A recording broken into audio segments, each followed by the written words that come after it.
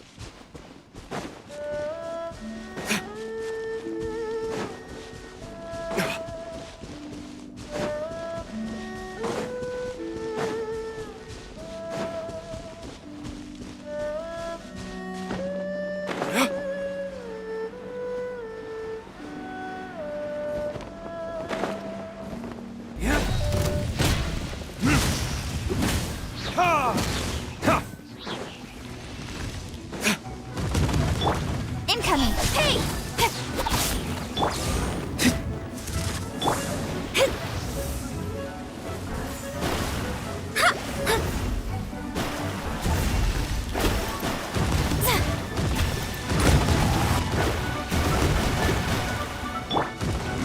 Teamwork is dreamwork! Don't blink! With sword comes shadow.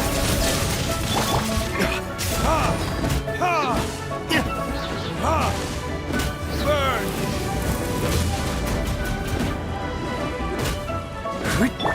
Incoming! Delve into destiny! Don't blink!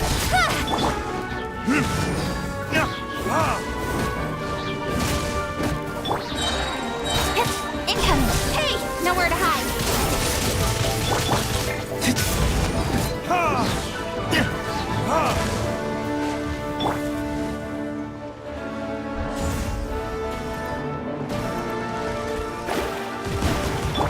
Don't blink!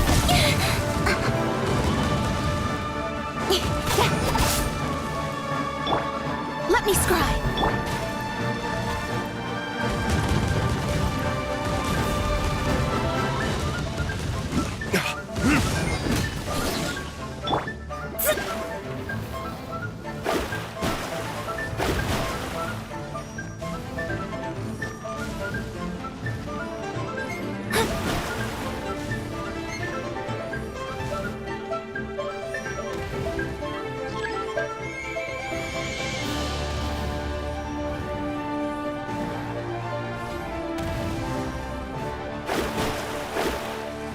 Shadows of fate! Speed of light! Hey!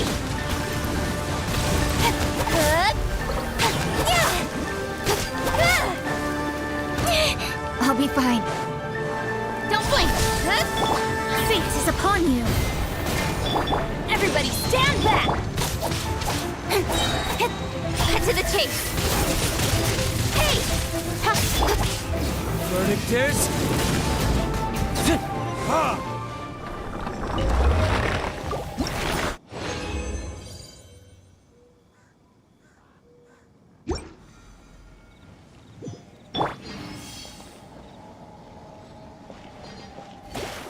Delve into destiny!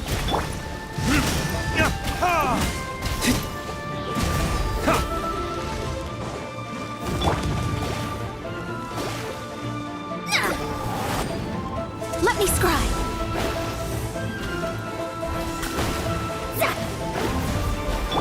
Incoming!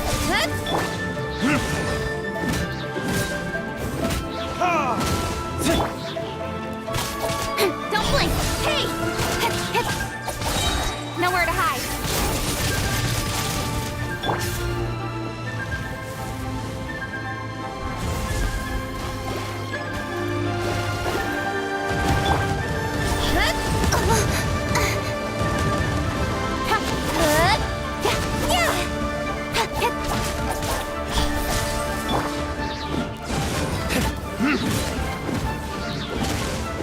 Time for retribution! Speed of light!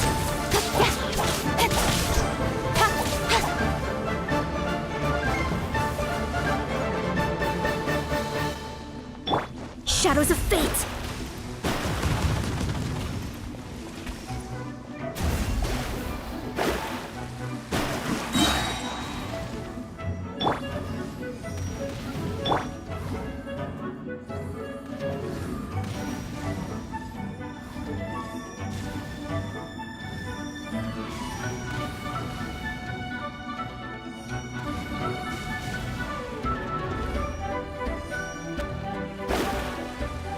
Delve into destiny.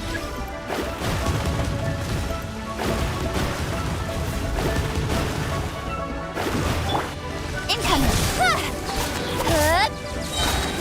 With sword comes shadow.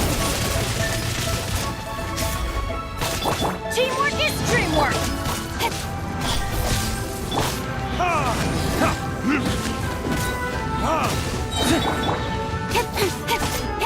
Speed of light. Burn! Let me scry. Don't blink.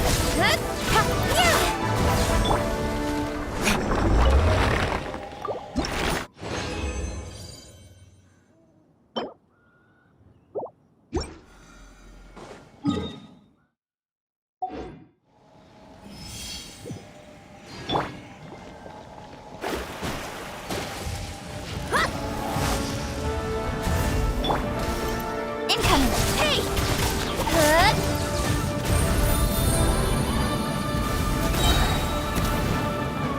Don't blink. Cut to the chase.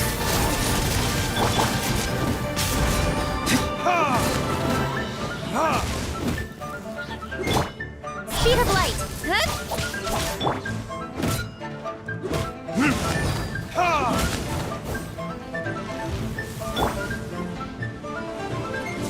Delve into destiny.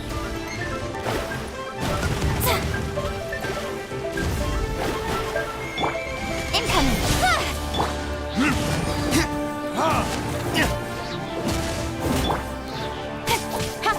Don't blink. Verdict is...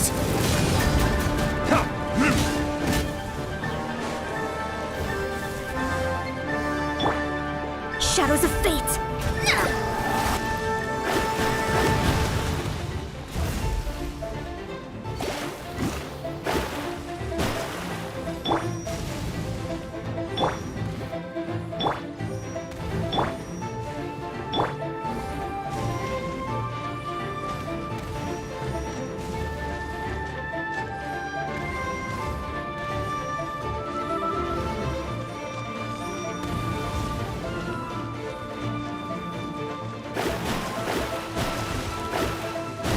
Let me scry.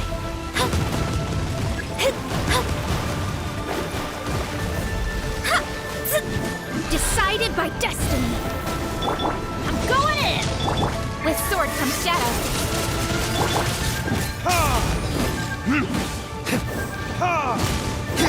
Delve into destiny. Hey! Time for retribution!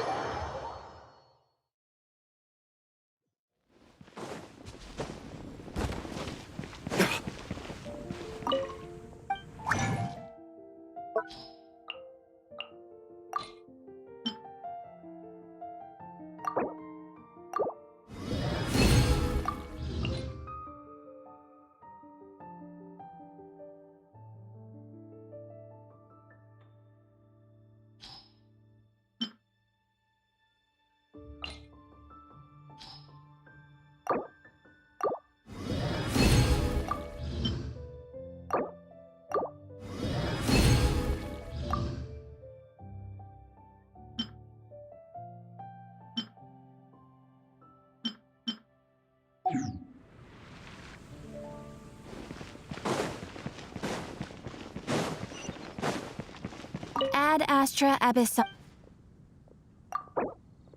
Thank you for Ad Astra.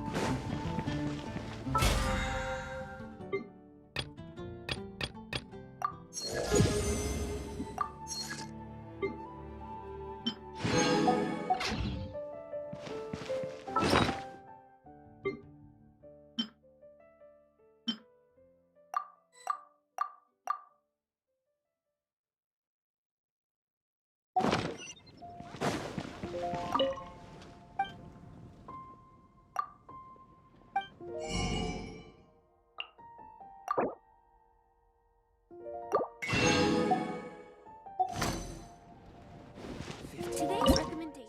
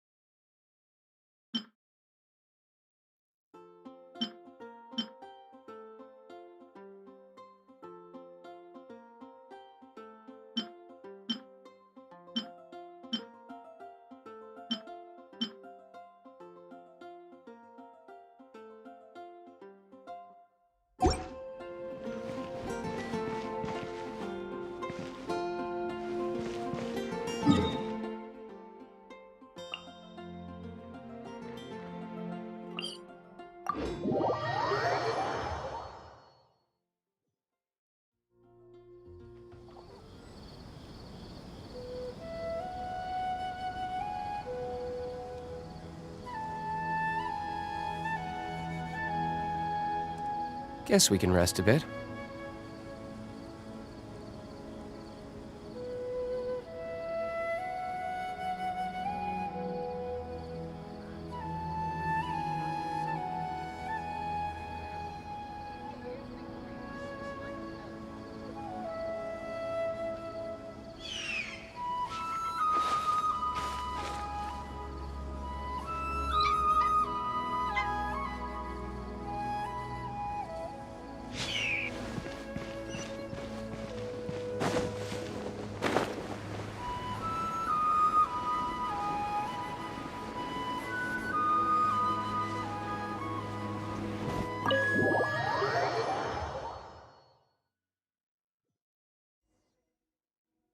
Is this your home? Yes. What's with you all of a sudden? Being all polite and inviting us over?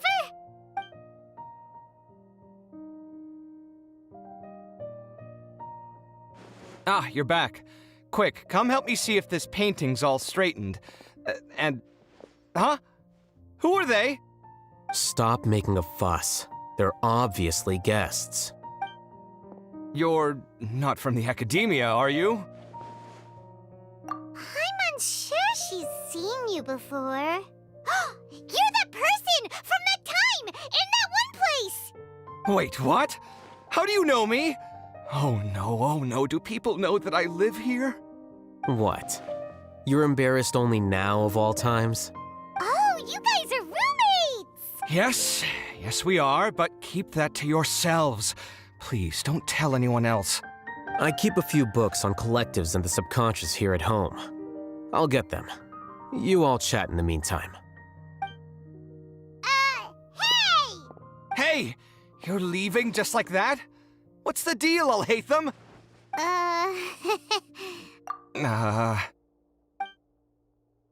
Sorry, I know we've only just met, but I have to ask. Are you, you wouldn't happen to be actors that Alhaitham hired to pretend to be his friends, would you? What? Guess not. I've never seen him invite friends home before, so please excuse my surprise. You guys get it, right? You know, with his temperament and stuff. But aren't you friends with him? I wouldn't say friends exactly. Okay, well, we used to be, but we're not anymore. Huh? Don't worry about it. My name is Kaveh. I'm sorry to have met you under these circumstances. Anyway, please don't say anything about me living here. You seem like you got a lot going on. So maybe Samora will make Paimon shut up. Are you serious? How could you? Of course. You're Alhaitham's friends. What? That was a normal response. You exposed your own weakness. Still, why do you have to treat me like he does? Judging by the deafening din coming from the living room, you all must be getting along quite well. Entertain your own friends, why don't you? I'll leave the books here.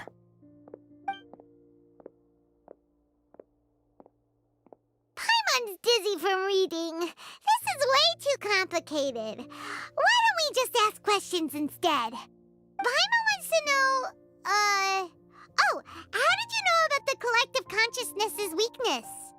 A year ago, Siraj presented his thesis to the Grand Sage, who offhandedly asked for my opinion.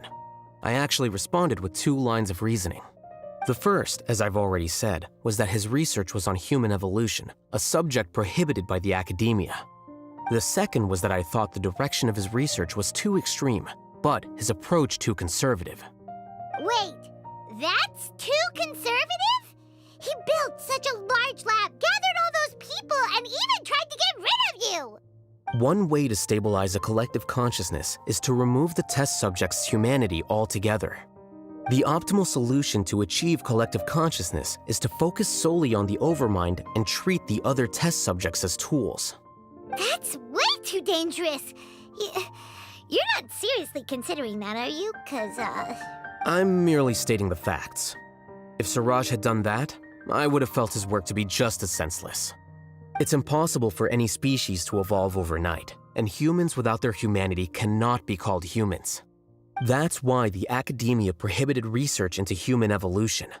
Most research of this kind tends to run contrary to evolution. Huh. Paimon gets it now. Ha! That's rich coming from you. If humans aren't humans without their humanity, then you'll probably evolve into some other species in another decade, I wager. What about you? Are you going to devolve into a fungus? At least I'd be a fungus with empathy. Sorry for eavesdropping, but what happened to you guys? Are you in trouble? Sort of. We encountered a strange researcher that had it out for us. Are you all okay? Huh. So that's how things went. Such is life. If only he'd known, Alhaitham could have stayed indoors today, and the whole thing could have been avoided, right? Plus, he could have helped me with the housework for once. See those books? They've been sitting there waiting for someone to sort through them for an age. If you're not gonna read them, tidy them away. They don't belong there.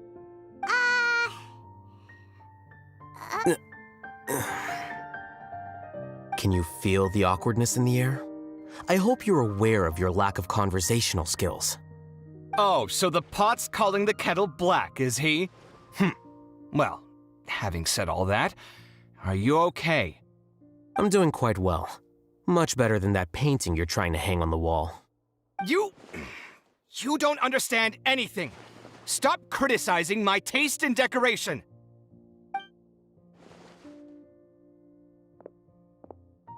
Paimon can't tell which of them is more problematic.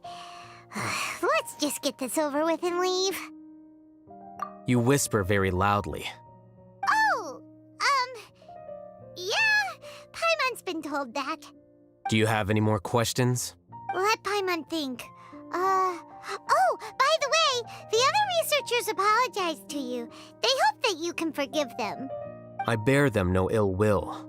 More accurately, I don't really care about what they think of me. To some extent, they were also fooled by Suraj.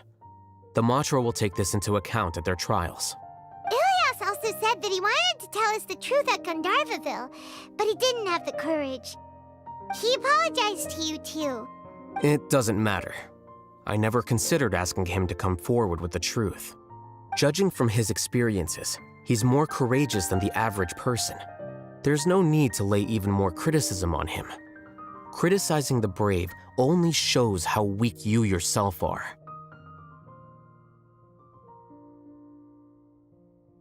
I'm going for dinner in 10 minutes, so I'll field one last question. Paimon doesn't have any more questions. How about you? Oh, yeah, that's a good question. You only started investigating with the Matra at the Academia because you were interested in something, right? But after meeting Suraj, it didn't seem like you were interested in him or his experiment. I had no interest in him personally, but I was curious as to why so many people were willing to form a collective consciousness with him. I now understand the reason. Correct. The fall of the sages and the shutdown of the Akasha terminals deeply affected the Academia. The fact that Suraj's project attracted so much interest despite not being approved speaks to the lack of research projects as of late. As the acting Grand Sage, I'll have to figure something out. In addition, what happened to Ilias is worth our attention. Reporting academic fraud was the right thing to do. He didn't deserve the outcome that he had received. Paimon understands now. Oh, you're pretty serious when it comes to work, huh? I think minimum viable seriousness is a more apt description. I'll do my best to take care of this mess until my resignation is approved. Wait, your resignation? Yes. I've already submitted my resignation to the Academia. Soon, I'll resign as the acting Grand Sage and go back to being its scribe. I don't think Suraj knew about that. If he had waited just a few more days before acting, I would have already resigned. What he'd do then wouldn't have been any concern of mine. However, even without my input, his unstable model would have collapsed for some other reason, so it makes no difference. But why do you want to resign? I'm not suited to be a sage, nor do I want to be one. The official process to select the new sages is already underway, but this process is long and takes far too much time. If I serve as acting Grand Sage for too long, the position might become permanent. That would be troublesome. This job isn't something I want to spend the rest of my life doing. It's important to keep your priorities straight. Well, it's about time. You too should grab some dinner as well. Oh, now that you say that, Paimon's kinda hungry. See ya! We're gonna grab some yummies! See ya.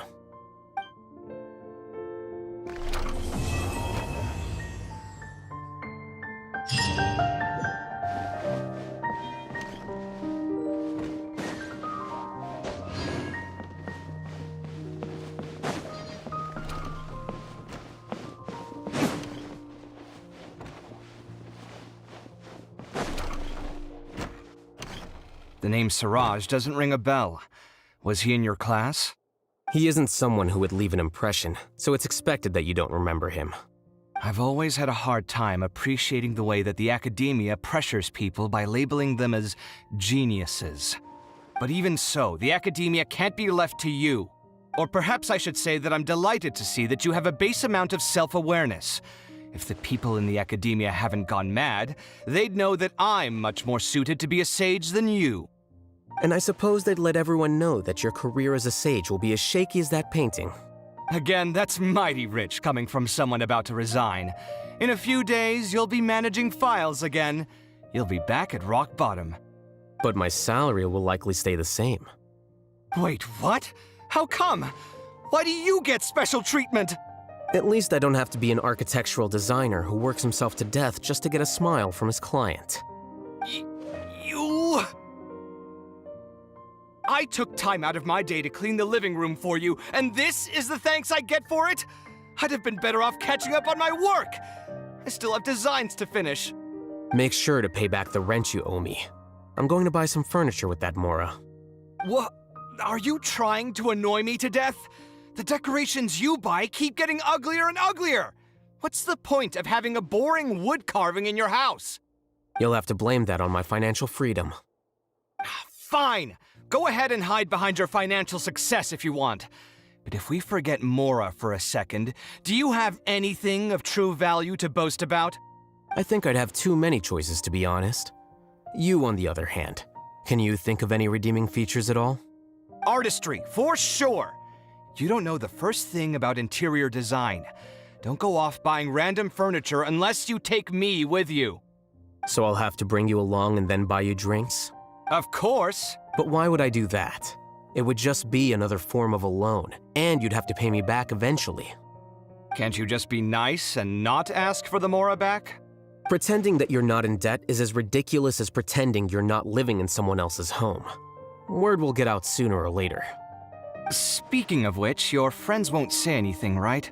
Tell them to keep all this a secret. There's no need to hide it so carefully. I think the truth's already out. You're such a lightweight that a few drinks at the tavern had you spilling all your beans. What? No, it can't be.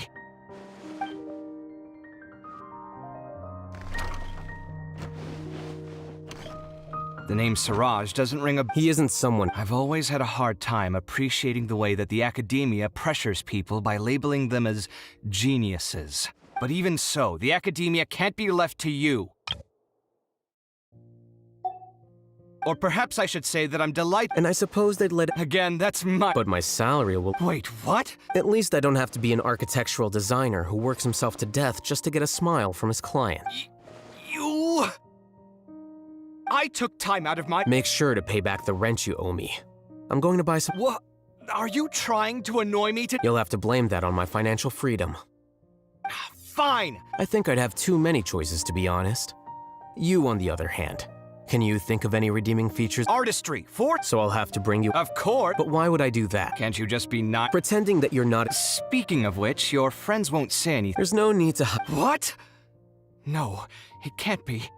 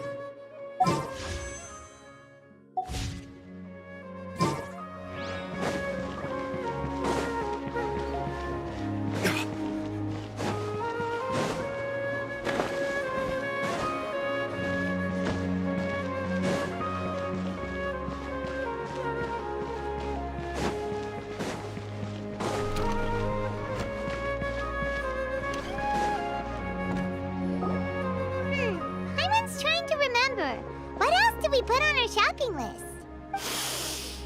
Oh, what a mouth-watering smell. Paimon would know the aroma of biryani anywhere. Let's go get... we can still add it to the list. Well, if it isn't the Traveler and Paimon. Wasn't expecting to see you here. Hello there. Oh, it's been quite a while. Huh, so you two are still hanging out together. Dia, didn't you say last time that you were gonna head back to the desert? I said I was going to resign from being her bodyguard, not that our friendship was over. We're still the best of friends. The Homayanis also still post jobs from time to time. Their pay is always generous, so me and the other mercs never pass them up. I told Dia to just stay at our place when she took one of those jobs a few days ago.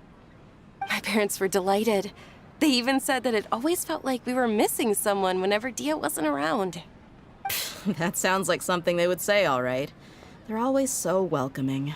Anyway, the job is already taken care of, so I was gonna head back to the brigade as soon as I finished a little shopping. But the master kept insisting, and I ended up staying for another day. You can stay for as many days as you want, Dia. Father hasn't even gotten around to treating you to his best dishes yet. You know I'm not the kind of person to stay put in one place like that, my lady. Don't worry, though. There'll always be next time. What? She said they'll treat you to the best dishes! I can't believe you can still refuse that! But wait. Didn't you say last time that you would take me on a trip to the desert? Why don't you just take me with you today, when you leave? There are so many places I still haven't visited yet. I'm sorry, my lady, but no can do. There's still a few things I need to take care of back at the brigade. Besides, the desert hasn't exactly been the most peaceful place lately. Oh, come on. Not this again. That's also what you said last time and the time before that. I know, I'm sorry. Just give me some more time, and I promise I'll plan the best trip ever for you. All right, fine. To be perfectly honest, it's not that I wanted to go, it's more like I feel like something is off about you lately. Ever since you first set foot on the estate a few days ago, you've been acting anxious and even paranoid. Have you been delaying our trip because you've run into some kind of trouble? Nah, are you kidding? You're worrying too much. Would you swear on that? Friends shouldn't lie to each other, you know. I wouldn't pry any further if you're willing to swear on what you just said. But if something really is bothering you, then just tell me. You know I'll help you however I can. Oh, looks like Dunyarzad was onto something. You're too perceptive, my lady. Seems I can't hide anything from you. I just thought that nothing good could come out of telling you about the messy happenings of mercenaries.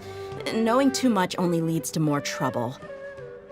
Mercenary life is a dog-eat-dog world where Mora reigns supreme. Everything operates on a completely different set of rules. That doesn't change anything about what I just said, though. We're still friends, and I can only support you if I understand what's bothering you. My lady, you're not gonna stop until you drag it out of me, are ya? All right, I'll share what I know. Let's go somewhere else first. This isn't exactly the best place for a discussion. Okay, let's talk here. Just try not to draw any extra attention. As you may already know, the Eremites have both a lot of mercenaries and a complex organizational structure. Many mercs are no different than me, just going around looking for jobs to earn some mora. My brigade is called the Blazing Beasts. We're not a large group, but every member is loyal and brave. However, not all Eremite brigades are like mine. Some are willing to cross all kinds of lines for the sake of mora. The most notorious is a faction known as Deshret's Relics. Deshret's Relics? Judging from the name, they must really look up to... Yep, you got it. I've heard that you've already crossed paths with Ain al-Akmar. They're one of the groups under the Relic's banner. Oh, you mean the group that tried to sell us the Divine Knowledge Capsule? Yeah, they weren't friendly at all. Deshret's Relics is composed of many smaller brigades like Ain al-Akmar. The Relic's headquarters issues orders to all brigades under his control. On any other day, I would want nothing to do with them. Unfortunately, though, the brigade that's stirring up trouble now is none other than Dakan al-Akmar. Dakan? I think it means beard or something. Believe me, it's a really stupid name. I found it insufferable for years.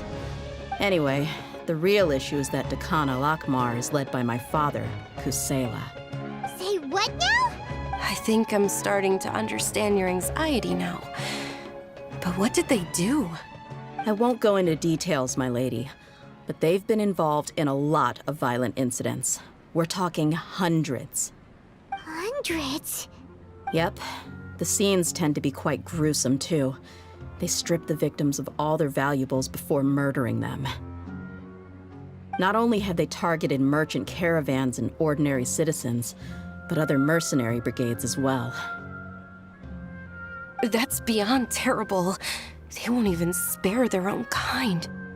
I don't know how Deshret's relic sees it. All I do know is that Dakan al-Akmar has become more and more aggressive over the last few years. If I don't do something about them, then even my brigade or the people of Aru village could become their next target. I just wish I knew what's driven him to do this. Yeah. How can your father do such terrible things? I don't know. People change. He's always been pretty pathetic. But at least in the past, there were still a few lines that he wouldn't cross. That's setting the bar pretty low. I mean, if he was even remotely decent, then why would I have to leave the brigade and cut all ties with him? He was loud and foolish, with no real sense of purpose. Instead of doing anything useful, he spent most of his time drinking and chasing after women. Of course, the other brigade members were just like him. Their ruckus would go on night after night. Sounds like a nightmare. What about your mother? Did she ever step in to stop them? Unfortunately, I never knew my mother. I'm sorry, Dia. I didn't know. It's all right, my lady. That's pretty common in mercenary circles. Didn't I mention that my father was chasing after women? I was the result of one of those encounters with some random person. He told me that he wasn't sure who my mother was. And in any case, she never came to see me. He'd say, "You'll be fine as long as you remember to stick with Dad." But even then, he left most of the parenting to the brigade. The one thing I do remember is that he used to tell me stories. But the problem was that he had terrible taste. He only knew a few stories, and even those tended to be pretty stale. They were tales of desert warriors defeating dragons in the forest, or stories of mercenaries rescuing princesses from rebel armies. Sounds like your typical fairy tales. More or less, yeah. They were interesting maybe the first or second time around, but after about 20 repeats, they started to get a little dull. He seemed to think those stories were the best things ever, though. He was so into them that he'd call the whole brigade over and make them perform the whole thing as a play. Even the toys he gave me would all be story props. I'd get helmets, shields, and toy swords. It was only much later when I realized that the shows were more for him than they ever were for me. What an interesting guy. Yeah, I've always found him pretty childish, but that was something I could just shrug off. I had no reason to despise him. Until I grew up and learned the true face of Deshret's relics for myself. Looting, blackmail, violence, and fraud. They not only accepted such heinous acts, they would even openly boast about them. No one in the brigade was any kind of hero. Instead, my father and his cronies were more like the bad guys that needed to be taken down. Did they really think that as long as they didn't do any of that stuff right in front of me, I would never know? I think I can understand your feelings.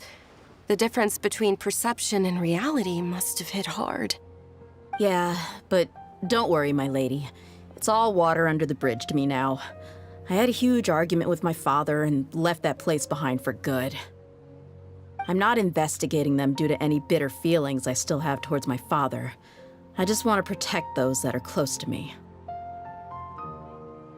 Yeah, I told the boys to gather as much information as they could. Most of the reports concern violent incidents, but there's also some talk of smuggling. I see. But isn't this investigation incredibly dangerous? It is, but every mercenary lives life on the edge. It's a lifestyle that I enjoy. That may be true, but it'll be impossible for those who care about you not to worry. Well, now you get why I didn't want to share any of this with you. What should we do? They both have valid concerns. Huh? But there's no need for you to get caught up in this mess, too. Well, she's super tough, so if she went into the desert with you, then Paimon bets the problem will be solved in no time. I'm inclined to agree. I'd feel a lot more at ease if you took her along to help. I'll wait for news from you in the city until then. Please, stay safe. I'm honored that you care so much for me, my lady. All right, then let's get moving. Our first stop will be Caravan Rebot, where we can catch up a bit with my fellow mercs.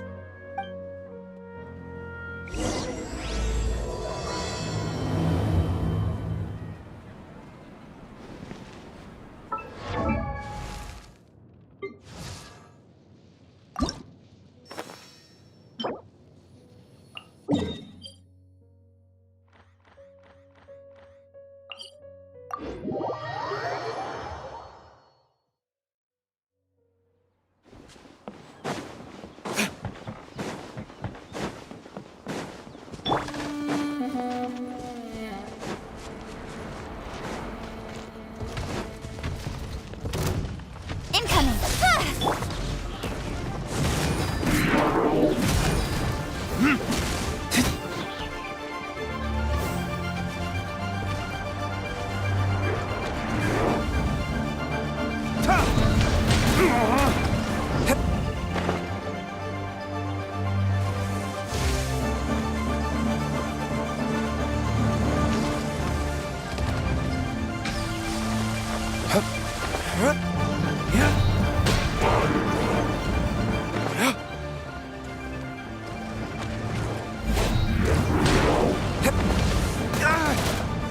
My flame has been extinguished.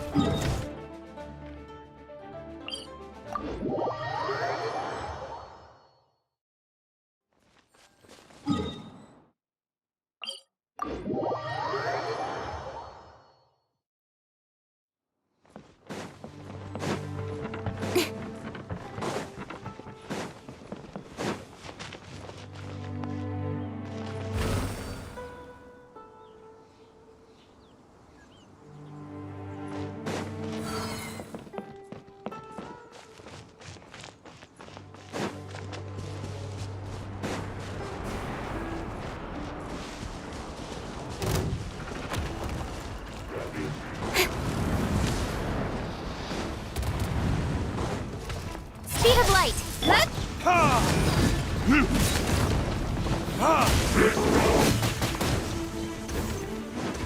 Let me scribe! Incoming! Hey!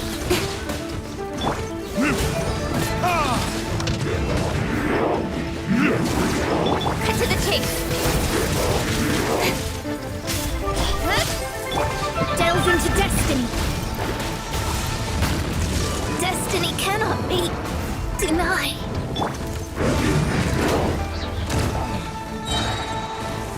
Verdict Speed of light. Hey! Everybody stand back!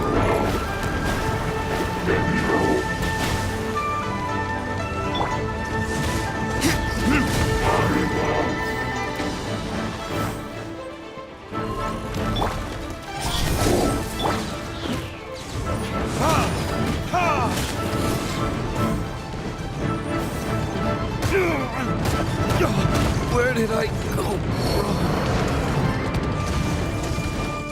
Incoming! With sword comes shadow. Hey!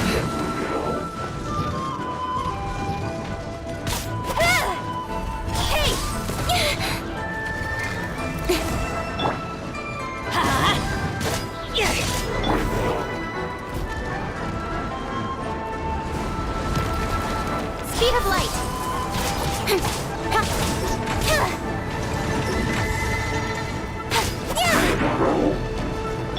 Let me scribe. Incoming.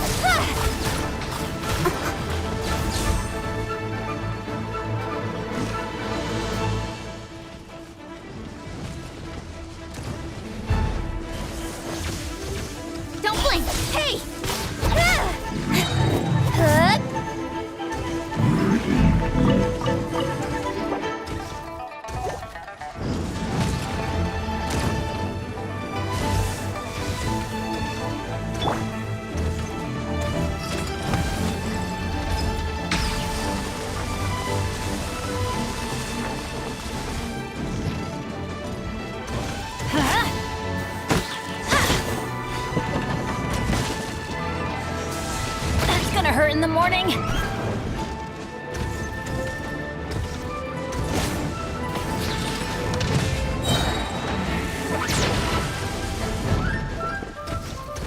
Teamwork is dreamwork. Cut to the chase.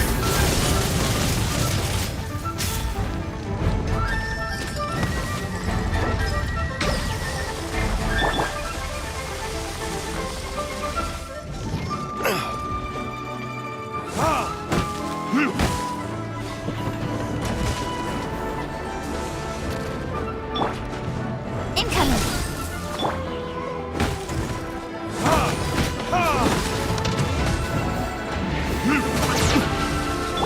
Delves into destiny. Speed of light.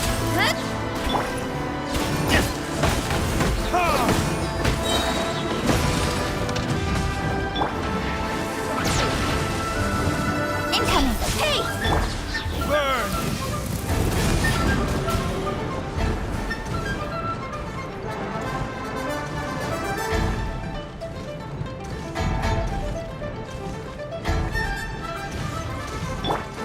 Speed of light.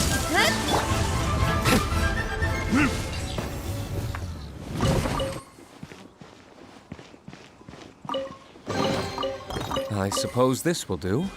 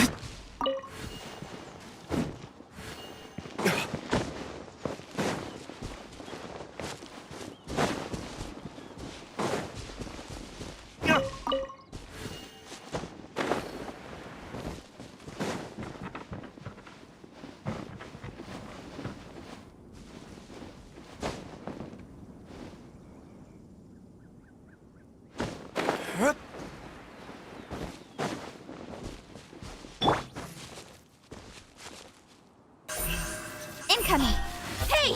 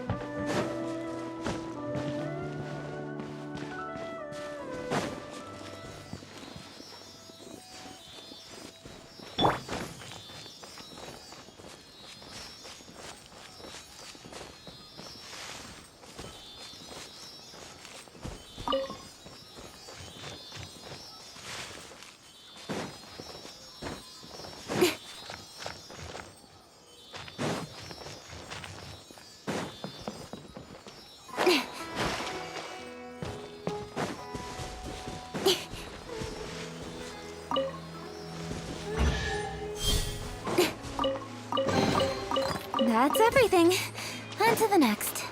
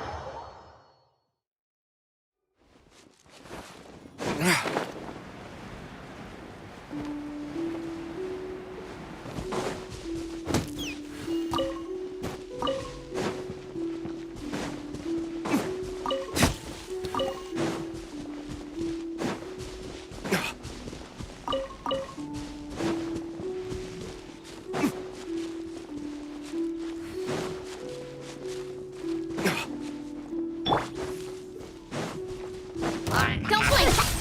Nowhere to hide.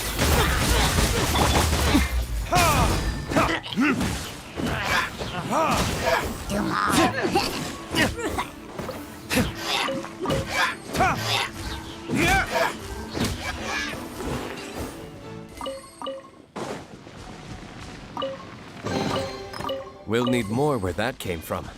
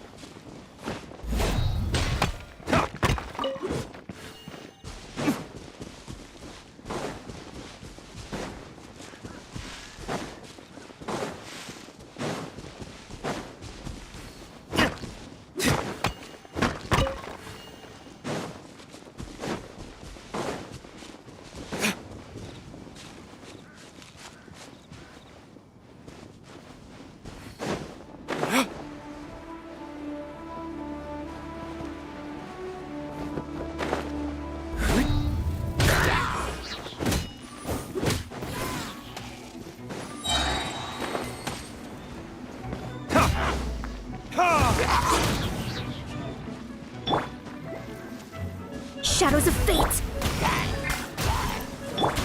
Speed of light! Hey!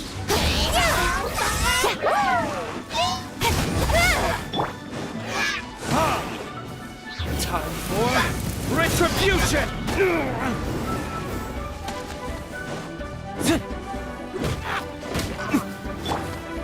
Incoming! With sword comes shadow.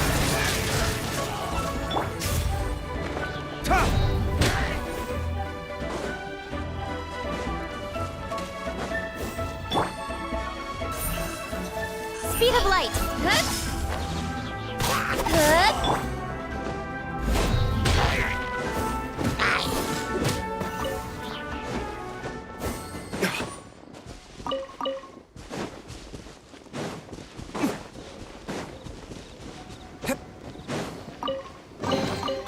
We'll need more where that came from.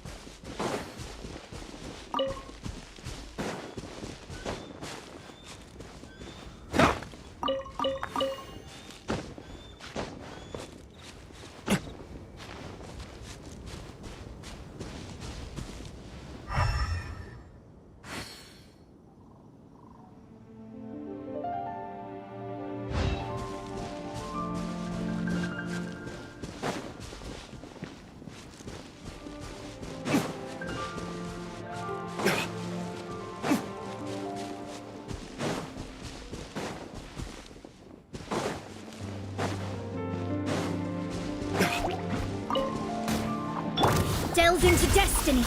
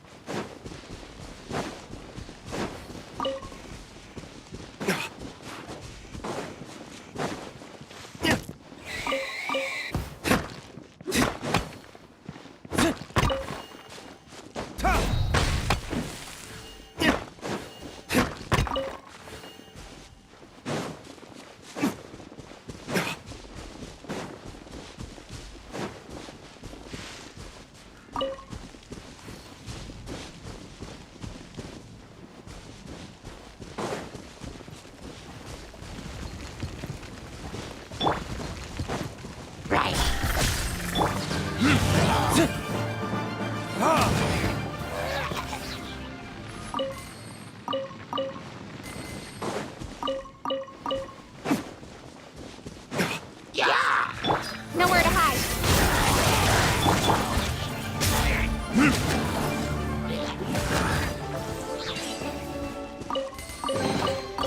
We'll need more where that came from.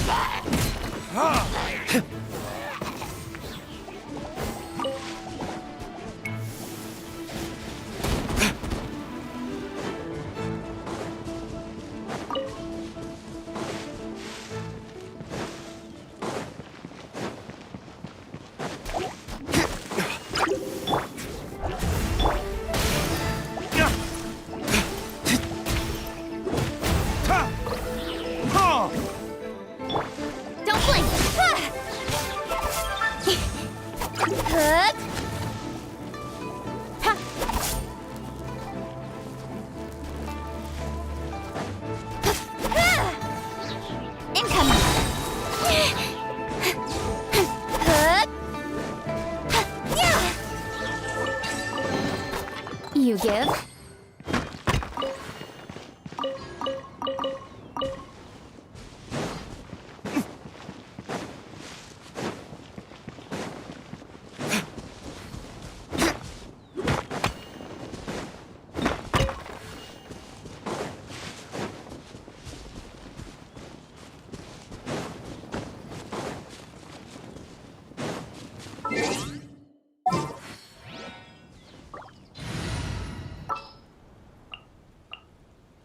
Behold!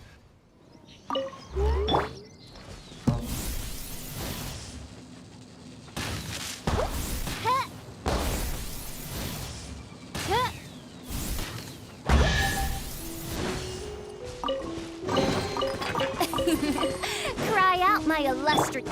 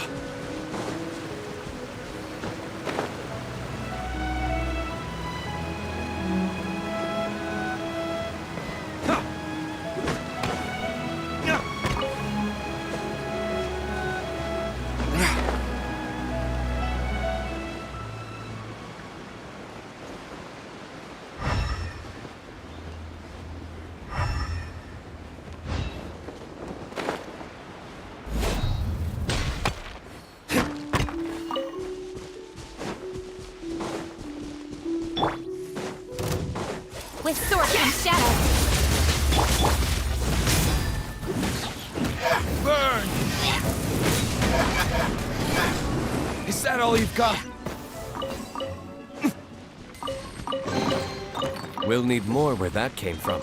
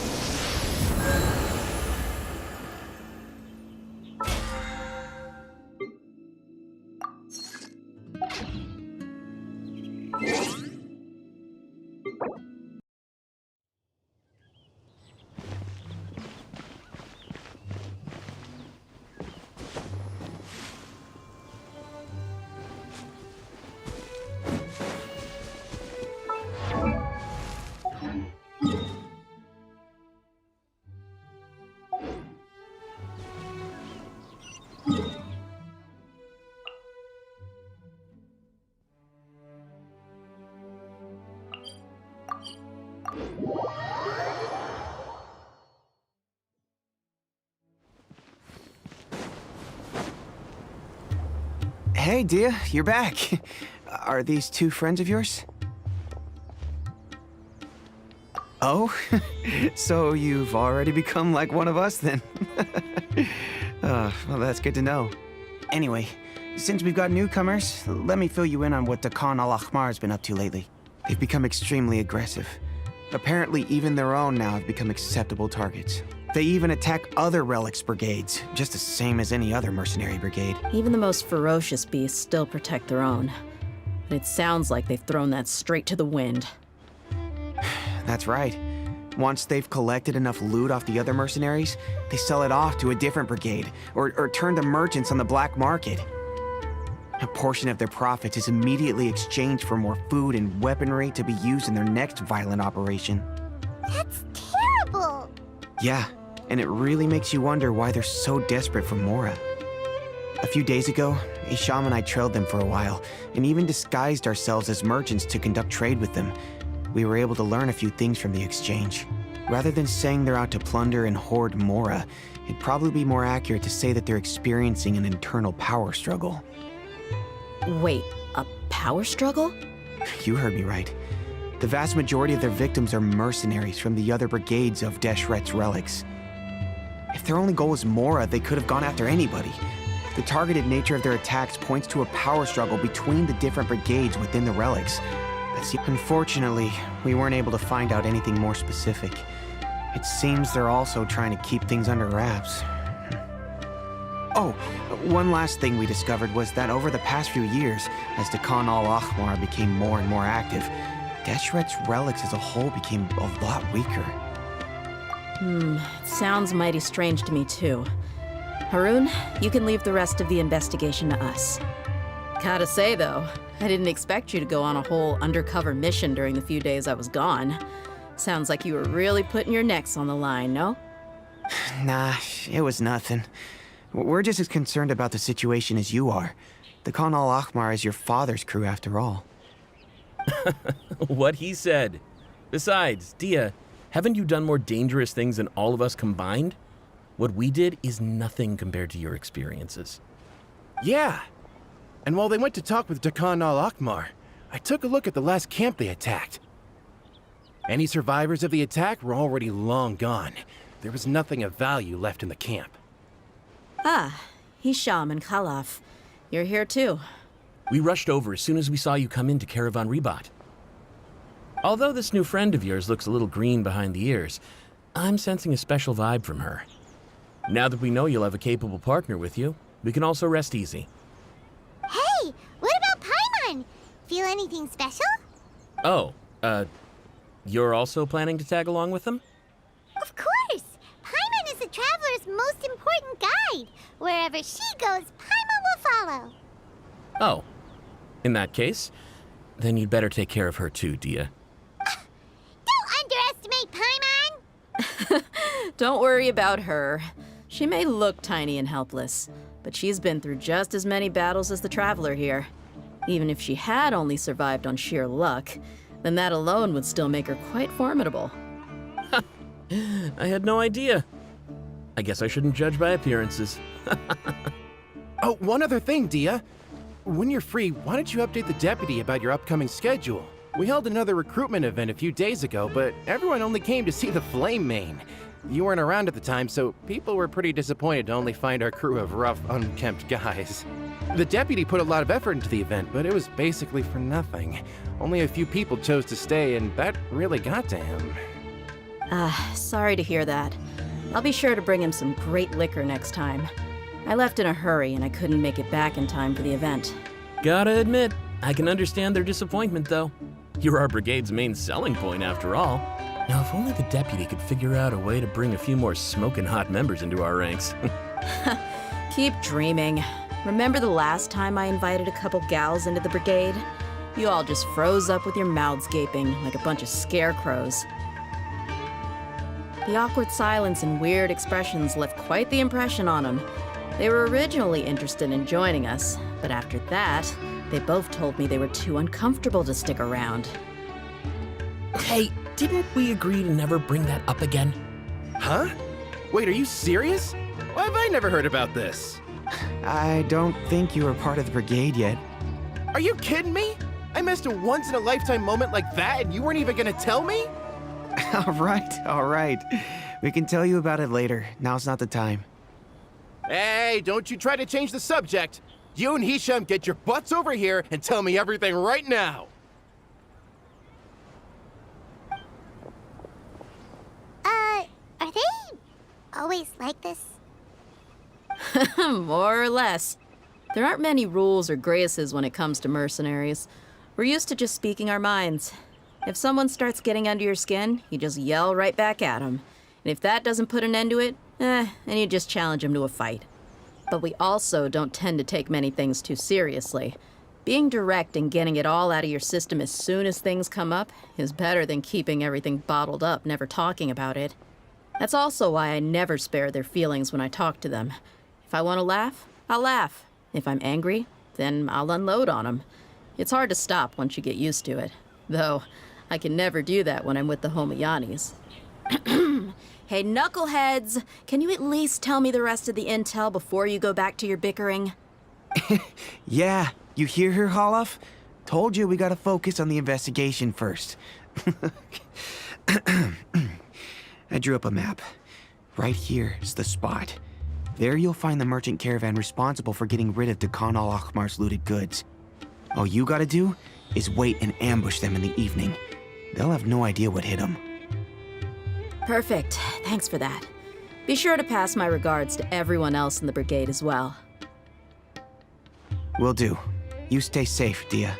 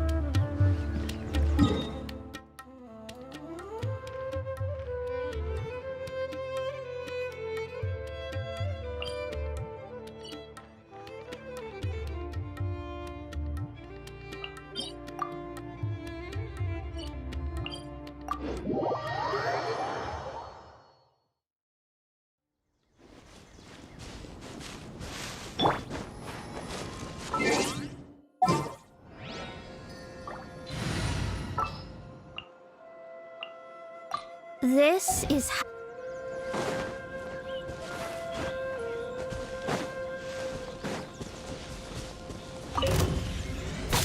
Don't blink! Hey! Let me scribe!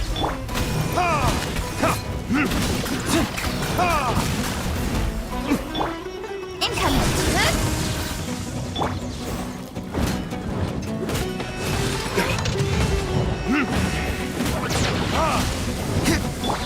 Delve into death! With sword comes shadow. Hey!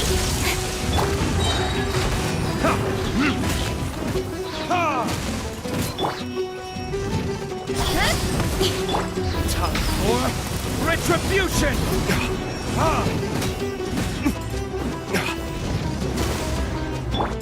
Don't blink!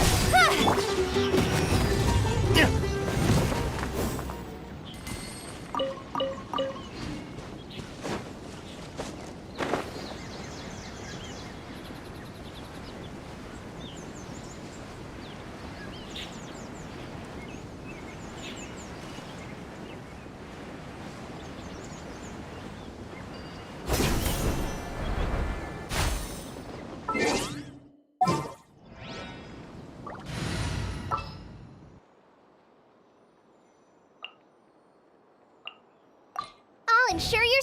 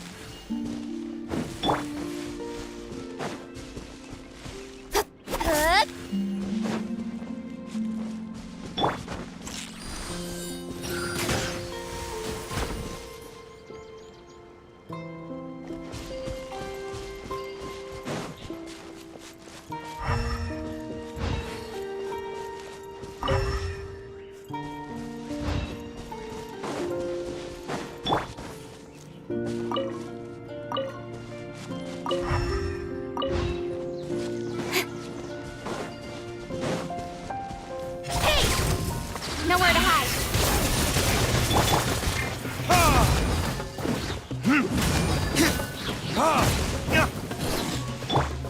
Shadows of fate. Verdict is...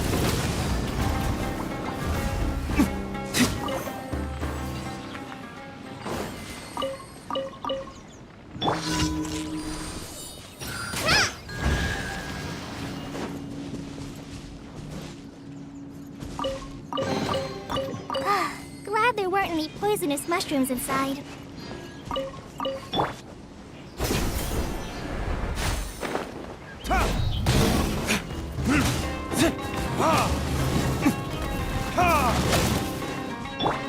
Speed of light!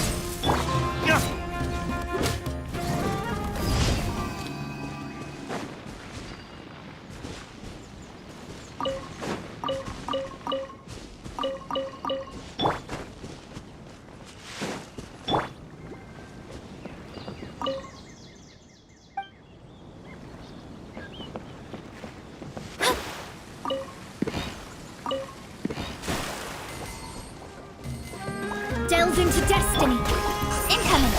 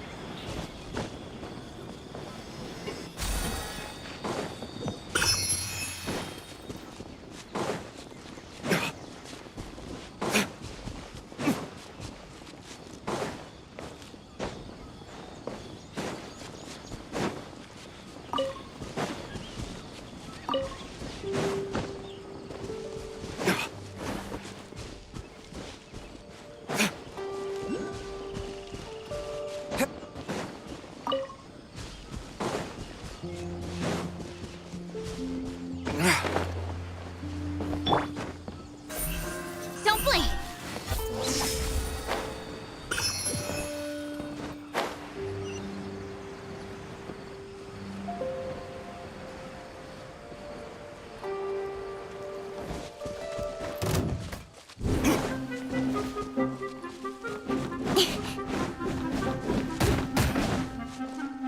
Speed of light!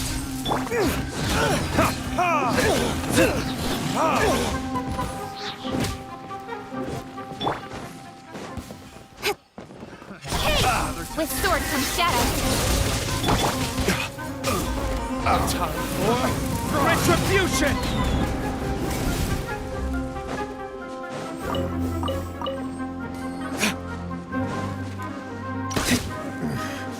The hunter.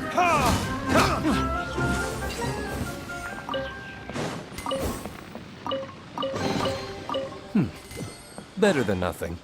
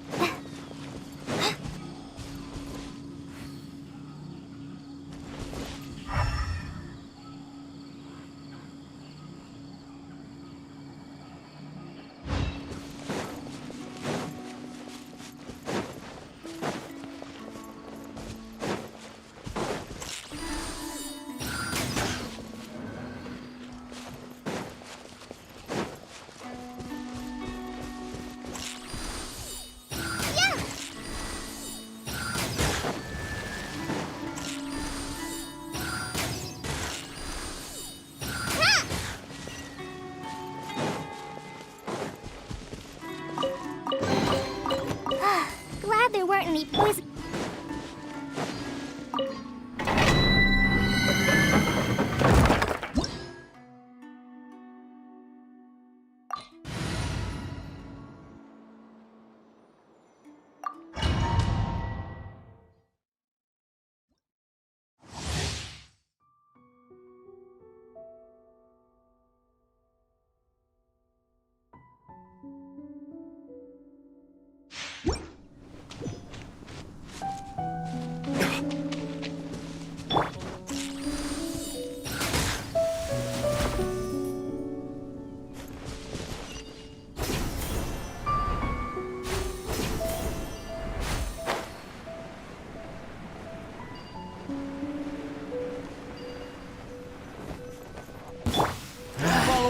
new hunting today.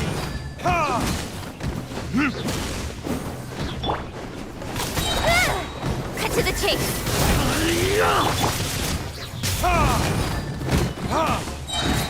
Burn!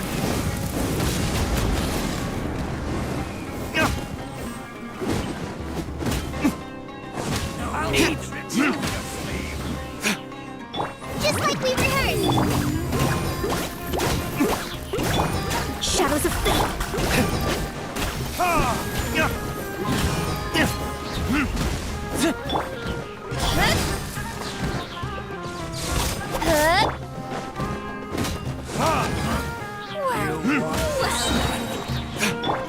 Don't blink. Time for retribution! With sword comes shadow.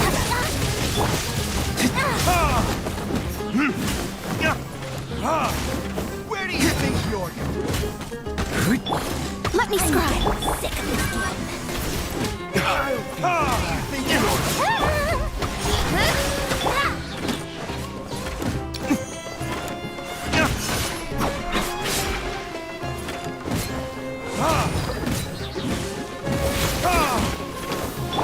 It got lucky that time.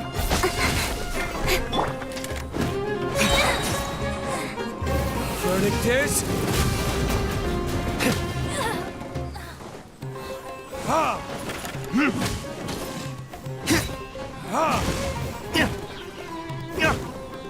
I'll be back. Lucky today.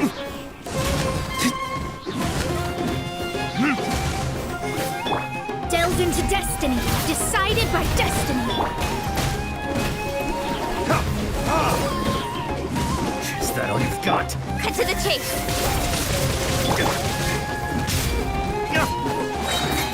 Burn!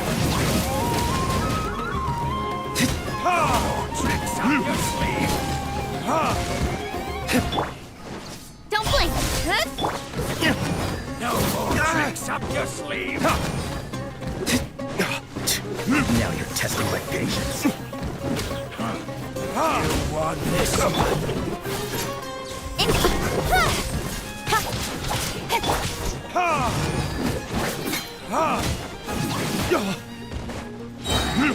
No more tricks. Don't blink. This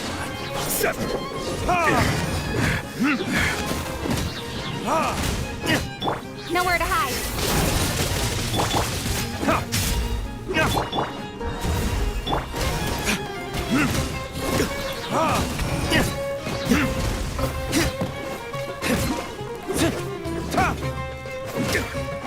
You are not welcome here.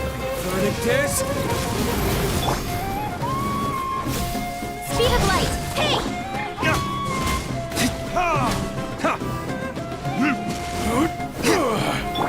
Don't blink. Hey!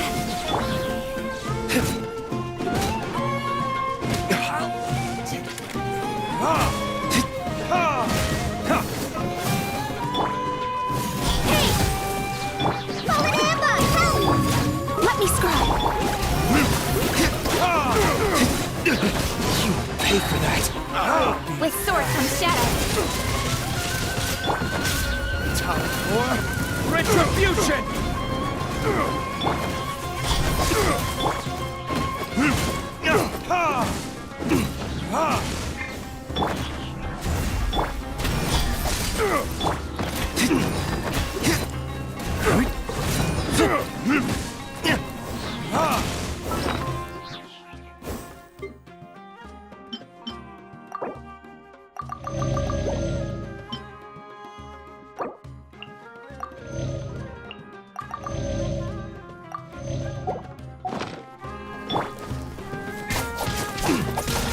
Speed of light.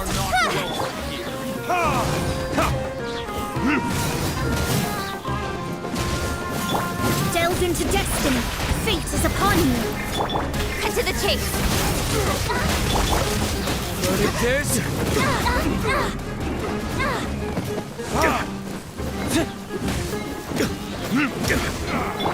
Don't blink.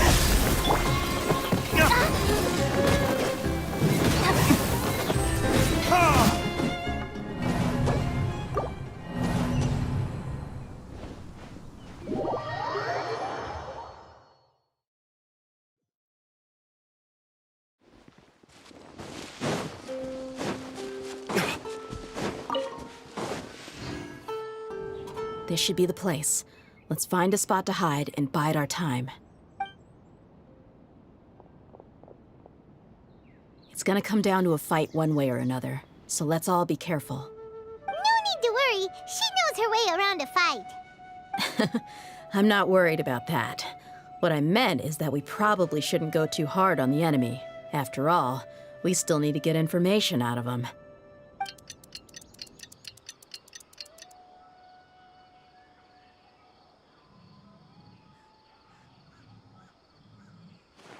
Ah, here they come. You ready? Let's not give them a chance to react and end this quickly.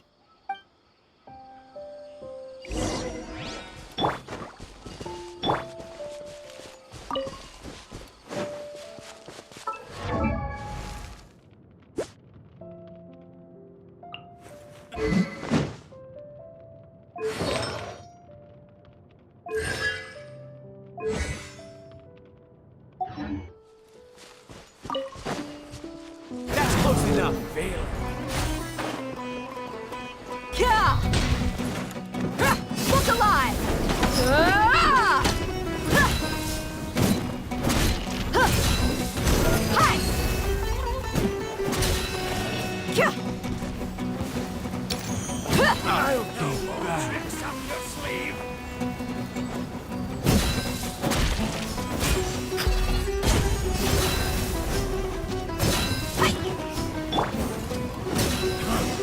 You won this one.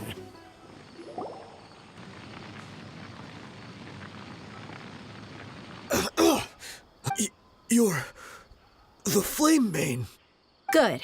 That saves me an introduction. All right, time for a little talk. Are you buddies with Dakana Lakmar now?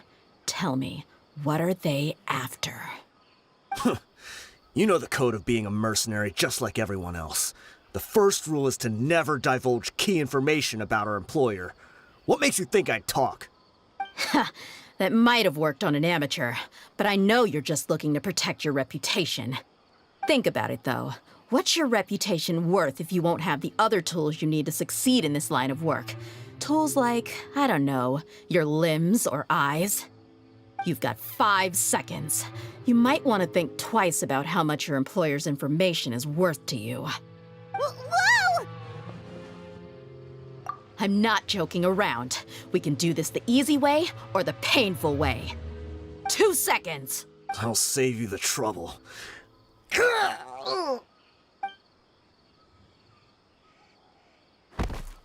Huh?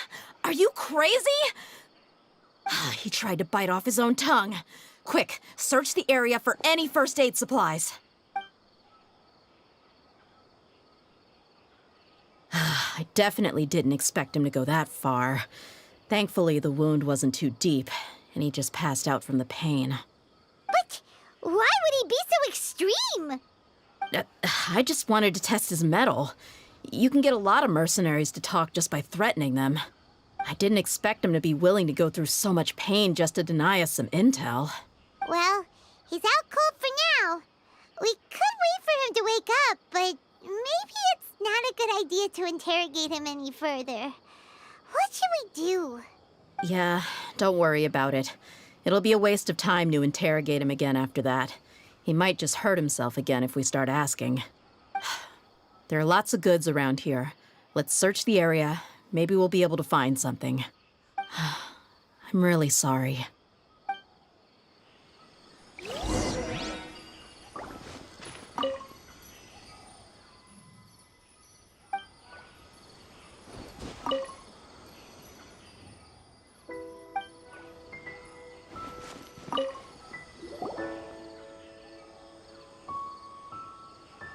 We found a piece of paper with a bunch of names on it. Maybe it's a record of something. Let me take a look.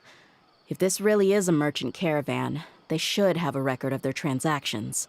Yep. I see an entry for Dakana Lakmar right here. Kusela, Idrisi, Bashar, and Takriti. All familiar names.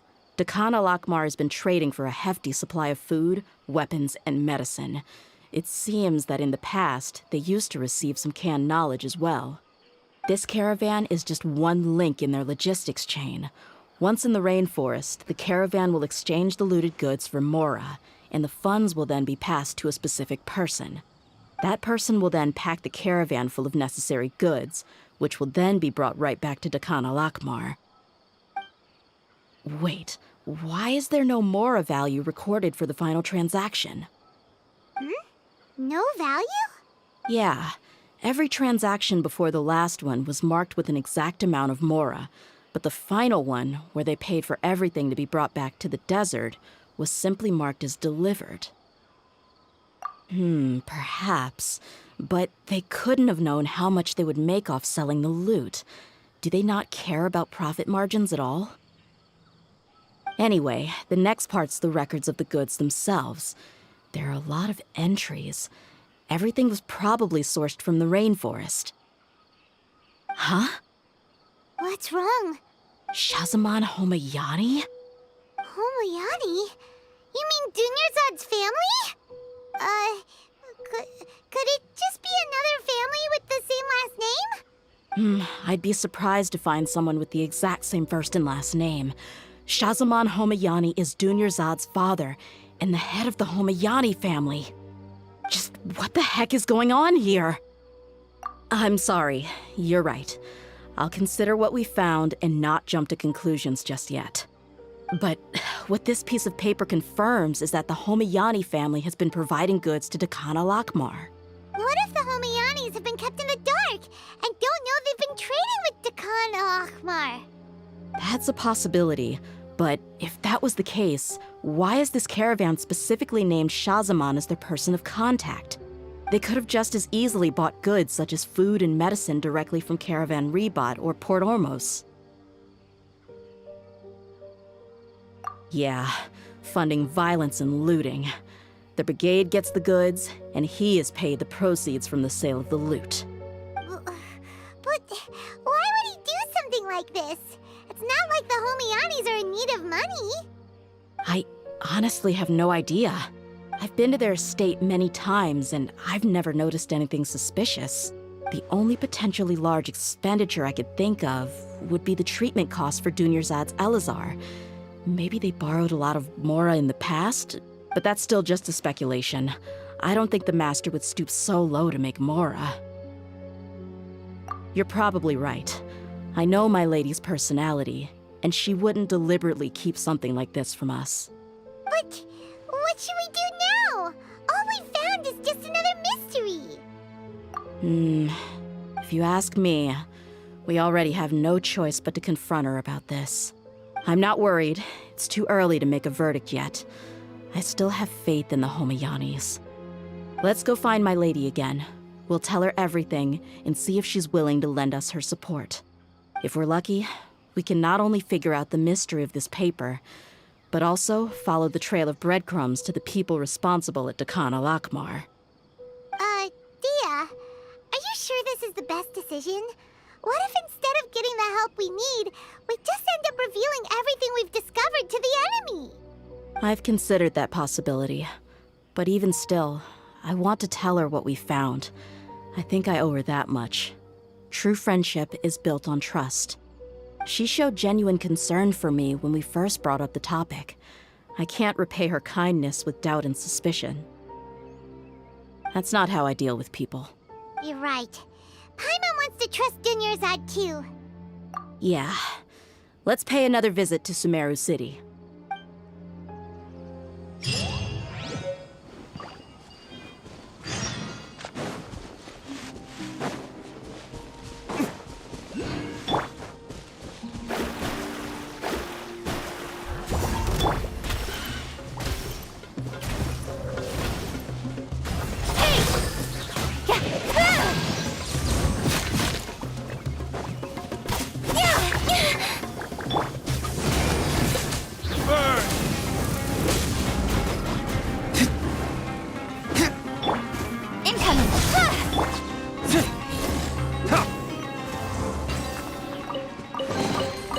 I suppose this will do.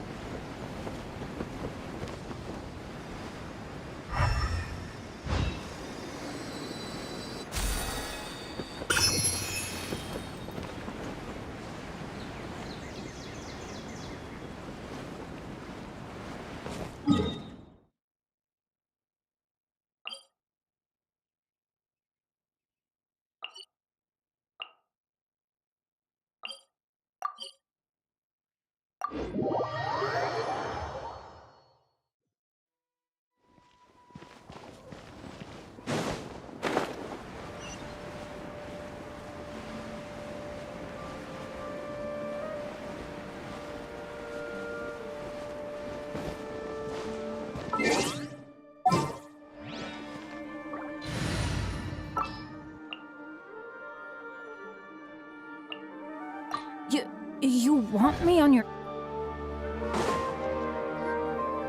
We're back, my lady. Oh, you're back a lot sooner than I expected. You mustn't have run into any trouble then. Well, how did it go? What did you come up with?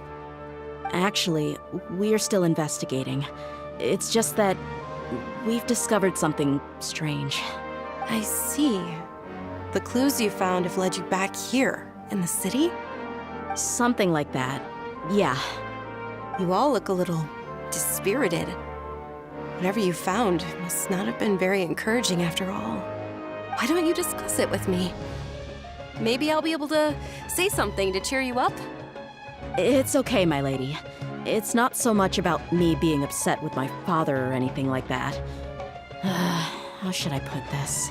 So something is wrong. Even the Traveler and Paimon have been uncharacteristically quiet. On any other day, Paimon would have already waved to me with a smile and shouted, "Dunyarzad, we're back!" So tell me, what happened? Well? My lady, please prepare yourself for what we're going to tell you next. It concerns the Master. The Master? You mean my father? Okay, I understand. Don't worry about me. I'll listen as attentively as I can. My father has been supplying goods to Dakan al-Akmar? Yeah, it makes as little sense to us as it does to you. I've never doubted the Master's integrity, so I'm having a real hard time rationalizing how he could ever support an infamous brigade like them. Maybe he's not actually aware of the full story and just stumbled into the deal by accident. I can't help but agree with the Traveler. Huh? You mean you feel the same way, Dunyarzad? Thank you for sharing all this information with me. Since you've told me everything you know, I should also tell you about some doubts that I've been harboring for quite a while. In the past, I thought that my father hired a bodyguard for me so that I wouldn't run away and get lost. However, there are plenty of capable mercenaries in the Corps of 30. Why did my father go out of his way to hire Dia? About that. Well, the Homayanis really needed bodyguards, so they reached out to the Blazing Beasts. Later, the Master told me that I was one of the best mercenaries he'd ever seen, and that I should stick around to become one of his bodyguards. He offered me a pile of Mora, so I just signed on. Well, but that didn't really answer my question. Just think about it. Why did my father specifically reach out to the Blazing Beasts? Maybe the Corps of 30 just didn't have anyone available, or maybe someone recommended us. I've never given it too much thought. I think I get what you're saying. You'd think none of this was a coincidence. Precisely. At first glance, nothing seems strange or out of place. But there are many parts of the story that don't actually make any sense. If my father had always been in contact with Dakan al-Akmar, then it would make sense for him to bring Dia into our house. You mean the goal all along was to get Dia to be your bodyguard? No, that's too much of a stretch. I cut all ties with my father a long time ago. He has no control over my life anymore. But that still doesn't rule out the possibility that your father has still been trying to influence your life without you knowing. So, the Master was not likely an innocent victim in all of this? Sorry we put all this on you so suddenly, Dunyarzad. It's okay, Paimon. I should actually be thanking you. Regardless of his reasons, if my father has truly been funding a violent group of mercenaries, then it's my duty to bring him back to reason. But is that really the right thing to do? My father has committed many atrocities and deserves all the punishment that he has coming to him. I have zero sympathy for him. You may call me an ungrateful child, but my feelings will remain the same. However, the Homayani family has treated me with nothing but generosity and kindness. If we decide to investigate this further, we could end up implicating the entire Homayani family. I would be biting the hand that's fed me over all these years. Tia. It's all right, Dia. If anyone were to ask, you could always just say that I'm the one who instructed you to get to the bottom of this. You don't have to do that, my lady. I'm not conflicted because I'm afraid of taking responsibility. Besides, you're the one we should all be worried about right now. Hey, it's still too early to give up hope. What was the thing about friendship again? Right, yeah, trust! You said that yourself, Dia. Besides, there's no point on getting all riled up before we've confirmed all the facts. Thank you, everyone. That makes a lot of sense. I guess I should always remember the trust that I've placed in people. In which case, my lady, could you ask the master to come out and have a chat with us? Sure thing. I also hope he'll be able to give us a logical explanation. Let's meet at... Usual place? Ah, right.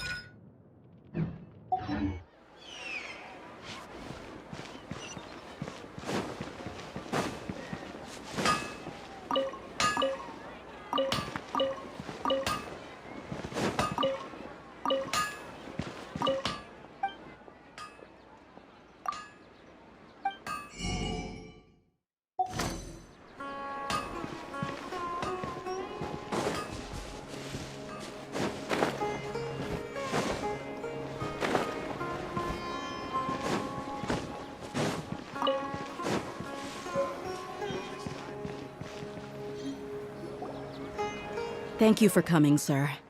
Please allow me to introduce these two. This is the Traveler, and next to her is her travel companion, Paimon. Ah, yes. My daughter has mentioned them from time to time. It's a privilege to finally meet them in person. But we may skip all the pleasantries for now. What is the important matter you wish to discuss with me today? Well, we wanted to bring this transaction record to your attention. There's something on this record that we're all pretty curious about. So, that's what you found? Huh. Seems like I can't keep everything from you much longer. If you wouldn't mind, we'd like an explanation. Well, it's a long and difficult story. And to be perfectly honest, I'm not sure if I'm doing the right thing. What I do know, though, Dia, is that the truth will bring you no solace. If anything, it will likely cause you a great amount of anguish. Wait, me? Yes. I understand perfectly why you came to see me. And I am touched by your collective commitment to do the right thing. But knowledge always comes at a price. And sometimes, as they say, ignorance is bliss. Your father, Kusela, and I both believed that. Of course, you have the right to seek and learn the truth, but I must warn you, the facts of this matter may reduce everything you've built for yourself into sand, blowing in the wind. If you must proceed, then Kusela's heartfelt efforts will also fade into the wind like a fleeting mirage. His heartfelt efforts? I'm sorry, sir, but I'm not sure I follow. I've made it this far in life without a single drop of my father's support. I have my own ideals and ways of looking at the world, as well as people and causes that I've chosen to cherish and fight for. None of these things have anything to do with him. I came here today to support you as the head of the Homiyani family. No warning will change my stance on that. I understand. Then let me tell you a little story. Our family once needed to take a trip to the desert when Dunyarzad was just a baby. Along the way, we were attacked by bandits. They had superior numbers and quickly overpowered our bodyguards. When all seemed lost, a group of passerby Eremites lent us their support. Those Eremites were Kusela's brigade, Dekan al-Ahmar. Kusela's men told me that the attackers were Eremite mercenaries, just like themselves. I was shocked. Why would Dekan al-Ahmar go so far to save us and not spare the fellow Eremites? Kusela was grinning and walked over to play with baby Dunyarzad. She was startled by his unfamiliar face and nearly started crying. Really? I never knew. He said that he had no particular reason to help us. He just took pity on us because he had a daughter about the same age. We started talking about our children, and I sensed that he was a devoted father. To repay his kindness, I hired his brigade to help out at our estate for a time, and offered everyone generous remuneration. So, that's what happened. It was many years before I saw him again. I almost didn't recognize him the next time he came knocking on my door. The man I knew to be strong and healthy had been reduced to a shell of himself. He couldn't even walk anymore without his cane. So, what happened to him? He was perfectly fine when I left the brigade. I'm not too sure myself. The only thing that didn't change was his cheery disposition. He said there was absolutely nothing to worry about and that he had gotten into a fight. That was all.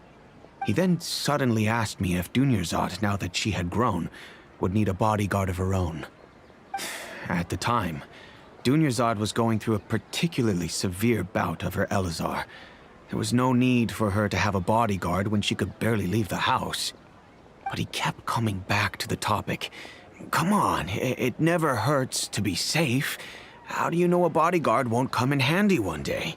I was completely lost at first, until he recommended the Blazing Beasts, and in particular, a mercenary named Dia. So he was the one who recommended Dia to you. Indeed. He didn't say it out loud, but it was clear that he saw Deshret's relics as an evil group who would eventually corrupt every member in their ranks. He was already beyond redemption, but he hoped that he would be able to detach his daughter from the vicious world of mercenary life. If Dia could stay in my house and keep working as a bodyguard, then gradually her affinity for the desert would decrease, and she'd be able to leave her previous life behind. And that's why you offered her such generous compensation? Yes, but not just because of that. From the moment that he asked me for that favor, I also began to see Dia as my own daughter.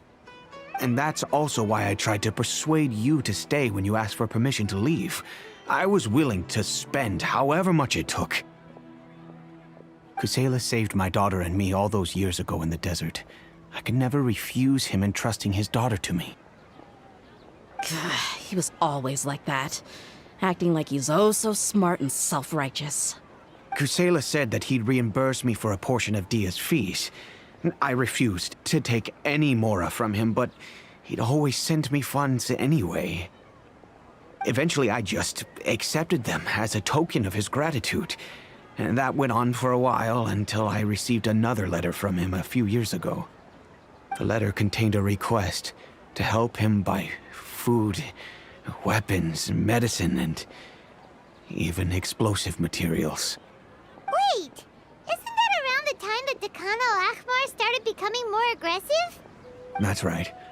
When I started to hear some nasty rumors, I became wary. I wanted to meet him face to face to discuss things. But by then, he was no longer receptive to my requests to talk.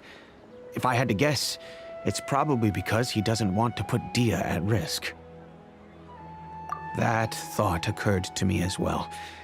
I figured that he probably came to me for help because he had nobody else to turn to. After some deliberation, I decided to send him some food and medicine. I turned down all his requests for explosives and weaponry. I am aware that even such a reduced gesture of support could lead to others coming to harm, but I could not simply reject his plea for help. In the end, it probably was the wrong decision. I plugged my ears to the rumors and just chose a solution that made me feel least guilty about myself. If you can, please tell me where he is now. None of the things he's doing right now make any sense if he's just trying to keep me from getting tangled up in his world. If all he wants to do is steer clear of me, then maybe he shouldn't have brought me into this world in the first place. Oh no. Dia, please don't feel that way. I'm just angry because I can't wrap my head around any of his actions. Another way? I don't know. I knew him, and he was nothing more than a childish brute. I can't understand what's going through his head. But I guess you do have a point. We haven't uncovered the whole truth yet.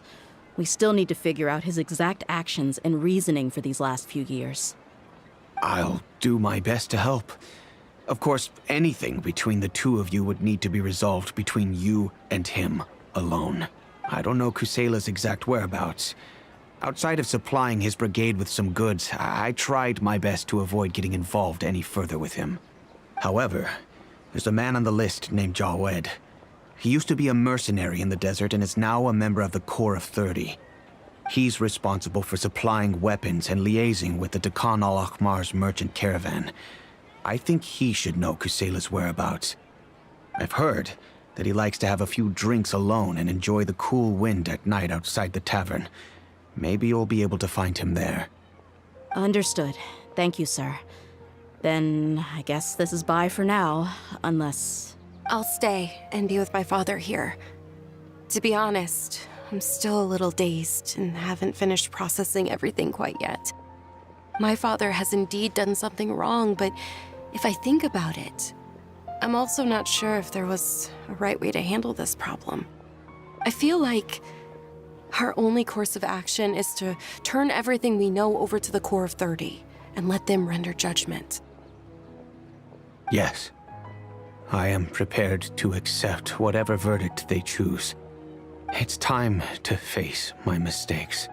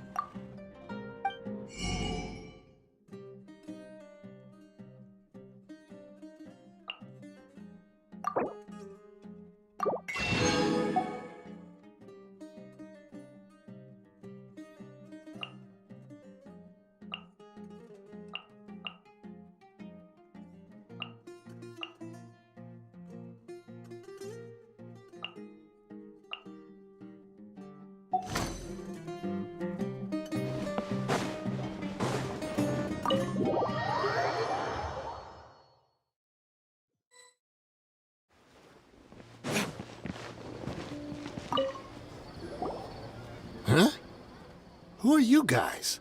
I know what you've been up to. Smuggling weapons to violent brigades in the desert while working for the Corps? Pretty bold, if you ask me. Shh. Keep your voice down. How do you know all that? Come with me. We should take this elsewhere. I'll be happy to talk things over once we're somewhere private.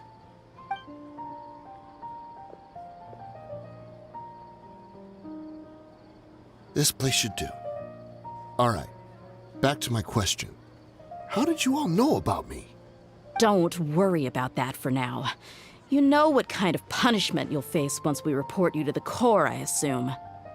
Wait. There's no need to jump the gun. Let's talk this out. What are your terms?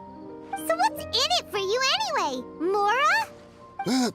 Well, I was a little tight on money at the time, and Kusela took good care of me in the past. I weighed it in my mind, and I couldn't find a reason to turn the opportunity down. I wouldn't only be helping my benefactor, but I could also make some quick Mora. Let me tell you how it is. We're investigating Dukan al-Akmar, and we're gonna put an end to their operations.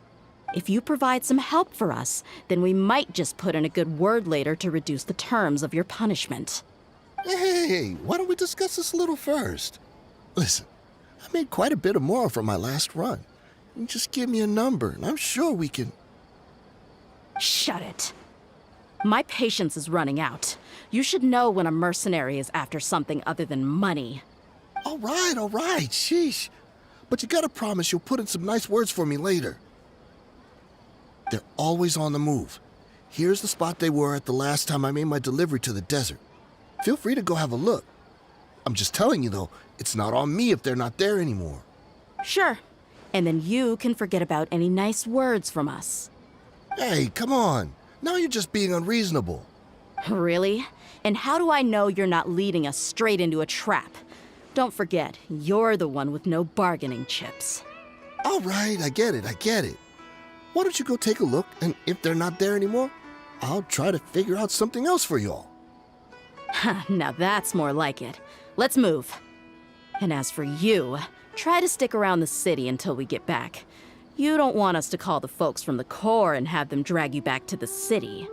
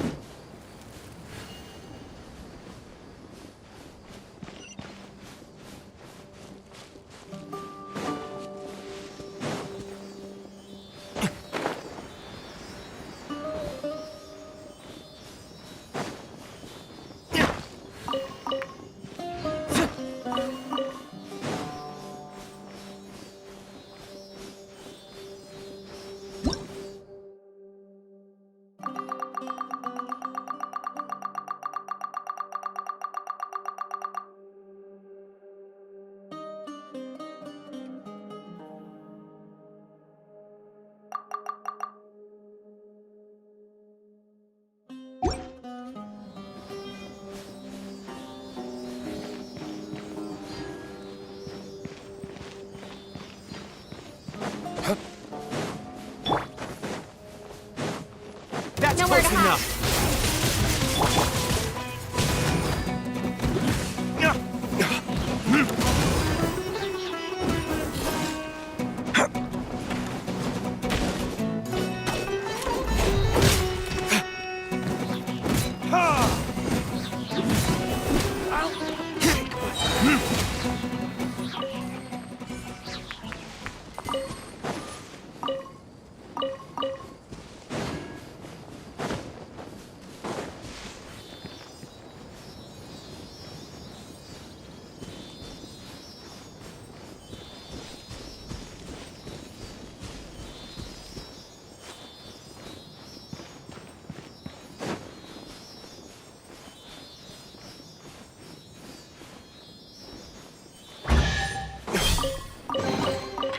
I suppose this will do.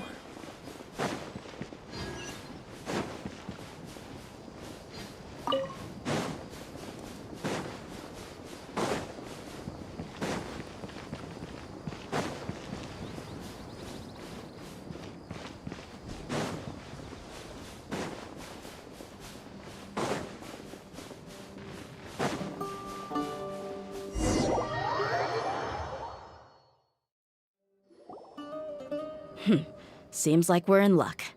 That should be their camp right up ahead. Let's go. We'll finally get to the bottom of this ourselves. I'm here to see Kusela. Tell him to get out here. Tia, why are you here?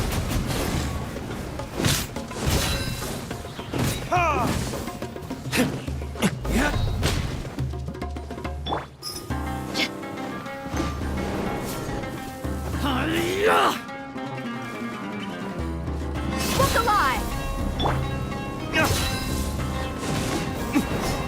Haven't you all done enough?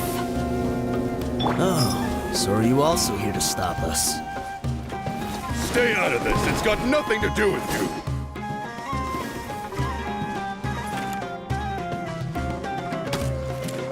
Buckle up!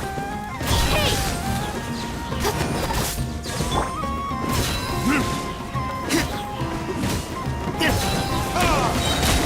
Time for retribution! Teamwork is dreamwork!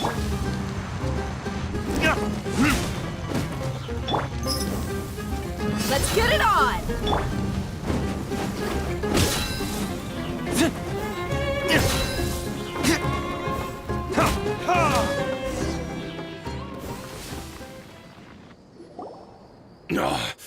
She's so strong.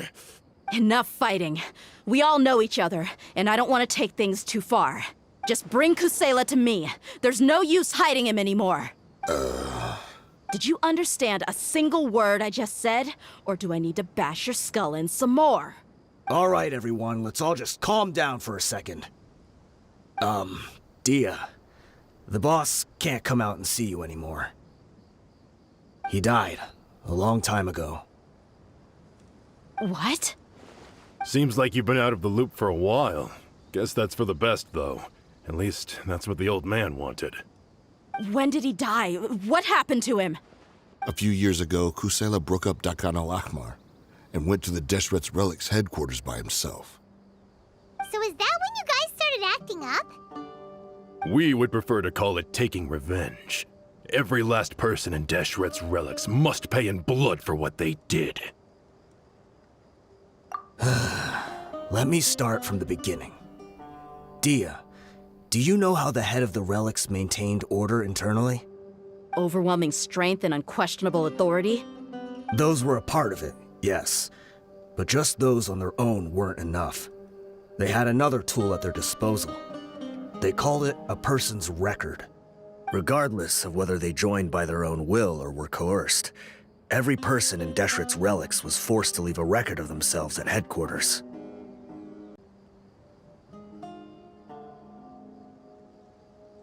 Whether it be their deepest sin, some unforgivable act, or their most immoral exploit, the record served both as a symbol of loyalty and the perfect material for blackmail. That's precisely it. Every one of us have a record. Me, Bashar, Tikriti, and all the boys who grew up with Dia and ended up joining our ranks. But you, Dia, you were never asked to provide a record, were you? I never even knew this was a requirement.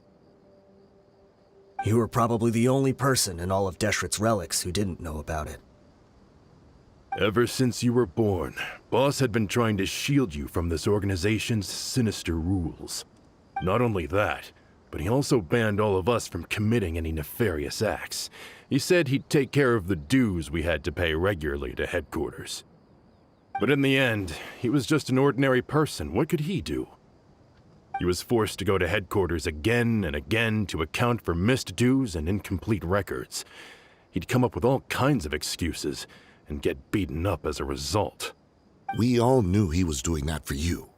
He wanted to get you out of this world, no matter what it took. And that's why he became a shell of himself and couldn't walk without a cane. Wait, but that doesn't make any sense. I didn't know about any of this, and I'd never seen him get injured or beaten. Because you were too young at the time. How would you ever tell between wounds from a beating and wounds from battle? When you left home after that final argument with him, he seemed to age by a decade overnight. Even his hair went gray. So, even the blazing beasts were... Yep. It was all his doing. Had he not arranged them to come to you, you probably would have been reduced to a pulp before you ever left the desert. A few years ago, Boss said he needed to make another trip to headquarters. He was already pretty weak then, and we all assumed he was going to get beaten again. I suggested that he hand the role of leadership over to me, but he said there was no longer any need, since the Khan al-Ahmar would soon be no more. His words made no sense to me, but that night, we heard that a massive fire tore through headquarters and razed everyone's records to ash. Everyone gained their freedom that night. Many members fled, not just from our ranks, but from the other brigades as well.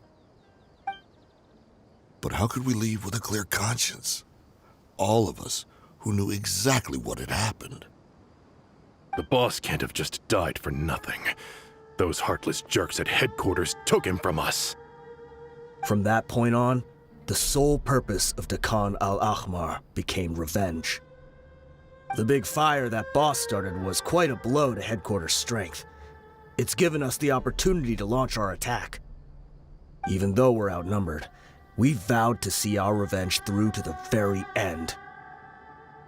There were people from headquarters who changed their names and went into hiding. Some fled to other brigades, and others escaped to the rainforest. But we won't let any of them escape our wrath. They'll all pay for what they've done. We've suffered plenty of losses as well. To keep going, we need an enormous amount of supplies, from food and medicine to weaponry and explosives. All we can do is exchange our loot from Mora, and then use that to get supplies. We forged Boss's handwriting and sent out many letters to his former friends.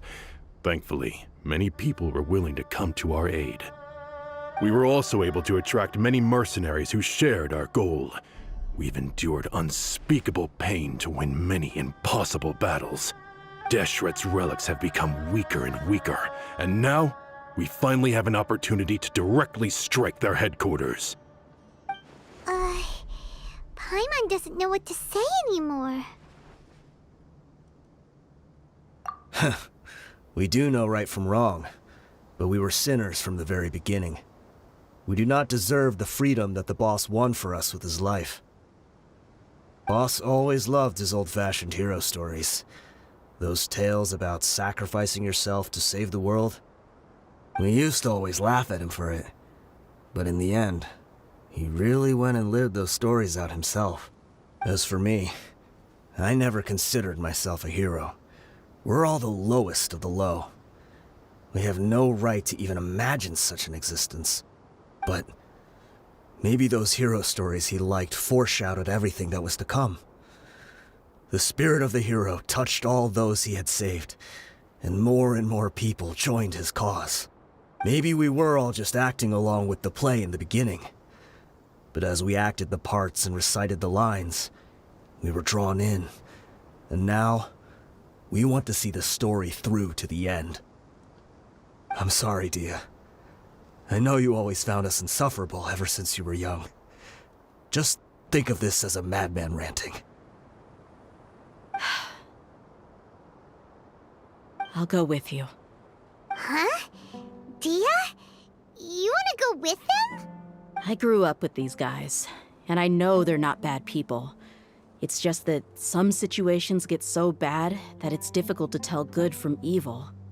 All I know is that Deshret's relics must be destroyed. Furthermore, I want to go see the place for myself. I want to know if my father is still there. I know you don't want to get involved in this, so there's no need for you to tag along. I can do this on my own. Yeah, Paimon feels like we'd only regret it if we don't see this through to the end. Thank you. We'll be a lot stronger together with you. I bet Boss would lose his mind if he ever knew you'd join us at the very last moment like this. Considering all the losses and injuries we sustained, we can't afford to turn down someone as powerful as you. He can think whatever he wants. But the fact is, I owe him this much.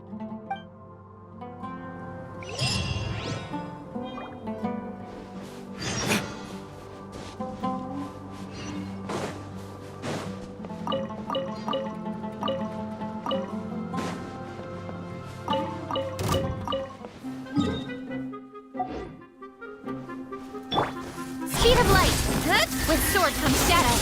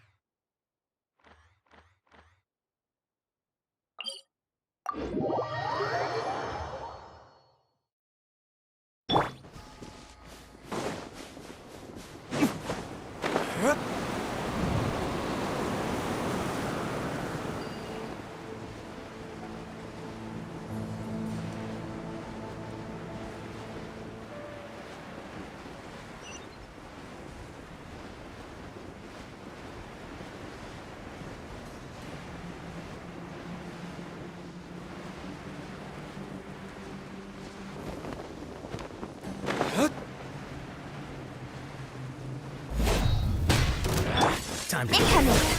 today.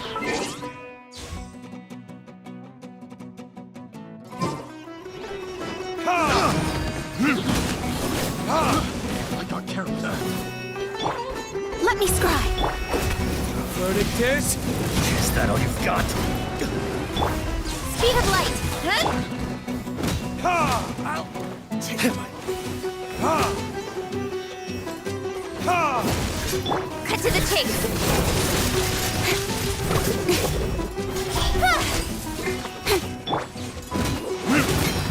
Let's end this now.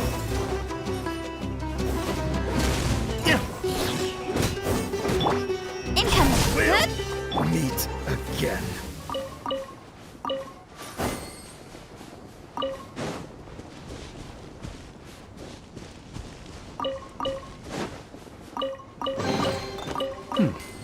Better than nothing.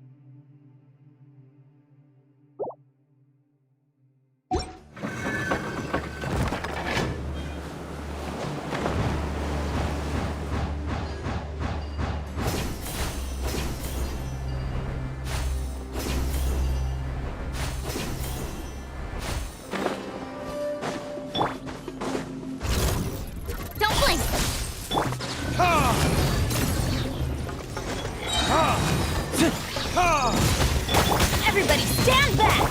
Burn!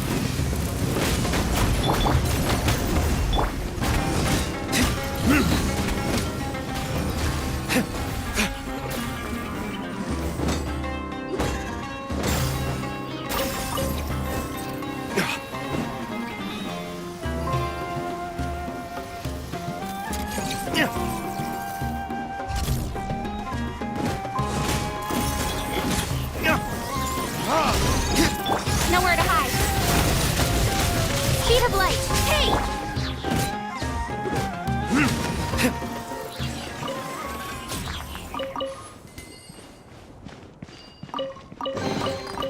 I suppose this will do.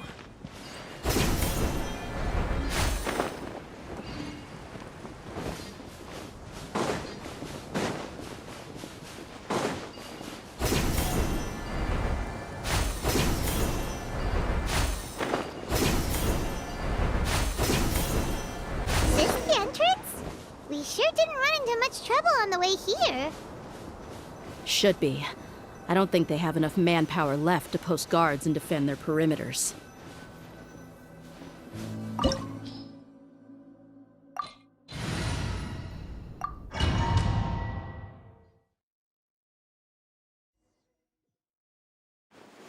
Wow.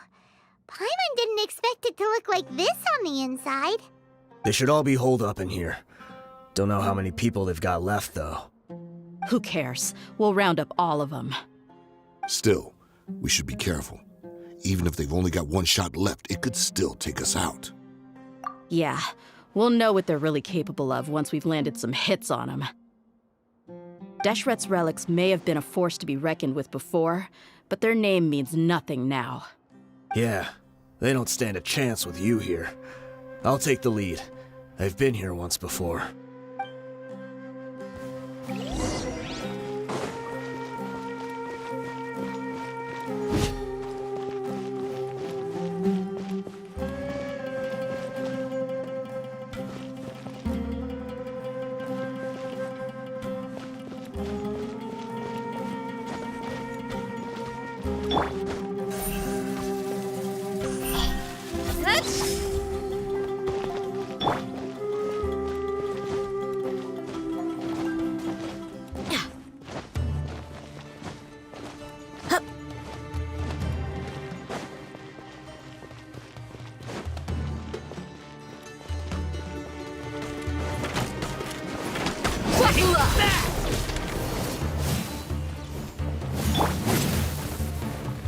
Verdict is... Incoming! Hey!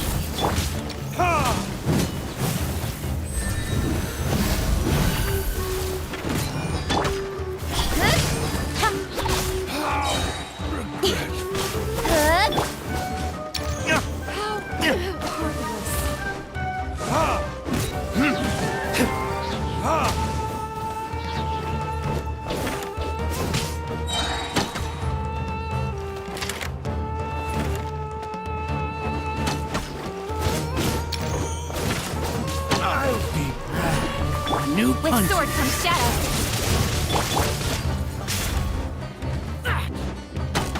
Time for retribution!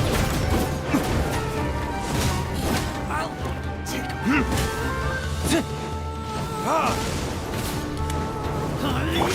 Delve into death.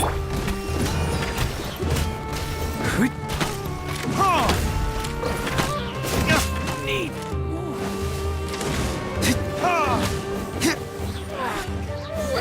Lucky today. Come on, you coward. Long the Decided by destiny. burn.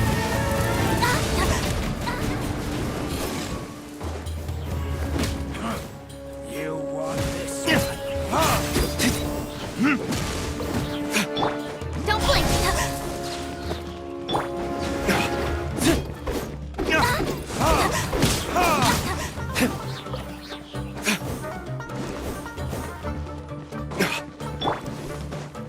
Incoming.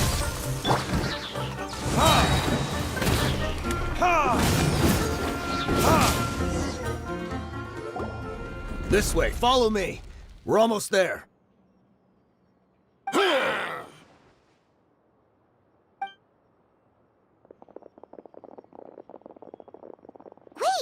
They went charging ahead without checking for any traps! Hey, you guys okay? It seems like we just got trapped in here. Don't think we triggered anything else. Watch out, the enemy's coming from ahead. Well, now that things have come to this, seems we'll have to fight our way through. Don't worry about us. We knew something like this could happen. Go and take a look around. There could still be another way through. Let's go! We can't let the boss down! Let's check if there's another way! The sooner we can make it through to help them, the better. Let's see. I think I see a way through over there, but it's being blocked by something. Let's try our luck with that mechanism. Okay, let's go!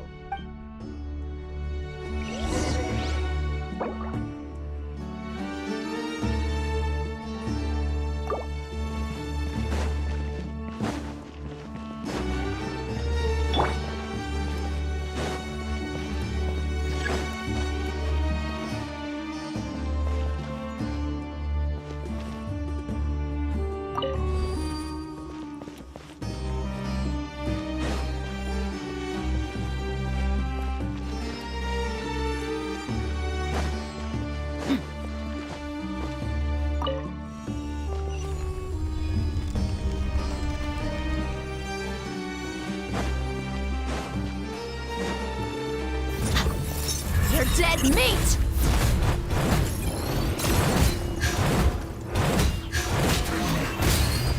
Cha! Let's get it on!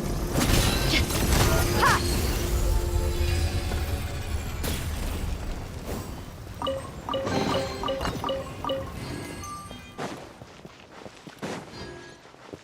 Another mechanism like the one before, but this one's being blocked off in the middle. We just need to adjust it a little.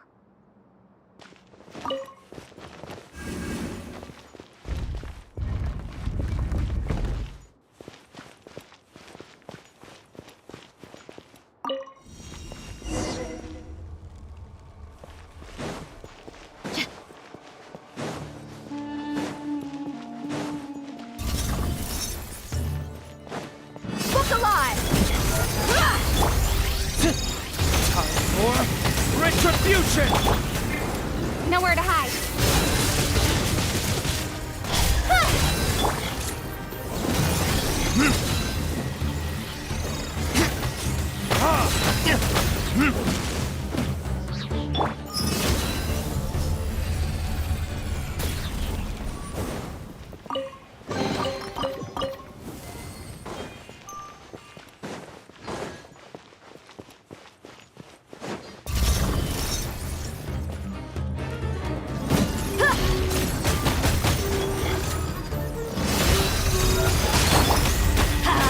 Teamwork is dreamwork!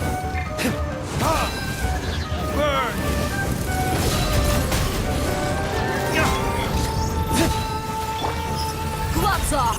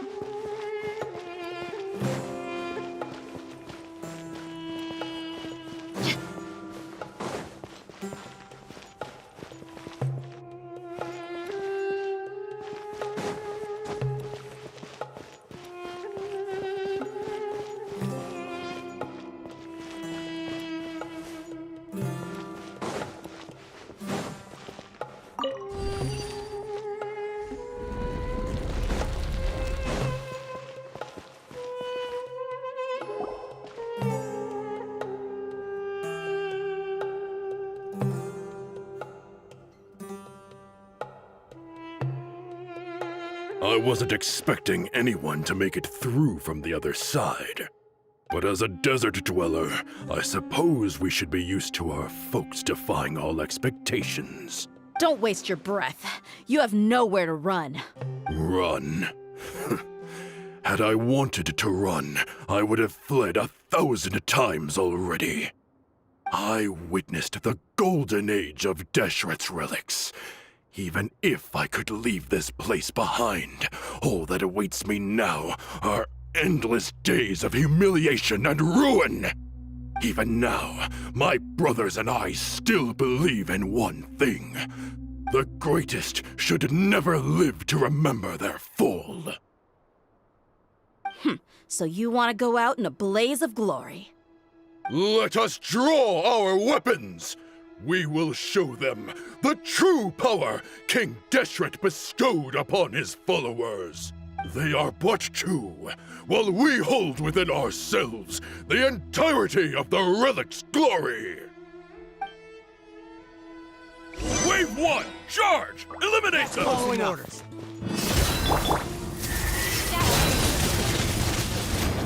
Don't blink! Huh?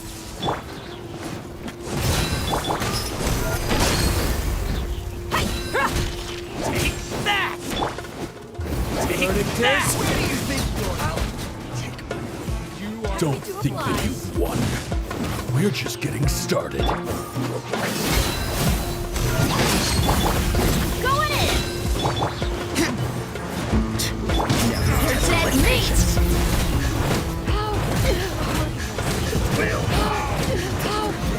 King Deshret will not abandon any one of his followers.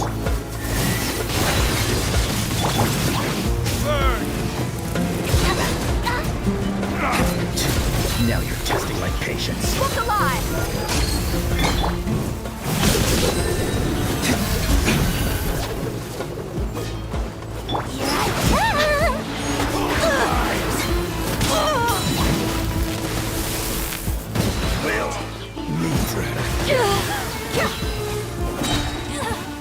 Brothers! Some target practice. This is where we prove our faith. You all just want to die? Then raise a storm! None of us plan to leave this place alive! Where do you think you're going? Nowhere to hide.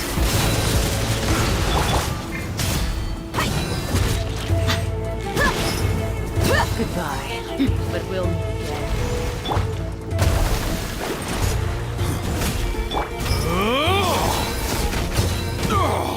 The golden slumber. The commander has finally fallen. But they're still coming at us! This place is like a gladiator's ring. They just keep coming no matter how many we beat! Yes! Keep fighting! There's no need to fear, and no need to back down! This is our last stand! When the next wave comes, try to draw away their attacks. I'm going to see if I can take out that high platform.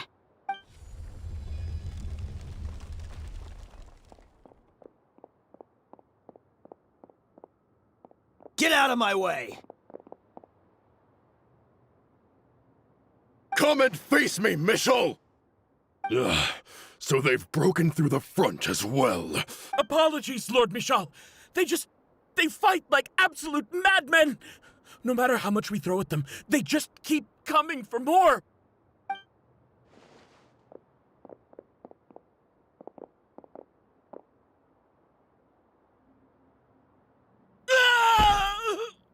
So, it would seem like this is the end. Time to pay for everything you've done, Michel. You think I would give you that opportunity? I will be buried in the sand alongside all the rest of our fading glory. Hey, wait!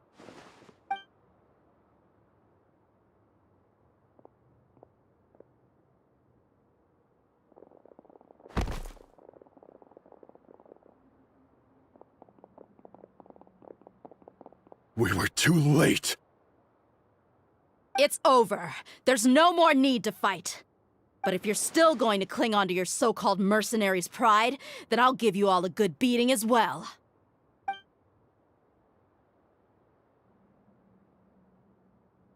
Hey, Dia! I found the mechanism. I'll get you all back up here right away.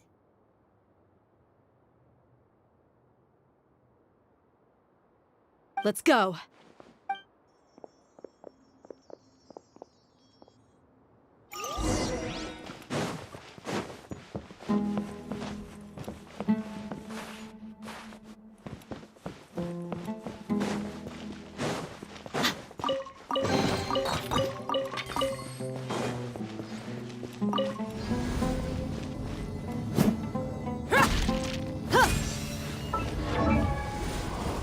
Who are you filthy rats? And why are you always pestering us? You call yourself a member of the infamous Deshret's relics, and you still can't even tell who's made it all the way to your headquarters? Who knows what intent a bunch of rats may have? We try to catch a couple, and you all just show up on the other side instead. How are we supposed to figure out what you're after? Hey, have you ever heard of a man by the name of Kusela? Why would I know? It's not like I'm in charge or anything. This is your last chance to talk. Hey, I said I don't know anything. I'm just an average member here. I'm telling the truth. If you're here to find someone, why don't you look through the records yourselves? Who can remember every name and face with so many people coming in and out every day? The irony. His life became a light for so many, yet to others, it wasn't even worth remembering. Where's the records room? Answer me! It's right over there. All the files are in there. You can go through them as much as you want. It's not like any of them still matter anyway. I mean the old records room. The old records room? You mean the one that got burned down? Kusela. Ah, yeah, I remember him now. The guy who could hardly walk. Watch your mouth. That's our boss you're talking about. He was definitely faking it. We all let our guard down as soon as we saw him come hobbling in. But in the short time it supposedly took him to take a dump, he'd already gotten away and started a fire in the records room. He couldn't have possibly outrun us if he wasn't a fraud. And after that, Deshret's relics fell into complete disarray. Stop wasting our time. Every one of us here is perfectly aware of what he had done. Tell me, where is the old records room? It's just over there. Go see it for yourself if it means that much to you. There's nothing left in there but ashes. No human could ever survive that kind of inferno. Bashar, Tikriti, let's go. We'll leave the others here to guard these guys. Spare them no mercy if they try anything.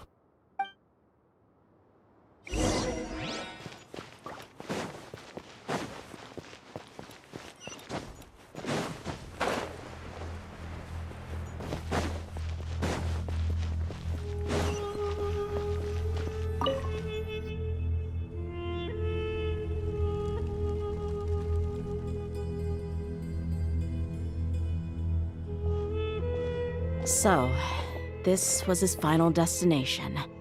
How did he do it? Getting past all the guards with a limp and sneaking in here to start a fire? If he was nimble enough to do that, then he must have been able to get out of here after starting the fire, right? Tia. I'm sorry. I know it's just wishful thinking.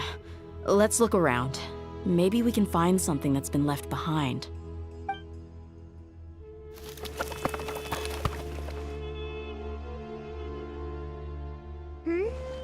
Is this a cane? It must be the one that Dia's father used. Kusela. Thanks for everything, boss. We're fortunate to somehow find that cane after that fire. Let's split up and look around some more. What if something else has been left behind? But what else could survive a fire like that? Huh?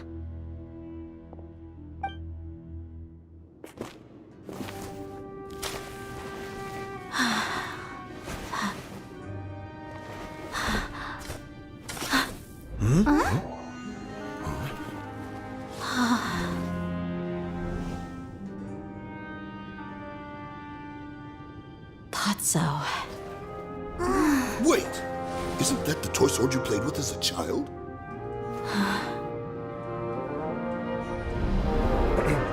The dragon is no more, for Princess Dia has slain it.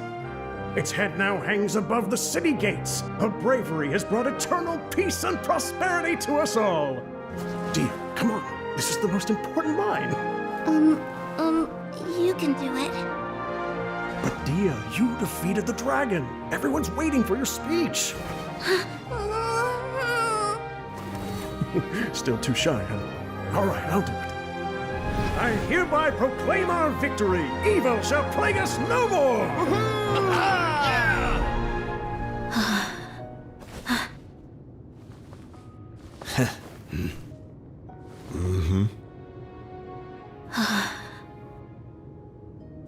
I hereby proclaim our victory. Evil shall plague us no more, Dad.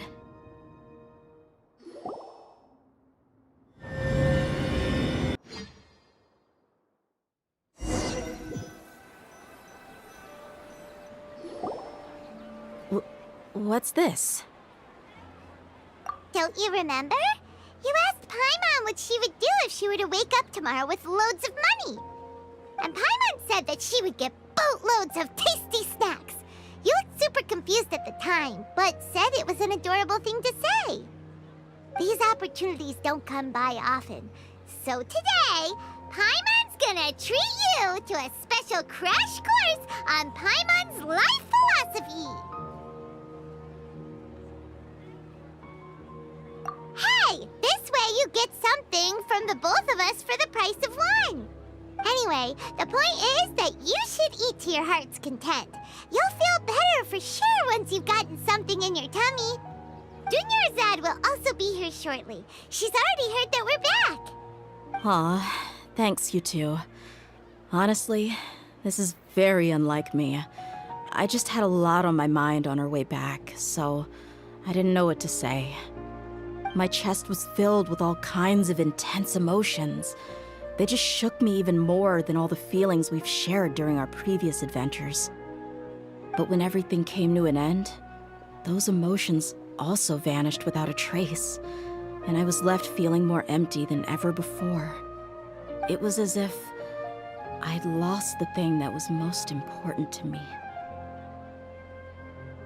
Yeah, you're right. To many mercenaries, Mora is the most important thing in the world. But perhaps to us, it's the most worthless thing of all. Idrisi and the others all used to say that they would quit if there was no Mora to be had. But when it came to avenging my father, there was no Mora to be made anywhere. My reality shattered when I found out that the father who always told me hero stories was in fact a bad guy. But look at me now. Am I any different? Despite all my promises about never forgiving him and never trying to understand him, I still went to such lengths to find out the truth, and nearly even shed tears for his sake. We're hypocrites, all of us. Yeah, you're right. It's just a pity that we often only recognize our true feelings after it's already too late. You're back! Are all of you all right? Ah, there she is. Yeah. Many people from the Corps of 30 came over, and I just wrapped up everything with my dad. All I can do now is wait for their verdict. Huh? Dia, you're looking quite down again. Paimon will explain. A lot happened while we were gone. I'm sorry. I really should have controlled my emotions better. I just... It's all right, my lady. You were hurt by all of this as well. Truth be told, I'm starting to feel a little guilty watching you cry like this. Dia, your pain must be even worse. You shouldn't need to comfort me. Hey, don't worry about me. If anything, this whole thing has finally shown me the difference between illusion and reality. My father probably thought that people could settle into new lives as long as they moved to a new environment. That thought has even crossed my mind a few times. It's like saying, what's wrong with adapting to a new life? However, there was always something deep within my mind that refused to accept it. This impulse brought me great turmoil, and even made me feel ashamed for turning my back on your father's kindness. But now that I consider it again, it all makes sense. The desert sands are a part of who I am, and I will never be able to lead a peaceful existence. I understand how you feel. That doesn't mean I won't be making any changes to my life, though. As an example, I'm now thinking about taking on some small odd jobs. It's just like Idrisi said. I also want to catch up to my father and become a character in his play. Even if the ending of the story may be childish and ridiculous, it won't really matter. Isn't that neat, though? Oh, you'll be a whole new kind of mercenary, one that's not out for Mora. Why don't we go for a change of scenery once we finish eating? What about stopping by the Grand Bazaar again? Right. You said you wanted to get a rug for your family. We'll come along too. I can't thank you enough for taking care of me this entire time.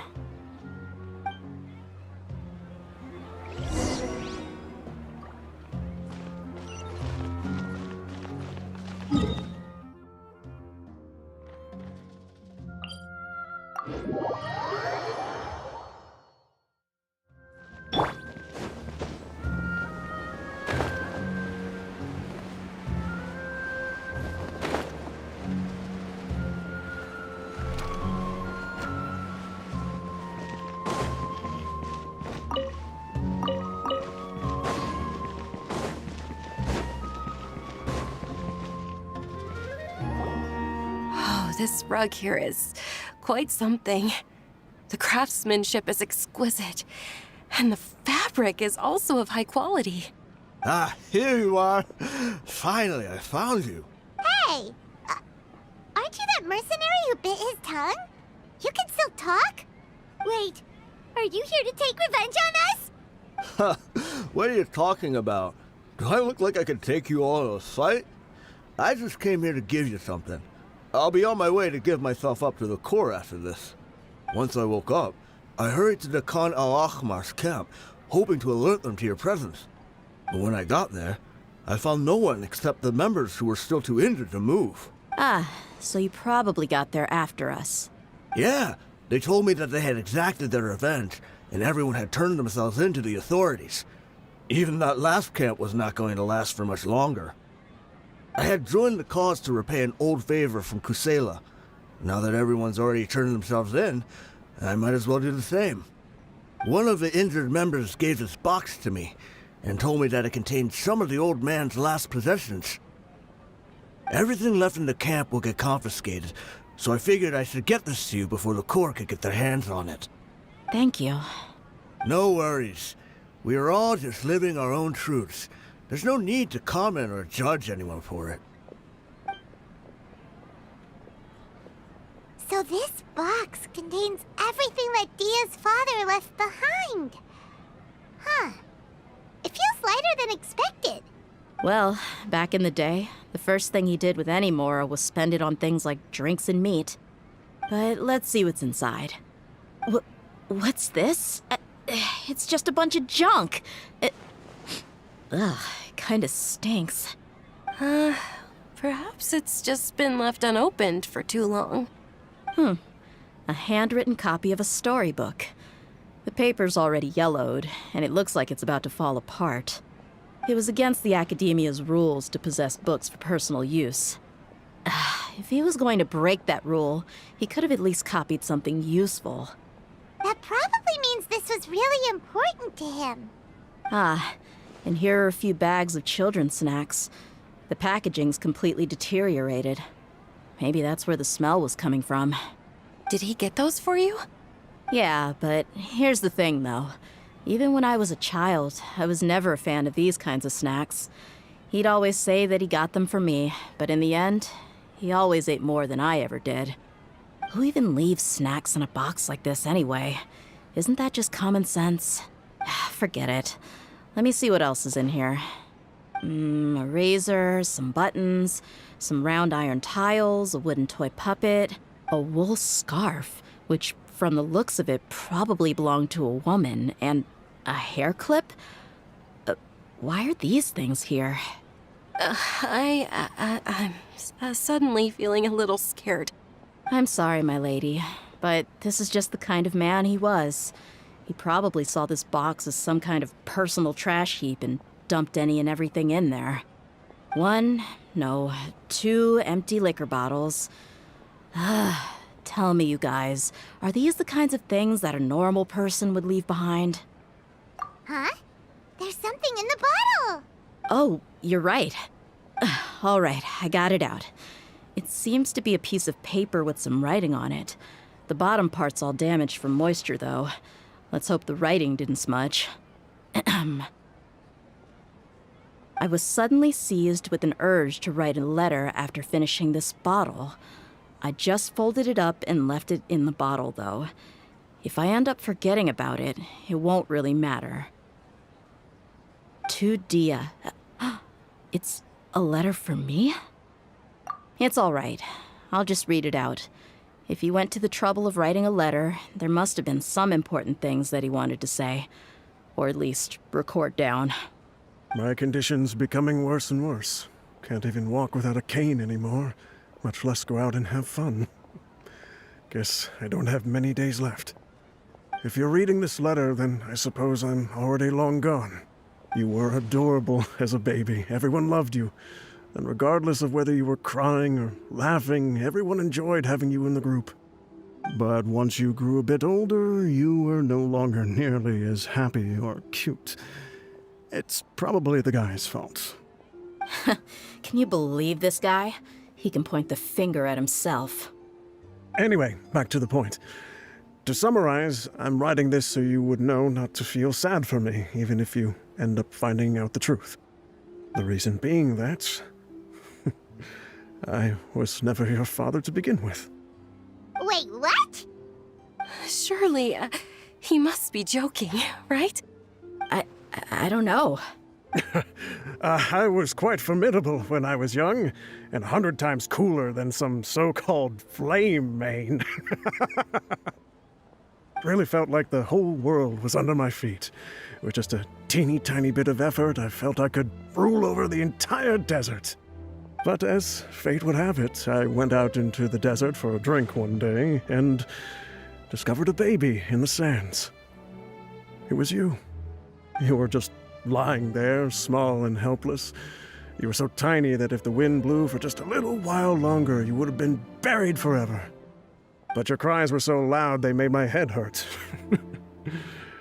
Now that I think of it, you really were a bundle of energy.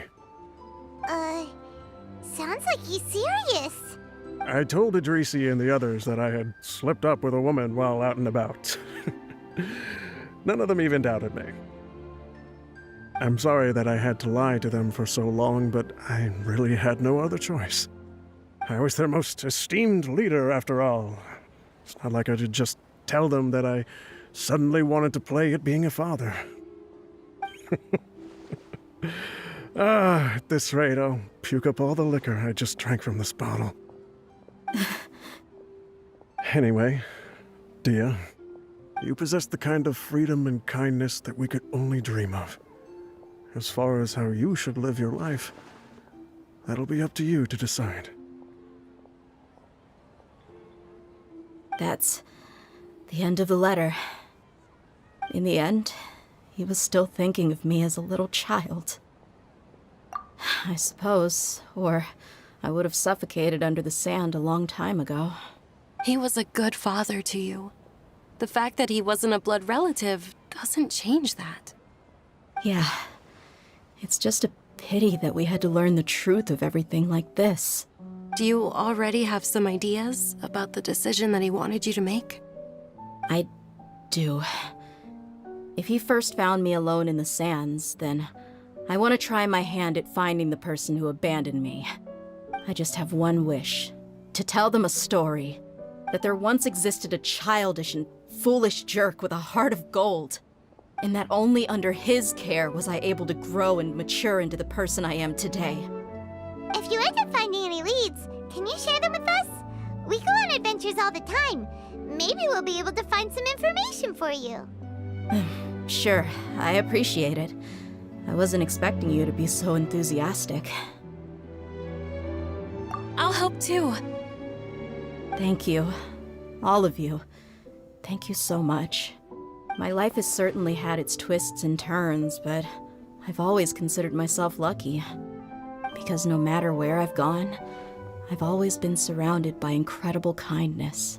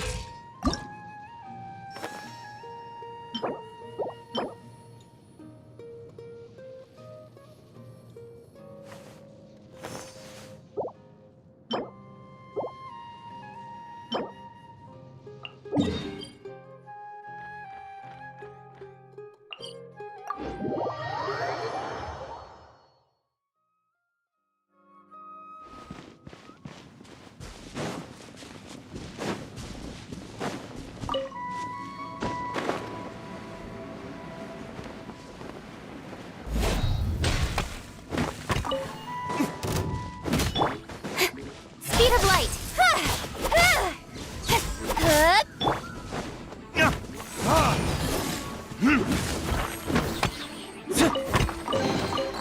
I suppose this will do.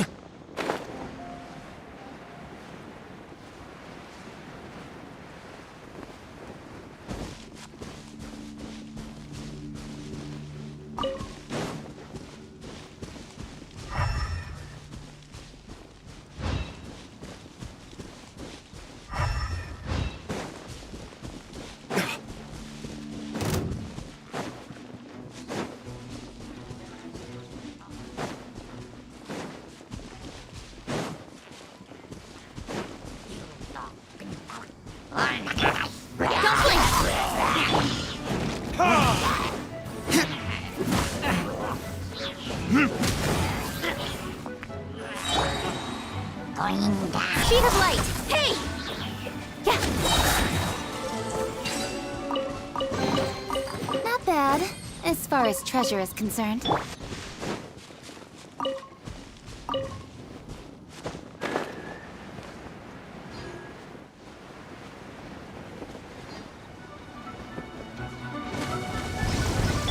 Shadows of fate! With sword comes shadow! Verdictors?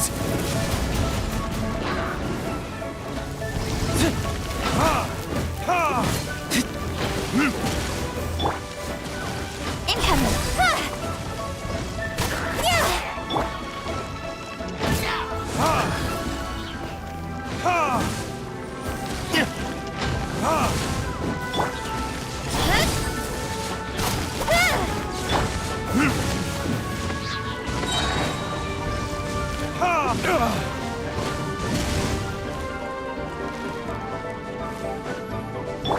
Let me scry! Hey!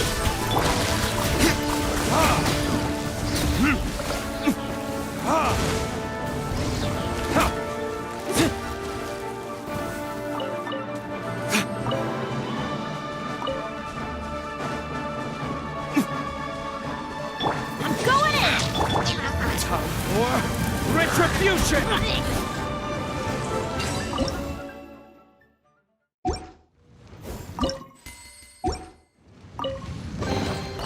We'll need more where that came from.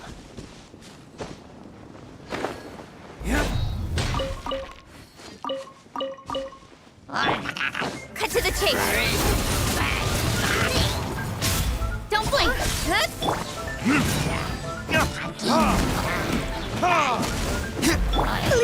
face! Incoming! Good!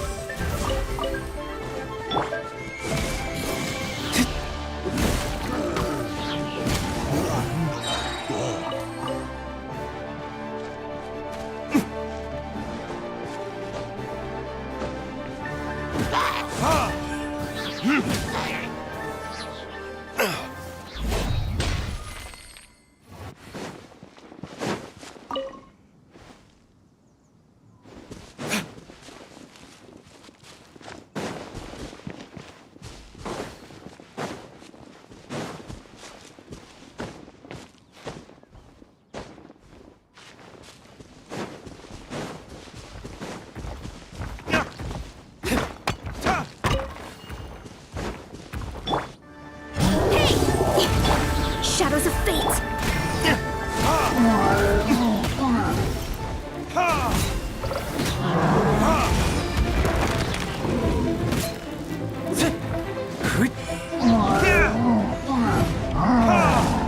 Nowhere to hide.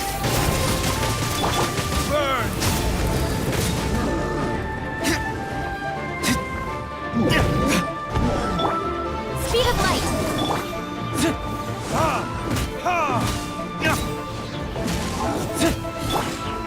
Incoming!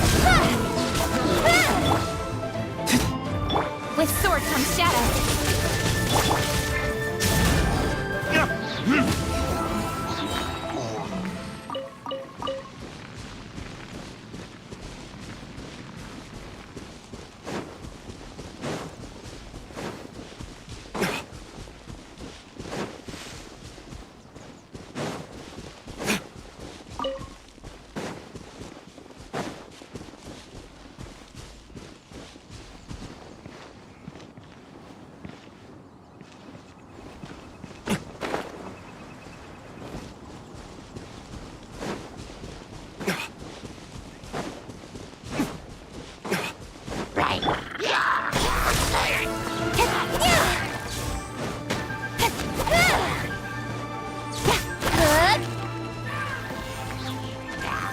Don't blink.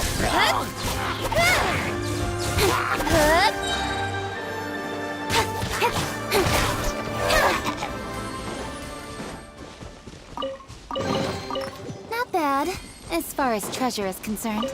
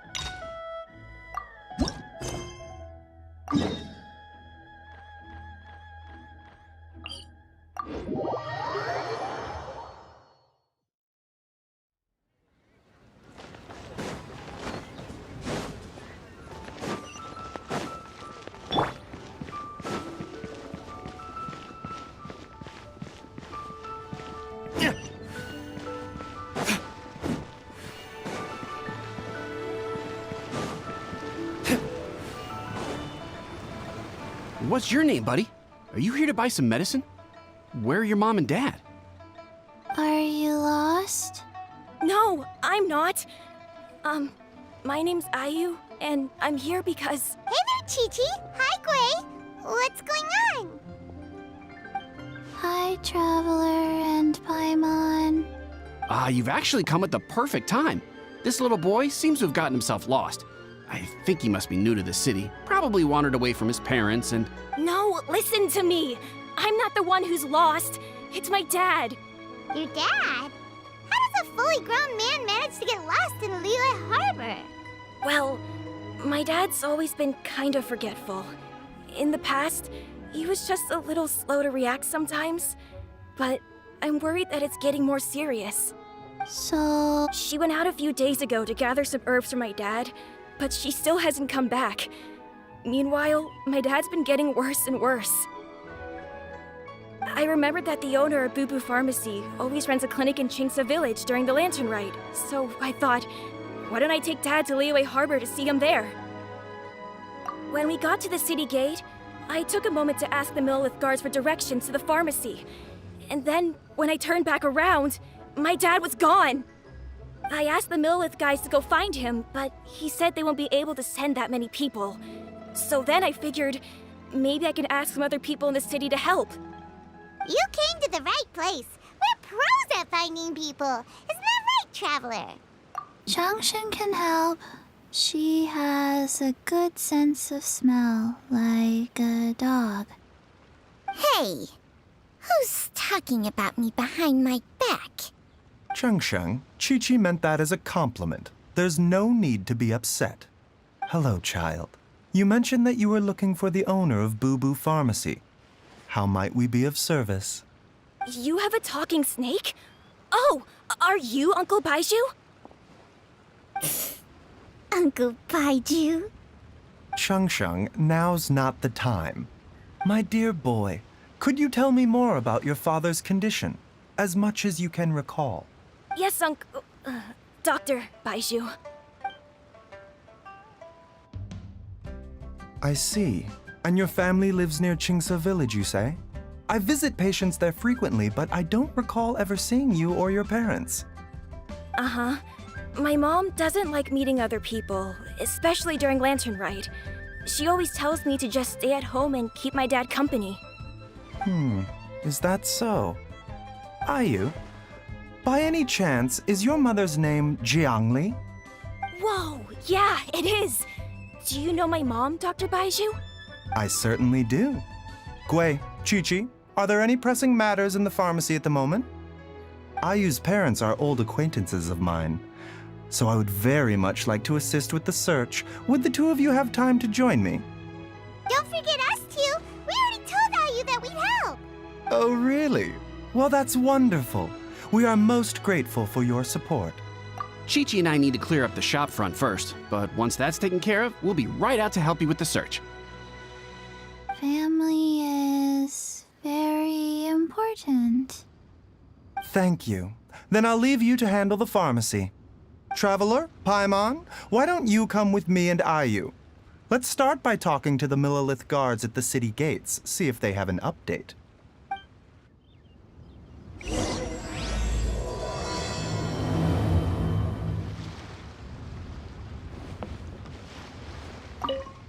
His family. We have to find them.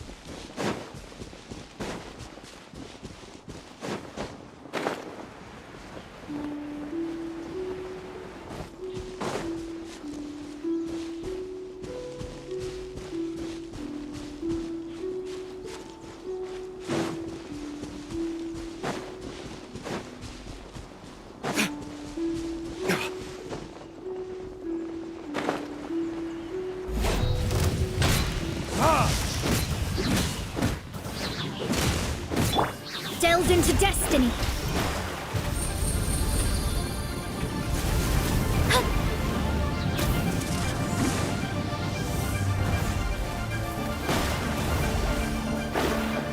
Let me scry! Speed of light! Cut to the chase!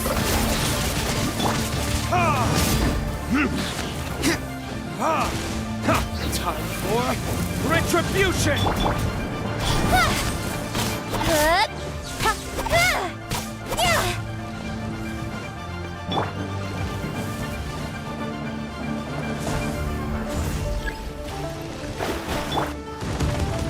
Incoming! Hey!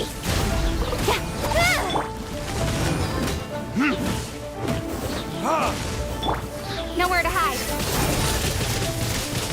Don't blink!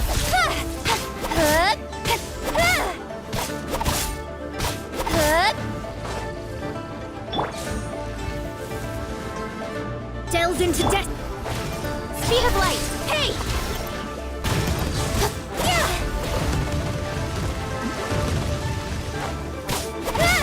Incoming! With sword comes shadow!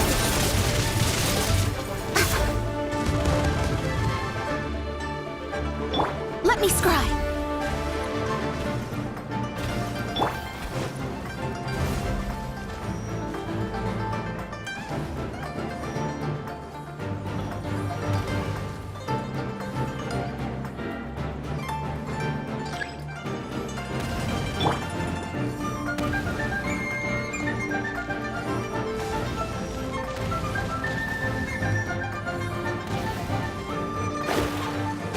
Shadows of fate!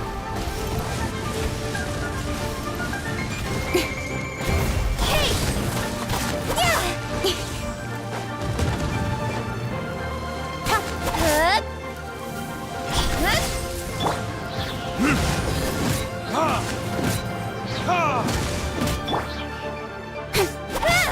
Speed of light! Hey!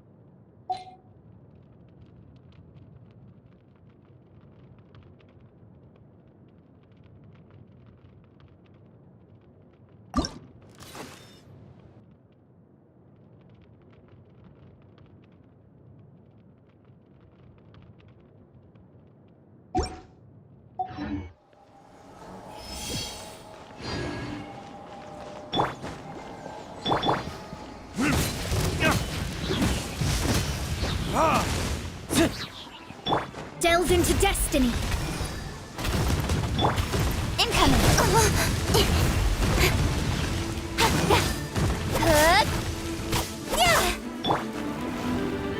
Shadows of fate.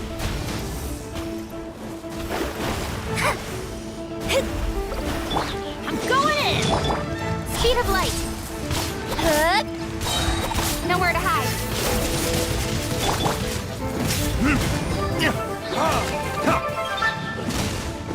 Burn!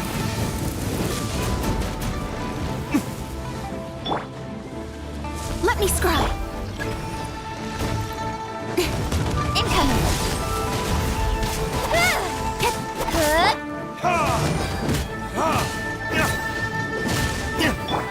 Don't blink.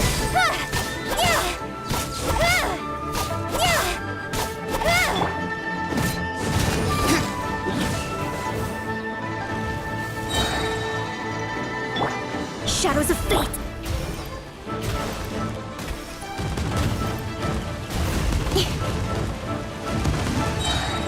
Hey! Cut to the chase. Let me scry.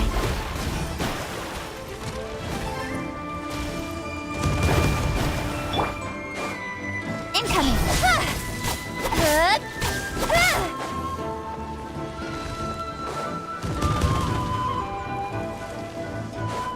Speed of light.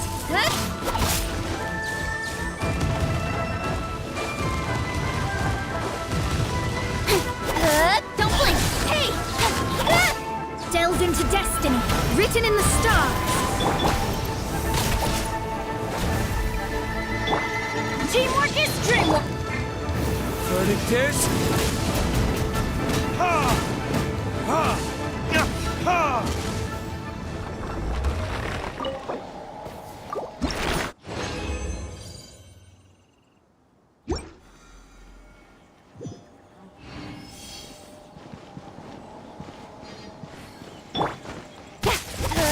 Speed of light.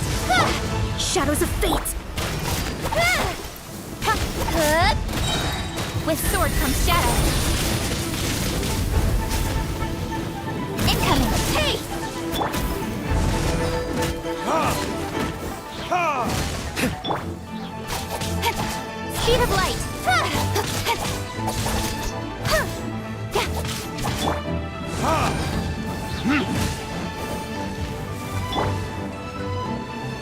Delve into destiny. Don't blink. Nowhere to hide.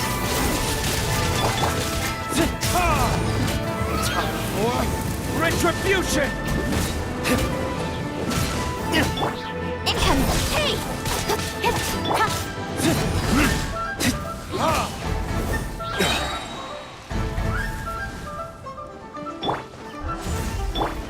Don't blink.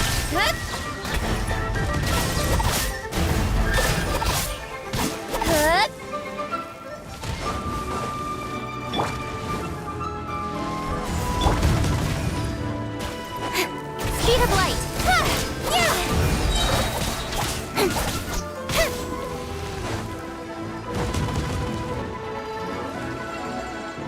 Don't blink. Cut to the chase. Let me scry. Everybody stand back. Hey! Delve into destiny. Decided by destiny. Verdict is... Speed of light.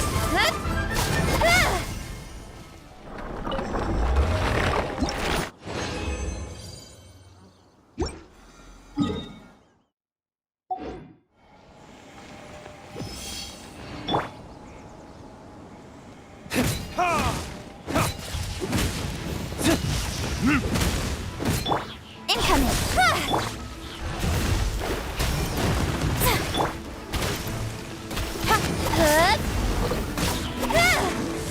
Speed of light.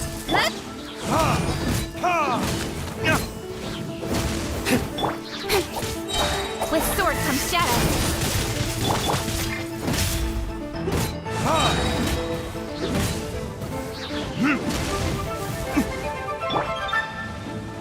Shadows of fate! Incoming! Hey!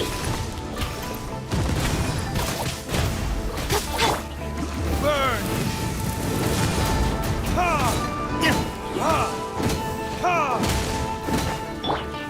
Teamwork is dreamwork! Don't blink!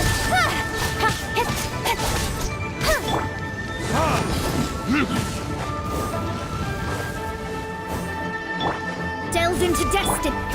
Speed of light! Hey! Yeah! Cut to the chase! Don't blink! Fate is upon you! Shadows of fate! Incoming! Hey!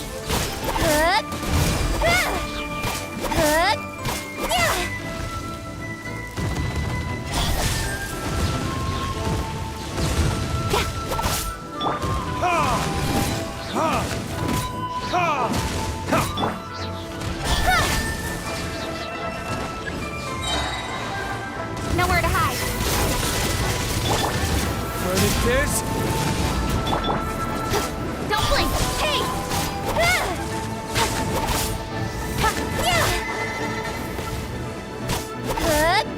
Speed of light!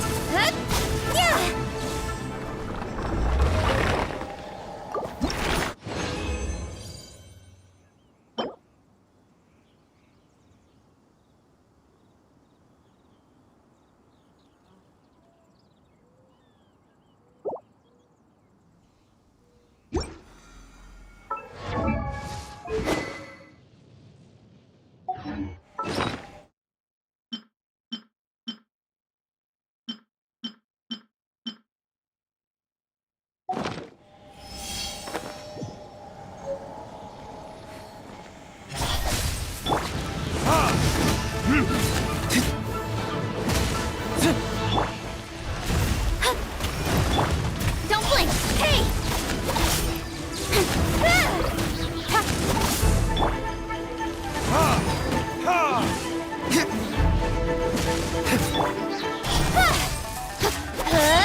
With sword comes shadow.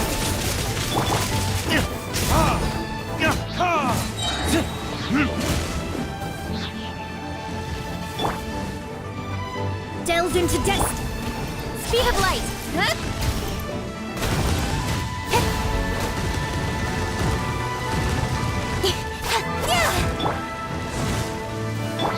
Shadows of fate. Everybody stand back! Time for retribution! Don't blink!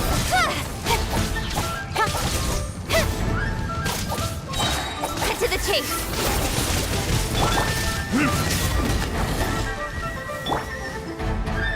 Delve into destiny! Speed of light! Hey!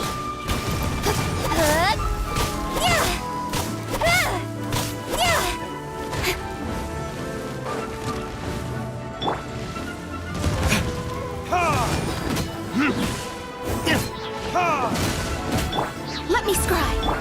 Incoming!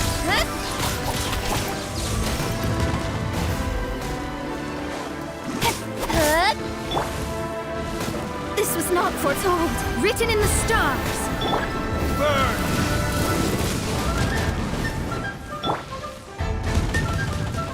Speed of light! Shadows of fate! With sword comes shadow.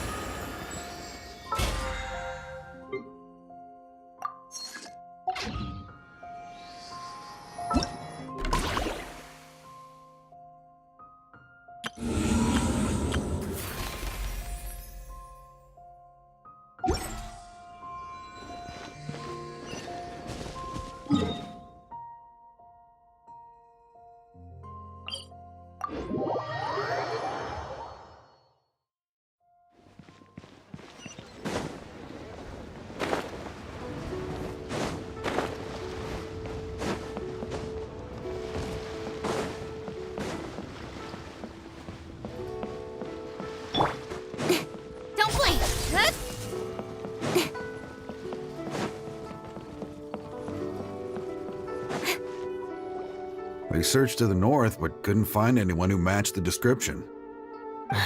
Well, that complicates things. The city folks say there's no sign of him either. We need to start looking further afield. But where are we gonna get the people? Excuse me, sirs. Have you found out anything about my dad yet? Ah, hey there, buddy. Dr. Baiju. What brings you out this way? The boy asked for our help, so we're here to join the search. Any new developments to update us on? Oh, thank goodness. We were just discussing how we're running out of manpower. As for updates, I'm sorry to say that we've searched the surrounding area thoroughly, but didn't find anything. The guards at the crossing up ahead said they hadn't seen anyone either, so we don't believe he was heading towards the Guili Plains. But it is possible that he was bound for Luhua Pool. Luhua Pool? The terrain there can be tricky to navigate. Let's hope he hasn't run into any trouble. You will? Oh, great. We can't thank you enough. Sorry we weren't able to find your dad, buddy. That's okay. Thank you for trying.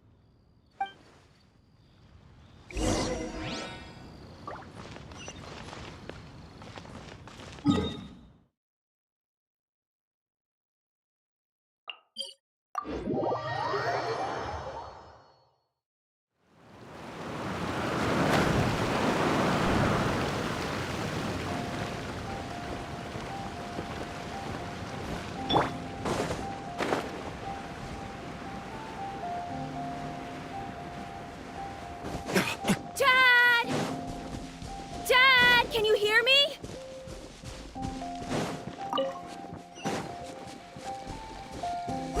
There's somebody over there! Oh no, it's... Hey, you! Stop! Don't go any further!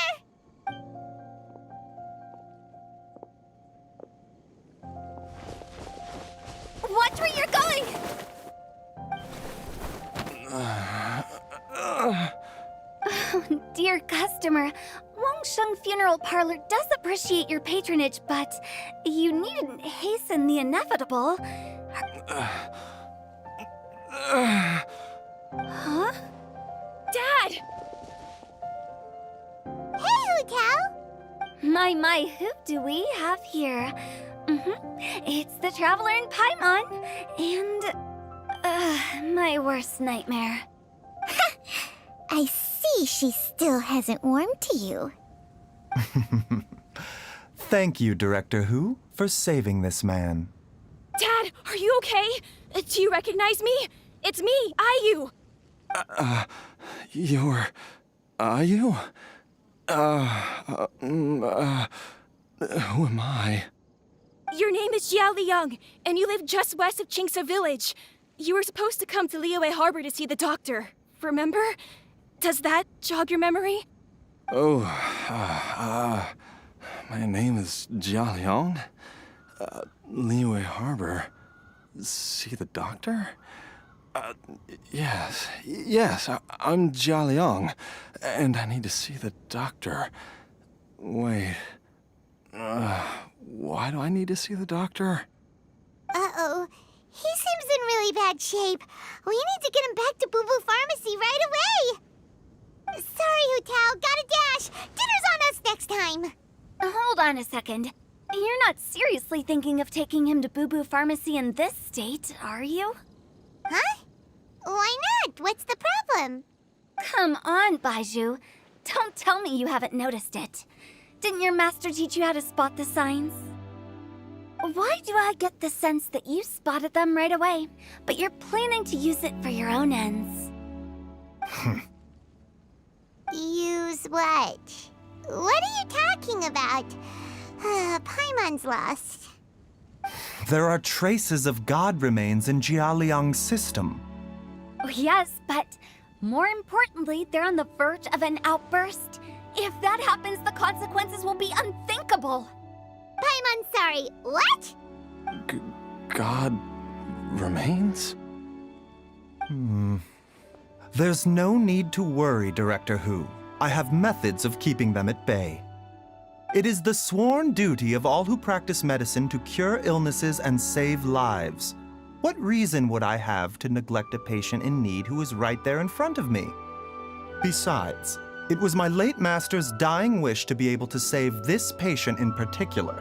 Perhaps out of respect for him, you could give me a day's grace so that I have time to treat him? Now you're bringing my great-uncle into this? Baizhu, just what are you planning this time? Merely to cure this man, nothing more. But of course, if you have any doubt as to my intentions, you are more than welcome to accompany me to Boo Boo Pharmacy and monitor my activities. Oh, really? I thought I was persona non grata at Boo Boo Pharmacy. You're being unusually generous today. Okay, deal. We're not going to solve anything by keeping Jialiang here. I'm happy to do it your way, but only for my great-uncle's sake and the travelers, of course. You must be pleased you brought the traveler along.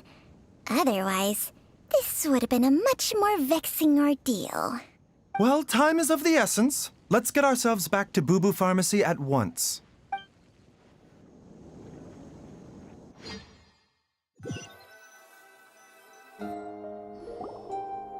Blockages within the cardiovascular system. Reduced blood flow and energy circulation? I see. I suppose this must have caused the cognitive abnormalities. Dr. Baizhu, how bad is it? Can you cure him? Don't you worry. Baizhu's a really great doctor. He's sure to find a way. Isn't that right, Baizhu?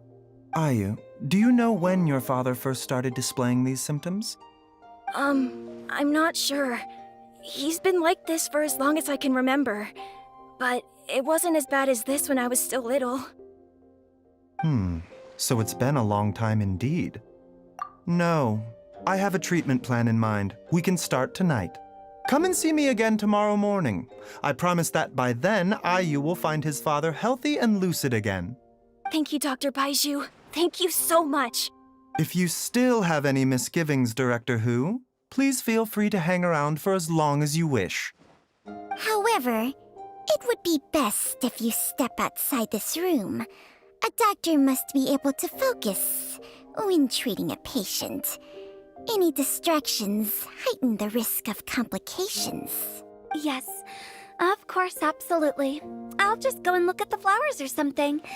But I will be back in an instant at the first sign that something's amiss. See you tomorrow, Baizhu and Changcheng. Bye for now, everyone. Are you ready, Baizhu? Ready as I'll ever be. I'm used to it by now. Come on, let's get started.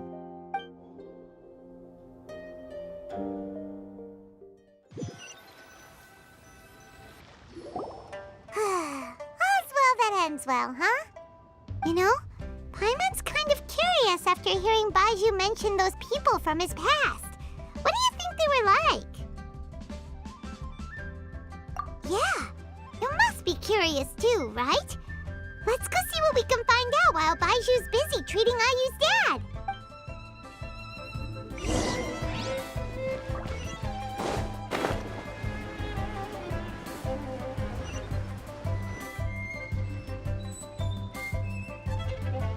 While I'm idling time on admiring the scenery, the spectacled snake-bedecked docs doing surgery.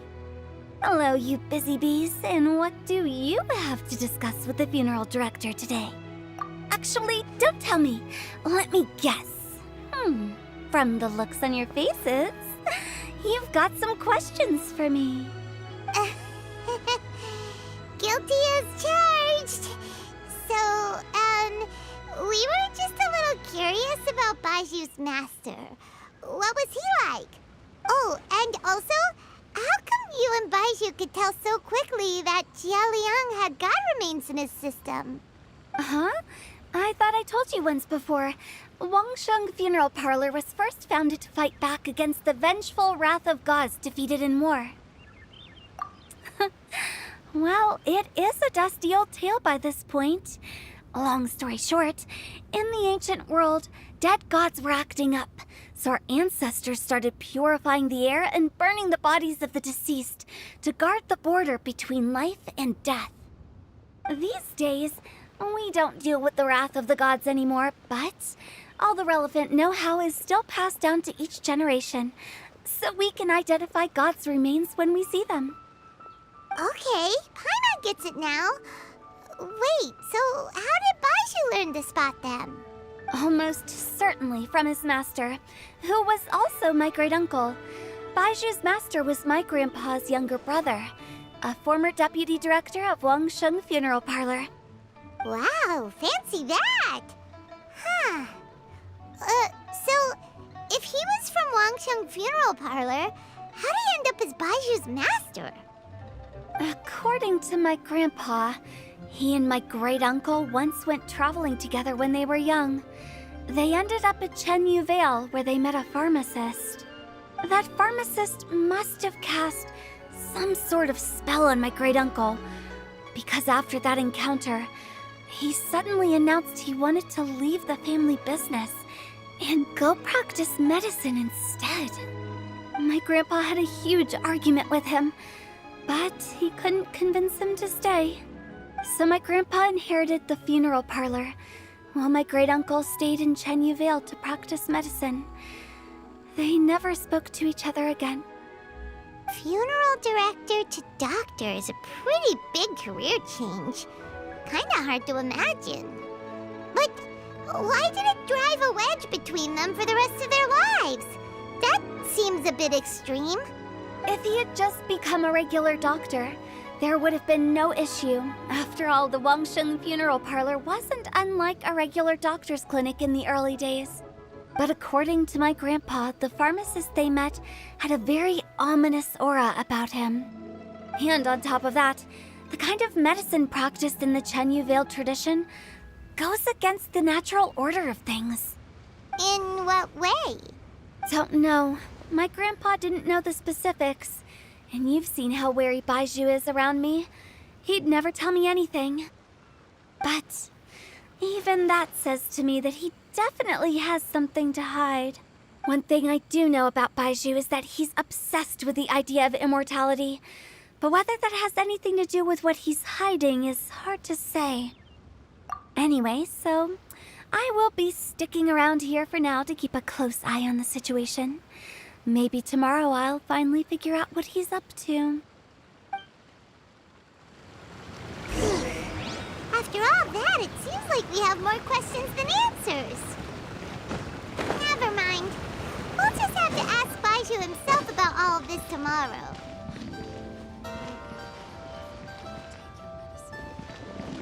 Zhengli? Master? Dr. Baizhu has never mentioned them before. But more importantly, is Yuno Hu gone yet? I need to find a better hiding place.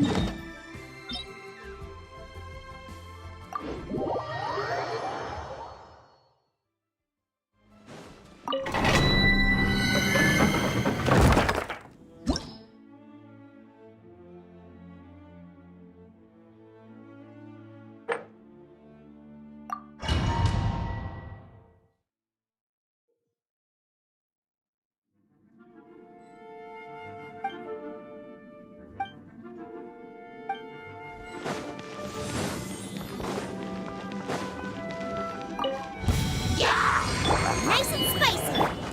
Let the show begin.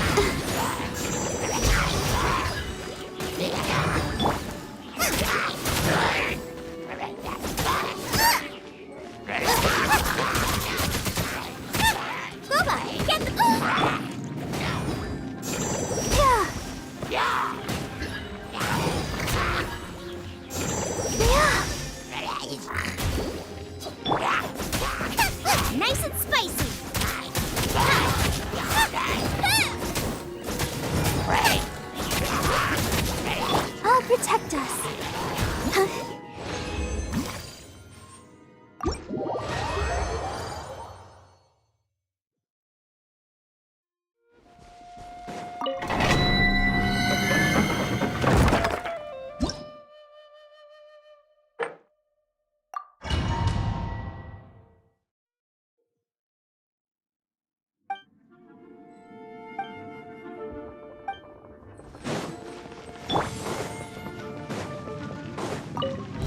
Out of the frying pan.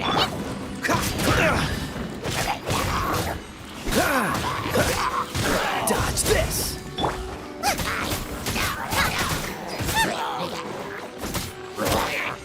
Booba, get them! Freeze!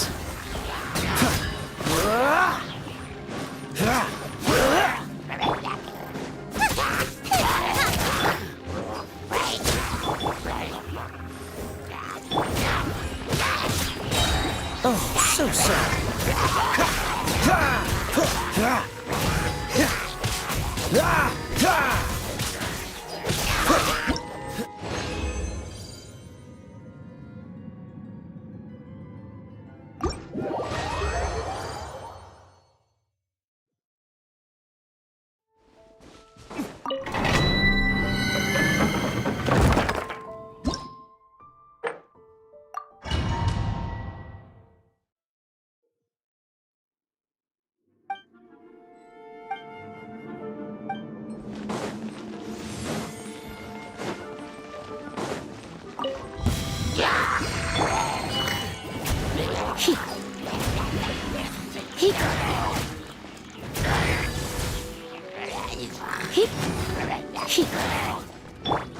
Nice and spicy.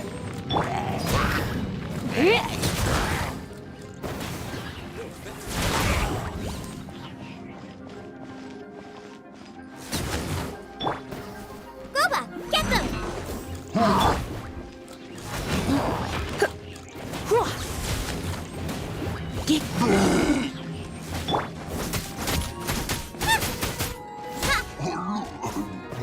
Nice and spicy. You're in for a little shock.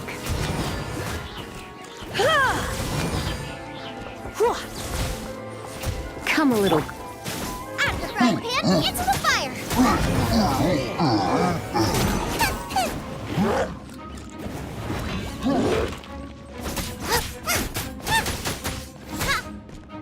Nice and spicy. Yep.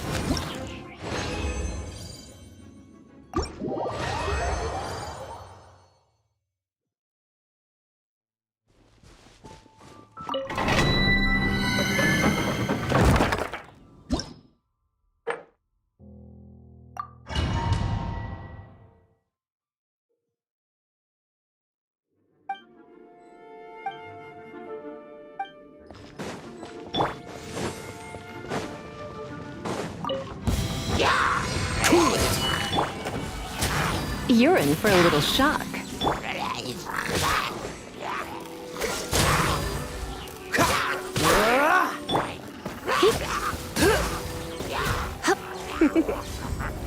You've been a naughty boy. Freeze!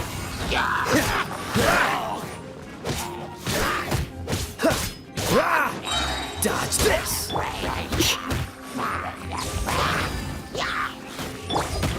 This moment will be frozen in... Come a little closer. Try not to enjoy this too much. Freeze!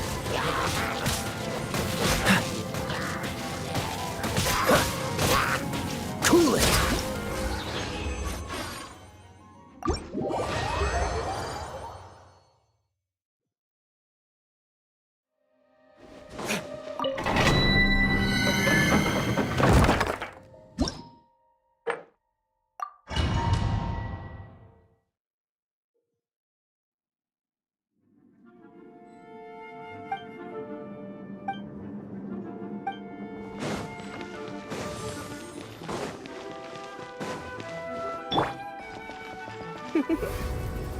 Blitz.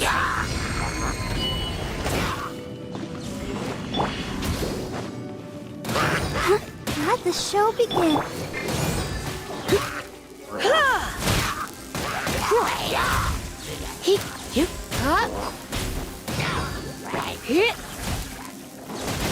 You're in for a little shock.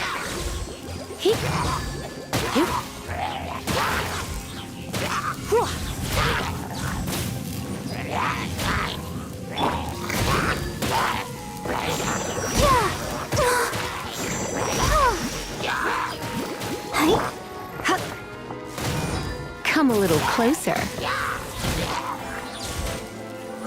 Let's dance. Get up.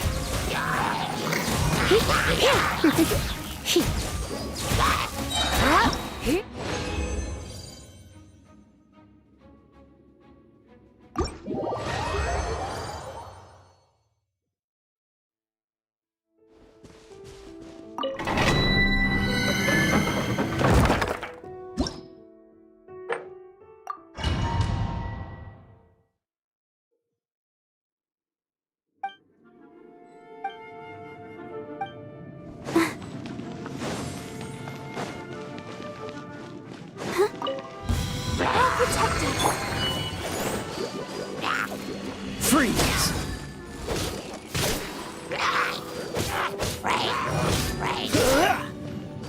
Dodge this!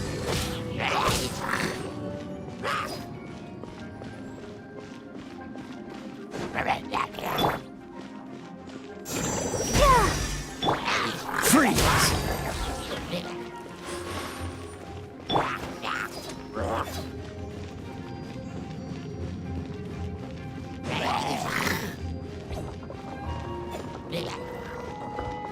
Let's dance.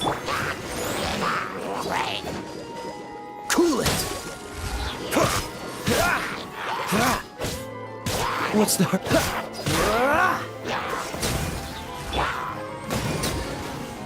Don't get frostbite.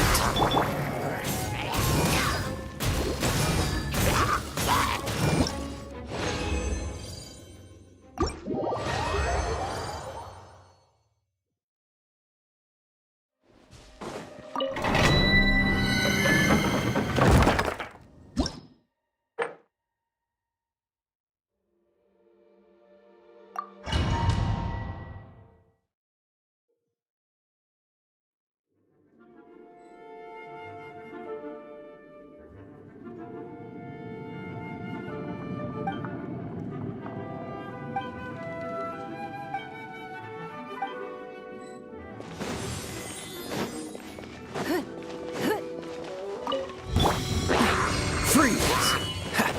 Don't waste my time. Gooba, get them!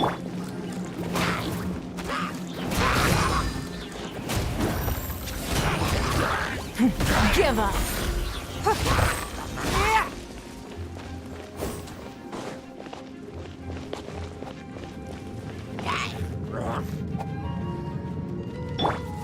Cool it! Your life is mine.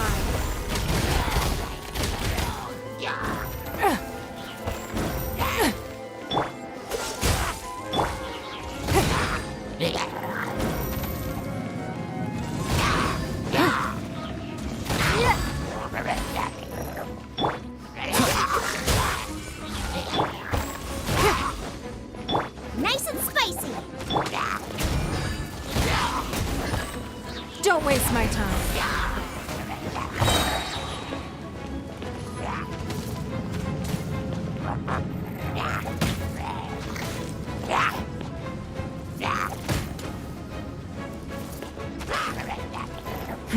Give up.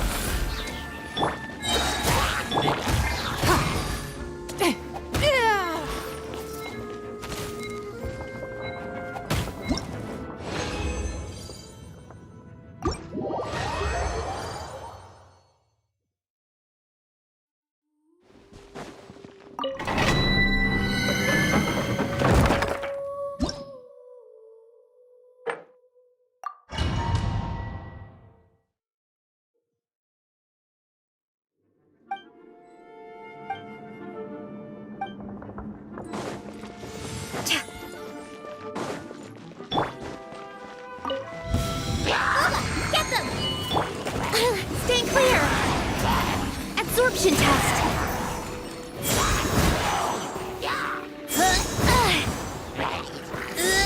Don't break my glasses! Freeze! Out of the frying pan, into the...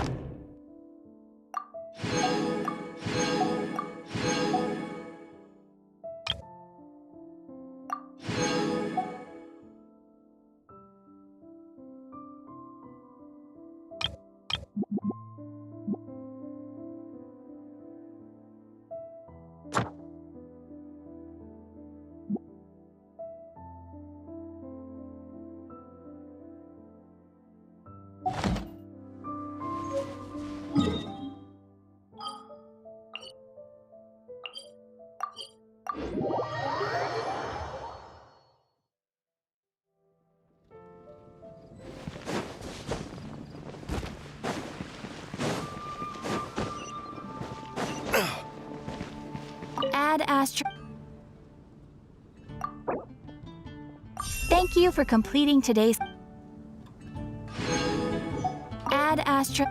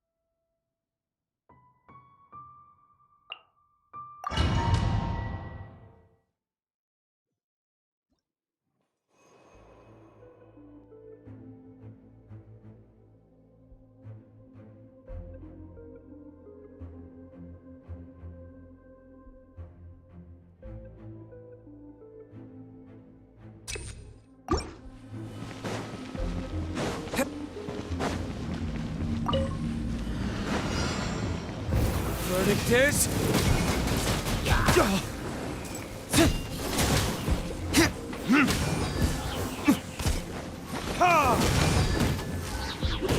As you wish, mein Fräulein.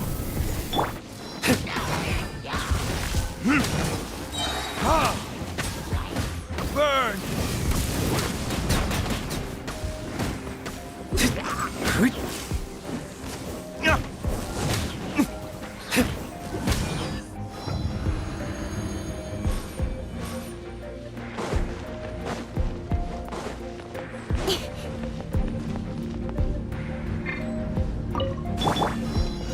Fate is upon you.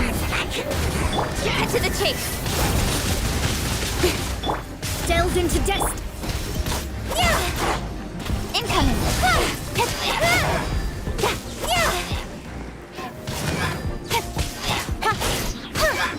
Speed of light.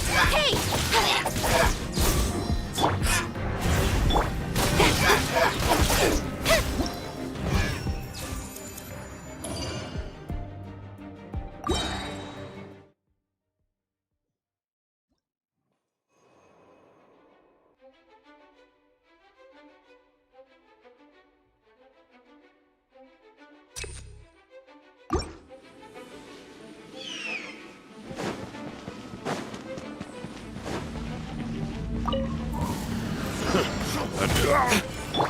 Swirl! Mark 2!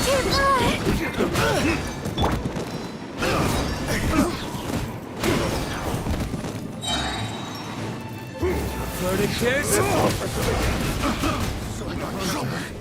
It comes. Midnight Phantasmagoria.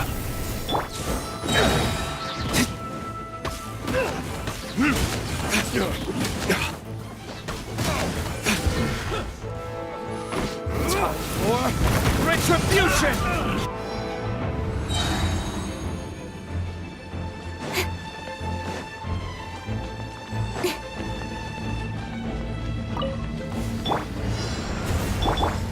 Nowhere to hide. Come again.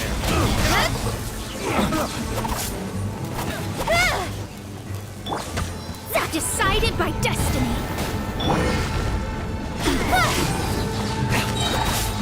With sword comes shadow. Shadows of fate. Don't blink.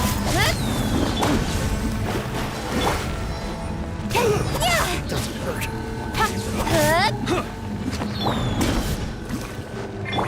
Go in! Incoming!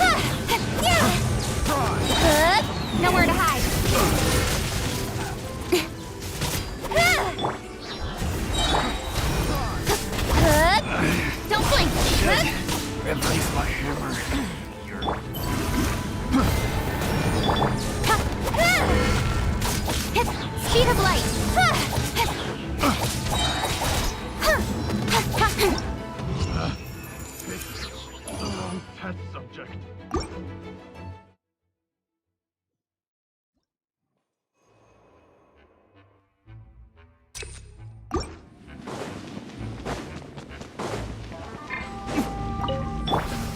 Wings of darkness! Come, sever night from day.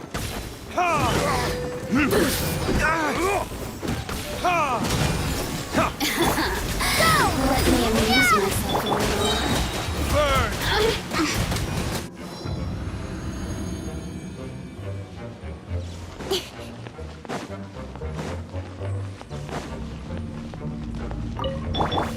Leave it all to me. Time to clean up. That tingle? Cut to the chase. That Hey! tingle? Yeah! Let me scry. Yeah, got lucky that incoming. That tingle?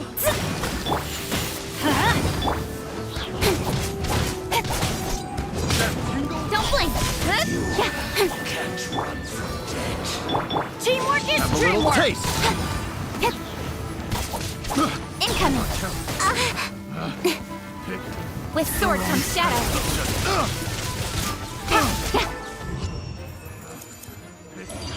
The wrong test subject.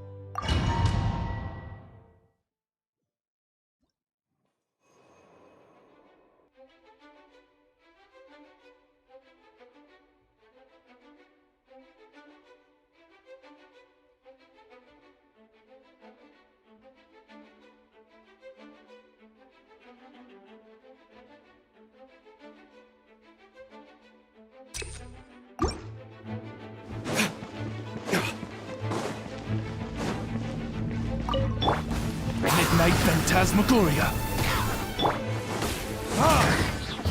Verdict is... Enhanced animal module.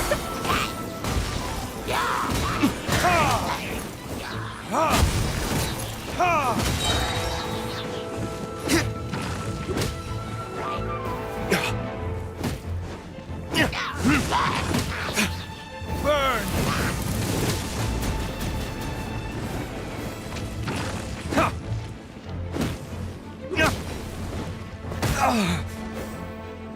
Stand clear. Shadow Raven, let night fall.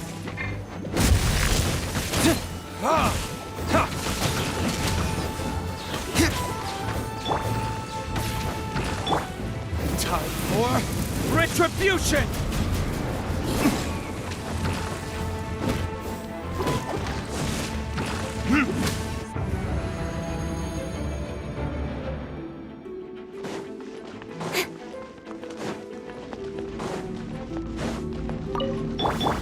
Steady as stone, as a dutiful maid will.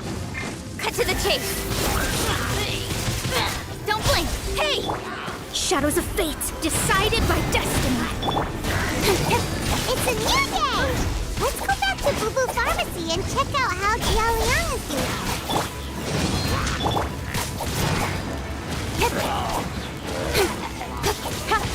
Speed of light.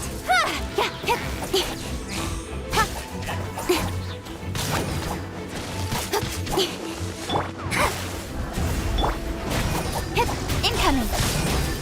Good.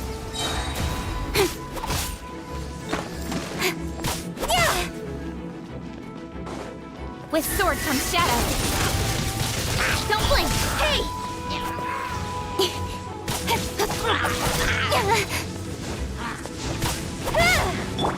Let me leave my space!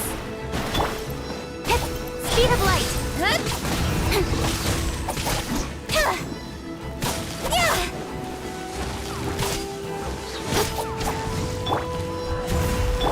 Don't blink!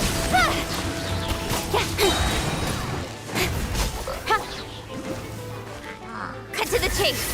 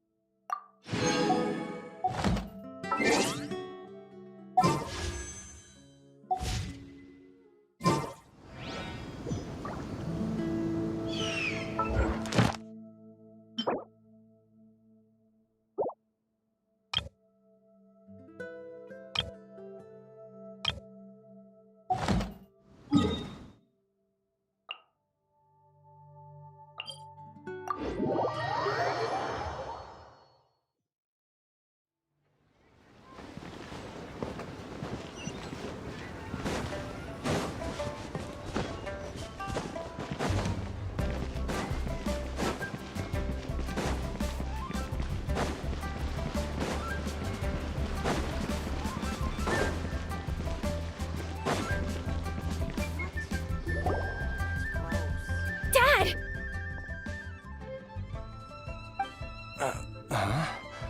Oh, are you? Dad, you remember me!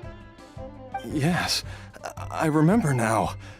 Oh, are you? I'm so sorry. You must have been worried sick. Has your mom shown up yet? She's been gone for a while, hasn't she? Don't worry, Dad.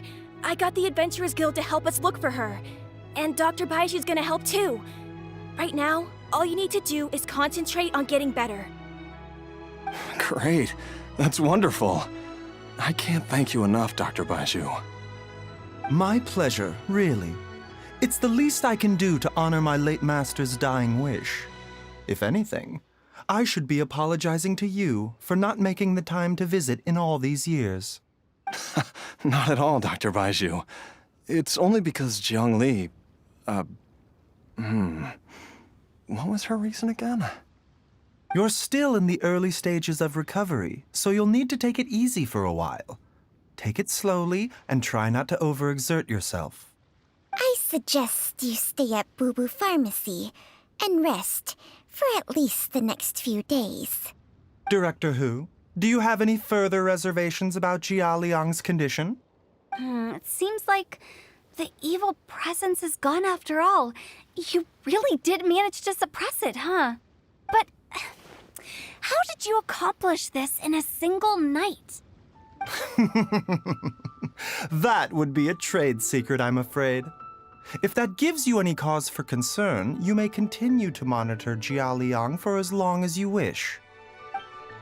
Though I regret to say that Boo Boo Pharmacy cannot offer to reimburse Wang Sheng Funeral Parlor for any revenue lost in the meantime.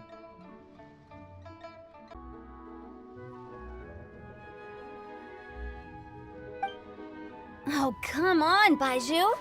I'm not that unreasonable.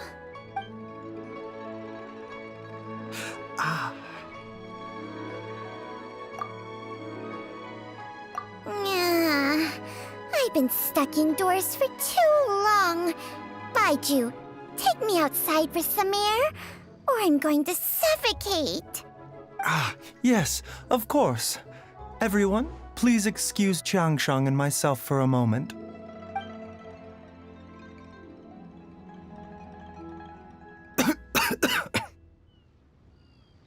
Suffering now, are we? Did you seriously expect to cover it up just by putting on a brave face and ignoring it? If it weren't for my quick thinking, they'd have all seen the sorry state you're in by now. But in any case, why must you keep this a secret from everybody? You should at least share your secret with one person you trust. Who's there?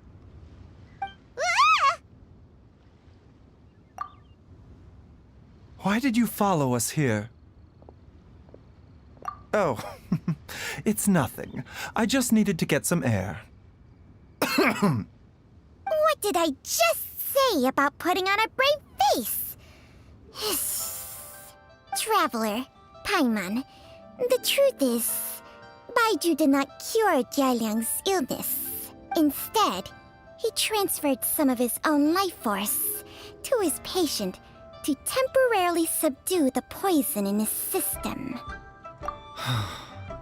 Baiju, can you please explain all of this? My predecessors in medicine forged a contract with Changsheng. Every successor to this contract is able to use Changsheng's secret art to treat patients. I believe the irregularities with Jialiang's heart meridian were likely caused by a poison concocted using god remains as a key ingredient. The poison has not been purged from Jialiang's system. Rather, I infused him with some of my own life force, using Changsheng as the delivery medium. This will suppress the poison's effects for a limited time. Changsheng? You can do that? Huh. Paimon always thought you were just Baiju's strange choice of a necklace. Hey, I'll have you know that I commanded the respect of even the Adepti back in Chenyu Vale. If anything, he is my mannequin. I was treating patients with Baiju's master's master long before he ever set eyes on his first medical text. Whoa. Guess you shouldn't judge a snake by its skin. Please, that's enough. Wait a sec. Huto was saying that the branch of medicine you studied uses some pretty dubious methods. So, when you transfer your life force, does that mean you're actually damaging your own body? Hardly. Changsheng helps to keep my chi in balance, so there is no great harm done. Still, Baiju's life force is not unlimited. We must find a way to neutralize the poison in Jialiang's body. And soon. Traveler, Paimon, would you lend this dummy a hand? He needs someone checking up on him, or he'll exhaust himself trying to accomplish everything on his own. Baiju, don't you think you should seize this opportunity? You cannot expect to hide this from everyone for your entire life. Time will see that all secrets surface eventually. Entire life. Thank you, Traveler and Paimon. Huh. Paimon doesn't think we've seen this side of you, but there's no need to thank us. You've helped us out before. The poison in Jialiang's system must have accumulated over a prolonged period. I think I should pay a visit to their family home and look for clues as to how he might have been exposed to it. Yes, I asked Ayu this morning before you arrived. He told me that his family lives in a secluded spot to the west of Qingsa village. Let's head there together once I've asked Gui and Qiqi to look after the pharmacy. As well as investigating Jialiang's exposure to the poison, we should also keep an eye out for Ayu's missing mother, my fellow disciple, Jiang Li.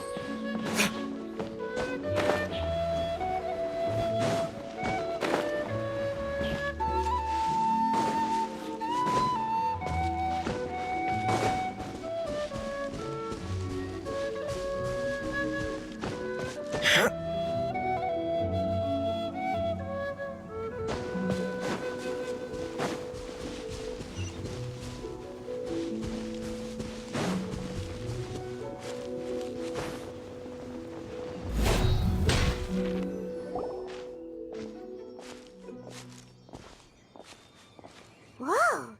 There's a house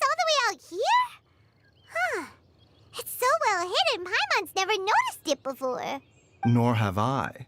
And I've hosted clinics at Qingsa Village many times in the past. If you ask me, Jiang Li was trying to remain unnoticed.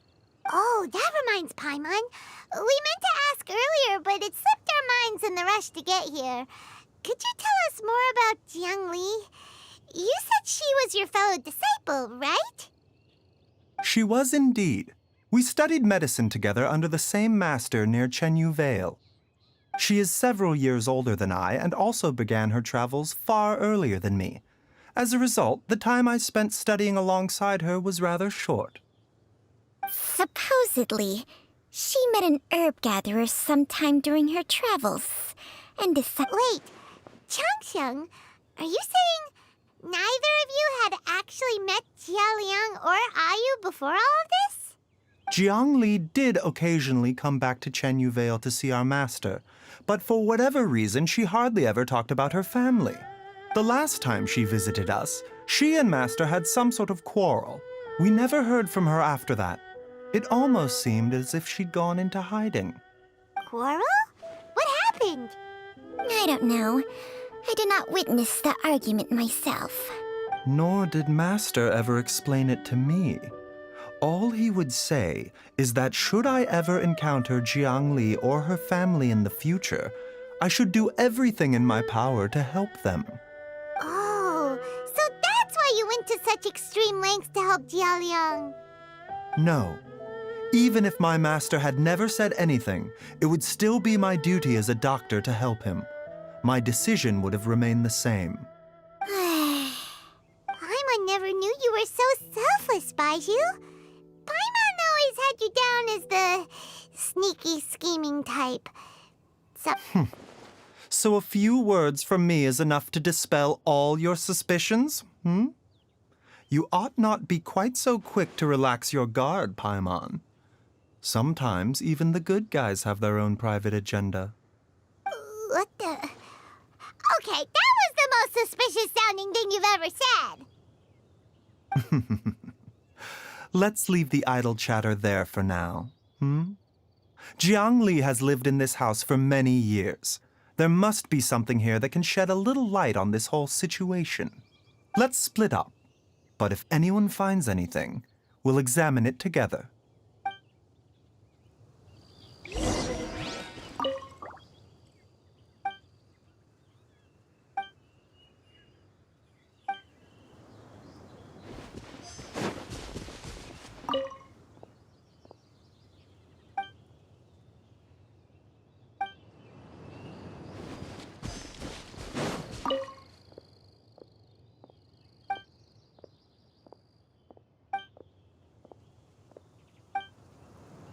Traveler, Paimon, come quick!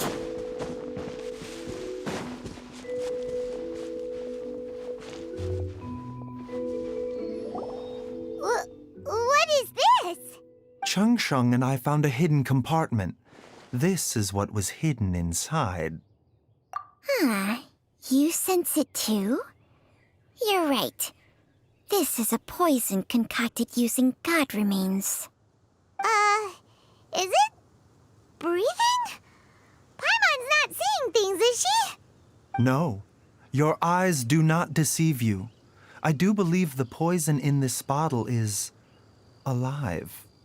Some toxins act a lot like living organisms.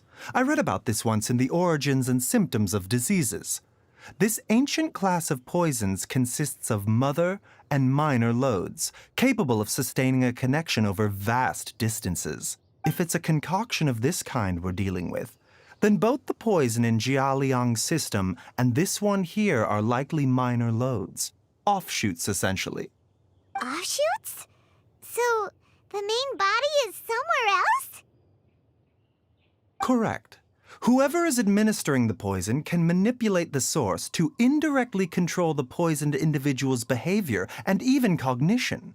Similarly, the poisoned individual will hear, to a varying extent, the call of the source. The call of the... Wait. So back when Jialiang ran off, maybe that explains where he was heading.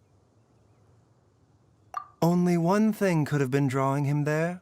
the source of the god remains used as the poison's key ingredient, the mother lode.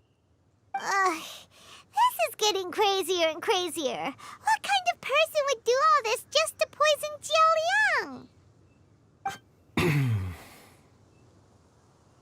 Hey, why has everyone gone quiet all of a sudden? Since this poison was carefully hidden away in a secret compartment, the one who concocted it is likely a resident of the house. You mean Jiao Liang? Why would he poison himself? Think a little harder, Paimon. Someone else who lives here, and who might have expertise in crafting drugs. Huh? So you're saying... it was Jiang Li? Wait, but that doesn't make any sense either. Why would she poison her own husband? I agree. It makes little sense. Jiang Li does not strike me as the kind of person who would do such a thing. Look at the facts, though.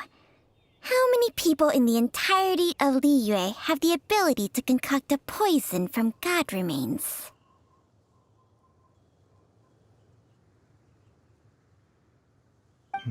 It's too early to draw any conclusions.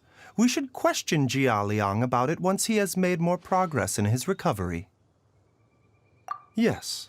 According to the origins and symptoms of diseases, the minor lodes will disappear if the mother lode is purged.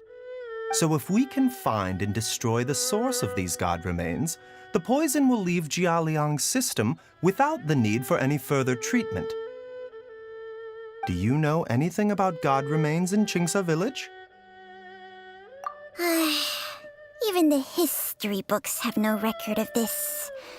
The only ones who'll know anything are those old fogies who have been hanging around here since the beginning of time. Didn't you used to be on good terms with the Adepti, though? You sure they didn't tell you anything about this? Well, Changsheng's memories and powers are not what they were in her prime. These days, she has to enter a contract with a mortal and share their life force just to sustain her own life. I fear that such ancient events are long gone from her memory by now. Whoa, what? Enter a contract? Share life force? Sounds like some pretty spooky sorcery if you ask Paimon. Hey! Plenty of people would jump at the chance to join forces with a powerful being like me. With my assistance in rebalancing your chi, not only can you extend your lifespan, but you will also be stronger, healthier, and able to eat whatever you like with no risk of upsetting your stomach. Stronger and healthier? Wow, that's amazing! Baizhu, maybe when you retire, you can let Paimon sign a contract with Changsheng for a few days. Unfortunately, Changsheng's contract has strict requirements regarding the host's temperament. None of her hosts have ever been exempted from these rules. I fear that I will be unable to accommodate your wishes, Paimon. Temperament? Hey! What are you trying to say? Did you just subtly insult Paimon to her face?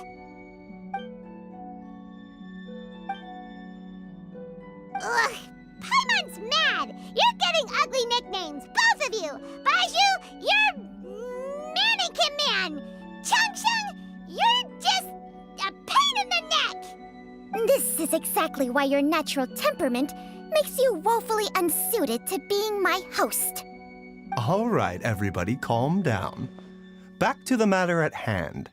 Is there any way at all for us to seek counsel from the Adepti about this? With how antisocial they are? If it were up to them, they'd go their whole lives without showing their faces to the common folk. What? Seems you're as well connected as they say, traveler. We are truly fortunate to have you on our side. Oh, if you're talking about who Paimon thinks you're talking about, you better do the honors.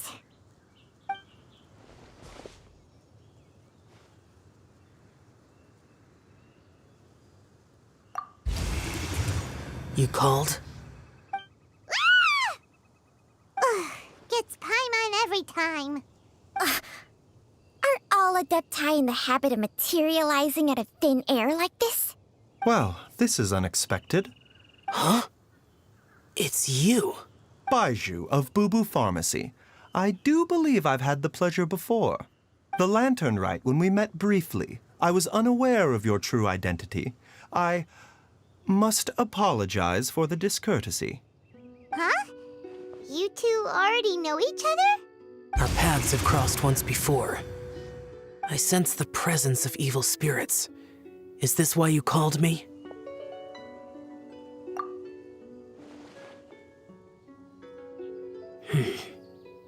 So someone has been concocting demonic poison.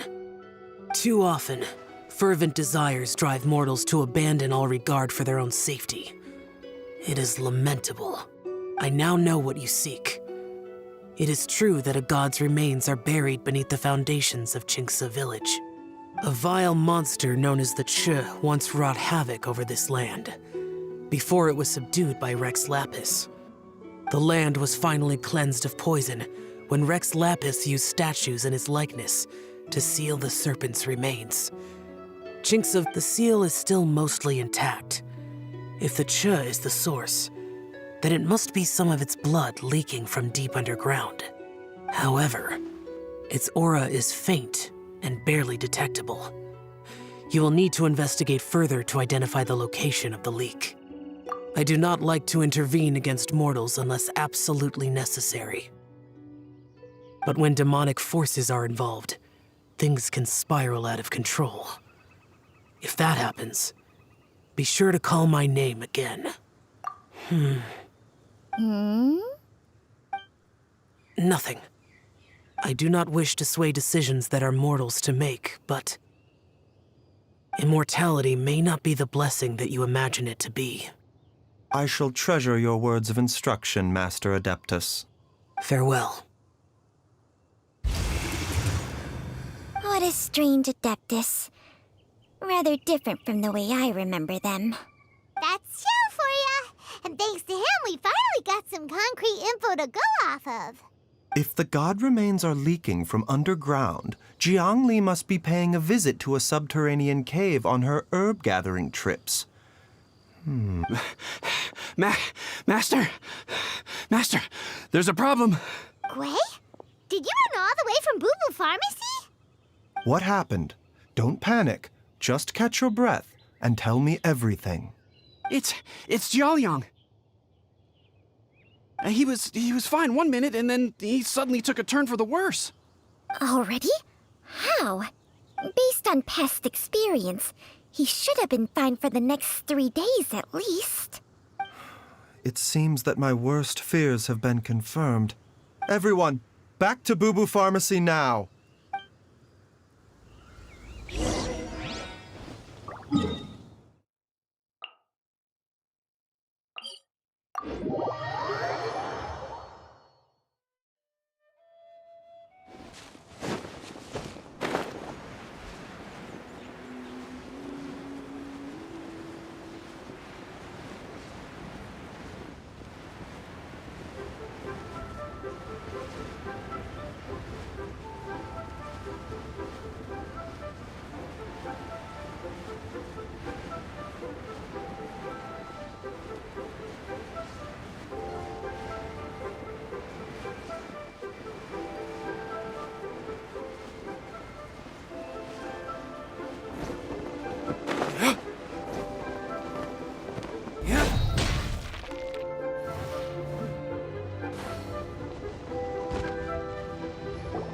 Dad! What's wrong? Dad? Don't be scared. Dr. Baishu will be back soon. How is he doing? Dr. Baiju, you're back! My dad was doing fine earlier, but then he suddenly started coughing up blood. Now he can't even get a full word out anymore. When Gwei left, he was still conscious. But now... Gwei, please take Jiaoliang to the back room and prepare for treatment. Yes, of course. Don't worry, Ayu. I will cure your father.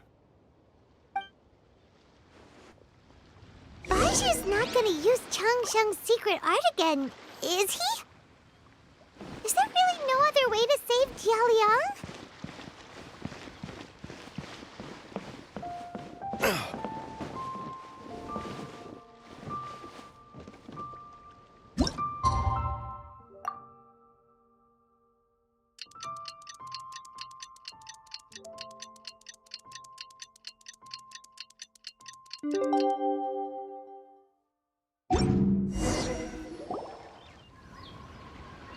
How are you feeling, Dad? Are you still hurting anywhere? You're not gonna suddenly collapse again, are you? Much better, Ayu. I'm feeling much better. In fact, I can't explain it, but somehow I feel even better than usual. Wait, where's Dr. Baizhu? I still haven't had a chance to thank him. Seems he moved me here before I came to. Master said he needed to take a quick rest and asked me to bring you out of the treatment room. He hasn't emerged yet, so he must still be resting. Oh, really? Well, he must be tired from treating me for 2 nights in a row. I don't know how I can begin to repay him for saving my life. I'll have to discuss it properly with Jiang Li once we find her. Speaking of which, has there been any word of her whereabouts yet? No, the Adventurers Guild hasn't gotten back to me yet. I'll go check with them again in a bit. I'll come with... Don't forget what Master said. You're still not out of the woods yet, Jialiang. I strongly suggest that you stay and rest at Boo Boo Pharmacy for now. I can accompany Ayu to the Adventurers Guild. I suppose you're right. I'll have to rely on you this time. Though, on the bright side, this means I can thank Dr. Baizhu in person once he's finished resting. Traveler, Baizhu hasn't shown his face ever since he went in to treat Jialiang again. Do you think he... Huh? Hey, wait up!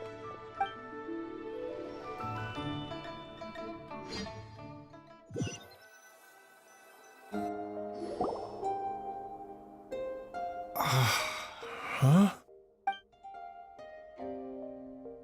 You're finally awake? That was far too risky, even with me here to help you balance your chi. There was no time. I had no other choice. In any case, it was not completely without benefit to myself. I managed to learn something. Jiang Li's design is quite brilliant. She makes numerous innovations that I can learn from. Alas, if only there wasn't a catch. So, how much longer do you think Baishu's gonna nap for? They've been outside waiting for you the whole time while you were asleep. Shall we at least go and show our faces? All right.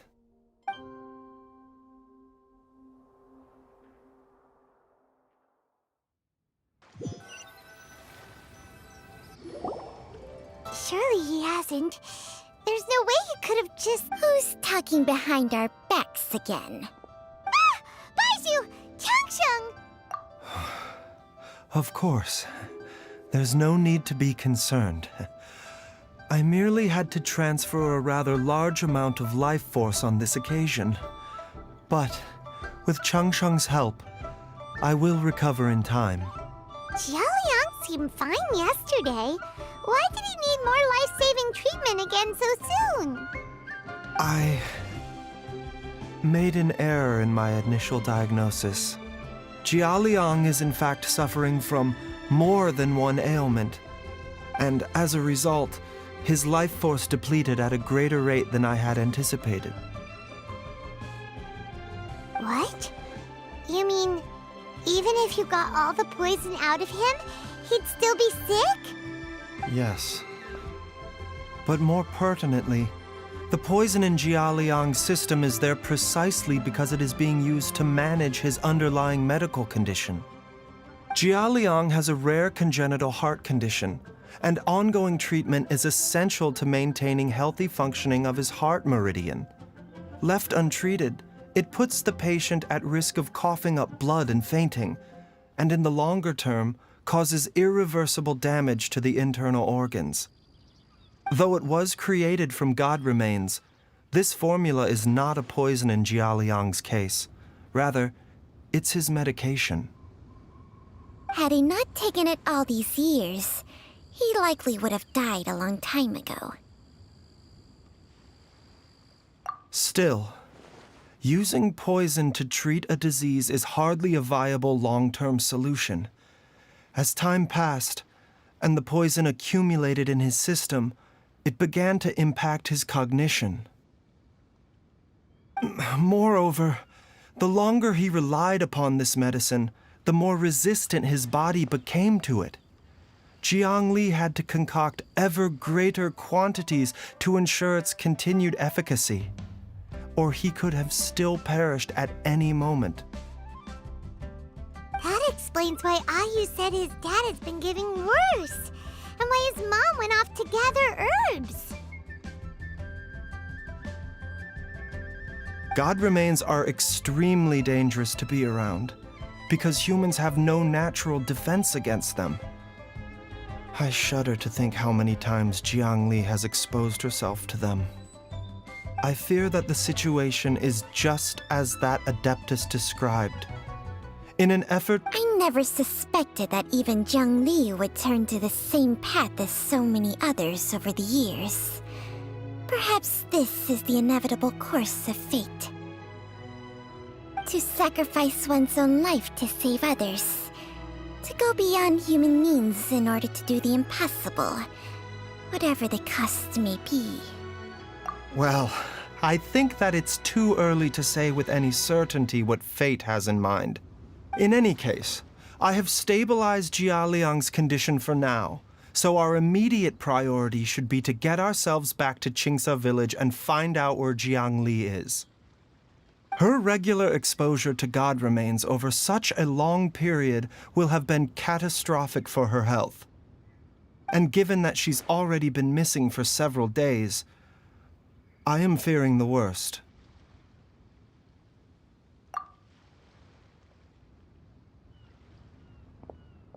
It's me, Traveler, Dr. Baiju. It's Jialiang!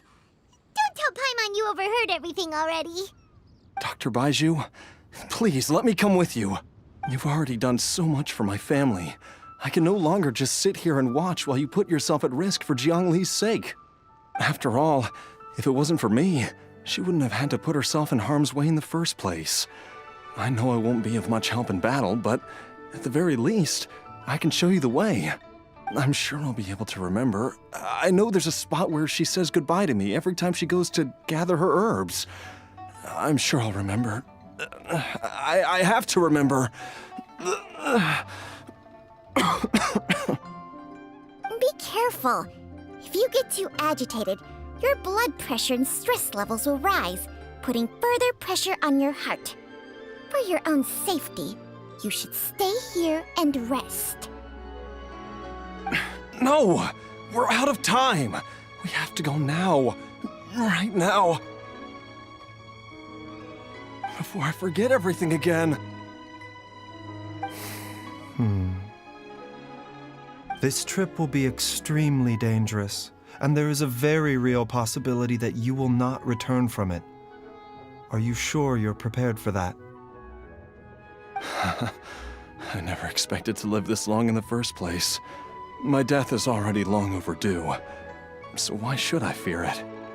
There's only one thing I fear now, and that's that I'll forget her again before we manage to find her. Very well. Then follow me.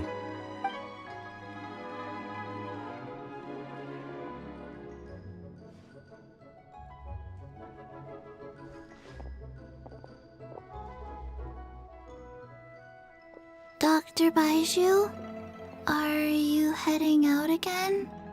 Yes. This could be a long one. Could you please prepare a dose of the usual formula? Please add an extra measure of mistgrass pollen and 1 dose each of the ingredients from the 3rd and 5th compartments of my medicine cabinet. I hope it works. Dr. Baishu? Do you mean... Hop to it now. And remember to be careful with the cauldron this time. You don't want to burn yourself again. Okay.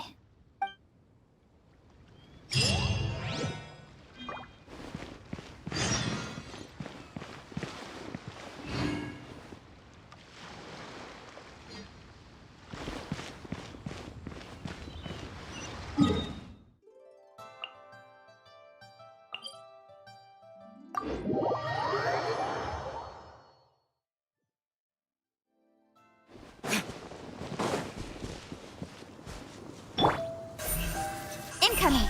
Hey!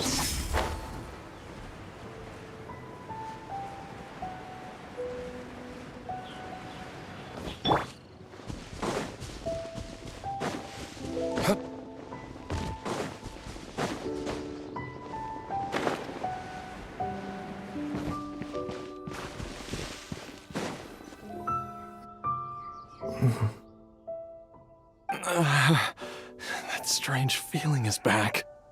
It's just like the day I went missing. It's as if something inside me is trying to guide me somewhere. The Motherlode's influence is growing stronger. But is it because we're getting closer to the source? Or because the leakage of Che blood is growing more severe? Jialiang, can you sense which direction the source is in? I think it's... this way.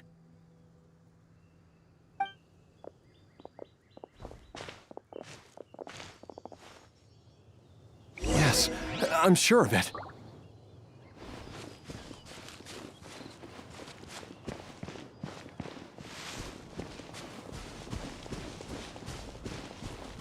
I feel a dull ache in my heart. This must be the way.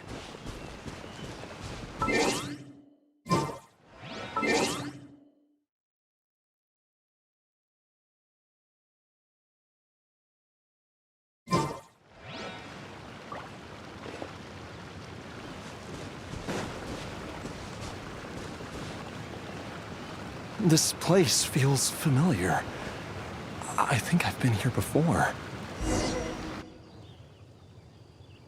There is an inauspicious presence here. Even I can sense it. I think I remember this place. Jialiang, are you okay? Maybe you should rest here while we continue the search. No, I have to keep going. Jiangli is still waiting for me. Then let's hurry.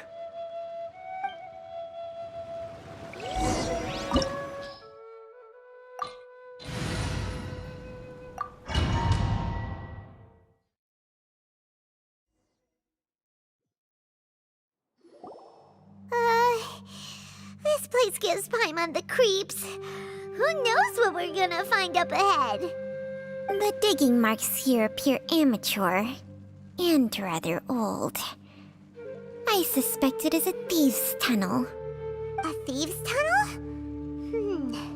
Paimon has heard rumors about treasure around these parts before. Maybe it was the treasure hoarders that dug this tunnel. Judging by the tools they left behind, it's certainly a possibility. But why did they abandon this place without even stopping to pack up their tools? I remember now. She took me here once and told me that she'd found a way to save me in this cave. But she said that the method would cause me... Easy, Jialiang.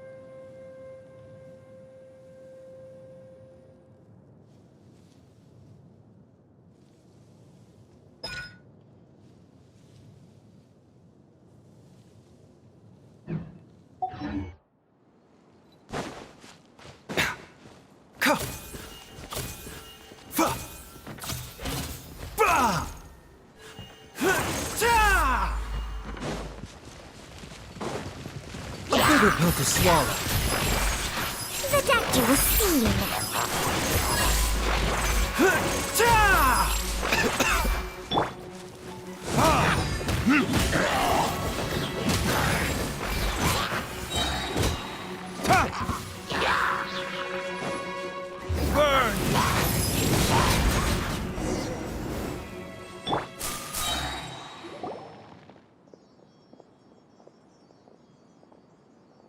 Whoa, there's a sensor here.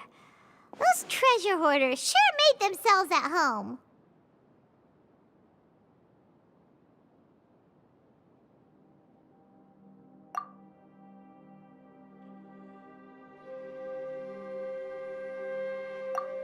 I believe this sensor was used to burn a monster-repelling incense.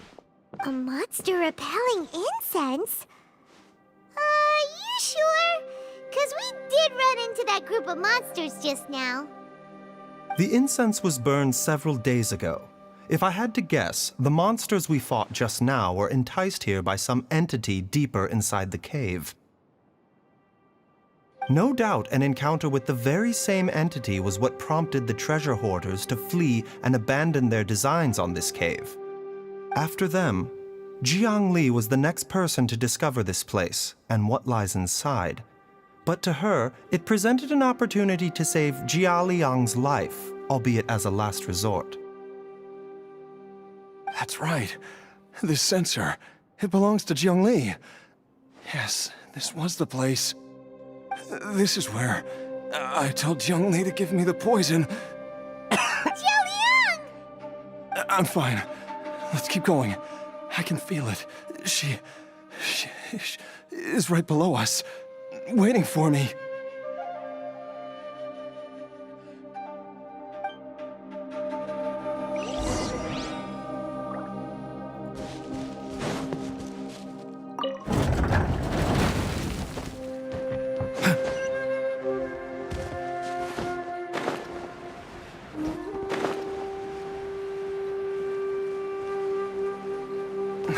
I can feel it. We're getting close. We're almost there. It's right up ahead. The place where we made a pact together to... Aha!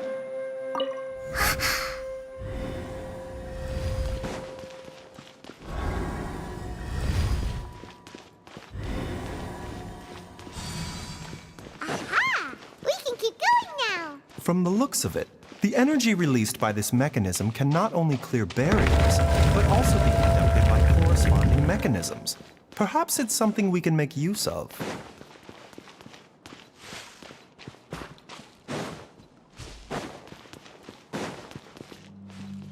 Yeah. Huh?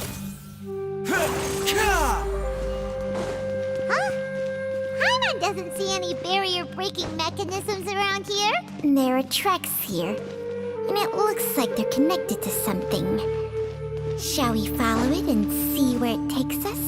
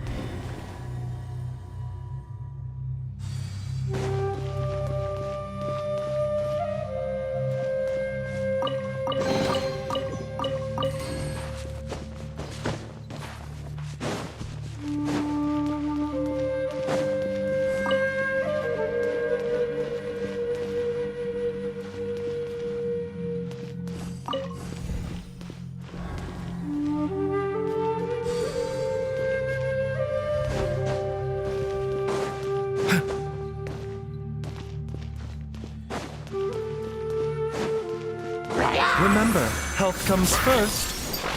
Mind the side effects.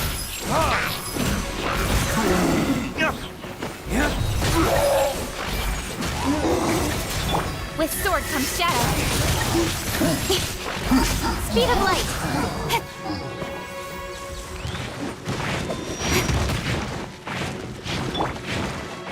The deck doctor will see you. Incoming. This? Taking a turn for the better. Mind the side effects. Cut to the chase.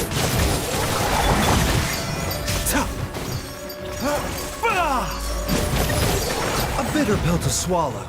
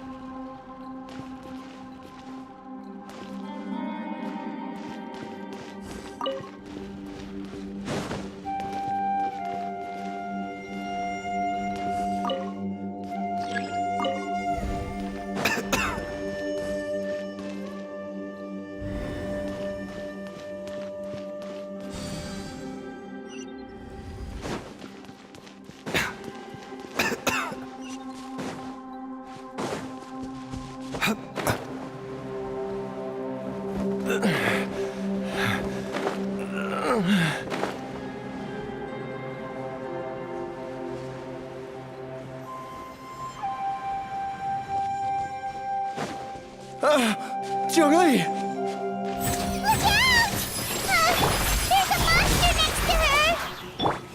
The god remains must have lured them here. Watch my back.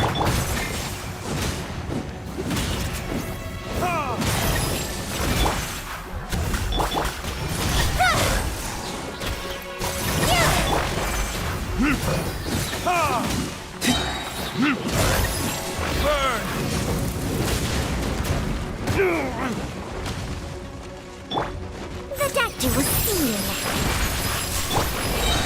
With sword comes shadows. Shadows of fate.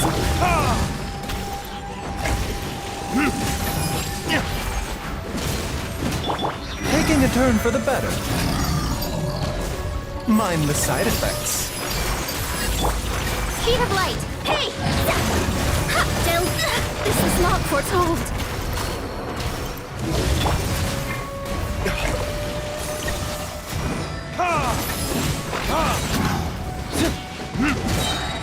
Time for retribution!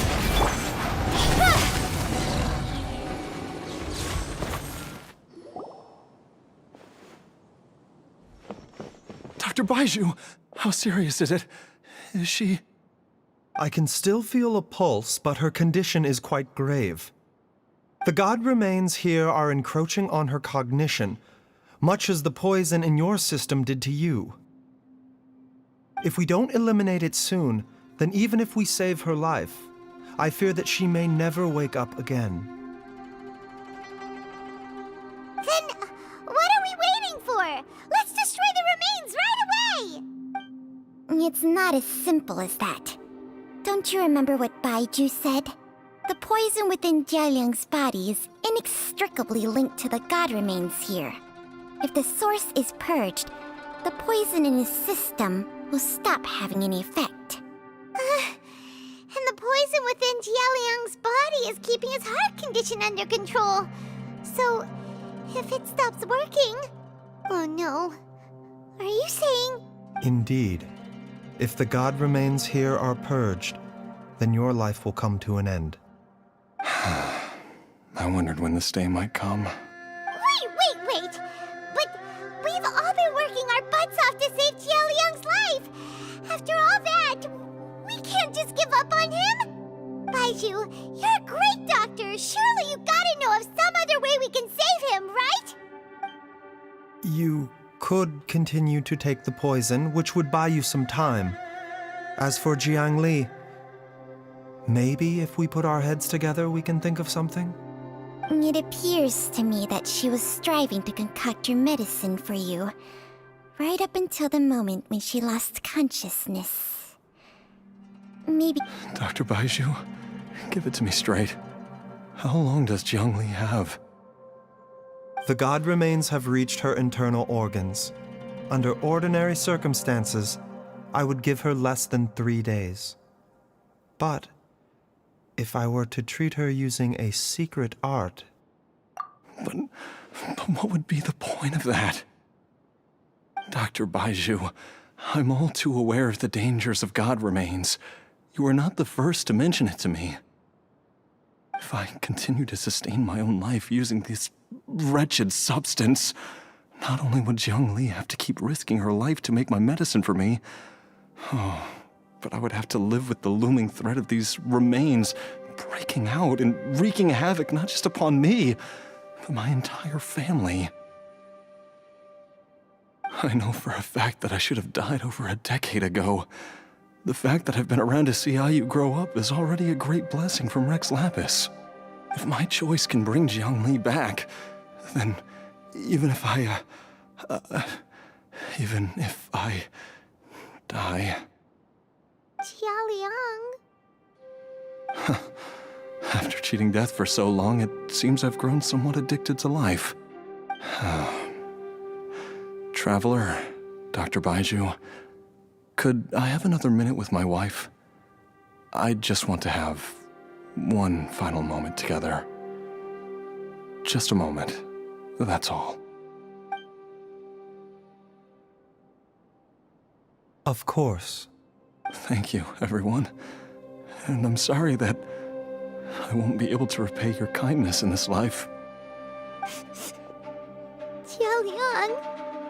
Baizhu, Changsheng. Is there really nothing else you can do? I am sure that over the years, Jiangli will have tried all the conventional methods known to humankind. As for less conventional methods, I have little expertise besides Changsheng's secret art. Mortals are fated to grow old and pass on when their natural lifespan runs out. If it were so easy to combat the natural processes of aging and death, Jiangli would not have had to resort to unnatural methods. What a crazy situation. Jiangli risked it all to save Jialiang's life, and now Jialiang has to sacrifice himself to save Jiangli. What's the point of it all?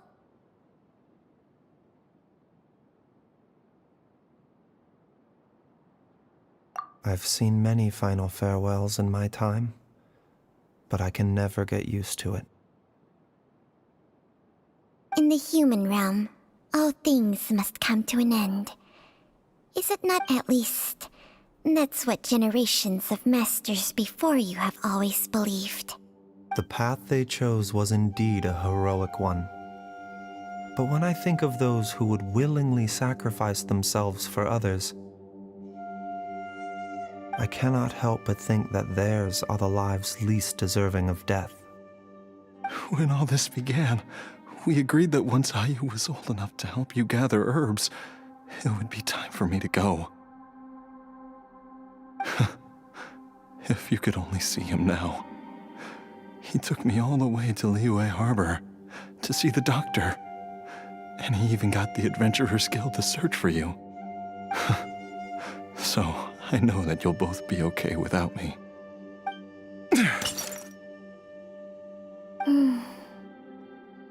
I've said my goodbyes. My time has come. Do what you must. As you wish.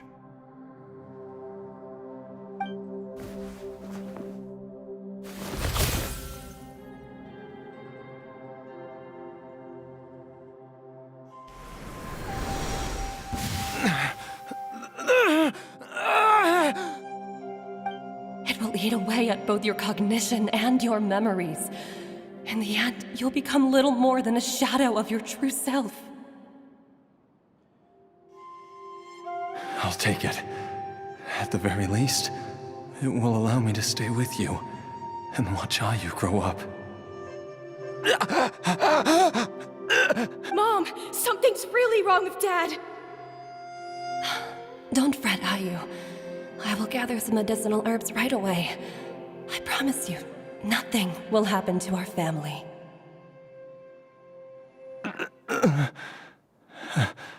Why would these memories come to mind now? The longer we live, the tighter we cling to what we have.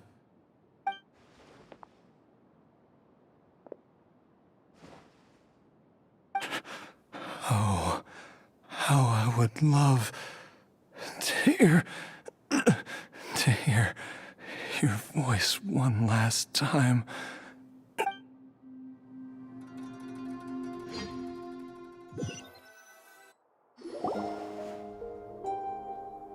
Jialiang! Jialiang! Jialiang! Jialiang! Dad, are you awake? Jiangli, are you? Didn't I... Huh? What are these? How does it feel to come back to life? Do you feel strange or different in any way? If so, could you describe it to me in detail? Dr. Baizhu, I thought that I was going to... Die? You did indeed. As things stand now, you're more akin to a zombie than a human. I'm a zombie? That's right. Before we set off, I asked Chi-Chi to prepare an elixir of immortality. With its help, you have been suspended in the space between life and death.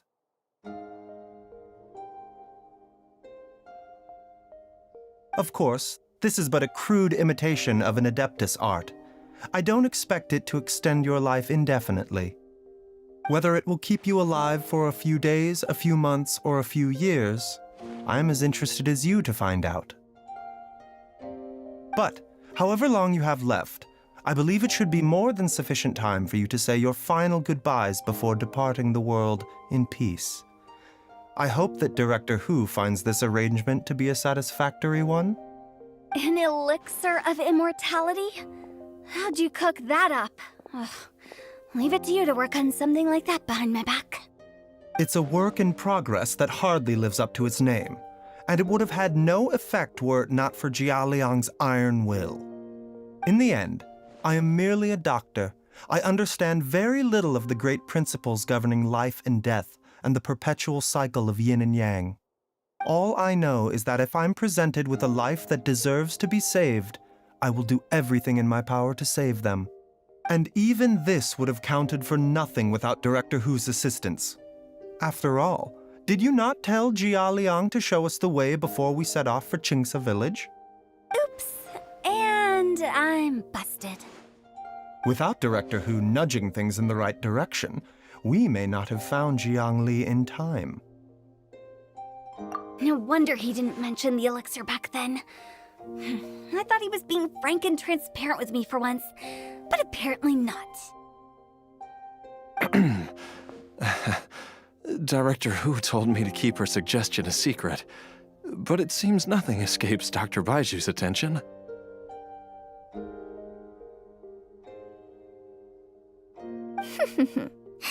Never underestimate a serpent's sense of smell. All I wanted was to help Jialiang find his missing wife as soon as possible, so that he could be on his way to the afterlife without any unfulfilled wishes making the journey more difficult than it needs to be. Leave it to Boo Boo Pharmacy to snatch the perfect opportunity right out of my hands at the last hurdle. Never mind.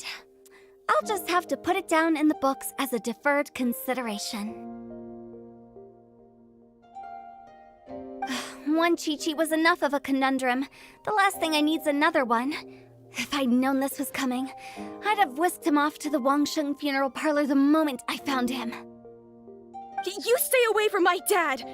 When I grow up, I'm gonna become an even better doctor than Mom and Baizhu, and cure Dad for good! Oh, is that right? Well, Well, you wouldn't be the first person who's tried to put Wangsheng Funeral Parlor out of business. If you're serious about it, you'll have your work cut out for you. Traveler, Paimon, I'll catch you all another time. Is she finally gone? All's well that ends well. If you ask Paimon, we should probably do something to celebrate this hard-earned family reunion. At times like this, a grand celebratory feast is in order. It feels like it was a whole lifetime ago when I last talked with Zhongli and Ayu around the dinner table. Yay! Paimon can't wait! Alright, first things first, off to the market for some fresh ingredients. Let's go! Wait up! I'll come too! Baizhu, thank you so much for everything you've done for us. Don't mention it, Jiangli. I was just doing my duty. Just your duty, huh? Baizhu, Changsheng, would you mind if we took this conversation outside?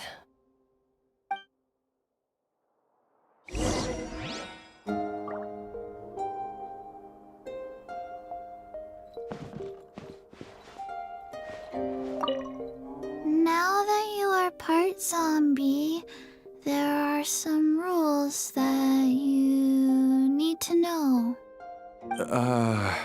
Yes, ma'am. I'm listening.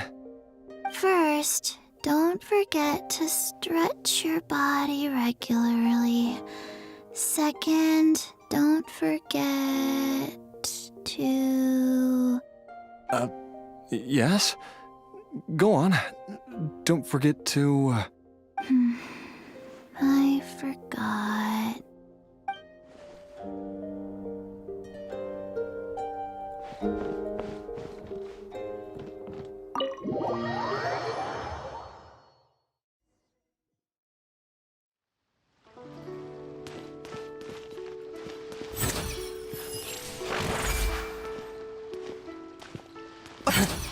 Time flies. It's been so long since we bade each other farewell in Shenyu Vale. Changsheng, you're the same as ever. You haven't changed one bit. You, on the other hand, have changed a lot. You're right. My younger self would have never imagined that things would one day turn out this way. Or that you'd turn out this way, Baizhu.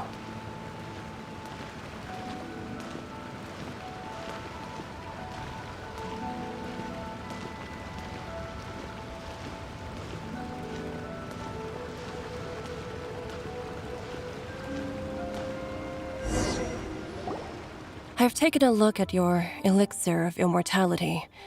It's not altogether dissimilar from the poison I concocted in terms of the way it functions. I have to say, Jiangli, it was a stroke of genius to use poison to maintain life. I hope you're not too upset at me for copying your methods. No, not at all. With your intellect, even if you'd never seen my poison, I believe you would have eventually arrived at the same approach. But I'm still impressed by how quickly you managed to gain such a thorough understanding of it. Jialiang's still only been in your care for a few days. Not just that, you even managed to improve upon the original formula. That cannot be explained by intellect alone. Baizhu, be honest with me. Did you try out some of the poison on yourself? Huh. Told you the truth would surface sooner or later. Life force isn't the only thing that Changsheng's contract lets you transfer between bodies, is it?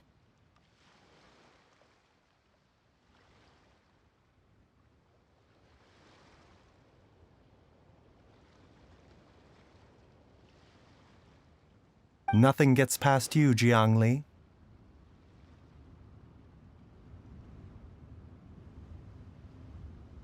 You are correct.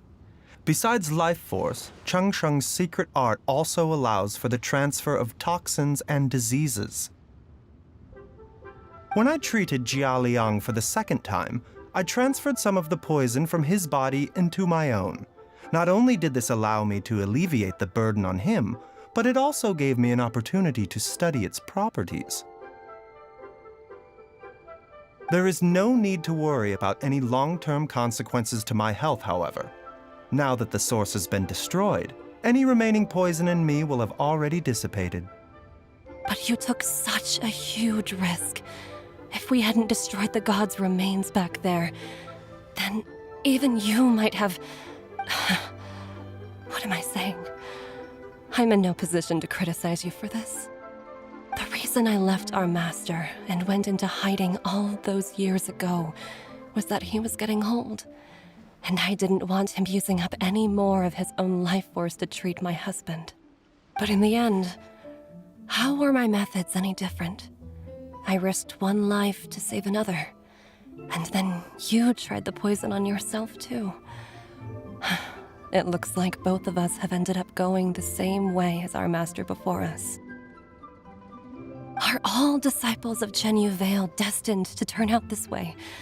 To live a short life, having given away our own for the sake of others?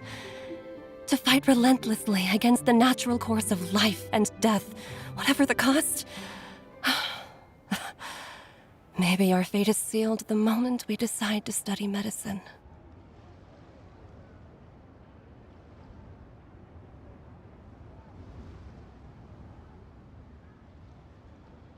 We are doctors, Jiangli. We ought never say that anyone's fate is sealed. Baizhu, I can tell that, over the years, you've used the contract with Changshang to transfer many diseases and toxins to yourself. There are so many that, some of them, I don't even recognize. Can you still stop before it's too late? I think you know the answer, Jiangli. Every one of us from Chenyu Vale believes in the same thing. Hey, food's ready! Mom, come and join us! The Traveler taught me a load of new recipes, and said even Dad'll be able to taste them. Come and try them out! Yes, darling. Mom will be there in just a second. Hey, slow down. Baizhu, I know I won't be able to convince you, but please don't forget that if one day you're not around anymore, Chi-Chi, Gui, and all the friends who have grown fond of you, they will all miss you dearly. There's no need to worry, Jiangli. I know what I'm doing. I can only hope so.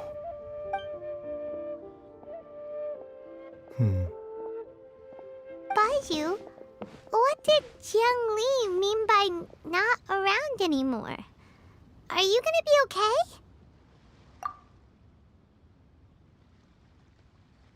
Every single mortal I've ever contracted with, including Baizhu and Zhang Li's master, has passed away at a young age. Wait, that doesn't make any sense. You said that the contract with you helps people live longer. It is a very long story. Long ago, when plagues ravaged the land, one doctor made a pledge to rid the world of pain and suffering. But even the most ingenious mortal medicine could not stay the tide of disease. And after working tirelessly for many years, even his dearest loved ones fell sick and bade their final farewell. Legends told of an herb lord in Chenyu Vale who could cure any illness known to mankind. The doctor sought the herb lord, but found only a white snake, its breathing weak and its power all but spent. Sign this contract and let our lives be joined. Then I will impart to you the secret art of healing. But be warned, this art will harm your own health. With means beyond human ken, the doctor could now reverse the process of death. And yet, the time still came to say goodbye. Only now, The one departing was the doctor, his life force spent. His final act in life was to pass on the contract to his final patient, his favorite disciple. The disciple chose to dedicate their life to saving the lives of others. And generation upon generation followed in these footsteps.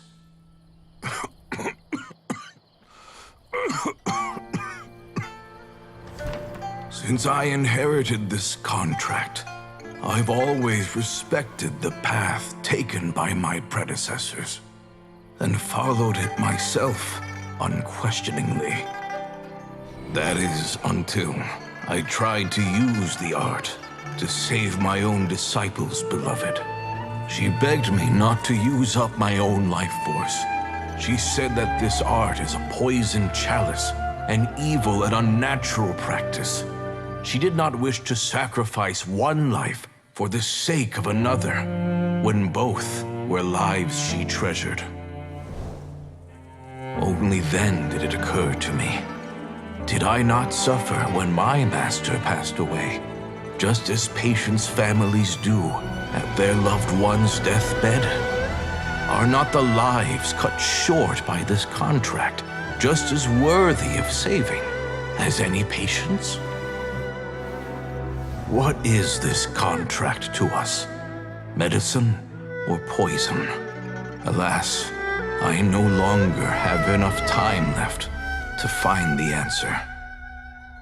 I entrust to your care both Changsheng and this final question. May you find a remedy for this conundrum, which has ailed us so.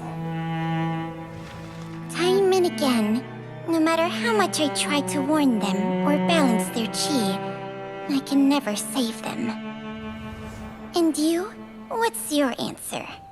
If I abandoned the contract and left you without a host, what would happen? I suppose I'd spend my final moments taking a nice nap on Mount Yaojun. Then I'd be reunited with my old friends and your predecessors. Then it's decided. If there's a life in front of me that deserves to be saved, why shouldn't I do everything within my power to save it?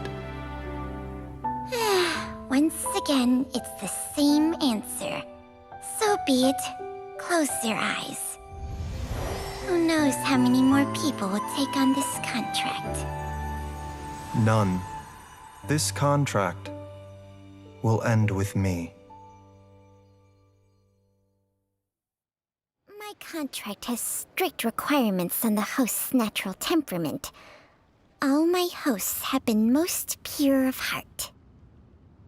But when one with an altruistic nature gains access to this art, they are more seduced than the average person by the miracle of overturning the laws of life and death. Though they know better than anyone else the fate that awaits them, when faced with the sorrows of humanity and the pain of losing their nearest and dearest, they cannot help but reach beyond human means. They are like moths that throw themselves into the flame, seeking a glimmer of hope in a dark world filled with pain and suffering. So, Baiju, does that mean... I suppose that would make me a moth that yearns for the light, but doesn't want to be burned to a crisp. Changsheng's art can transfer pain and suffering between people, but it cannot reduce the total amount of pain in the world. It's just like we witnessed. Either Jia Liang feared for Jiang Li's life, or Jiang Li grieved over Jia Liang's sacrifice. I have nothing but the utmost respect for my predecessors, who sacrificed their lives for their principles. But I do not wish to join their ranks, nor do I wish to pass on this contract to anyone else in the future. Huh? But didn't you already transfer a ton of diseases onto yourself? What makes a poison, poison? And what makes a disease, a disease? When it comes down to it, are not both mechanisms that affect the operations of the human body? If disease is defined as deviation from normal functioning, then who knows? Perhaps the true elixir of immortality could in fact be a kind of poison. Many may view the notion of searching for immortality in poisons and illnesses as a flagrant violation of the natural order.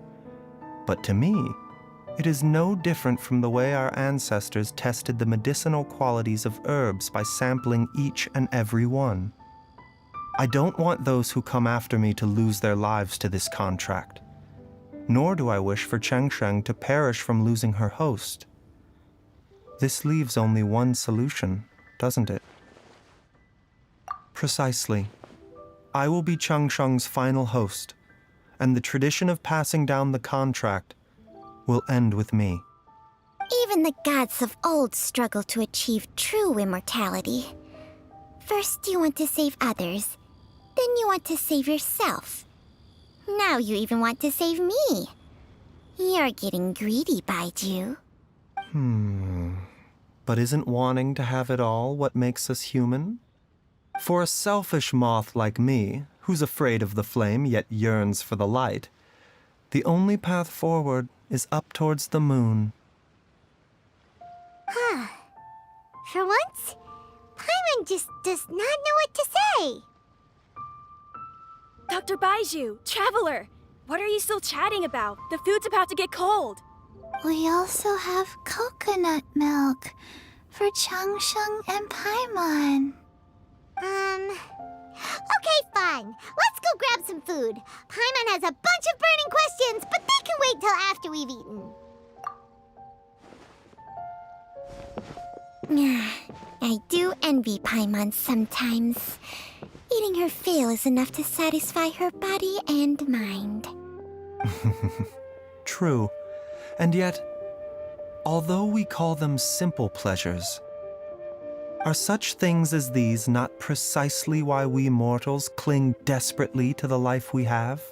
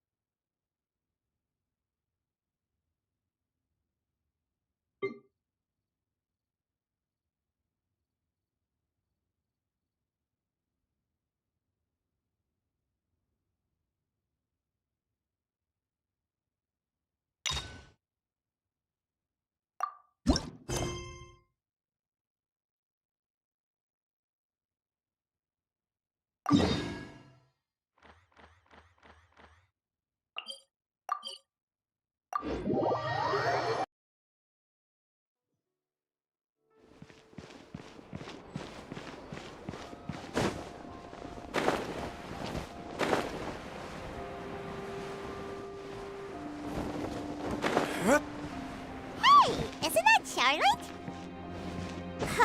We're always running into her. What's she doing this time? Ooh, looks like street interviews. No way. Paimon has a funny feeling that we might be in for an interesting time if we go check it out. Shall we?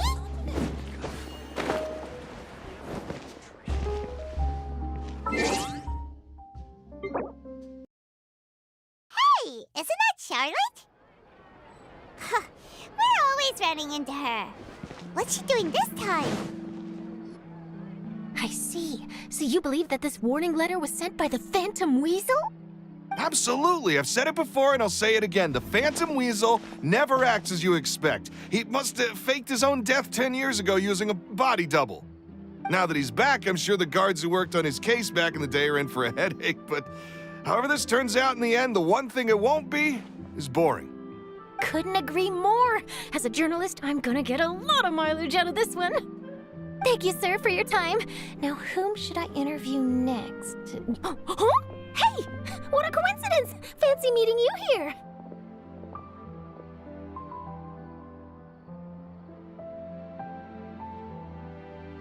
Perfect timing.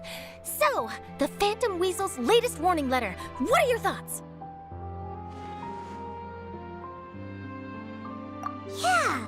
This is the first time we're hearing of this one. Could you clue us in? Huh? Oh, sorry.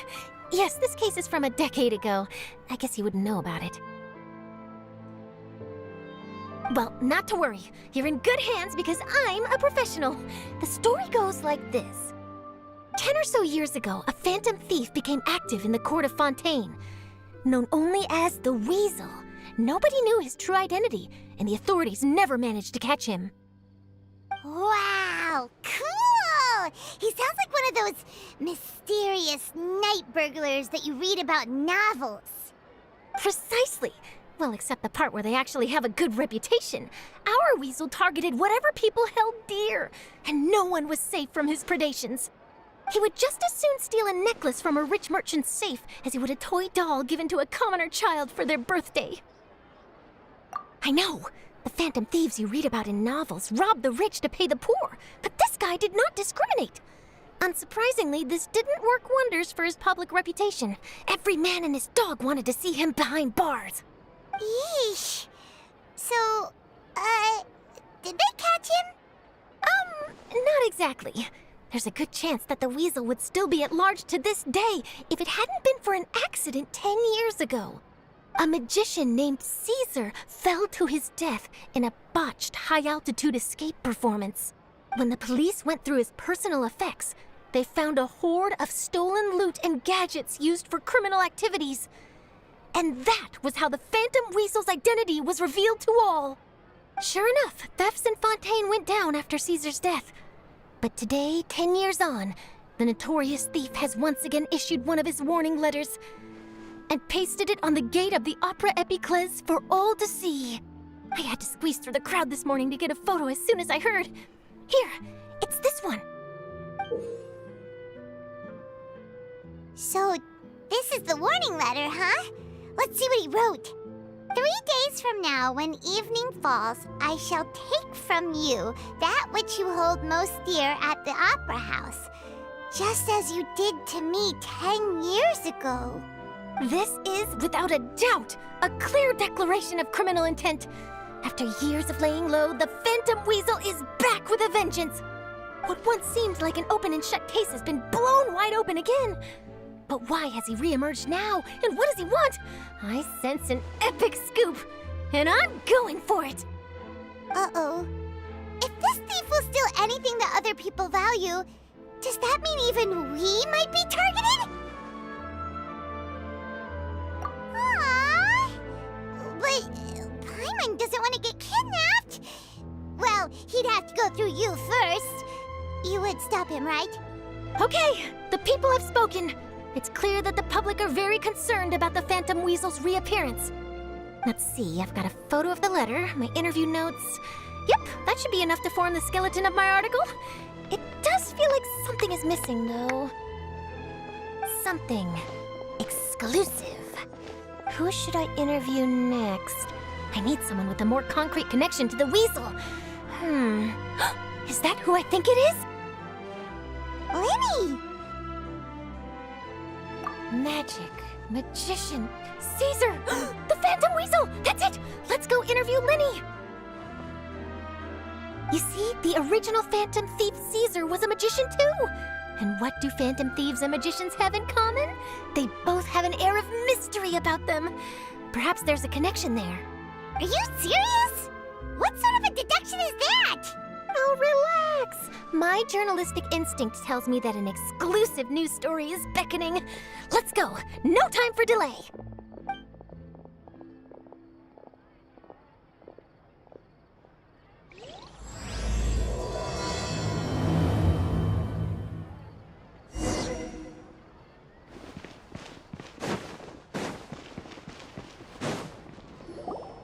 Wow, Mr. Magician!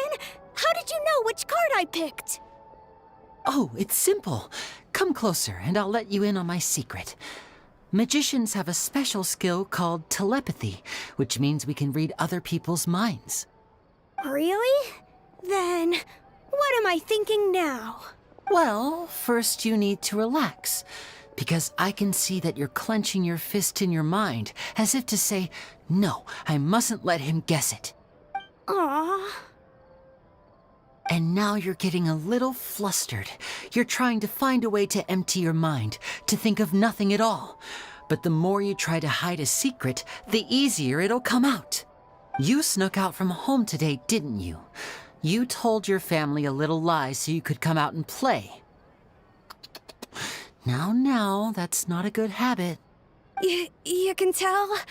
Oh boy, you really can read my mind.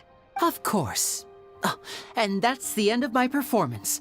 You should really be heading home. Remember to apologize to your family, all right? They must be worried about you. All right, got it. Bye, Mr. Magician.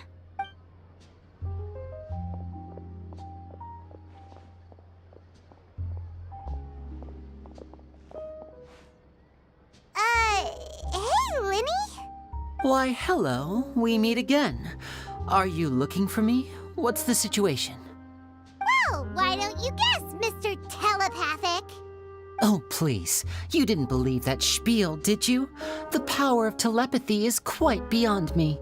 I'm sure that child would beg to differ. Seemed like you were right on the money. That was nothing more than a little trickery.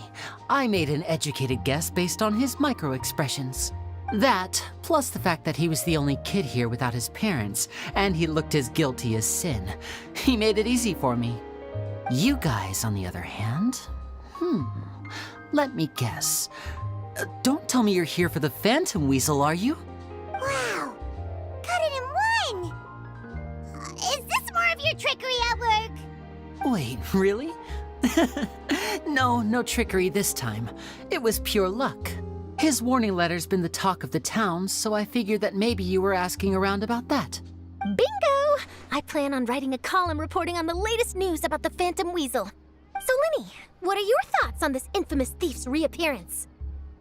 To be honest, it makes me angry. Angry? Why? You read his letter, right? The Phantom Weasel claims he's planning something in 3 nights' time at the Opera House. That's the night I'll be performing there. Huh. What are the chances? Wait a minute, you don't think he's after you, do you? Well, if he is, then his warning is clearly a direct challenge to me personally. And if he's not, then it's still going to be a huge headache for me. The mere mention of the Weasel's name is enough to scare people off. So once the contents of that letter get out, barely anyone will be showing up to watch my show. But I've been preparing for this for a long time. I'm not about to let him ruin my big day. This leaves me with only one choice. I have to expose the Phantom Weasel's identity before the show begins. Really? So what you're saying is, we might get to see a live duel between a famous magician and an infamous thief? Wow, this has exclusive written all over it. To be honest, I'm not sure if I'll emerge the victor. The Phantom Weasel is a notorious crook, infamous for his inscrutable methods. You're being far too modest, Linny. I think your magic tricks are even more inscrutable than those of a thief. Thanks for the compliment, though I have to say, I don't care much for the comparison. A lot of people liken magicians to thieves because we both have the ability to make things disappear without the person noticing. But there's an important difference that these people overlook. Allow me to demonstrate with a quick magic trick. Here, I have a flower, just an ordinary flower that was picked not long ago. Watch it carefully now. 3, 2, 1. It's gone! That's the question. Where did it go? Therein lies the difference between us. Thieves make precious things disappear, but only magicians make them reappear. If I could now invite you all to check your clothes, there might be a surprise in there somewhere. A surprise? Let me see!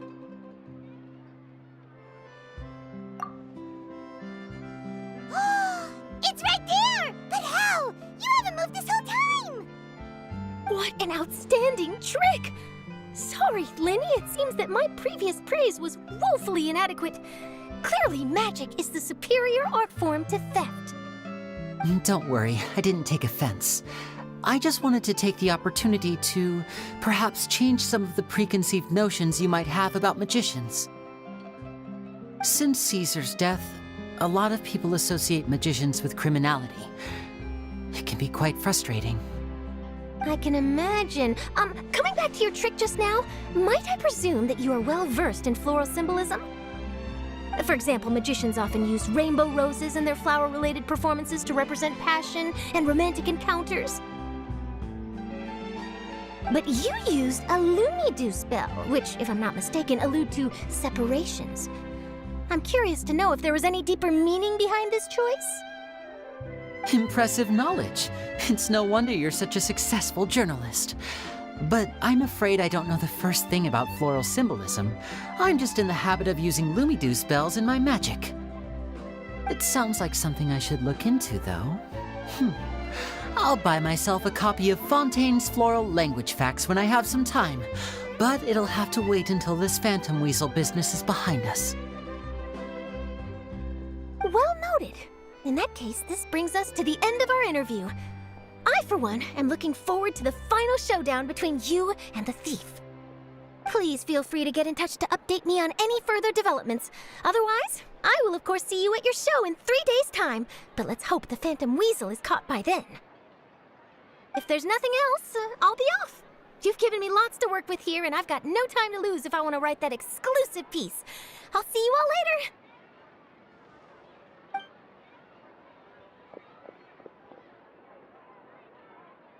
So, Lenny, are you gonna tell us how you did that flower trick now? I'm afraid that's my little secret. Aww. Well, magicians are entitled to their secrets. But Paimon's really itching to know how it's done. You feel it too, right? So itchy! Not so itchy then, huh? Well, since you're so concerned, how would you like to serve as my temporary magician's assistants and help me investigate? Magician's assistants? Oh, that sounds fun! Assistants are technically magicians too! Also, it'll bring us one step closer to figuring out how that darn trick is done! Shall we go for it? Excellent. Thank you for putting your trust in moi. The first thing we need to look into is who Caesar really was. If he truly was the Phantom Weasel, that means that the weasel is dead, and whoever wrote this warning letter is just a copycat criminal. But if he wasn't the weasel? Well, that'll make things more interesting. It would mean that the weasel lives, and he's been laying low all this time in some corner of Fontaine. And if we're investigating Caesar, his fiancée Gemma is a good place to start. Word is that she visits the cemetery often, so I asked Lynette to wait for her there. We should make a move. Let's go and rendezvous with Lynette.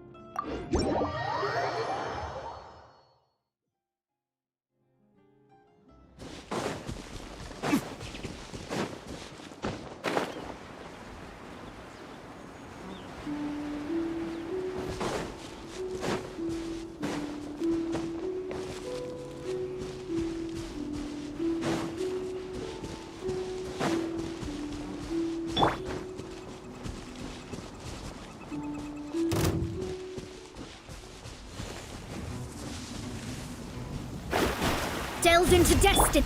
Incoming.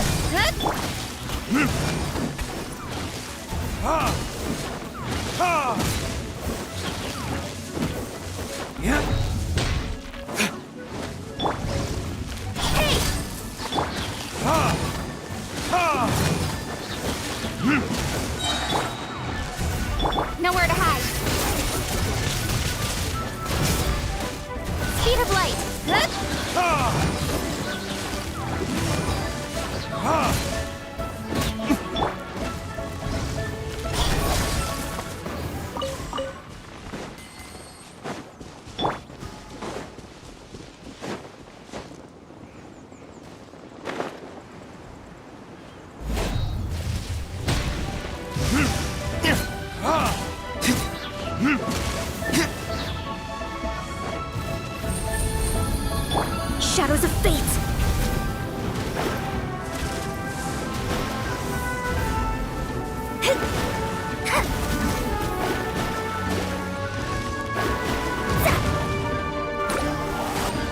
Delves into destiny.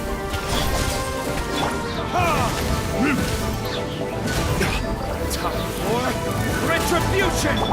Don't blink! Cut to the chase.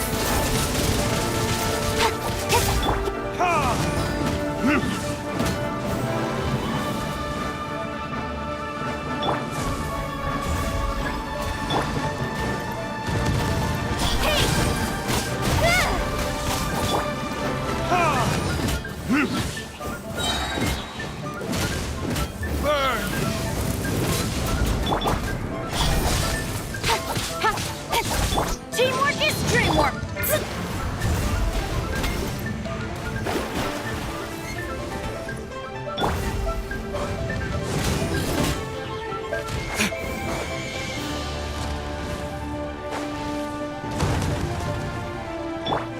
Speed of light.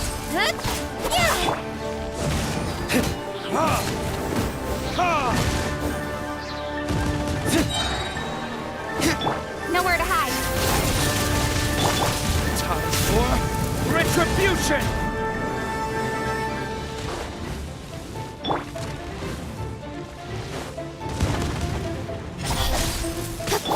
Let me scry.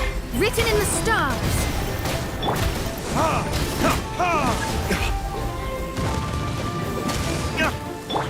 Incoming.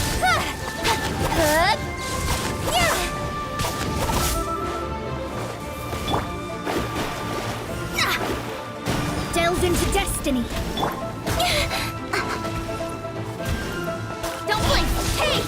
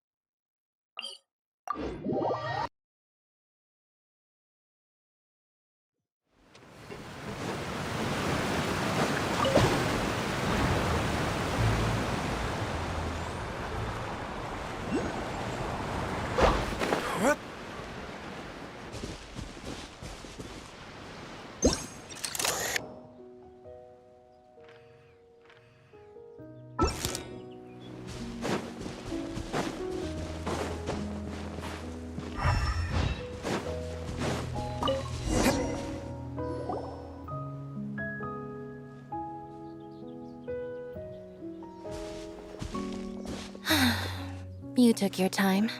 Sorry, I bumped into the Traveler and Charlotte en route, and we ended up chatting for a while. It's been a while, Annette.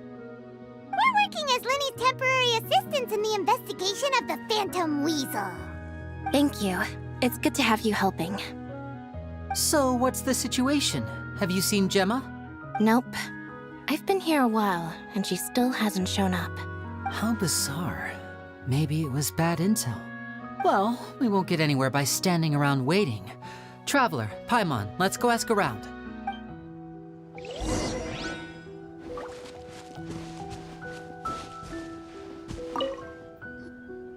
Excuse me, good sir. Do you by any chance know a Gemma? Gemma? You mean Caesar's fiance? Sure I do. What's this about? I'm just trying to get a hold of her because I need her help with something. I heard she comes here a lot. Yeah, she does. Poor thing.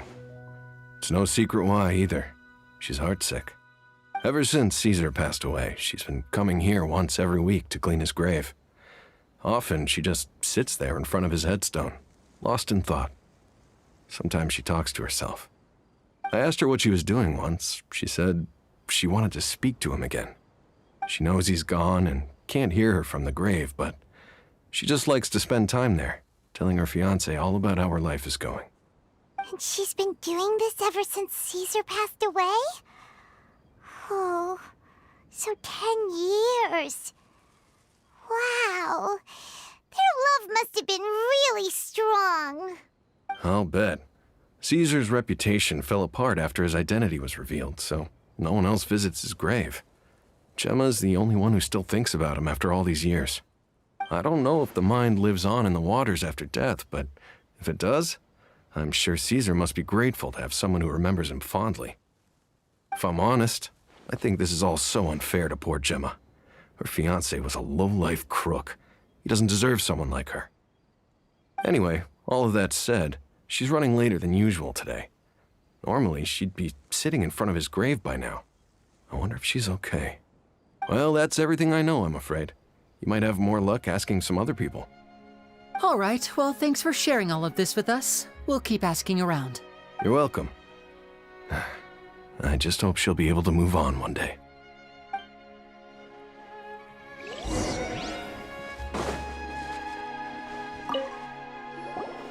Did you hear the news? They're saying the Phantom Weasel's back. You're kidding. Wait, isn't he dead? I don't know anymore. All sorts of news flying around nowadays. I can never tell what's true and what isn't. But what if, just hypothetically, I mean, what if this weasel's the real deal and Caesar was framed? Called it. Seriously, 10 years ago, on the day it all went down, I said to myself, you know what?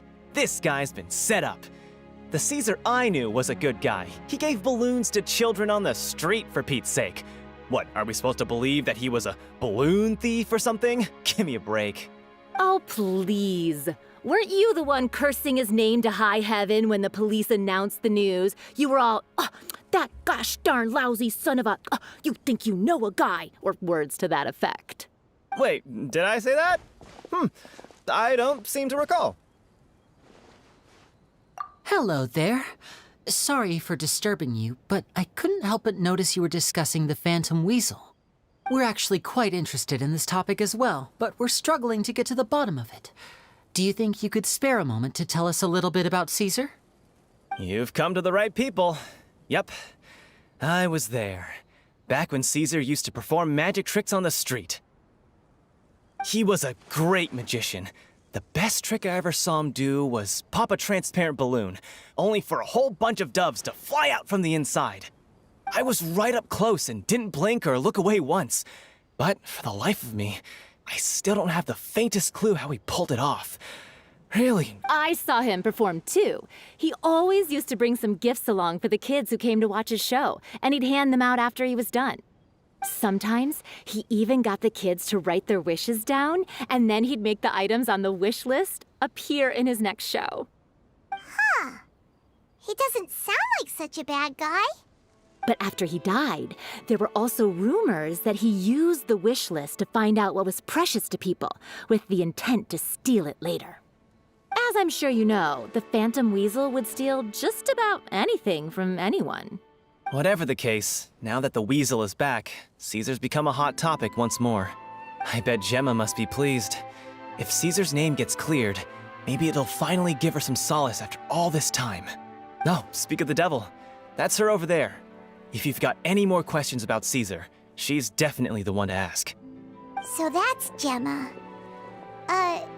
Is it just Paimon, or does it look like something's wrong? Wait, it looks like she's injured. Come on, let's see if she's okay.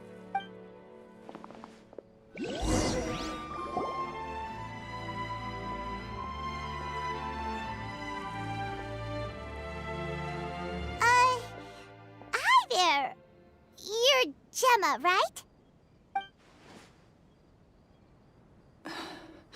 Who's asking? Don't be afraid, we mean no harm. It looks like you're injured. How bad is it? Thanks for your concern, but you didn't answer my question. Who are you, and what do you want with me? My name is Linny, and this is my sister Lynette. My name's Paimon, and this here's the Traveler. We're investigating the Phantom Weasel. The Weasel posted a warning letter this morning. If he still lives, that means that Caesar was falsely accused. You knew Caesar better than anyone else. So if you're willing, we'd love to hear what you think about all this. I promise you can trust us. We won't hurt you. In fact, we'll do all we can to keep you safe. I never believed that he was the Weasel. Huh. I suspected as much. Okay, so going back 10 years, do you remember anything strange in the weeks leading up to the accident? Did Caesar have a falling out with anyone, for instance?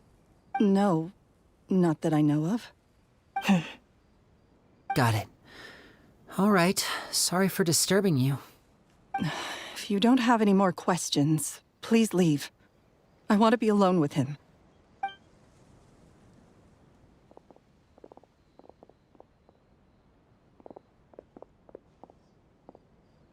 Judging by the look on her face, there's definitely something fishy about her. She's lying. She definitely knows something. That's fair. We're just a bunch of strangers who showed up and started questioning her about things that happened a whole decade ago. It makes sense that she'd be wary around us. In any case, I doubt we'll get any further here, so let's call it a day. Meet me outside Hotel de Boer tomorrow, and then we'll start the next step of our plan.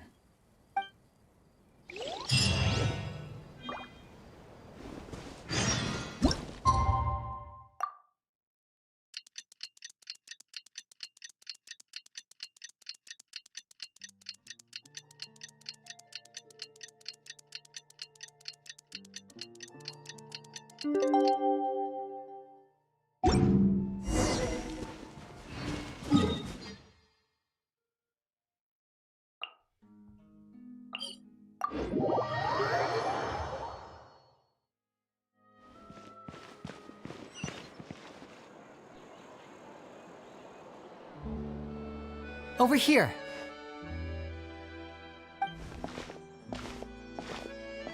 Lynette's not joining us today? I've had her follow Gemma and see if we can make any inroads with her. They should be at a cafe right now. Still, I don't think that Gemma's likely to open up to us. So, we need a contingency plan. Today, we'll be looking into a guy named Lorenzo, Caesar's former pupil and assistant. When Caesar passed away, all the stolen goods discovered in his home were confiscated and returned to their rightful owners. But Lorenzo was the only one privy to all his magic secrets, and he inherited his craft. Before long, Lorenzo was the next big magician in town, his fame surpassing even that of his master, and it made him very wealthy. He's since left the magic scene, though, and these days, he's a wealthy businessman with his fingers in a lot of different pies. I had to pull a lot of strings, but I managed to get him to agree to a couple of drinks with me. Be warned, though, I hear he's got a hair-triggered temper. We'd best be careful.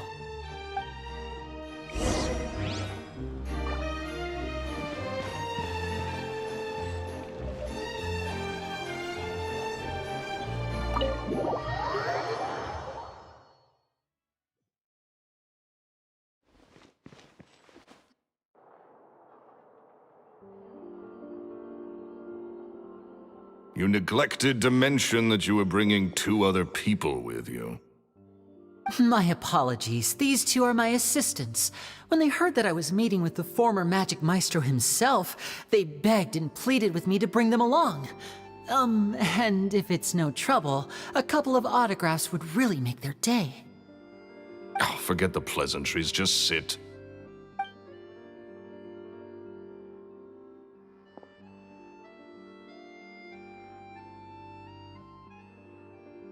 Get a load of this guy. Forget the pleasantries, he says, but he looks pretty happy about Lenny stroking his ego. I only agreed to meet since we're both magicians. Do me a favor and cut to the chase. I have more important things to do than drinking. Much obliged, sir. As it happens, the matter I want to address is also related to magic.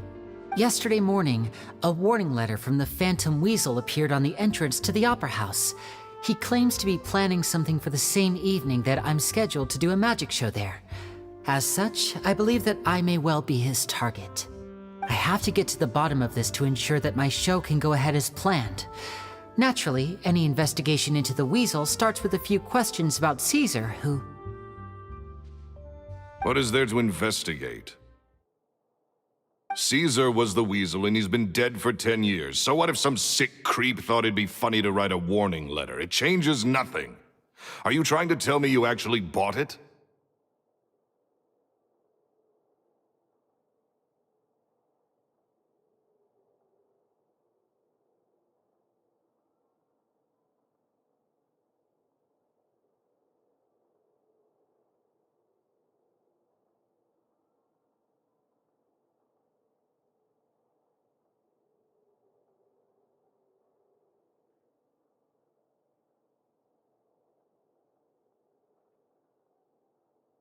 Please, sir, no need to get so worked up.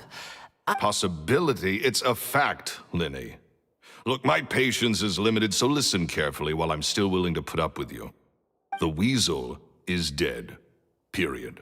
Everyone knows that, so do yourself a favor and quit this investigation. It'll lead you nowhere. Look, if this affects your magic show in any way, I will personally compensate you for any losses. Oh, sir, I'm honored, really. But this isn't about finances for me. My pride as a magician is what's at stake here, Lorenzo. Copycat or not, this person has thrown me the gauntlet, and I must meet their challenge head on. Your pride? Don't mince words with me, boy. Just tell me, what exactly are you seeking to do? I want to find out the Phantom Weasel's true identity. I have to know for myself what really happened 10 years ago. What would that accomplish? And what do the events of 10 years ago have to do with you, anyway? Look, you of all people should know that a magician never reveals their secrets. And in any case, dead men don't talk. So if you really care about your magician's pride, then you'll forget about Caesar and move on. Uh-oh. This is getting awkward. Lorenzo? Is that? Oh, it is you! I know that big, booming voice anywhere. What's up, my man? Want to grab a drink with me? Another day, I'm busy. Oh, come on. You can't be all business all the time. You know what they say? Live fast, die young. You gotta learn how to kick back and relax once in a while. If I wanted your life advice, I'd ask for it. Now get out of my face and go be drunk somewhere else. Sorry, my good sir. I don't believe I've had the pleasure. Oh, hey! Edmondo. He and I are business pals. We worked together a bunch of times. This is your first time meeting him? Oh, he's always like this. Foul-mouthed and hard-nosed. Never heard a kind word out of this guy the whole time I've known him. And he wonders why he can't get a girlfriend, despite being, what, pushing 40, 30, something? Anyway, point is, a lot older than when he first got rejected by the girl he was into. And he's still into, from what I hear. Shut up and get out of my face. Another word out of you and you can forget about doing business with me ever again. Do I make myself clear?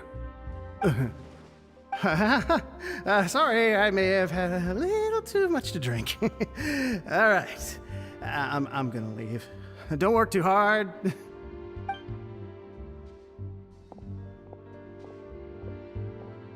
I think it's high time I made a move as well.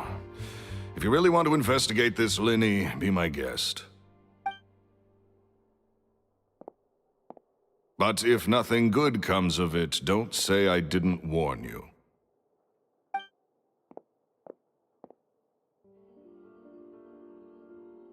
Well, that fell to pieces in a rather spectacular fashion.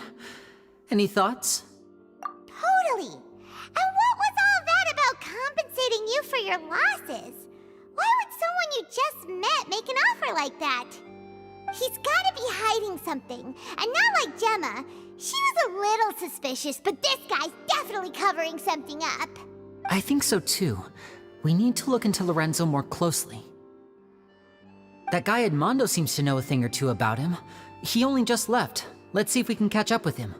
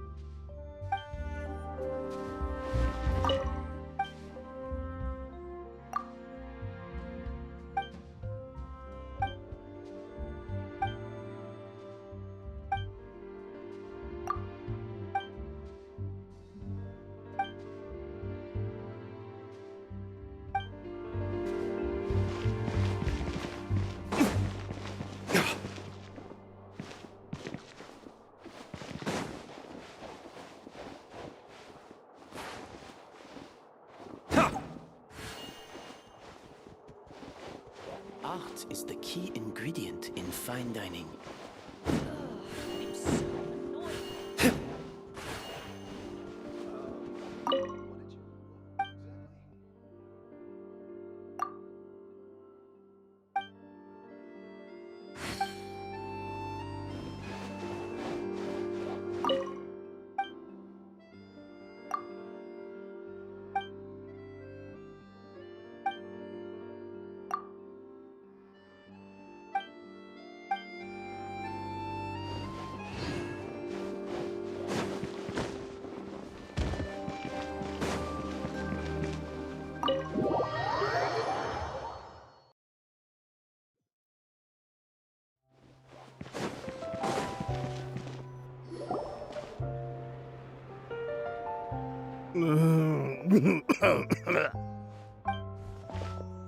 You okay there?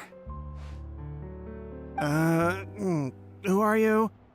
Oh, it's you guys. Don't worry about me. I must have had one too many. I just need to ride it out. I say way too much back there, didn't I? Yeah, I nearly talked myself into complete financial ruin. Note to self, no more drunken chats when Lorenzo's around. So, he was serious about threatening to cut you off? Paimon knew he was a bad egg! Hey! Keep your voice down. Don't go prying into Lorenzo's personal affairs. Bad things happen to people who ask too many questions or make an enemy out of him. What kind of bad things? Don't even ask. I'm sorry. I'm gonna have to cut this conversation short. I'm not crossing that line again. And take it from me, trouble with Lorenzo is one thing you don't need in your life. You saw him flare up back there. I don't know what you said to him, but clearly it touched a nerve. That's not a good sign. You're too young for this. Don't get in over your head. I'm leaving.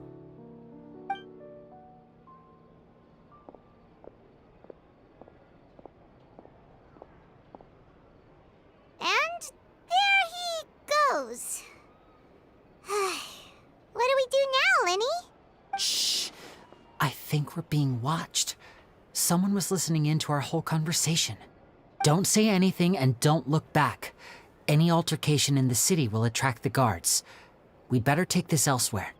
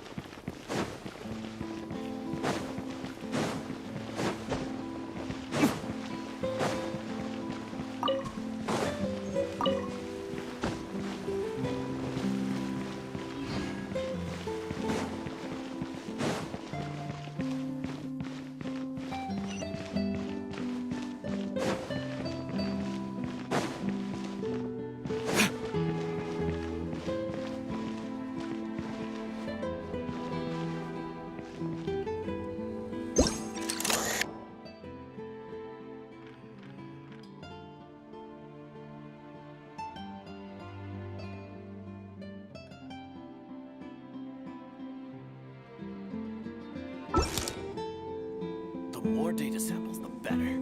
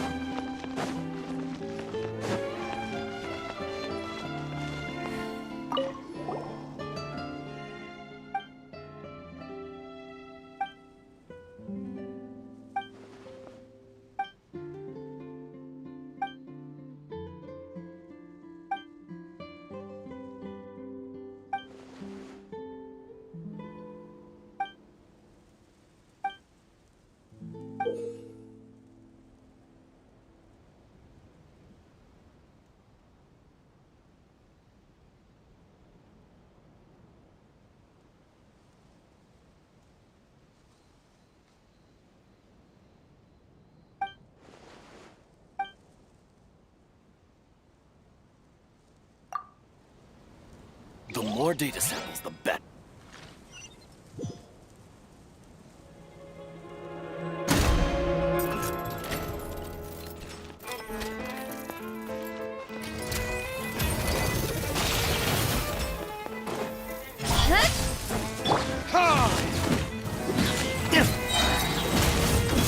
Head to the chase. I'm going in. Verdict is...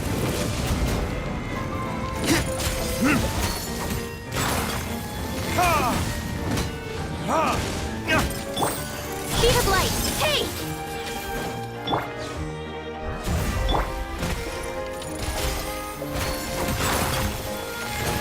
Don't blink.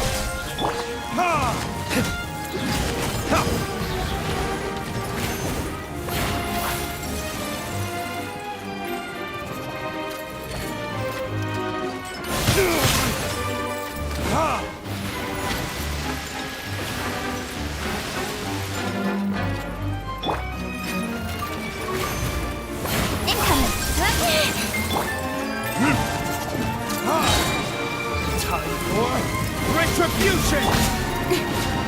Don't blink. Shadows of fate.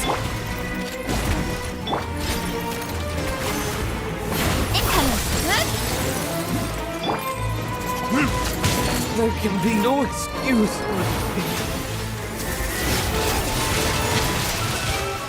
Right idea. Wrong time. Delve into destiny. Fate is upon you.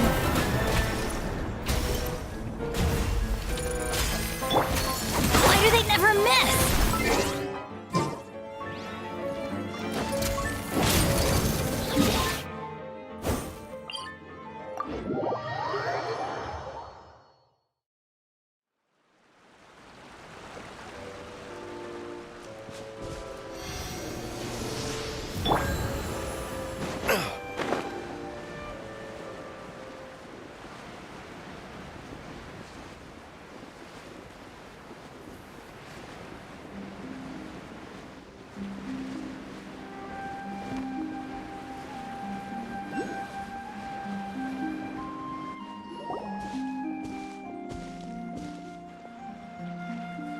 You followed us a long way. Why don't you come out and introduce yourselves? So you're Linny. And where's your sister? Ain't she with you today? Save us the trouble and go fetch her for us. Let's not drag this out. Paimon doesn't like the tone of your voice, mister! Who sent you, huh? Save your questions, missy. You ain't gonna need answers where you're going. Capiche? Looks like we can't avoid this fight. Now, I'm not the strongest fighter, so I hope you're ready to back me up. Don't worry, we got this!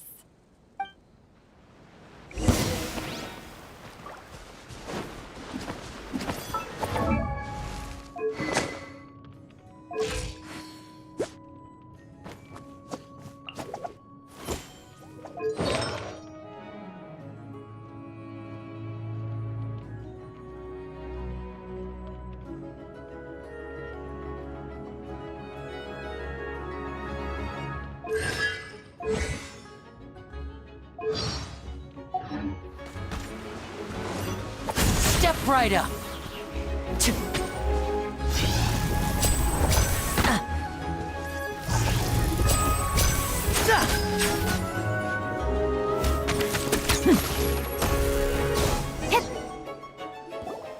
Curses. They're tougher than we thought. Vision wielders are always trouble. Intimidation ain't gonna work like it did on the lady. Come on, let's scram! Hey, wise guys! We ain't through with you yet! Oh, they got away! Did you catch what they said just before they left? Something about intimidating someone else. Sounds like they just wanted to rough us up as a scare tactic, and they've already done it to someone else, but who? You're right. She was injured when we saw her yesterday, and she acted like she had something to hide. Maybe she was too scared to tell us the truth because those guys had threatened her. Well, if that's the case, she should be more willing to open up to us once she learns that those thugs won't be bothering her anymore. Let's head back to the cafe and see if we can get any information from her.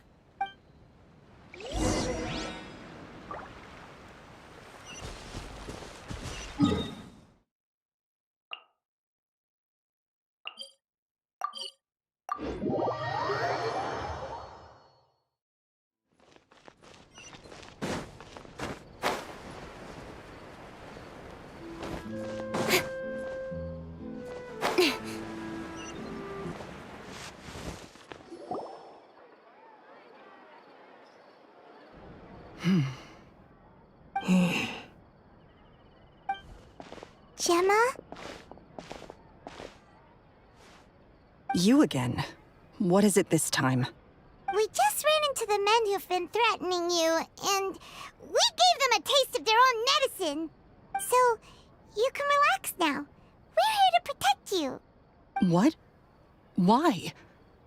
I didn't tell you anything. Why would they come after you? Sounds like they're no strangers to you.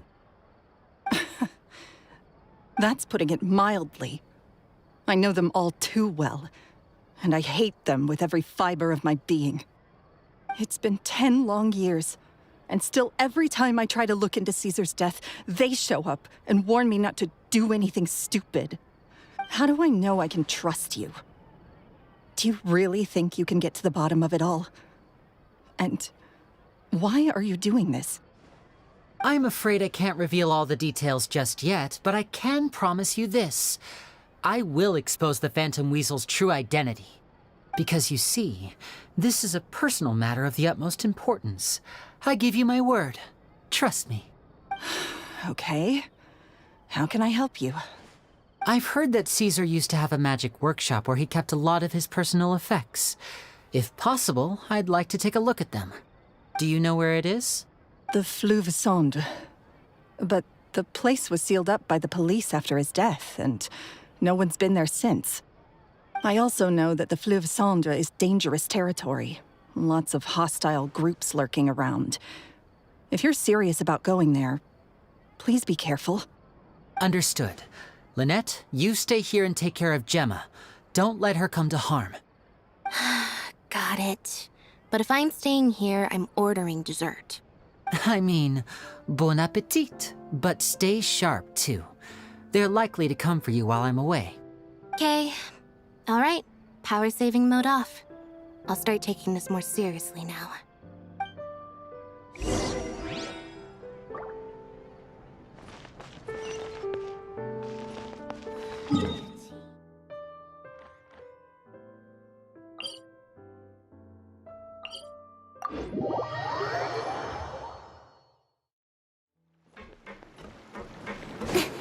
Don't blink!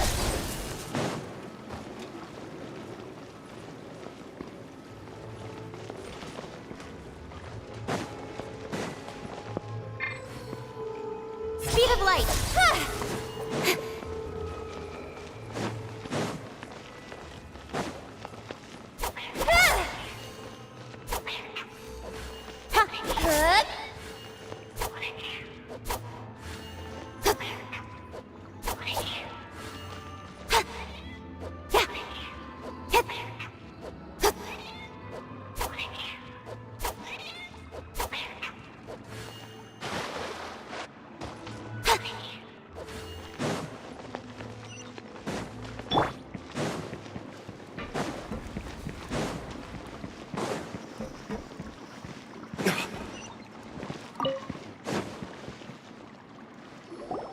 If Gemma gave us the right location, then the workshop should be right nearby.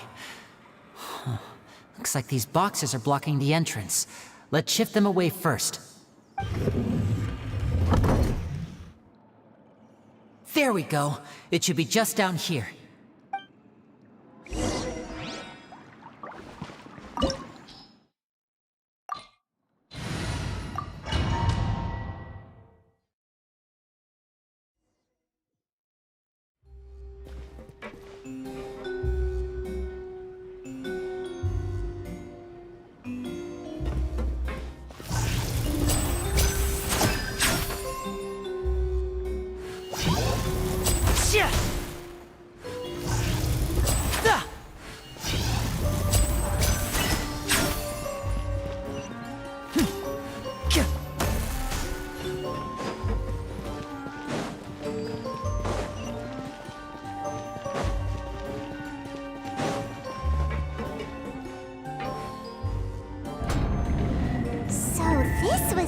Caesar's workshop. Nothing suspicious here, just normal magic props.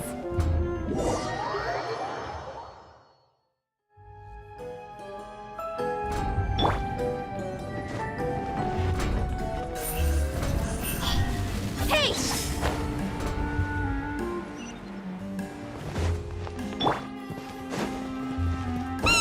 What was that? Oh, is this one of Caesar's gadgets? Guess we must have triggered some sort of device.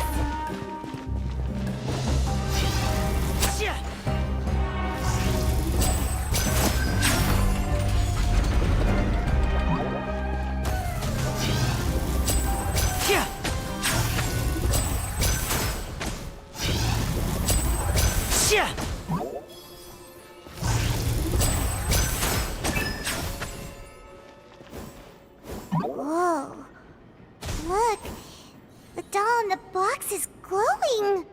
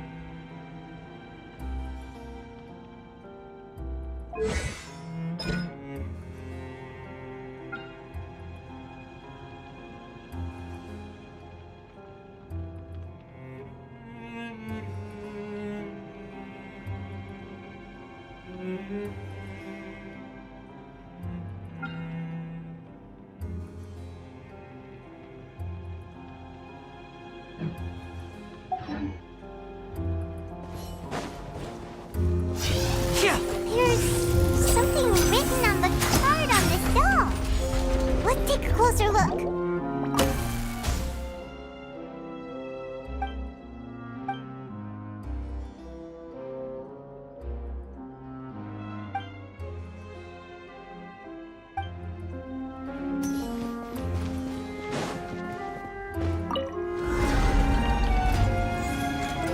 Now disappear!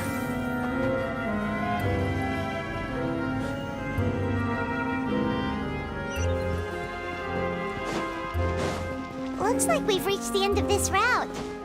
Shall we try a different one?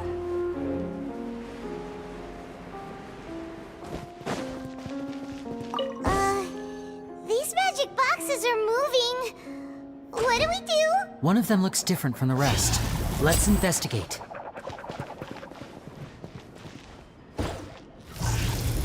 Got it.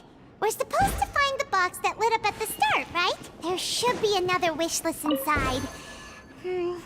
Let's keep trying.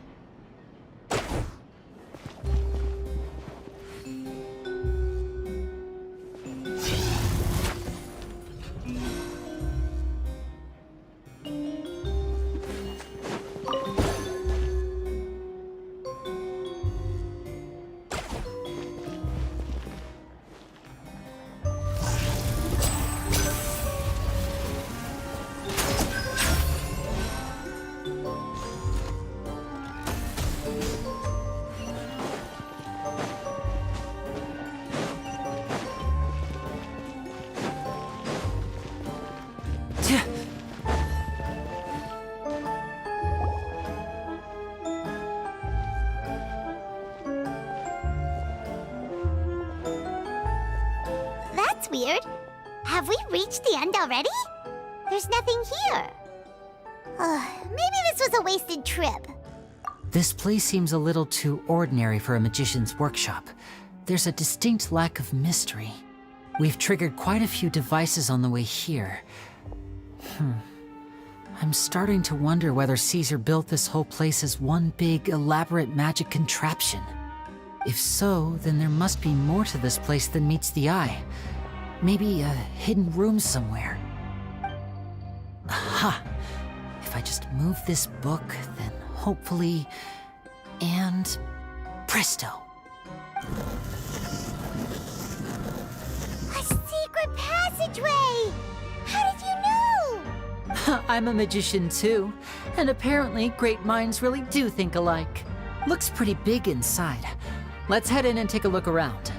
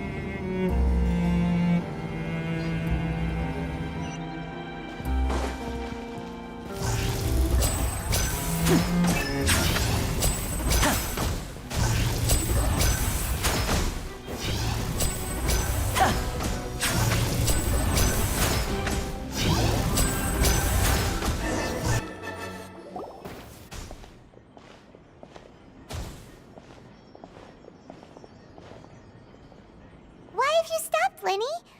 Is there some device in that box? Huh. It just looks familiar somehow. Let me check this out for a second while you guys go on ahead. If anyone makes a major discovery, let's rendezvous here. All right, see you in a bit.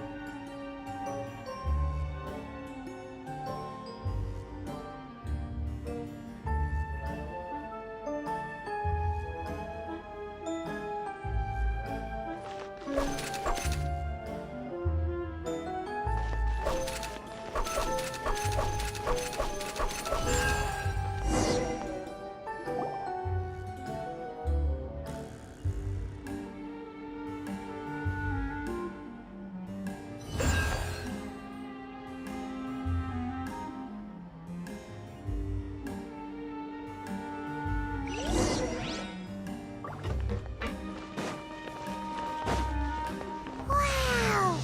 There's a hidden room here! Let's see! Oh, this bookcase is full of Caesar's own notes! He wrote a lot about the principles of magic. Whew. Much too advanced for Paimon. Hey, look! Is that Caesar's diary on the table?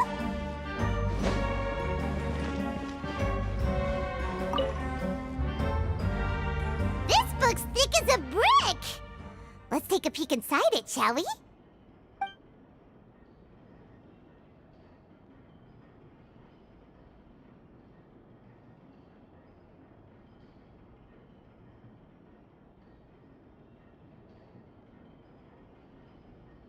At one of my shows a few days ago, a child asked me how I pulled candy out of my hat. As a joke, I told the kid that the hat has a built-in wish-granting machine. Next thing I know, today a whole bunch of kids were pestering me to pull all sorts of things out of the hat. So I told them another white lie. The machine needs time to power up, but in the meantime, you can write your wishes down. Well, they took me up on that offer, enthusiastically. As I write this, I've only just got back from running around all over town, buying the things they wanted. Boy, are my legs sore. I wound up saving very little this month, but that's not a major issue. I now have a bigger problem. How am I going to hide all these things inside my hat? It's nearly time for me to go on tour. I asked the two kids if they'd like to come with me, but they shook their heads. I once overheard them talking about their father and their mission. Sounds like their parents have other plans for them. I guess we'll be parting ways soon. It's only been 10 days since I first met them, but I think that I've gotten a feel for their personalities now.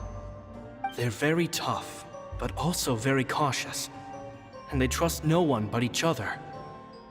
They hide things from me too. For example, when I asked them where they live and why they wanted to learn magic, they lied. That's the thing about children. Whenever they're trying to cover something up, it always shows somehow. I can sense that their lives have been hard, possibly even dangerous too. They're not like other children. It's a shame that I can't do more to help them. After thinking things over, I decided to tell them a bit about how I see the world. It's full of lies and falsehoods, and that is why we must find our own truth. P.S. I hope they won't find my nagging annoying. Children are so opinionated nowadays. Will it do them more? P.P.S. Maybe I'm overthinking this. Children aren't interested in grand philosophies. It probably just went in one ear and out the other. I bet they've already forgotten every word I said. Oh, Caesar, Caesar. Just mind your own business next time. Two children came to talk to me after today's show. I don't know why they were out on their own. They looked much too young to be unsupervised. I do hope they got home safely. Anyway, they said that they wanted me to teach them how to do magic. It's not uncommon for children to ask this, of course, but I've never seen any of them as serious about it as these two. I told them that learning magic is very hard work, but that didn't faze them at all. It's like they already knew. They seemed so committed. I couldn't turn them down.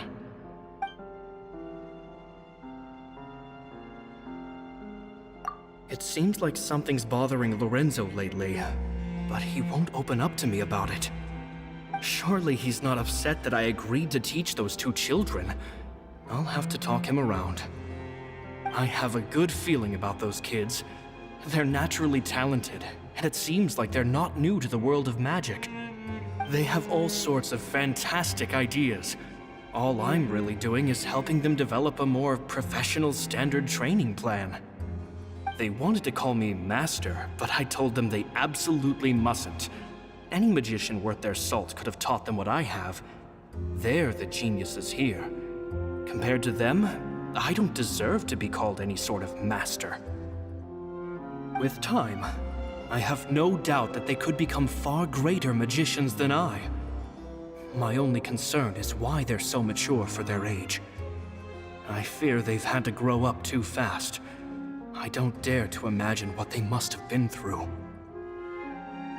Gemma thinks so too. She doesn't like being around them. Says that their eyes are too piercing. They don't bother me, but then again, I've never been the sharpest tool in the shed.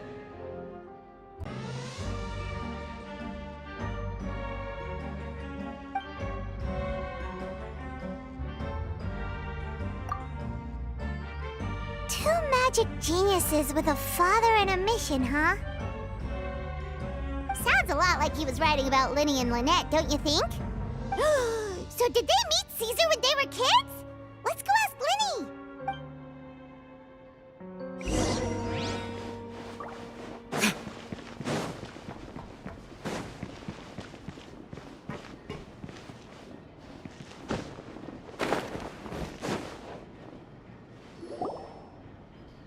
Linny? Shh, hold that thought. As I expected, there's a lot of fishy things going on in this place. Fishy? Uh-oh, what have you found? All in good time. Before we go over our new leads, I want to tell you how a high-altitude escape is performed. First, the magician slots themselves into a magic box in full view of the audience. The box is then suspended high in the air, and a short while later, the base automatically opens. At this point, a dummy will fall out of the box, but it looks real enough to grab the audience's attention, and they start wailing and screaming. Meanwhile, the real magician, who has by now blended into the crowd, waits for a good moment to make their appearance and put on a hysterical performance. Oh no! Is that me? Did I just fall to my death? Very vivid description. Paimon can really picture it. And then what? The audience's gaze then turns to the magician, and by the time they realize what's happened, the dummy has vanished, as if everything that just happened was some sort of shared illusion. Of course, that's just how I think the process should work, theoretically speaking. The inventor of this trick never performed it successfully. When the box opened, Caesar was the one who fell out, and not the dummy. He fell right to the ground from the highest point of the opera house. No one could hope to survive that fall, not without a vision at least. And no one else has ever attempted this trick since. My understanding of how it works is just based on what I could gather from his notes and the relevant gadgets here in his workshop. So Caesar's famous high-altitude escape has never been done, huh? Paimon was about to say how cool it would have been to see it in person, but if it's that dangerous, it's probably for the best that no one else tries to do it. Wait a second. So if a dummy's supposed to drop out of the box, then where does the real magician go? How does he get out? Glad you asked. That brings us to the secret of said box. This box right here is the one that Caesar constructed himself to use in the performance, and it's not as simple as it looks. Inside, there's a device that only the magician himself would know about. Once the magician's inside and the box is lifted up into the air, the audience's view of the box is fixed at a certain angle. From where they're standing, they have a clear view of the front, sides, and bottom, but the back and the top are now no longer visible. At this point, the magician presses a button inside the box, opening a secret door out of view. He then escapes through this trapdoor onto the opera house roof, waits for the dummy to fall and distract the audience, and quietly returns to ground level. That's way simpler than Paimon imagined. Even Paimon could probably do it. Well, there's a little more to it than that, of course. The hardest part of this trick is controlling the audience's mood and reactions. That takes an exceptional degree of showmanship. There's the falling dummy, the miraculous reappearance, the pompous performing. Maybe the magician would even have themselves tied up before it begins to strengthen the impression that there's no escape. Many days and nights of careful research and painstaking practice would have gone into this, all culminating in a performance just a few minutes long, but one that still manages to transform the shock and grief of a tragic accident to the joy and laughter of a mesmerizing magic trick. Caesar was a highly accomplished magician. But unfortunately, even he didn't manage to pull it off. So, how did it go so wrong? You said you found some fishy stuff here. Have you figured out what really happened? I can make a pretty good guess.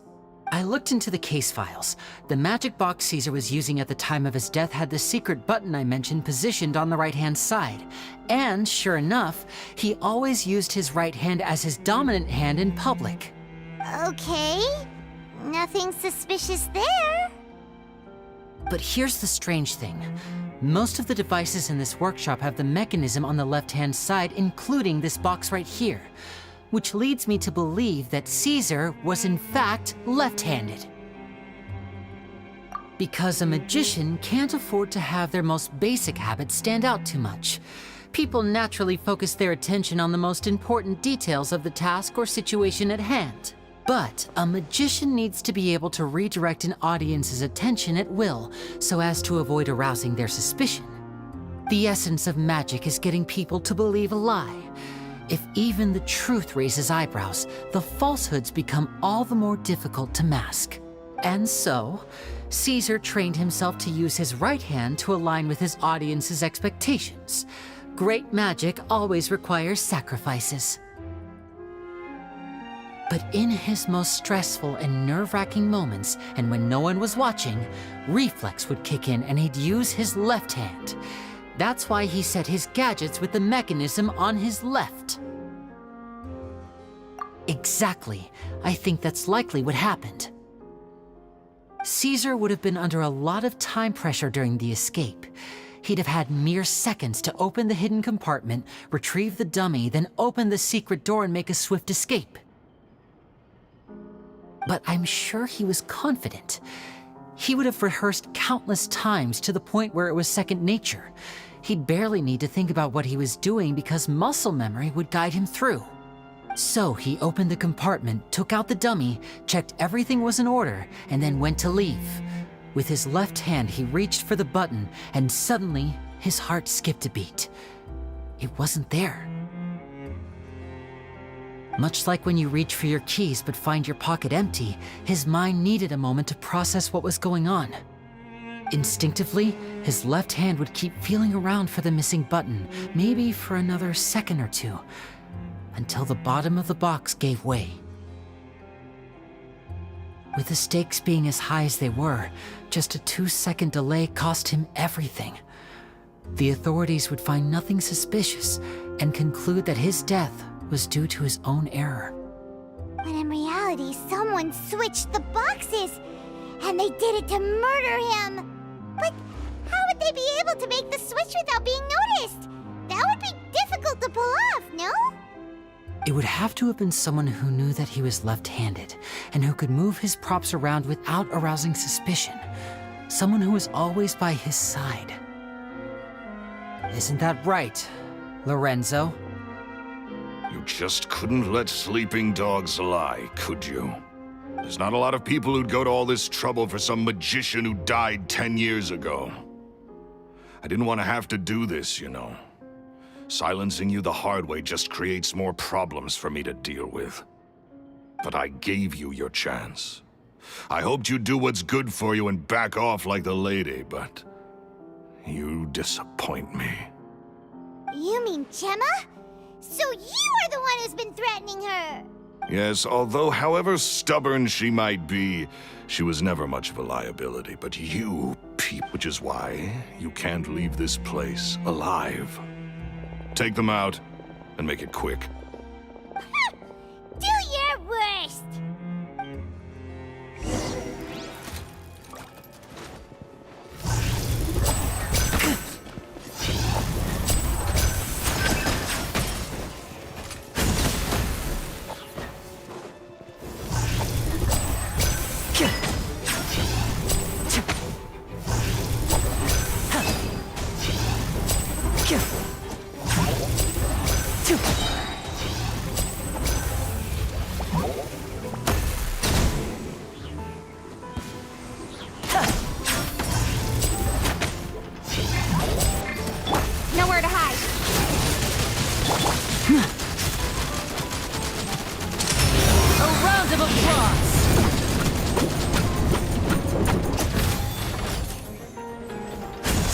right up.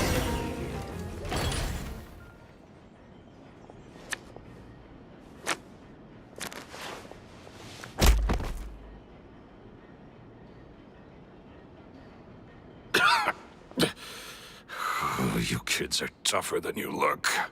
Had enough yet, Lorenzo? Your cronies can't help you now. I think it's high time you started talking. And what I'd really like to know is, why did you murder Caesar? If I had a Mora for every time you said that man's name. Of course you idolized Caesar, everyone else did. But I was the real genius magician. Me! He was just an amateur who did cheap tricks for gullible children. I was the one who made magic into the fine art it is today. The aristocrats doffed their hats to me! So it was jealousy. Jealousy. Hatred, more like. I hated Caesar. All he cared about was his magic. He lived and breathed it. He poured everything into his street performances and his stupid tours like it was just a hobby to him, never bothering to think about Mora.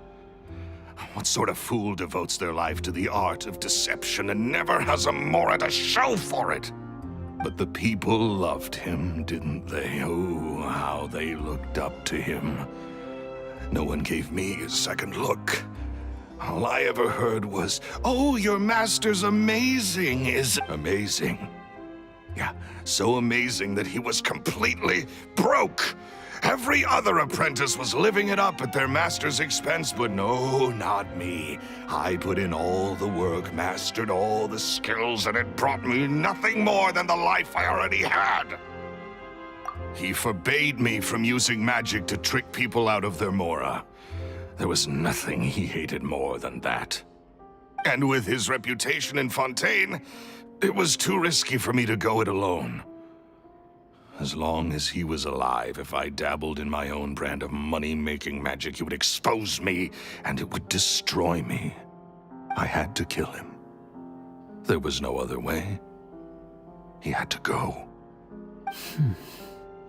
And this was your only motive? It was reason enough. What other motive would I need? Well, I was under the impression that there might have been other factors at play. For instance, maybe you were in love with Gemma, but she was engaged to Caesar. In love with Gemma? Don't be ridiculous. Guess I was wrong about that then. Next question. Are you the Phantom Weasel? I am. Caesar was so strict with me. He insisted that his way was the right way, that the sole purpose of magic was to bring joy to the world. I never bought into any of that. I was more interested in the practical value of magic. Sure enough, it helped me fill my pockets with all kinds of valuable treasures. Oh, yeah! Charlotte told us that the weasel would steal whatever people valued, no matter how much it was worth. That's just how it looked from the outside. What would any thief want with second-rate loot? I've only ever targeted high-value items. I stole cheap things as a way of practicing my craft. It was other people's overactive imaginations that conjured up the preposterous image they then dubbed the Phantom Weasel. So that's the story, huh? Well, I hope you're ready to tell it all over again during your trial. What choice do I have? You're a pack of wolves, and you've got me between your jaws. You've seen what's here, and my last-ditch effort to stop it getting out has failed. What else can I do? So be it. I've enjoyed power and wealth for the last 10 years, the likes of which Caesar could never give me. I wouldn't choose for things to end this way, but I regret nothing. Very well. In that case, I'll contact the guards. Traveler, Paimon, keep an eye on Lorenzo for me. I'll meet you just outside the workshop when I'm back.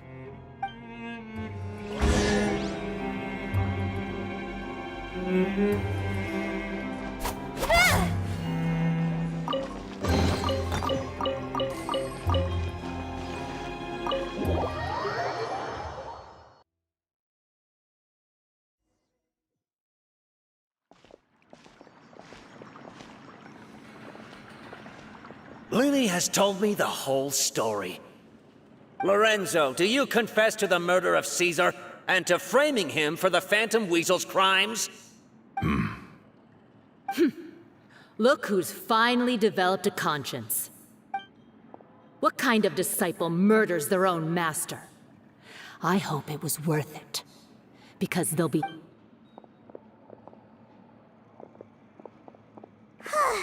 Looks like it's all over. What should we do next, Lenny? Should we start preparing for your show? Let me think. Let's rendezvous with Lynette and Gemma first. With Lorenzo in custody, Gemma will no longer... Good point! We should go tell Gemma the good news right away. It'll give her some peace of mind for sure.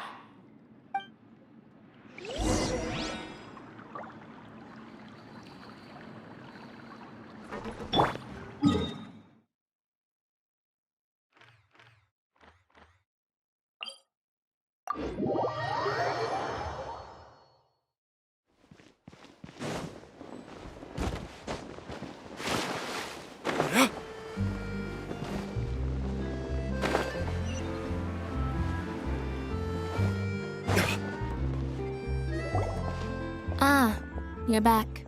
You were so quick. I've only just finished my third dessert. Your third? Lynette, come on, we've talked about this. Everything in moderation. You're not gonna have any room left for dinner now. It's fine. I'll shift to exercise mode and jog off the excess sugar. That's besides the point. Well, it's done now, but try to eat a more balanced diet in the future. Point taken. Did everything go okay? Of course! Lorenzo was no match for us. The guards are taking him into custody as we speak. Gosh, that's amazing. I'm sorry, I still didn't know if I could trust you, but now it seems I can.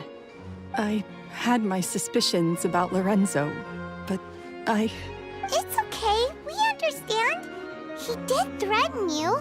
Paimon would find it hard to trust strangers in your position too. But you don't need to be scared anymore. Everything's gonna be okay. Sorry. Sorry. My emotions are all over the place right now. I've been waiting for this day to come for so long. I always wanted to report Lorenzo. He took all of Caesar's property, which I found suspicious, but I had people watching me all the time, so I couldn't risk looking into it. I was so afraid. I was scared he'd do something terrible to me, and then no one would be left to visit Caesar's grave. So I never had the courage to speak out. Thank you all. Truly. Thank you so much.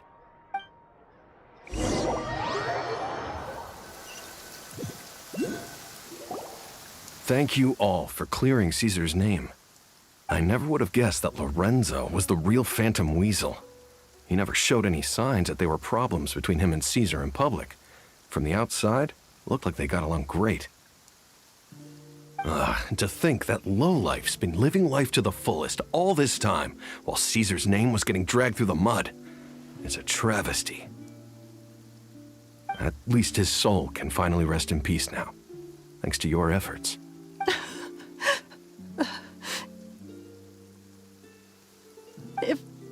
If only I'd realized before it was too late. Don't blame yourself, Gemma. This isn't your fault. Yeah, you still have the rest of your life to live. Caesar wouldn't want to see you spending it feeling guilty. Cheer up, Gemma. My brother's doing a magic show at the Opera House tomorrow evening. Would you like to come along?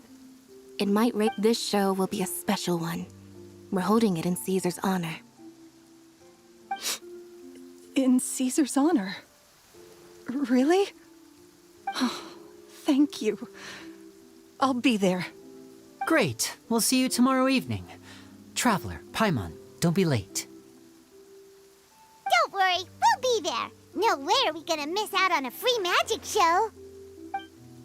Wait, Paimon feels like we're forgetting something. Oh yeah, Caesar's diary! two are Linny and Lynette or not.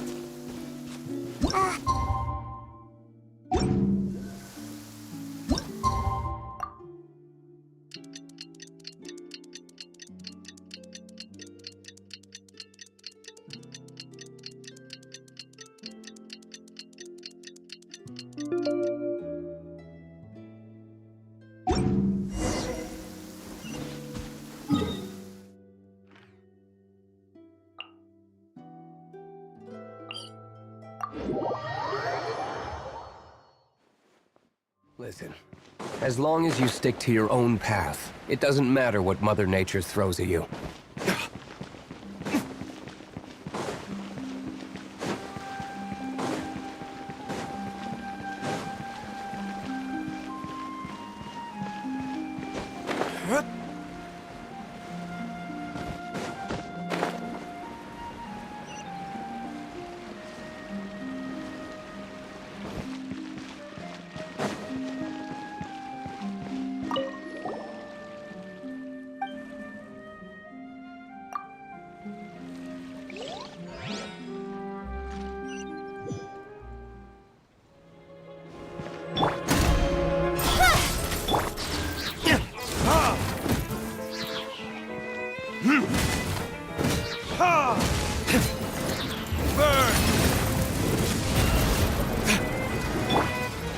Don't blink! Let me scry!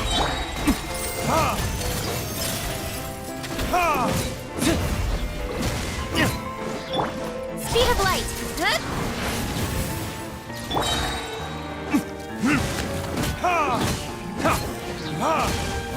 Cut to the chase! Incoming!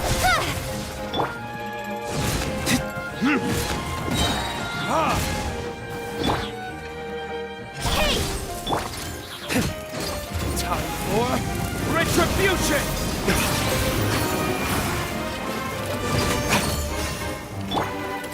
Don't blink! Teamwork is dreamwork!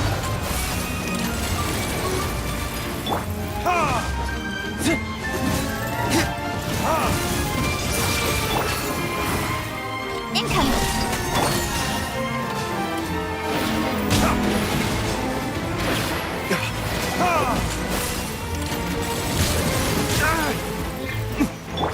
Delve into destiny! Speed of light! Nowhere to hide!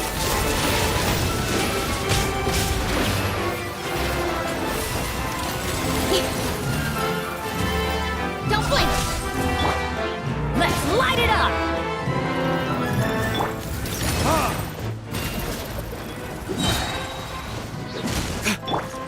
Speed of light! Burning disc!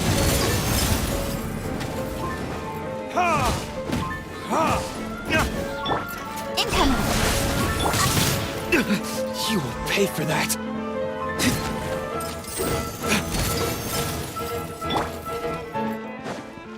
Ha! Don't blink!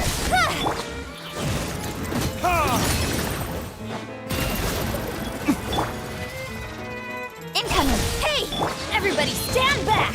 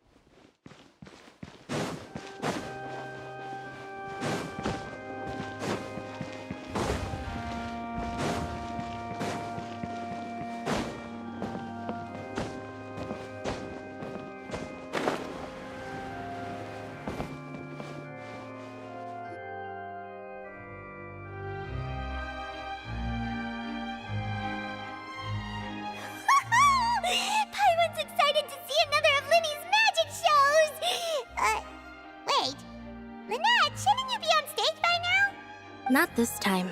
My brother's going solo today. So, I'll be watching with you. Good evening, ladies and gentlemen. I hope everybody's ready because the show is about to begin. The great magician Linny has prepared a spectacular show for us all tonight, concluding with an all-new grand finale that no audience has ever seen before. Wow! A new trick! Thank you all so much for coming. Now, prepare to join me on a journey through the mystical and miraculous.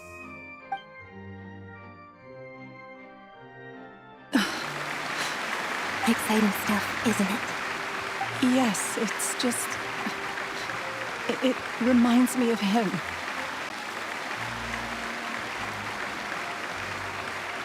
No wonder. Caesar was a famous magician too. So, how did you two first meet, Gemma? Well, I was out on the street once, and I saw him performing for little children. Children love magic, because they're willing to believe in things that can't be rationally explained. Caesar had this amazing way of bringing them into a dreamlike world. And somehow, I felt drawn to him too. So I went up and asked him to do a trick for me. Aw, that sounds so romantic. What trick did he do? It was with a flower. He took it in his hand, snapped his fingers, and it magically appeared on my head. I was so happy that day. No one had ever given me a flower before that. Oh, that's so cute! Actually, now that you mention it, Linny's done that one before. Is that right? Then I suppose he's a romantic at heart, just like Caesar. So let's treasure the time we have with him. After all, you never know when the people dearest to you might be gone. That's right. It's all over now. Paimon doesn't really know how to comfort you, but at the very least, no one's gonna be intimidating you from now on. You can breathe easy at last, right? Right. Yes, you can breathe easy now, Phantom Weasel. See? Even Lynette says... Wait, what? The Phantom Weasel? Lorenzo escaped? Where is he? What do you mean, Phantom Weasel? As Linny once said, a performer's job is to commit fully to their role and put on a flawless performance for their audience. But once the bag of tricks is empty and the curtain falls, it's time to end the show. The spotlight is no place for someone with no more cards up their sleeve. It's been 10 years, Gemma. Aren't you tired of the grieving widow act? I think it's time to put an end to it. What are you talking about? Traveler, Paimon doesn't like where this is going. Come on, say something! Ladies and gentlemen, I hope you're all enjoying the performance so far. There will now be a brief intermission, after which Linny will perform the most electrifying act of tonight's show, the one we've all been waiting for. The final performance will take place outside of the Opera House, so please make your way outside in a calm and orderly fashion. The Phantom Weasel never did like public places, did they? Don't worry, this place will be quiet soon. Let's talk somewhere else for now.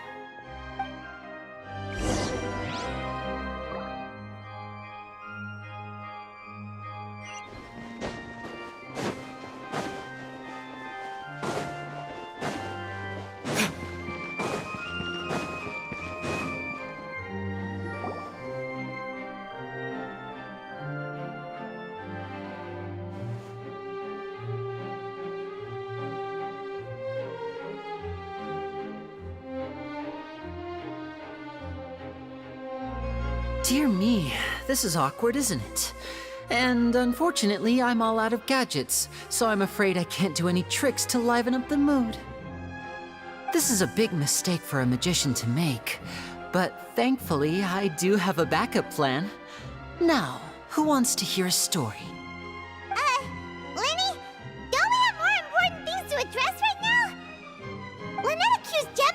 the real Phantom Weasel a moment ago. Oh, what the heck's going on? All in good time. Magicians are good at guessing what people are thinking. I know the questions you want to ask. And as it happens, the story I'm about to tell might answer a few of them. Really? Well then, let's hear it! Paimon's dying of curiosity here! Let's go back to the very beginning. A decade ago, when the Phantom Weasel was terrorizing the court of Fontaine. She never missed a target, never left a trace, and no treasure was safe from her thieving hands. But as her infamy grew, so did the readiness of the police, and her opportunities to act became ever fewer. Of course, she could not simply take this lying down, and before long she found her ticket to freedom. She would create a scapegoat, a false weasel to close the chapter on her behalf. After weighing her options, she set her sights on a renowned magician, Caesar. After all, magic and theft shared enough similarities for people to buy the story when the truth came out. So then what? Being the master deceiver she was, the weasel easily earned Caesar's trust. Now all that remained was to frame him for her countless crimes.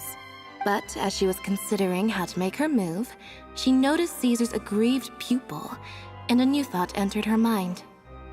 Maybe I don't need to get my hands dirty after all. At her encouragement, Lorenzo tampered with Caesar's magic box, causing him to fall to his death. Afterwards, Lorenzo seized his master's property, and the weasel set about tarnishing Caesar's reputation. Two co-conspirators committed the perfect crime.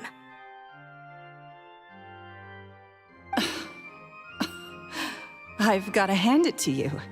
You're both exceptional storytellers.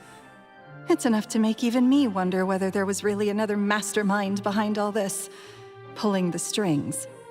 But I just have one question. You seem to think that I am the villain in this tale. What's brought this on, Linny? Is it something that Lorenzo said? Don't worry, Lorenzo said nothing at all. But I never believed that he was the weasel, and in fact, my investigation only made me more certain of that. He was too forthcoming with his confession, as if there was something else he was trying to hide. How disappointing. So you'd sooner trust Lorenzo than me, even without a shred of evidence? A magician is an expert at playing the audience to get the result they want. And I have no doubt that you, Gemma, are equally talented in this regard. With a little help from Lorenzo, you put on a very convincing performance. The lovesick fiancé, whose devotion to her betrothed is unshakable, even under threats of violence.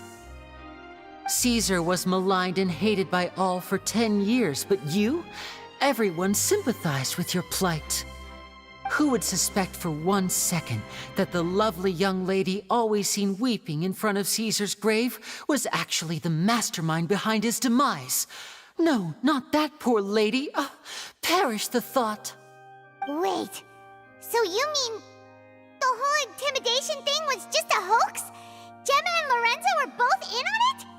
But why would Lorenzo agree to that? And why didn't he sell her out even at the end instead of admitting to being the weasel himself? Yes, why indeed? Maybe Gemma herself could enlighten us on that question. Well, Linny, if you're so confident in your version of events, then I think the answer should be obvious. Having killed Caesar with his own hands, Lorenzo was plagued by overwhelming guilt. Revealing the Phantom Weasel's true identity would serve no purpose. But if the weasel remained free, then she could take care of Lorenzo's loved ones. An excellent answer, though sadly a little dull. Is that right? Well, don't let me bore you. If you'd care to change the topic to something more interesting, I'd be much obliged. As a matter of fact, there's one thing I'd really like to understand. Why would the real weasel have targeted things that only have value to other people? Could you shed any light on that? Of course. After all, we're just telling stories here, aren't we? If I had to guess, I would say that the real Weasel must have had a terrible childhood. Left to fend for herself after her parents died young. Betrayed, scorned, beaten. She'd scrounge waste paper from garbage bins to draw on, using twigs and dirt for lack of ink and pen. She'd sew ugly ragdolls from whatever scrap material she could get her hands on. This was her only source of happiness in life. But it was all she needed, and she was content. Until the world decided that even this was too good for her. Once again, she was betrayed. And this time, everything was taken from her. She felt like life was a miry pit that dragged her further down the more she struggled to escape. At that tender age, she should have been happy. Instead, she stood in the shadows and watched with envy as all good things in the world passed her by. This was a fate too cruel for anyone to bear. Her pain became a breeding ground for dark thoughts. Thoughts which festered and grew into a twisted solution to her troubles. I detest the happiness of others, in all its forms alike. I will rob them of everything they hold to be good and true, and it will fill the void in my soul. That's some pretty heavy stuff. Now it all makes sense. Does this story satisfy you, Linny? Yes, it is quite to my tastes. Thank you for helping to clear up my confusion. Huh. That's right! What drove you to write that letter, Gemma? What were you trying to achieve there? Because without that, none of this would have ever come to light. She didn't write the letter. After 10 long years, I'd hoped that the Phantom Weasel would be consigned to the history books by now. But it seems like someone still wasn't ready to let her finally be at peace. Linny. Or should I call you the Phantom Copycat now? You were the one who posted that letter outside the Opera House. But why? Very sharp, Phantom Weasel. Still as shrewd as ever.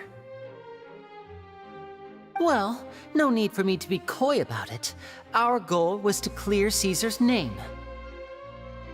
The most straightforward way to change the public's impression of Caesar was to force the Weasel to show themselves.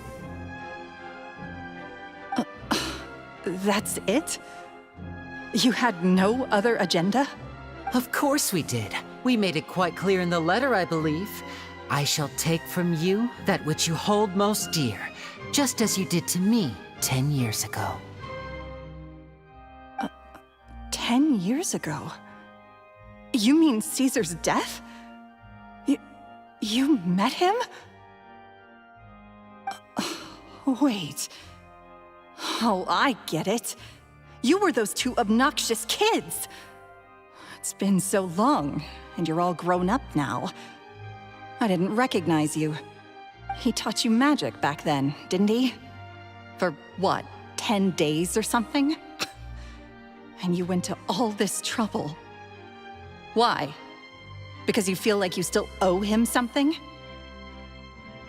We remember all our debts, however great or small. 10 years ago, Caesar's reputation was torn to shreds, and his legacy was thrown out. 10 years on, and no one cares what the truth is anymore. But we did not forget, and so we came to find you. And? What exactly did you take from me? I'm still standing, as you can see. Lorenzo has admitted to everything. I'm free. Free? Do you really think so? Caesar once told me that even though the world is filled with lies and falsehoods, we must find our own truth.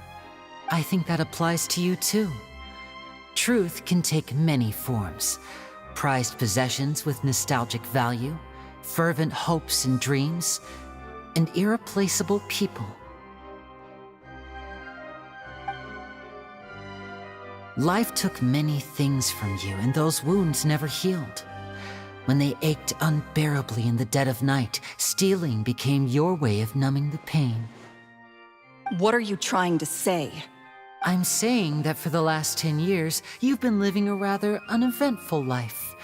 Perhaps that's because you found something other than a life of crime to fill the hole? Back to Lorenzo for a second. He murdered his own master, played along with your act, and took pains to make sure any suspicion would be directed towards him. But what did he have to gain from all that? He knew who you were and the things you'd done, and despite that, he was willing to give everything up for your sake.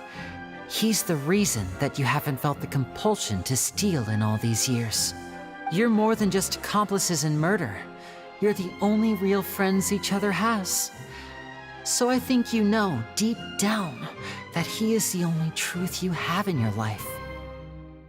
But that truth is gone now, and I guarantee you, you'll never see it again. Congratulations on your freedom, Gemma. Your freedom will cost you dearly. From now on, you'll be all alone in a world full of lies and falsehoods. I do hope you'll be able to bear it. You've still got a long life ahead of you after all. Gather round, one and all. The time has now come for the amazing Lenny to perform his final act in tonight's show. I'm sure you're all wondering what he has planned for the grand finale. Well, wonder no more, for the answer is a death-defying high-altitude escape. A high-altitude escape? I'm sure you all remember the magician Caesar. This was the very trick that led to his fatal fall, after which he was dubbed the Phantom Weasel. But we have now learned that Caesar was wrongly accused, and that the real Weasel has now confessed to their crimes. Guess that's my cue to leave. Whew. I've been practicing this one for ages now, but I'm still a little nervous.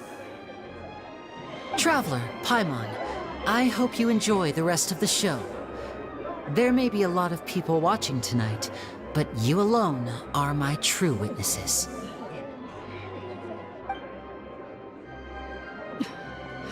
Lenny, wait. You two hid a lot from Caesar. He went to his grave without ever knowing your secrets.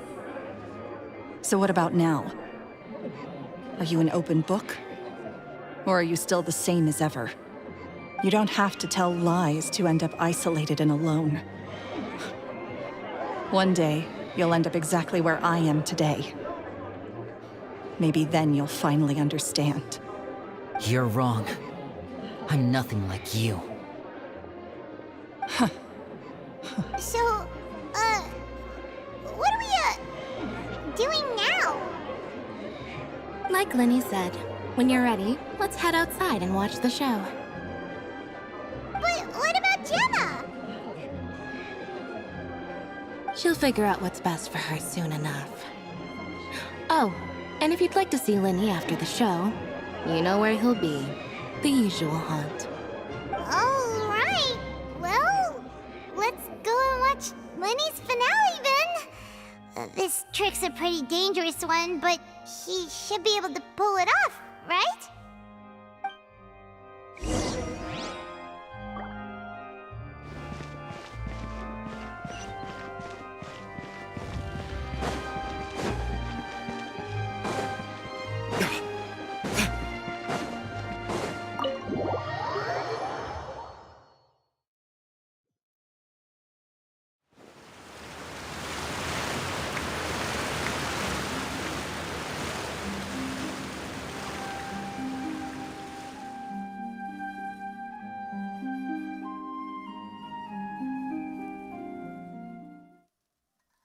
Magic should be mysterious, surprising, and defy logic. Magic is hard work. Every single movement has to be practiced thousands of times. It's alright. We're used to that.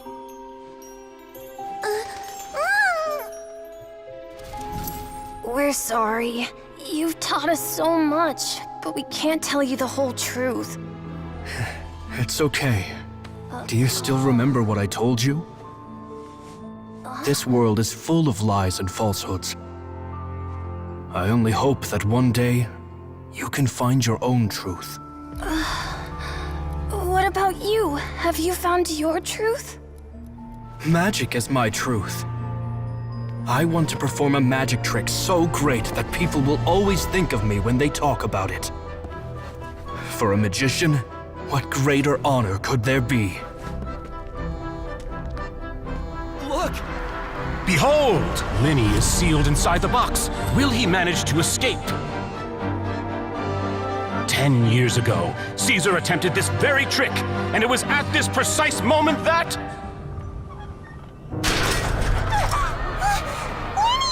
Watch out!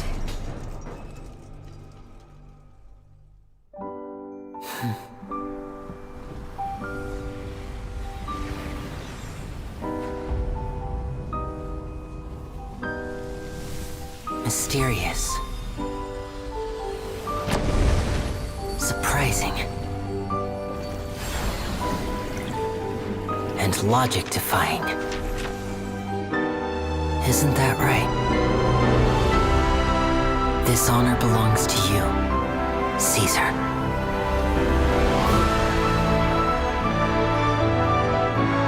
I'm just sorry it's a little late.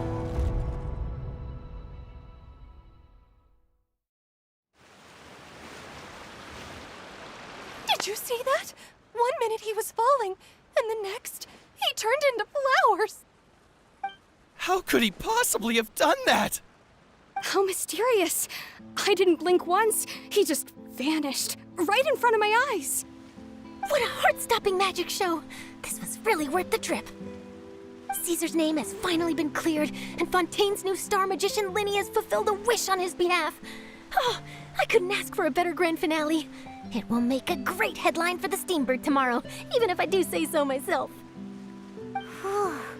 Looks like everyone really loved Linny's grand finale. Paimon doesn't see Linny anywhere. Where'd he go? Oh, Lynette said he'd be waiting for us at the usual hunt. But, where is that? Oh, you mean the one where Caesar's buried? Yeah, that's probably it. This whole magic show kinda seemed like Linny's way of saying goodbye to Caesar. So it makes sense that that's where he'd be afterward. Alright, let's go look for him there.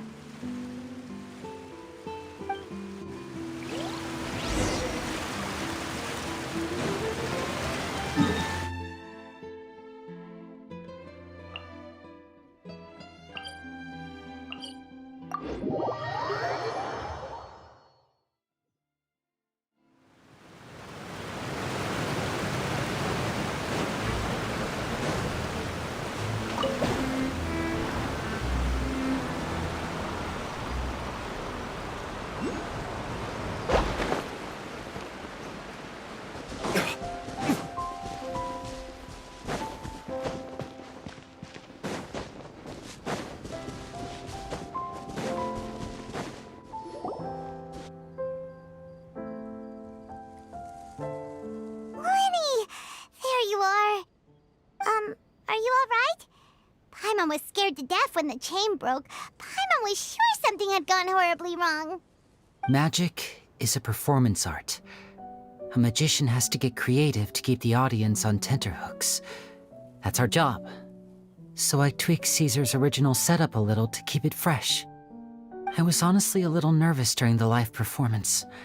The thought of falling, suddenly feeling weightless, seeing the sky and the ground spinning and spinning. Sometimes, I can't help but wonder what Caesar thought in those final moments. Did he regret taking Gemma and Lorenzo on? Or did he believe that it was his own slip-up right until the end? You know, Paimon's been wanting to ask you about something ever since we were in Caesar's workshop. You learned magic from Caesar once, didn't you? After I joined the House of the Hearth. To be honest, Lynette and I had an agenda when we approached him. I told you about my past before, remember? As a young boy, I survived by secretly learning magic from street performers. I'd watch their tricks and try to figure out how they were done. But I quickly realized that observation alone could only get me so far. What I saw was the polished final performance, but the rigorous training they put in behind the scenes remained invisible to me. I needed to learn how to improve my sleight of hand, hone my misdirection skills, and make niftier props. We were gifted enough that we'd made some progress by ourselves, but without proper guidance from a professional magician, we quickly plateaued. So that's why you sought Caesar out? Yes, we figured there was no harm in asking, but it took us by surprise that he was so willing to teach us. In all, we only spent 10 short days together, but he was very good to us. By contrast, we hid so many things from him. For instance, when he asked why I wanted to learn magic, I answered, "It's my passion." But in truth, there was already a lot more to the story by then. After being taken in by an aristocrat for our magic talent, then betrayed soon after, this was no longer about me doing what I loved. What amazed me was how the lie escaped my lips even as I was hesitating over whether to tell him the truth. Trust is a beautiful thing. Sadly, I'd forgotten how to trust by then. Lenny. Still worried about the way I feel? You really are a gentle soul, aren't you? But don't worry, I'm used to it now. From the mansions of the elite to the house of the hearth, lies and selfishness have followed me and Lynette everywhere we go. After Caesar went on tour, we became busy with our missions. The next we heard of him was that he'd fallen to his death, and was now declared to be the Phantom Weasel. That night, I remembered his smile. But as I lay there, I didn't know what to say to him. To keep secrets is to put up walls. The longer you keep them up, the less you let people in. Then, one day, you look around and realize your life is like an empty auditorium after a show, full of seats once occupied by all the people who left. But I guess that's the price we have to pay. You only realize how much someone really meant to you when you lose them completely. That's why I was so confident this would hurt Gemma. Because I felt it for myself. Yeah, cheer up, Lenny. We've had to say our fair share of goodbyes during our journey, too. But whatever happens, Paimon always believes in what tomorrow brings. Delicious food, fun toys, and the traveler by my side. Paimon just needs to focus on things like this, and all the unhappy stuff goes right out the window. You know, Traveler, doesn't that kind of make you Paimon's truth? Exactly. It's the same for me and Lynette. We are the truest thing each other has in the world, and nothing can replace that. Life has taken plenty from us, like it did from Gemma. But at least it left us with each other. That's what gave us the strength to get through the darkest days. That's why the darkness never consumed me and why it never will. Maybe we live in the shadows too, but we remember every precious ray of light that shines through. All right, time to lighten this conversation up a little. What did you think of the show tonight? Were you happy with it? It was amazing! Paimon just wishes we hadn't been so distracted with the Gemma situation. We spent most of our time in the Opera House just talking and pretty much missed the entire first half of the show. Lenny, could you do just one more trick for us? Whoa, that's a bit of a tall order, I'm afraid. The show's just finished, so my sleeves are decidedly card-free right now. Aw, come on! Surely you can think of something. The Lenny Paimon knows can do anything if he puts his mind to it. Oh, all right then. I'll give it a go, but only because it's you. Watch closely. I have a flower in my hand. You liar! There's nothing in your hand! We ain't going along with this! Huh? My goodness, you're right.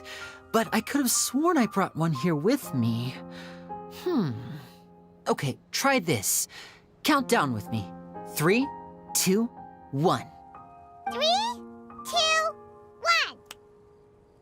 1. Now, have another look around. Maybe the flowers appeared somewhere else. Really? Let's see. Wow, there it is! Oh, this is a different flower from the last time, right?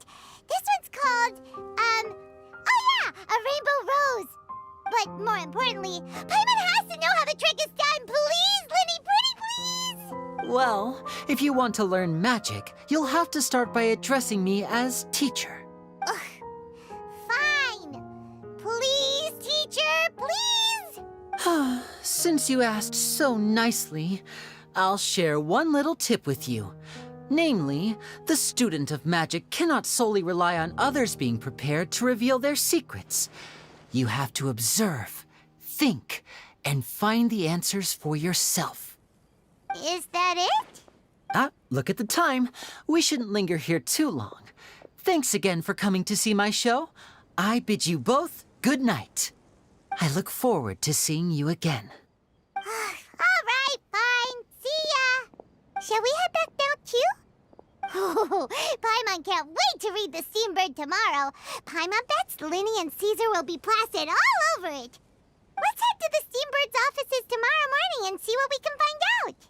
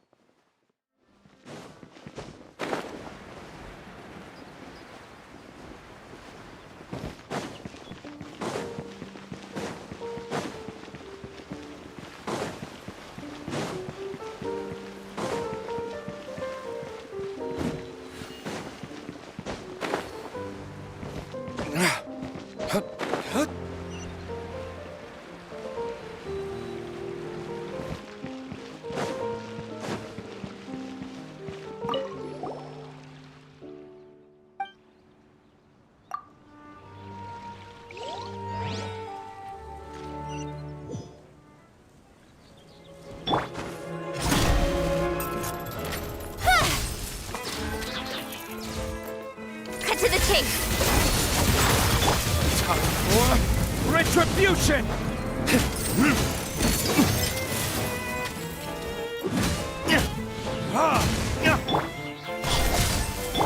Let me scry!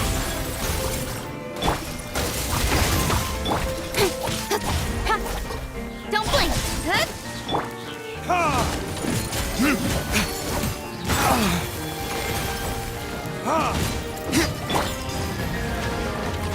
Incoming! Change of plan. Kiss?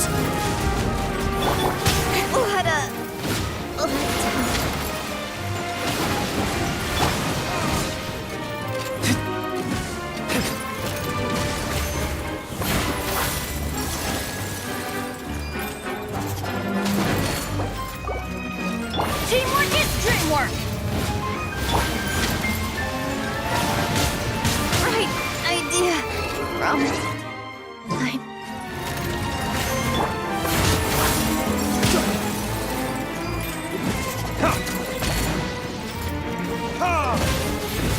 My flame has been extinct.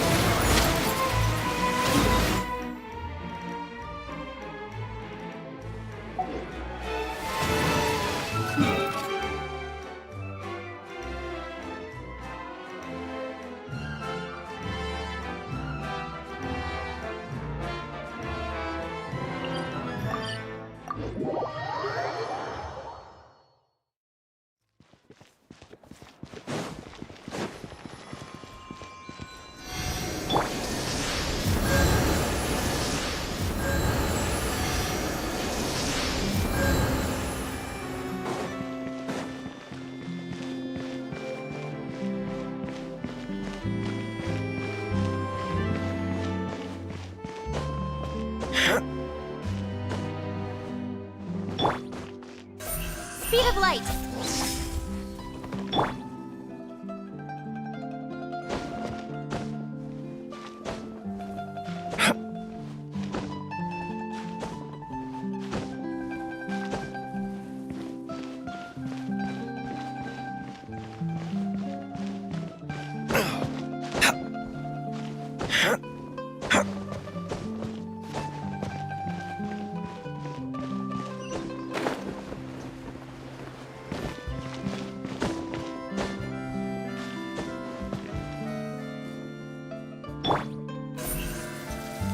Don't blink!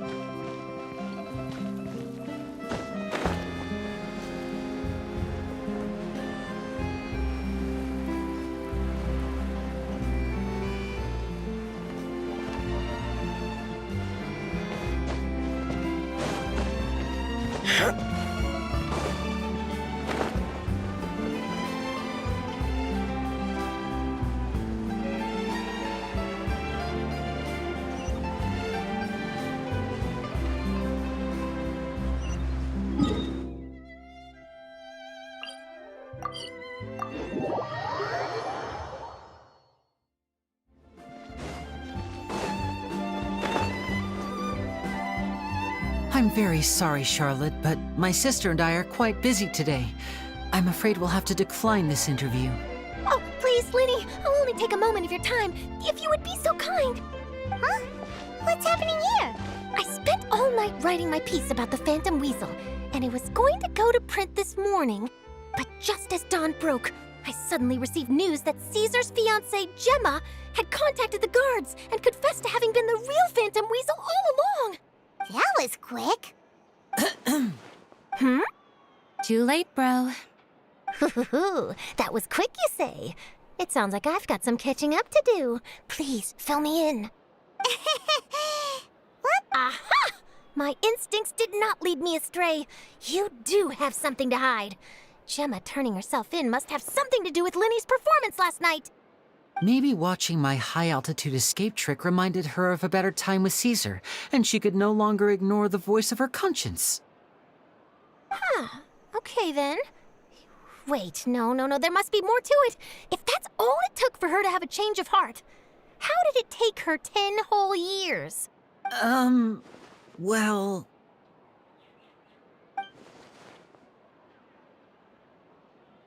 Oh, I remember now! You and Gemma were nowhere to be found after the show. What happened between you? Quickfire question! Where did you all go after the show? Oh, we went to the cemetery and Linny did a private magic trick just for us. Actually, glad you mentioned it, because that reminds Paimon, guess what? Linny started using rainbow roses in his tricks. What? I don't recall ever having received a rainbow rose from you myself. Is this supposed to mean that they're more important to you than your own sister? No, I just... What now? Oh, did Paimon say something wrong again? This is getting pretty awkward. What do we do, Traveler? Seems like this interview wasn't meant to be. Well, never mind. There's always next time. Forgive my persistence, but when there's explosive news waiting to be found, I can't turn away. The news about Gemma has already made waves, and I'll stop at nothing to get to the bottom of it all. Apparently, one of the things she said to the guards was that her final wish is to see Lorenzo one last time. There's clearly a web of complicated relationships there. Can't blame me for being curious. All right, I guess I'll leave you to continue the rest of your conversation in peace. Bye for now.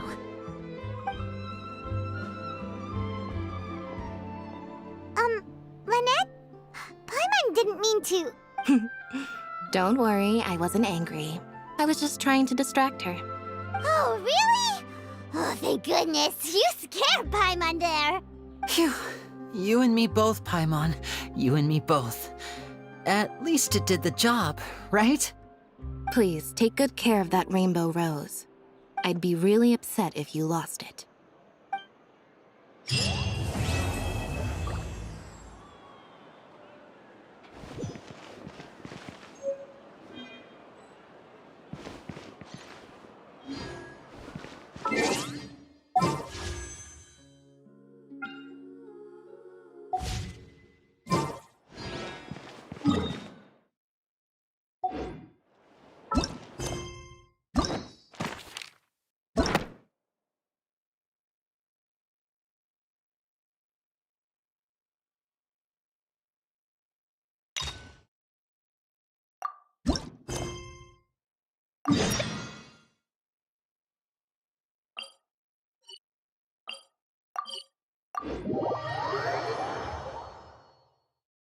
Paimon has so many questions about his true identity. Let's go talk to him and find out.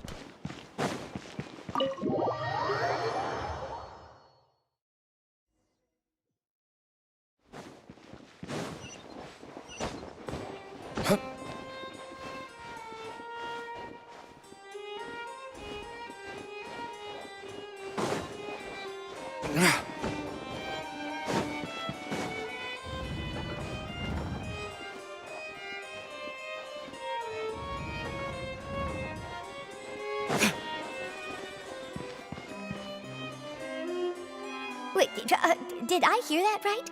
Monsieur Neurvalette, are you sure you'd like to take over the case yourself? That's right. No, but why?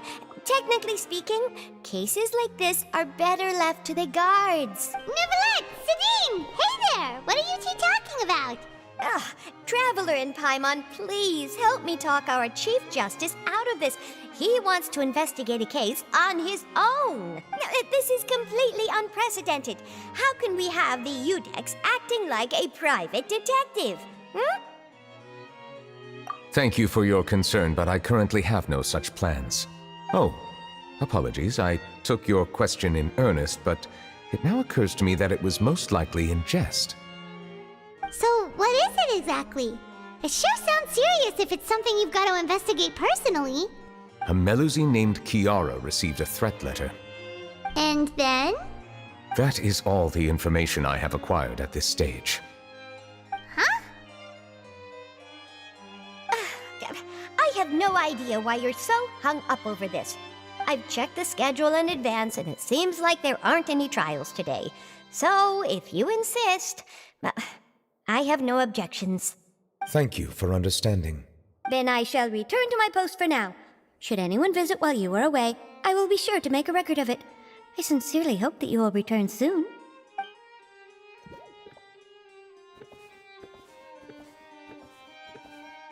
Judging from Sidine's reaction, it must be pretty rare for you to investigate stuff personally. What's so special about this case? I cannot tell you just yet, but it reminded me of certain past events.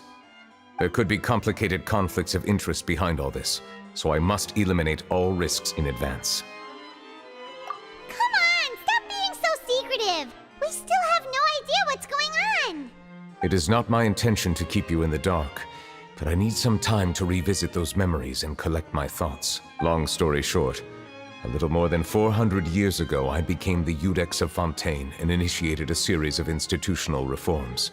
There were few people I could trust, but I had two subordinates who were exceptionally trustworthy and capable. Carol, a Melusine, and Vautrin, leader of the Special Security and Surveillance Patrol. They must have been amazing people to receive such high praise from you! Indeed. Unfortunately, I wasn't able to protect them. The reforms damaged the interests of some, and the more conservative faction took advantage of Carol's identity to instigate political unrest.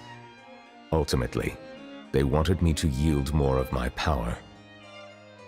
The incident resulted in Carol taking her own life, and Vautrin being exiled. From then on, I've been especially careful when dealing with cases related to Melusines. All Melusines used to live a secluded life away from human society. I granted their wishes when some of them, including Carol, asked me to bring them to the court of Fontaine. Many common folk believe that I share a special bond with the Melusines, and Whatever they do can be traced back to me. Some of them, especially those who hold a grudge against me, exploit that belief and stir up. I have nothing against the opinions of others, but the moment a whirlpool of conspiracy forms, it inevitably affects the innocent. It has already happened once, and I want to make sure it does not happen again. Even so, why do you have to be the one investigating? There's the guards, the Marechaussee Phantom, and the Special Security and Surveillance Patrol. Aren't they more than enough to figure out what's going on? Based on prior experience, there is a high chance that those who hold hostility towards me do not belong to the same department. The political system of Fontaine is relatively complex and involves the interests of multiple different factions. However, since I am technically an outsider in Fontaine, a lot of trouble could be avoided if I personally took on the case. Outsider? But aren't you the Chief Justice of Fontaine? Why would you be an outsider? I understand where you are coming from, but there is not necessarily a connection between my responsibilities and how I perceive myself. You know very well about my true identity, and have even met others of my kind in other nations. Even though I was born with a human form, there is a fundamental difference between dragons and humans. Taking on the role of Chief Justice does not make me a part of this community. In fact, the status I was granted has prevented me from forming deeper bonds with others. I have lived in Fontaine for a long time, but I do not belong here. That is why I call myself an outsider, a fish out of water. Yeah, we have nothing to do with all those organizations anyway. So how about we come with you on your investigation? Let's team up and round up all the bad guys lurking in the dark. That does not sound like a bad idea. I rarely investigate cases on my own, but with professionals like you around, I'm sure it will go a lot smoother. Oh, Paimon's starting to get a little embarrassed. Just leave it to us. Let us go. We should visit Kiara first and try to gain a better understanding of the situation.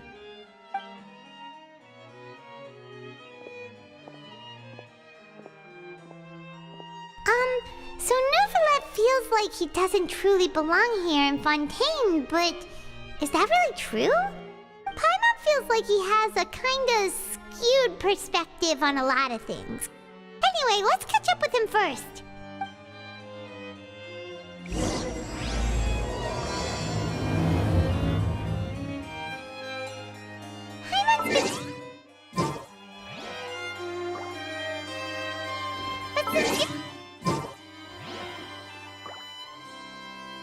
Thank you for your suggestion. I will consider using the more accurate term in private occasions. Please allow me to rephrase. Has a dragon out of water? Ugh.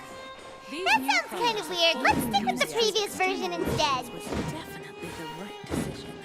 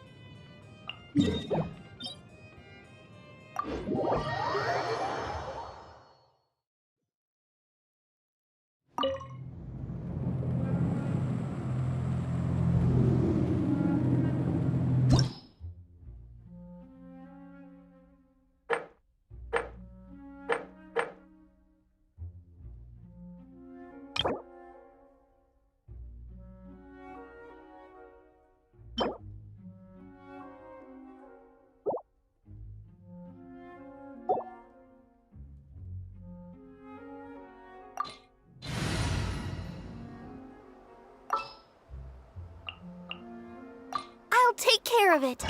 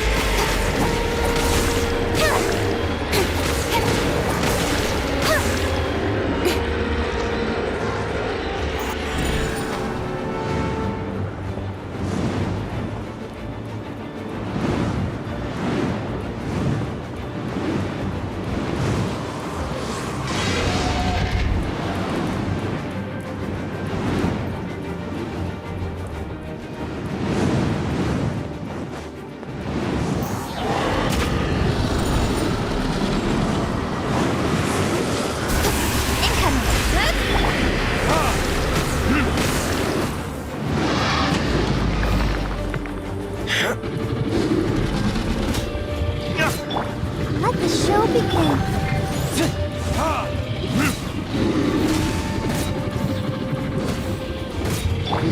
Speed of light. Hey!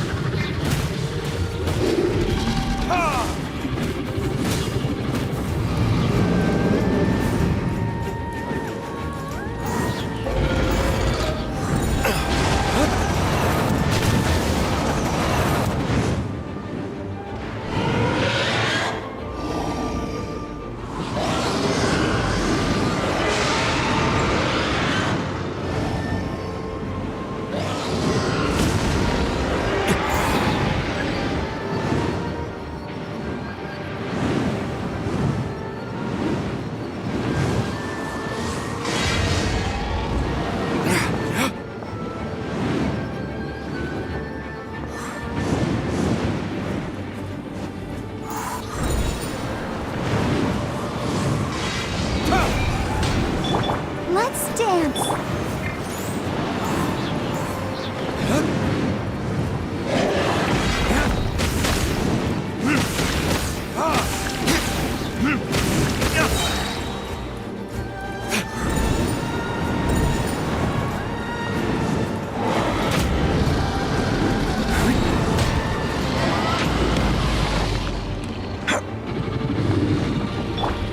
Incoming. Burning tears?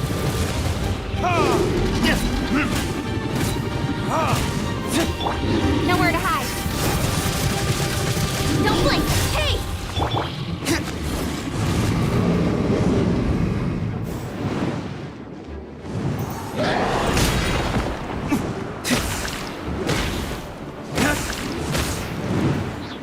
I'll protect us.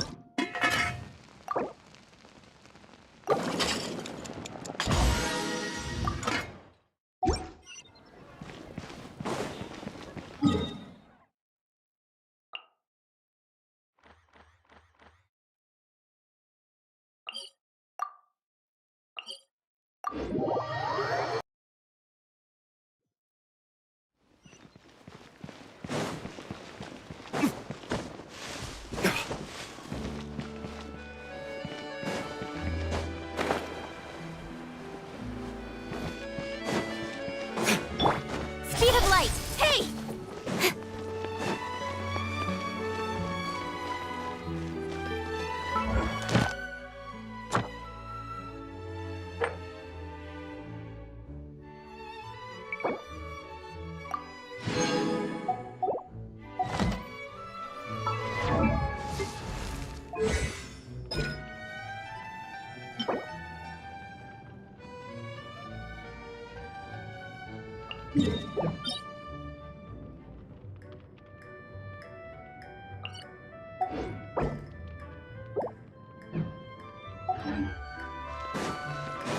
Incoming!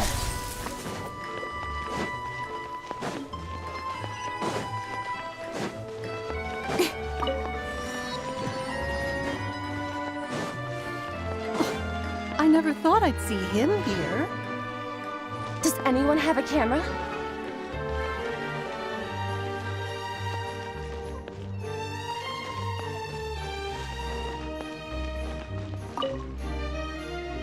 We should have gone up to him and said something. Yeah, that was the perfect opportunity.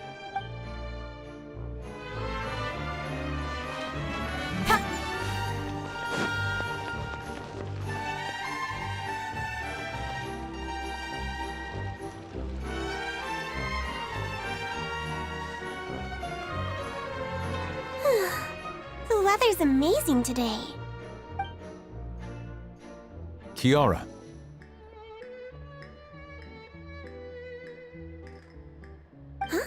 Monsieur Neuvillette! And you are? Oh, I remember. You're the Traveler and Paimon. I've heard about you. Aw, she's adorable! Hey there, it's nice to meet you. Thanks for the compliment. Is there anything I can do for you? I heard from Sidine that you received a threatening letter. A threatening letter? Oh, right! I remember now. The letter fell through the crack in my door as I was heading out this morning. It said something about catching me, so I thought someone wanted to play hide and seek. But Sidine told me it was a threatening letter, and that I could be in danger. But that's not gonna happen with everyone looking after me, right? Have you run into any suspicious-looking people recently? Suspicious-looking people? What counts as suspicious?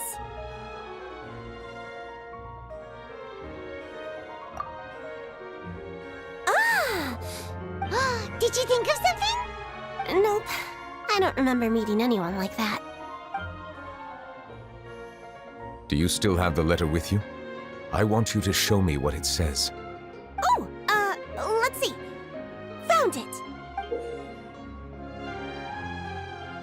Now then, get lost. If you don't leave the Maréchaussée Phantom, I will come and catch you in person.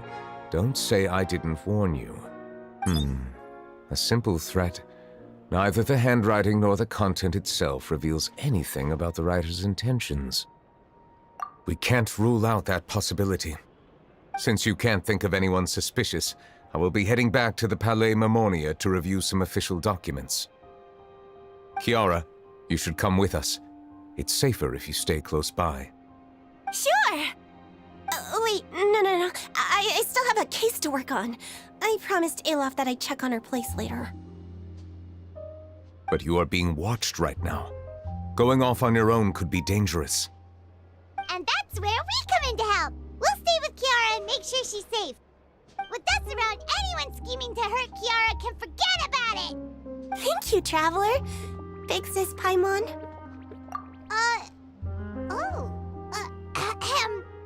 Don't worry, your Big Sis Paimon is super strong! All right, let us go our separate ways for now. Please take care of Kiara. We'll take her to a lost place right away! See you around! So, Kiara, how old are you? Let me think. 1, 2, 10? I can't remember. But I remember coming to the Court of Fontaine with Carol and Neuvillette. That must have been a long time ago. Carol? Didn't Neuvillette mention her just now? That was more than 400 years ago! Why would Paimon be a big sister to you? My memory isn't that good. But Carol told me I could address others based on how I feel about them. Paimon feels a lot more grown up than me, so you're a big sis. Huh. Paimon sees. Hey, Traveler, did you hear that?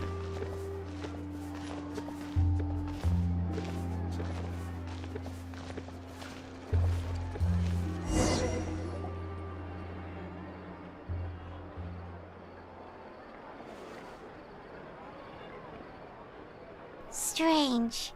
Paimon felt like someone was following us. Olaf! Kiara, you're here. Huh? Wait, aren't these two... Oh, they're the Traveler and Big Sis Paimon. I thought so. What brings you here? All right, guess I shouldn't have asked. May I begin inspecting the store as planned? Of course. Go ahead.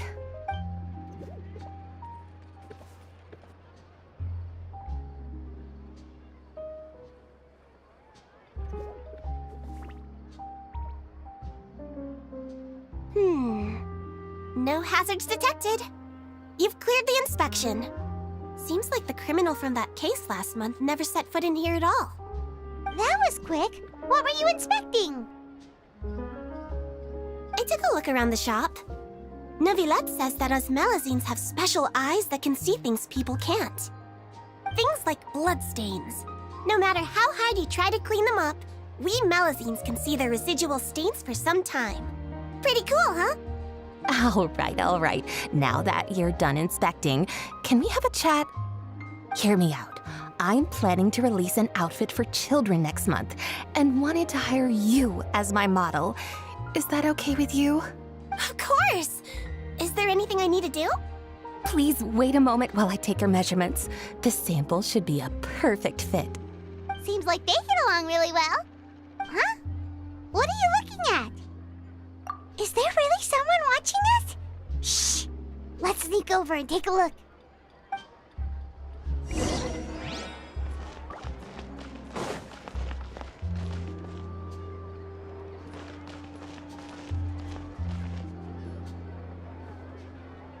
Strange. Why isn't he back yet? Gotcha! Ah! Charlotte, what are you doing here? Oh, wait, don't tell Paimon you're the one who sent Kiara that threatening letter. But you don't seem like the type to... Threat letter? What threat letter? This is starting to feel like an interrogation. Okay, I'll be straight with you. I don't know the slightest thing about that threat letter you mentioned. I only wanted to follow Monsieur Neuvillette and request an interview with him. You want to interview him? That's right. I'm not the only one, you know. Interviewing him is every journalist's dream. But it's not an easy task to accomplish. The Palais Mermonia rarely accepts appointment requests from us, and we never have the chance to interrupt when the court's in session. So imagine how surprised I was seeing him out on the streets today. It seemed like you were investigating something too. The perfect opportunity to whip up an exclusive, don't you think? Of course, I'll make sure to turn in my manuscript to him for review. I have my principles, and I'd never publish an article without the consent of all parties involved. Yeah, we're doing a secret investigation that can't be made public knowledge. I see. Well, if you say so, I guess I'll put this matter aside for now. What a shame. Chances like this don't come by very often, you know. In exchange, could you tell me what the threat letter is about? I swear I won't tell. All right, then. What? Someone's targeting a cute little Melazine? Shh, not so loud. It just so happens that I did an interview with Kiara. Last month, in fact. It was well received by our readers, so I was planning to continue the series. And now someone's coming after her. I'll ask my colleagues about it. Who knows? We might find something. And don't worry, I know what I'm doing. This secret's safe with me. But I gotta warn you, even if I keep my lips sealed, others will know eventually. Why? People care a great deal about Monsieur Neuvillette's each and every move. Some may have already realized that something was up. Besides, the case involves Melazines, so... Anyway, I'll get going now. Watch yourselves, all right? Well, that was a nice chat. Let's head back and check on Kiara.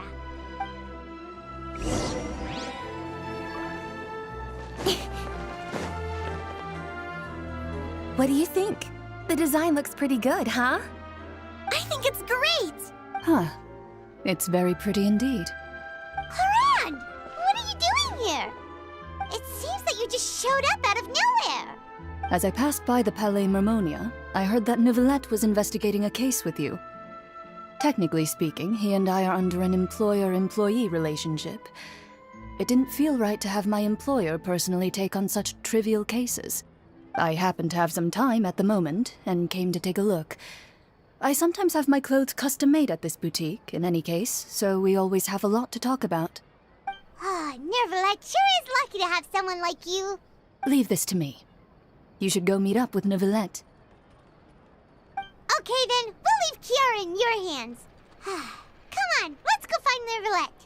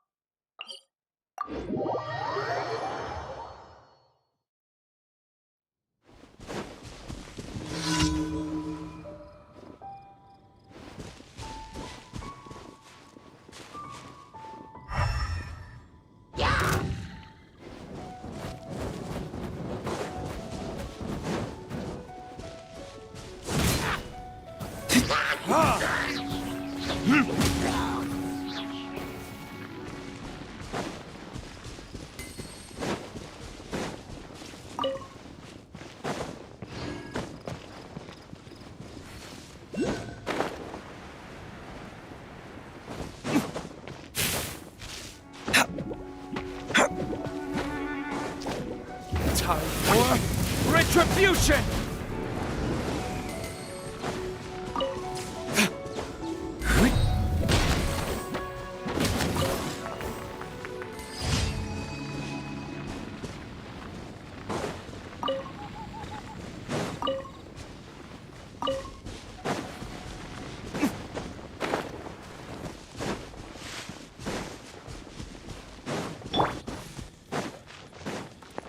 Incoming! With sword comes shadow!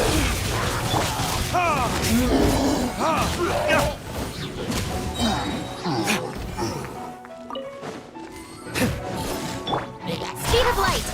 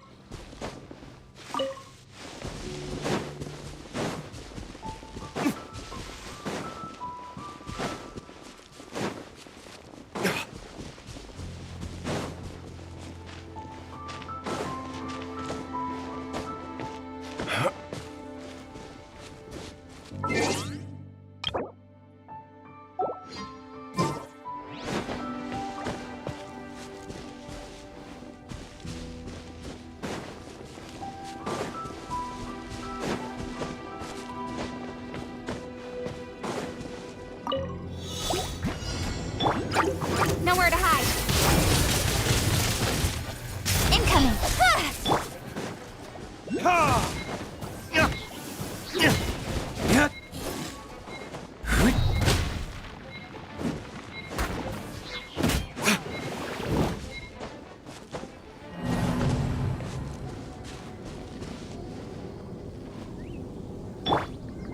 Let the show begin.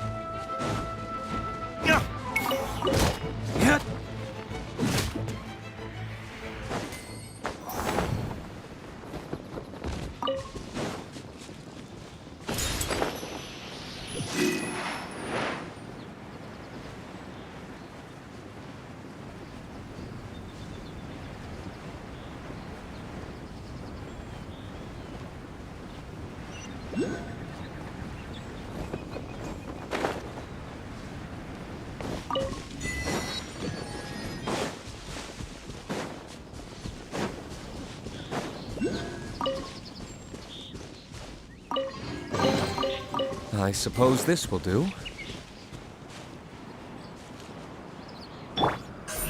Don't blink!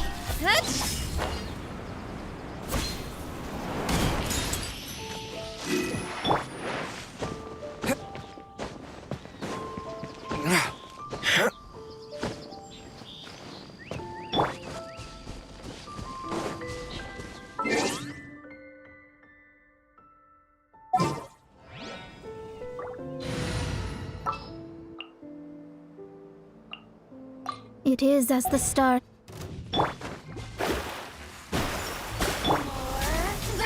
Incoming! Hey! Delve into destiny, written in the stars!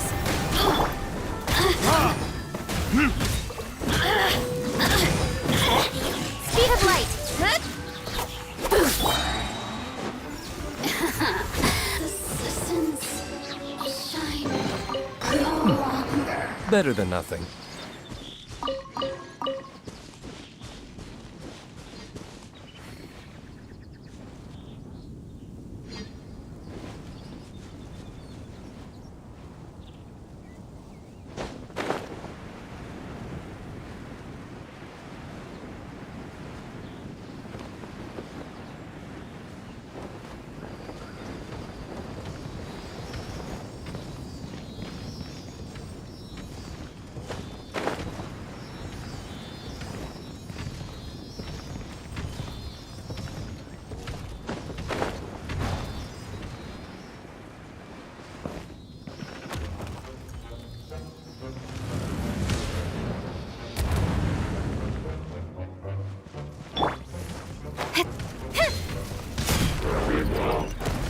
Don't blink! Hey! With sword comes shadow! Burning tears?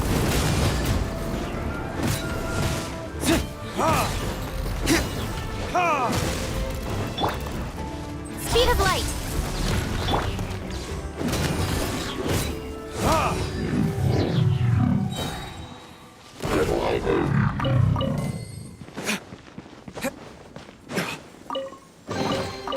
I suppose this will do.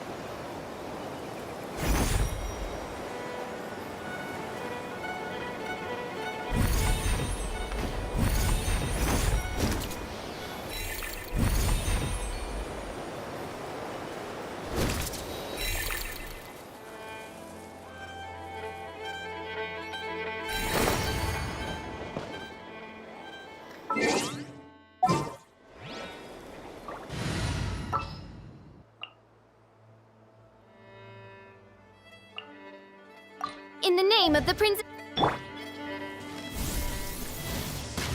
Yeah!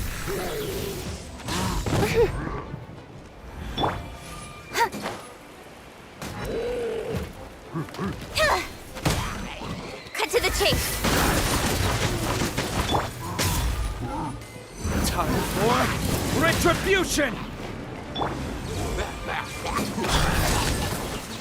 Ha! Ha! Yeah.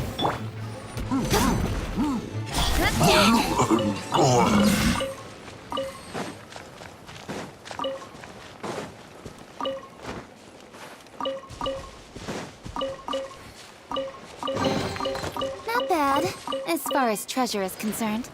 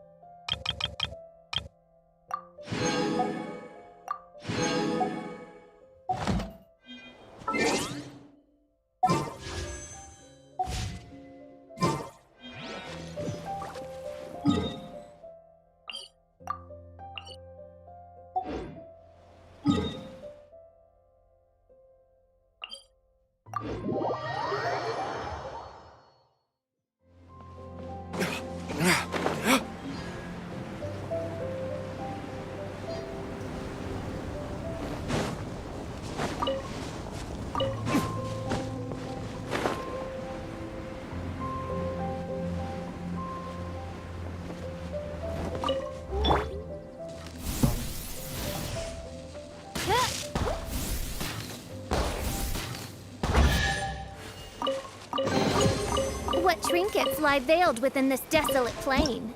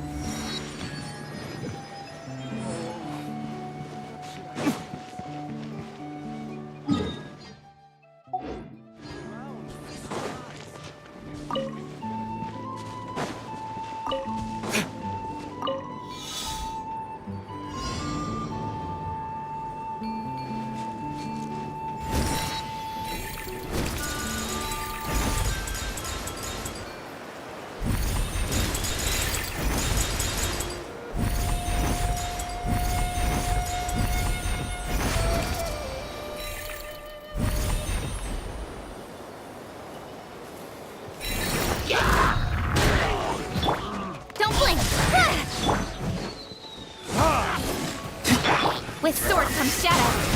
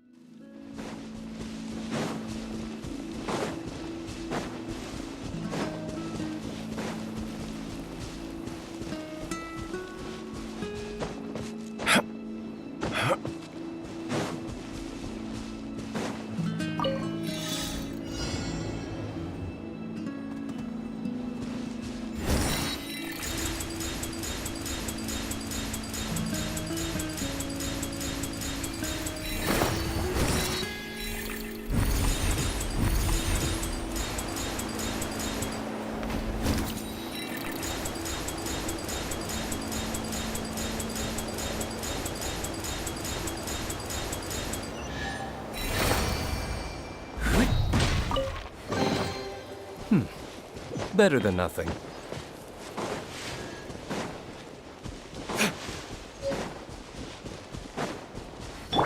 Speed of light!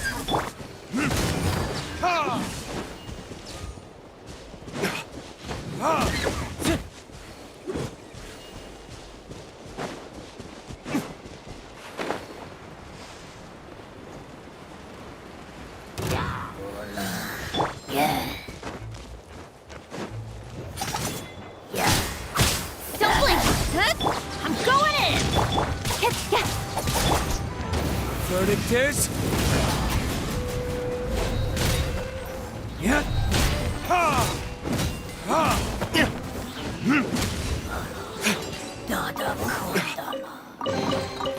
We'll need more where that came from.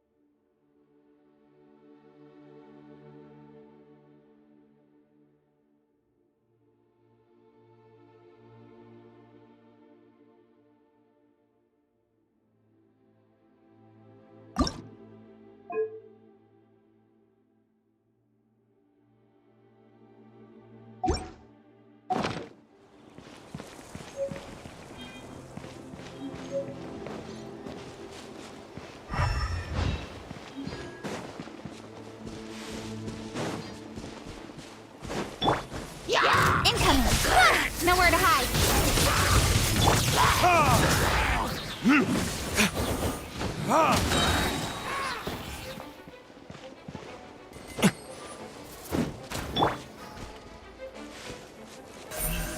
Don't blink! Hey!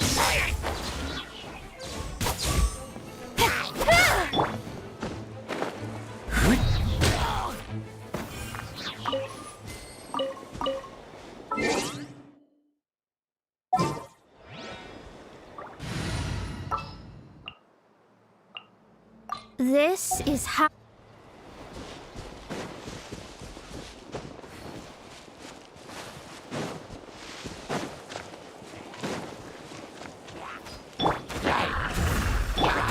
Time for retribution!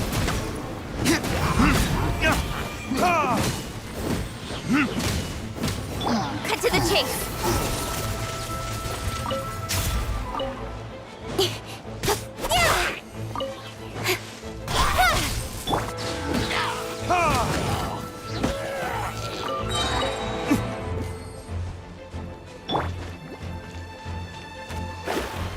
Let me scry!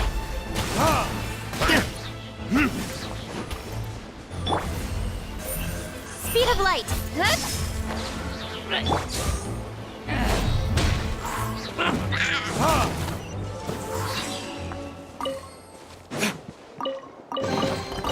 I suppose this will do.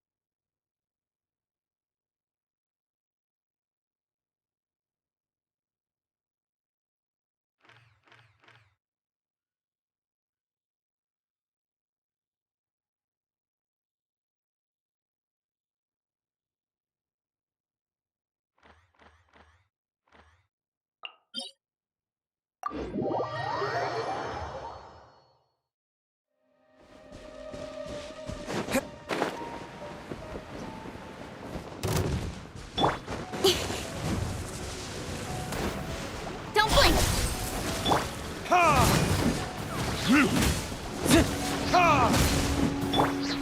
Decided by destiny!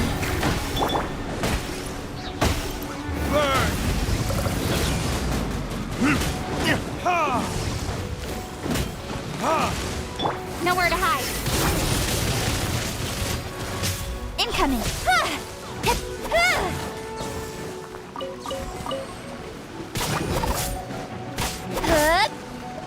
Don't blink! Hey!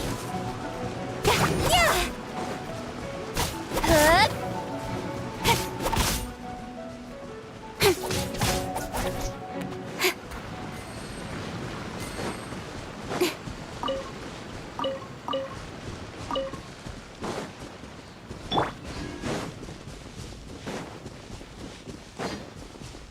Yeah! Yeah!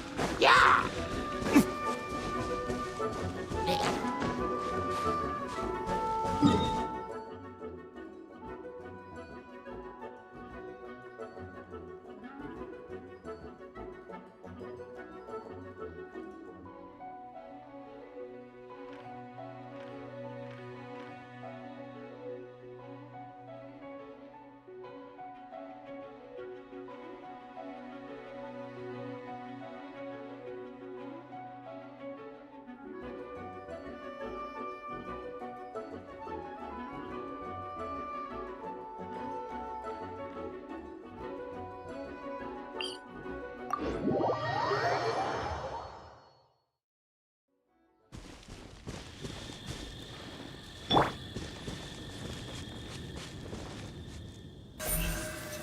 Incoming!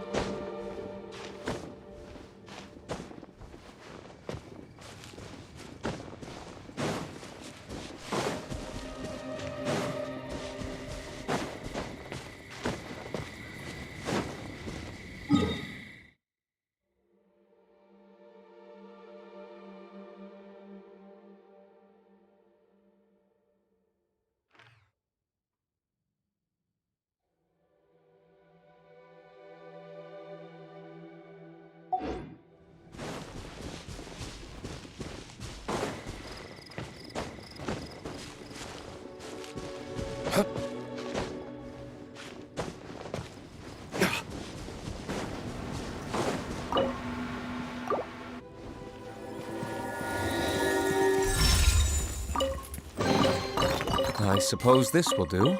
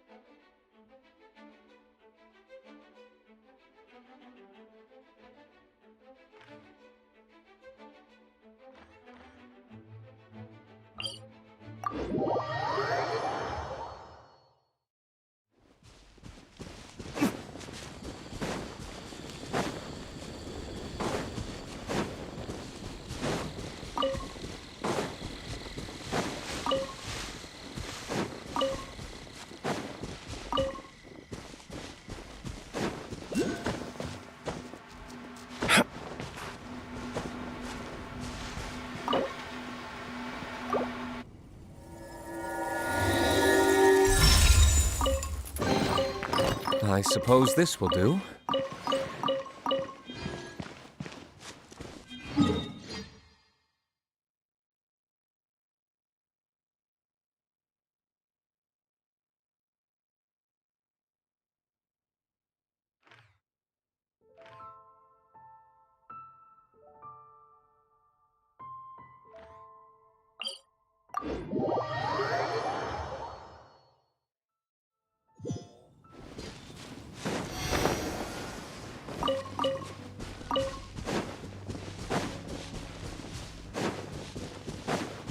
More, do more.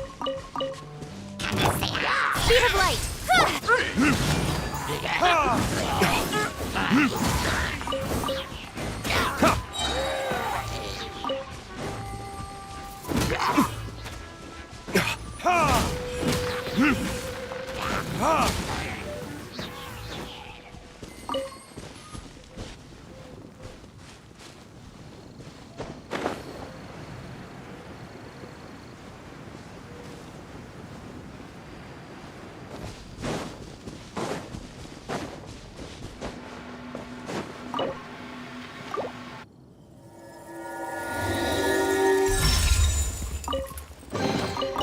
We'll need more where that came from.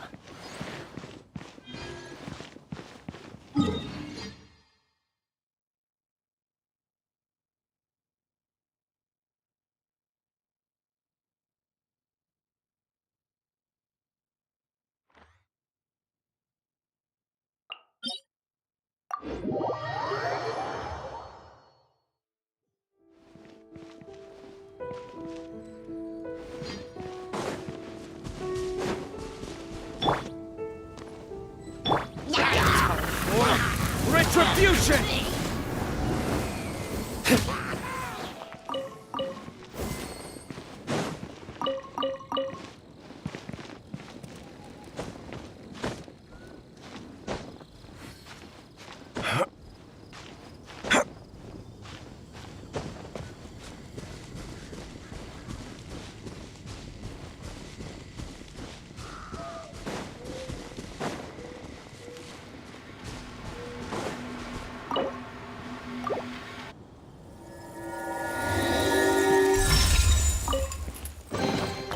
We'll need more where that came from.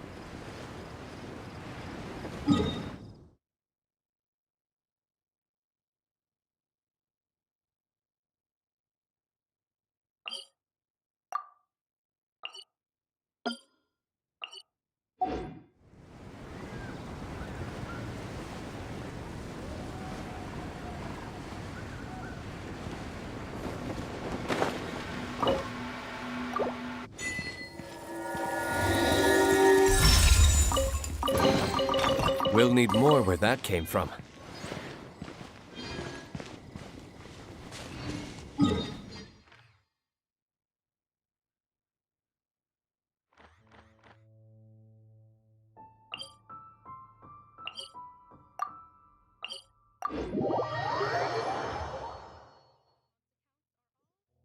Accounted for.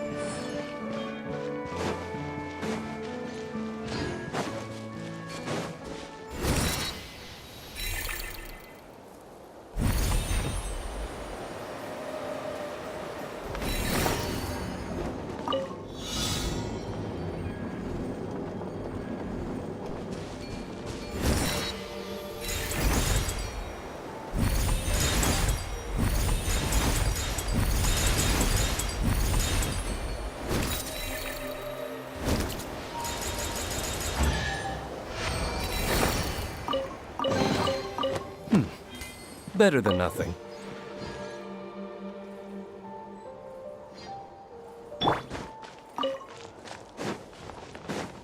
Incoming!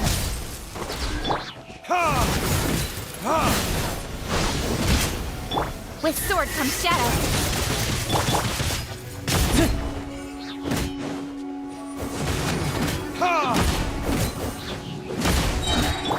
Shadows of fate!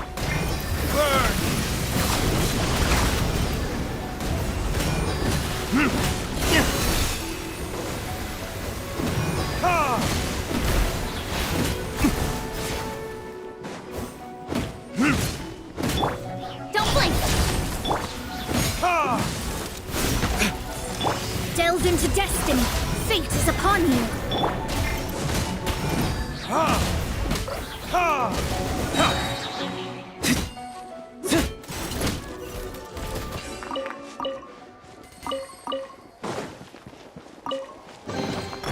I suppose this will do.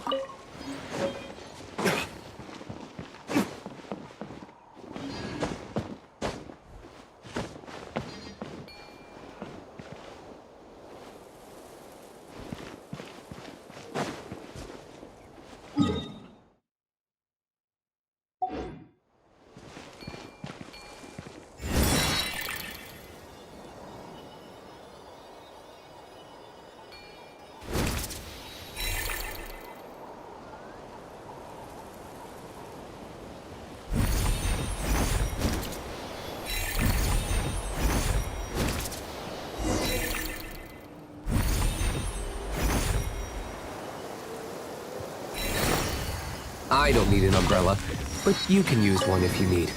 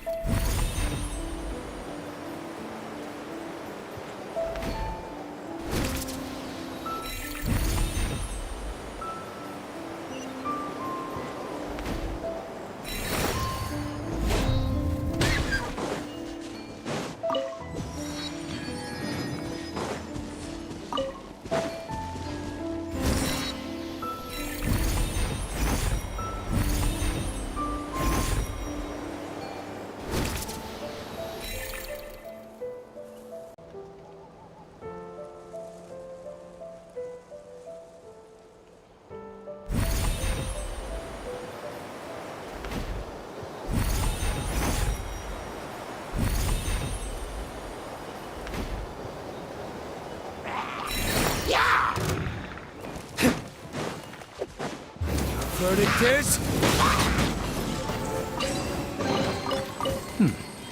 Better than nothing.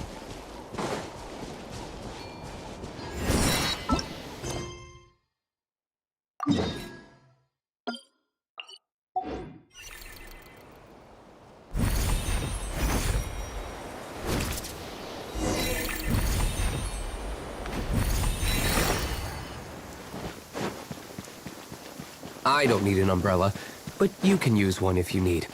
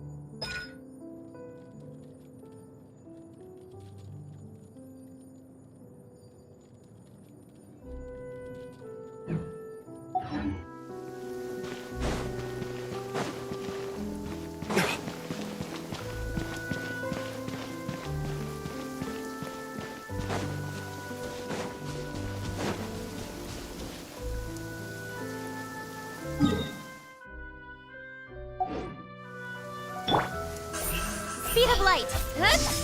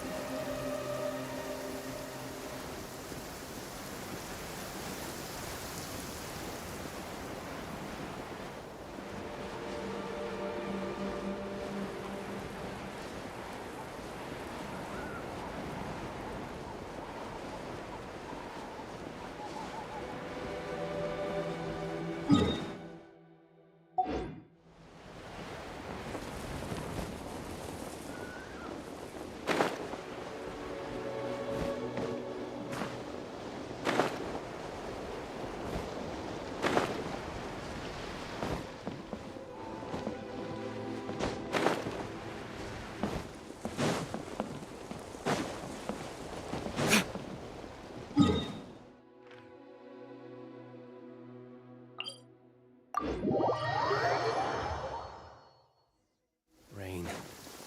If only you could...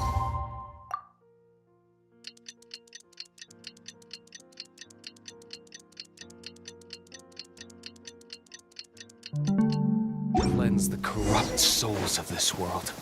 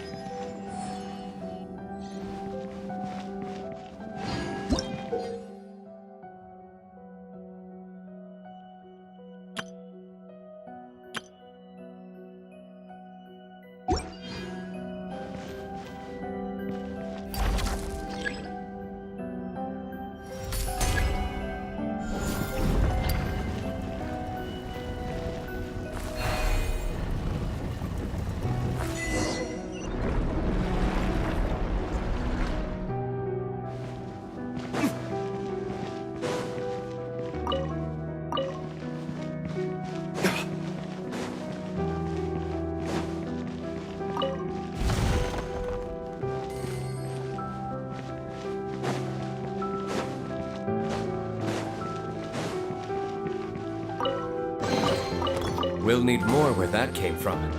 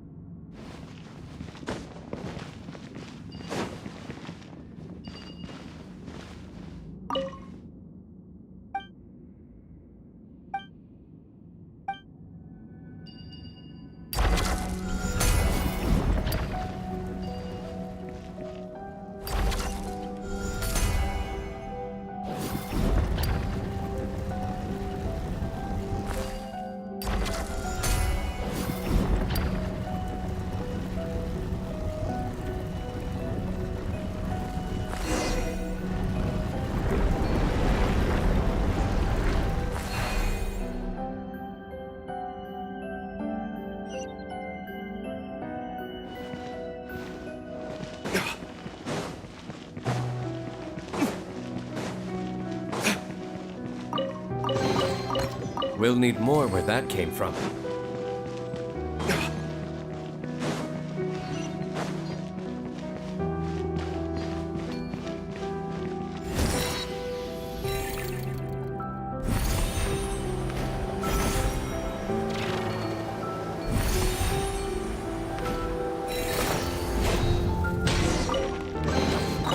We'll need more where that came from.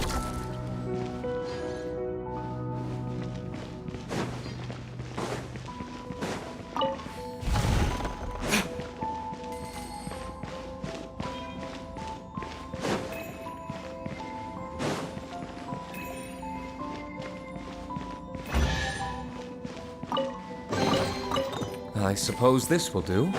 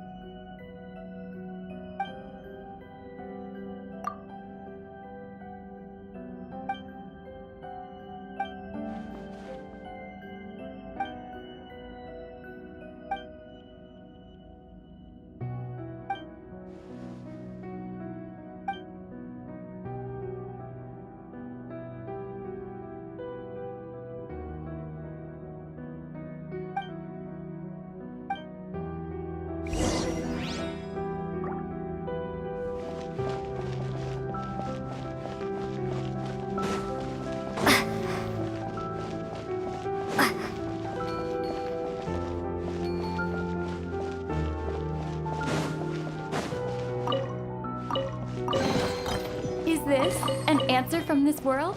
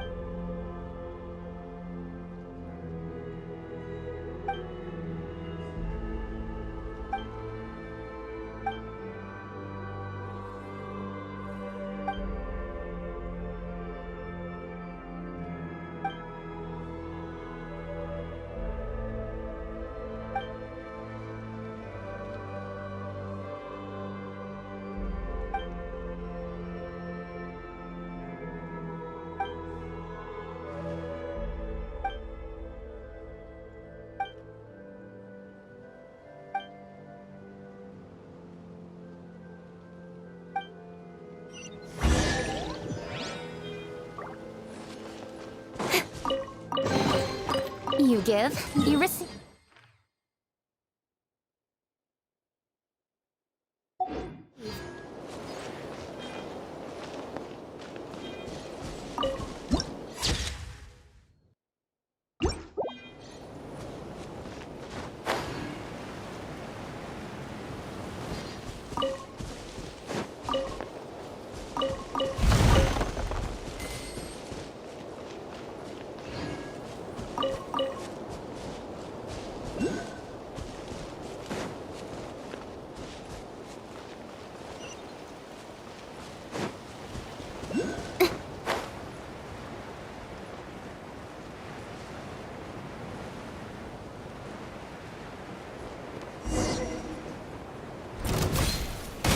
Speed of light. Nowhere to hide. Shadows of fate.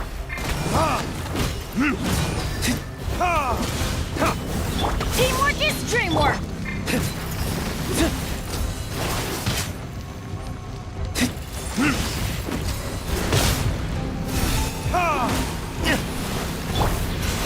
Don't blink.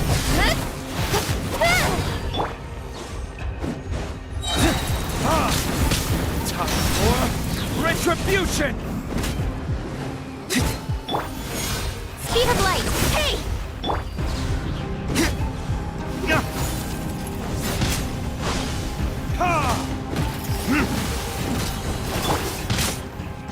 Don't blink.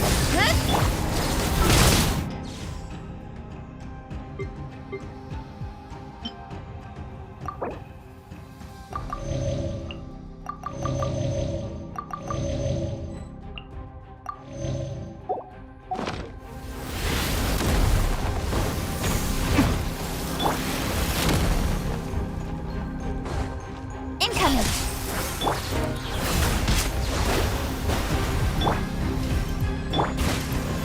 With sword comes shadow.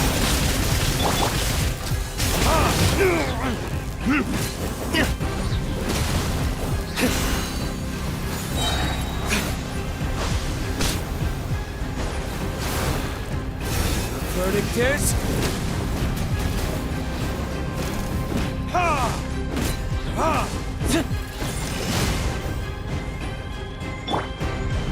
Speed of light. Hey! Yeah!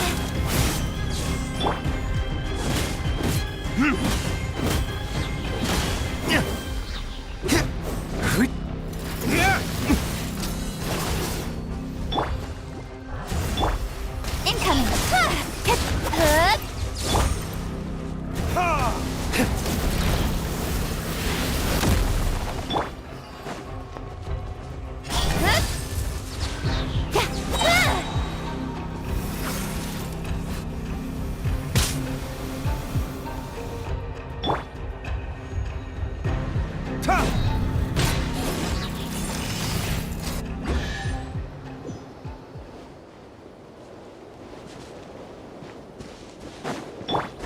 Speed of light.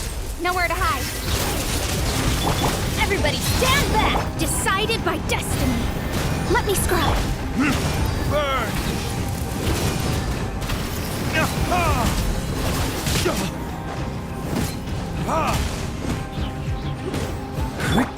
Don't blink. Hey!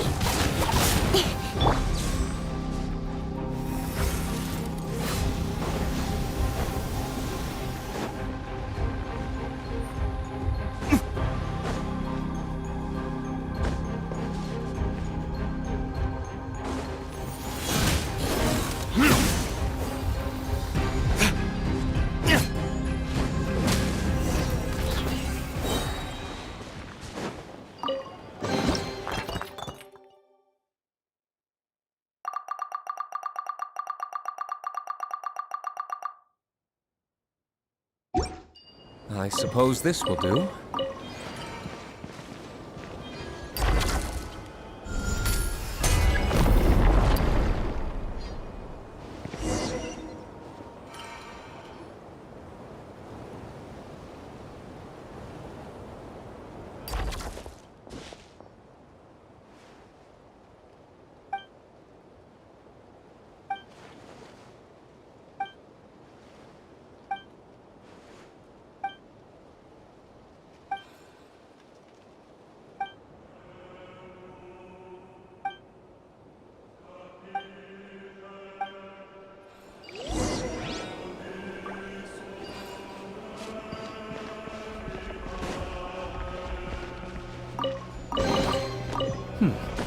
Better than nothing.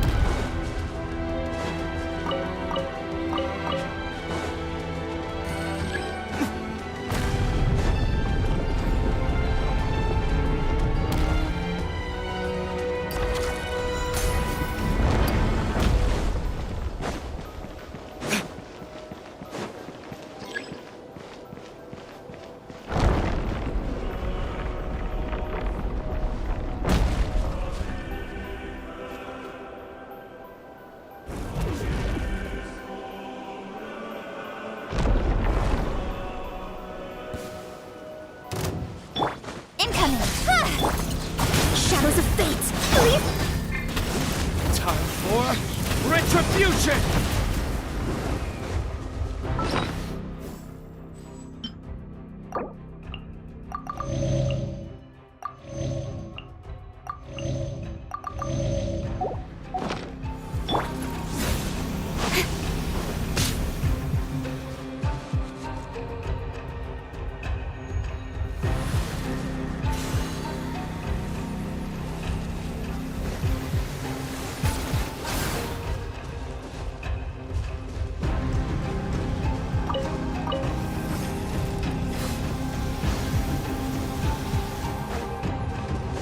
Don't blink!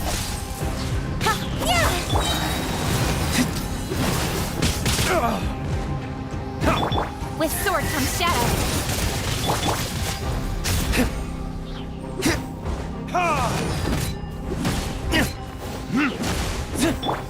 Speed of light! Hey! Let's light it up! Incoming!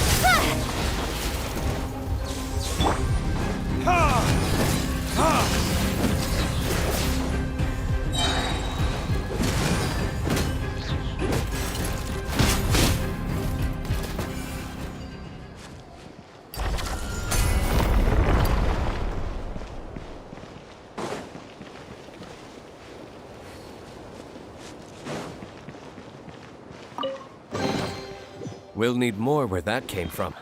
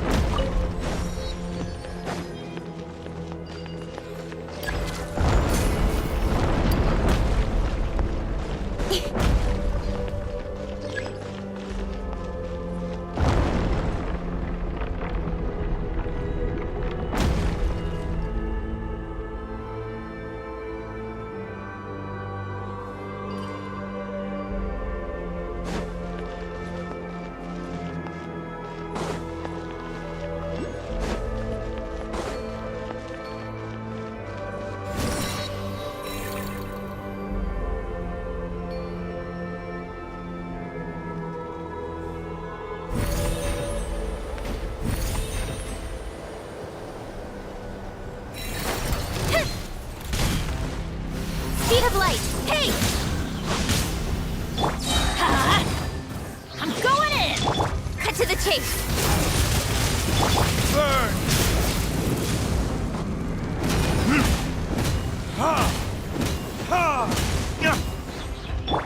Delved into destiny.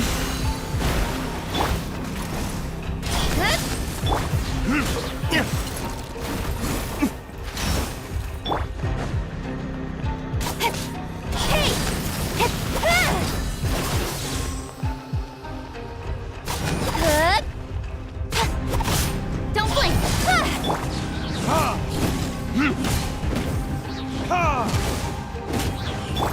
Let me scribe, written in the stars.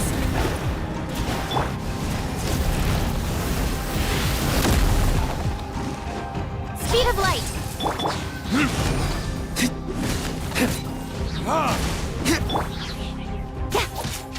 Incoming! Hey!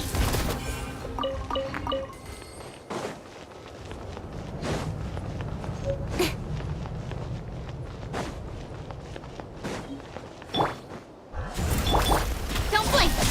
With sword comes shadow! Sonic Kiss!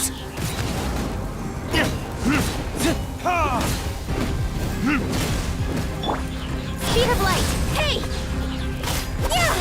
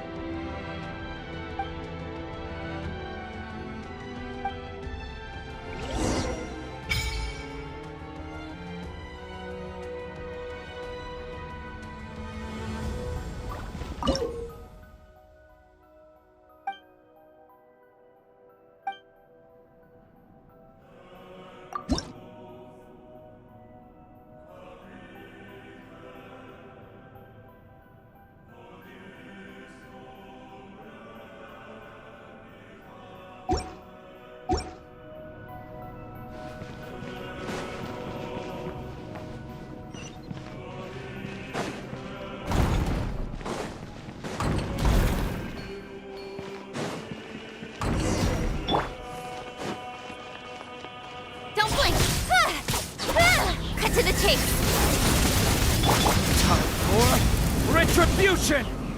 Ha! Ha! Ha!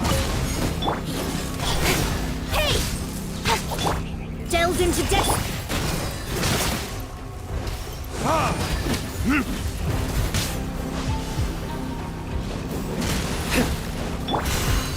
Incoming! Ha!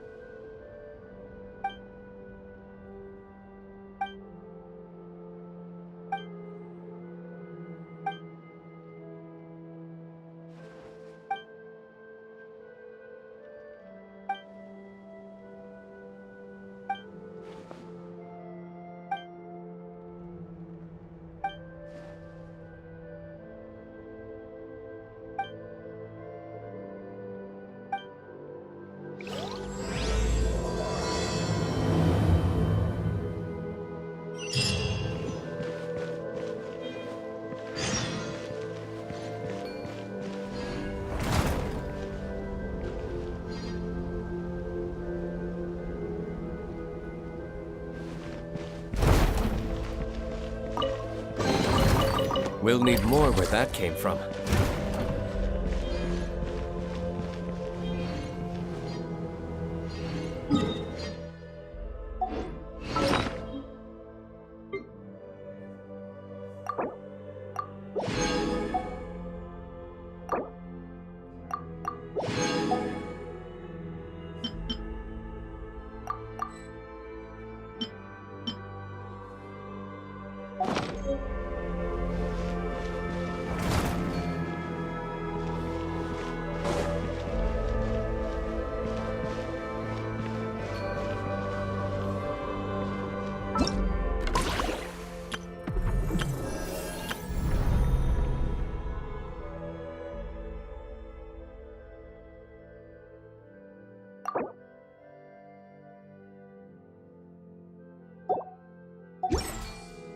I still have a lot to do at the guild. How about you take a rest while I go back?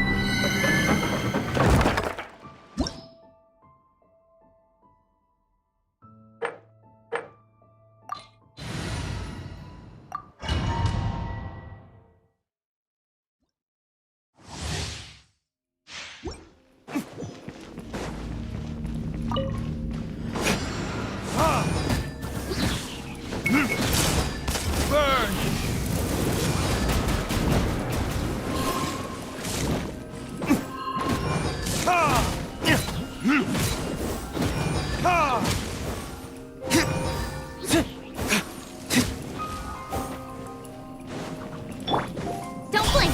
Hey! With sword comes shadow. Teamwork is dreamwork!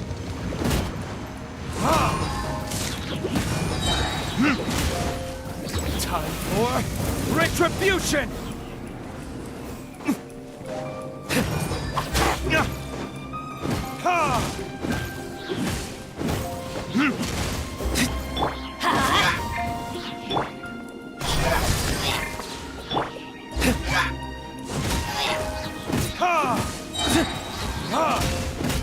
Burn!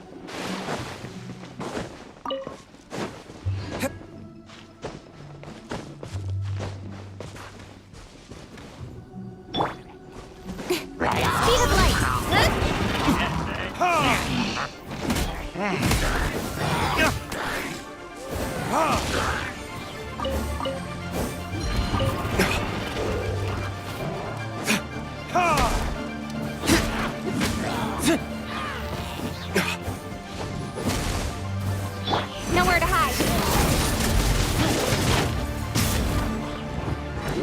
Don't blink.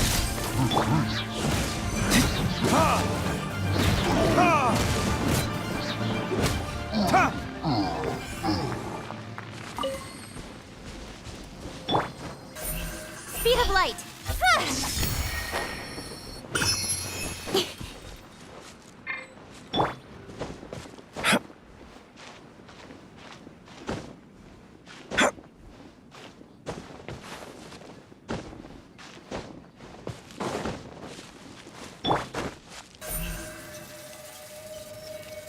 Don't blink. Hey!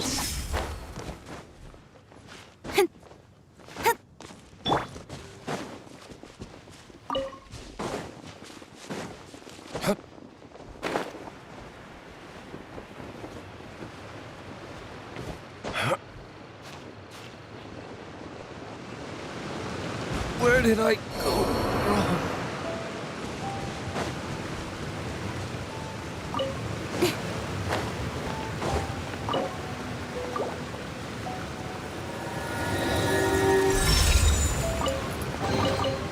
You give, you receive.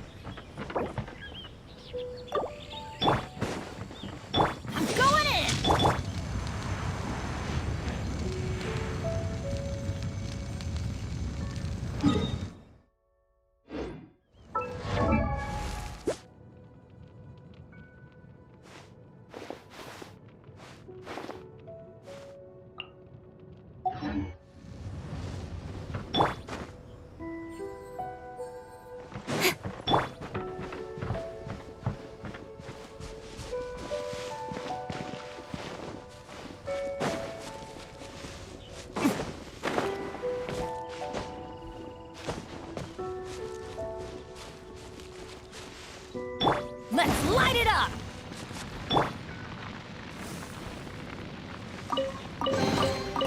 I suppose this will do.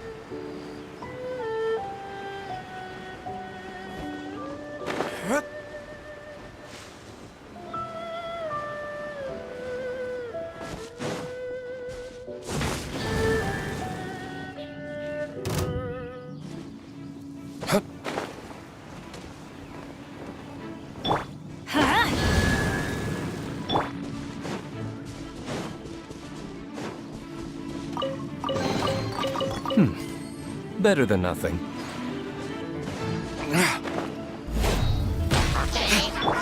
Shadows of fate! Fate is upon you!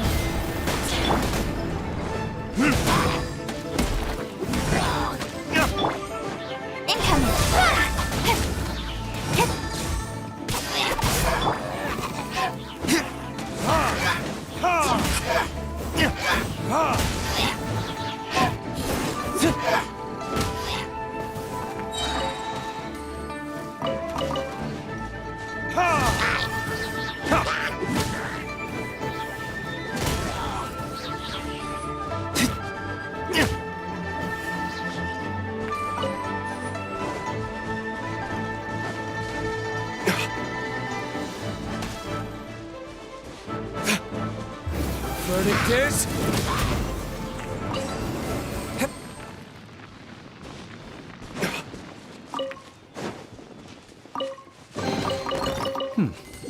Better than nothing.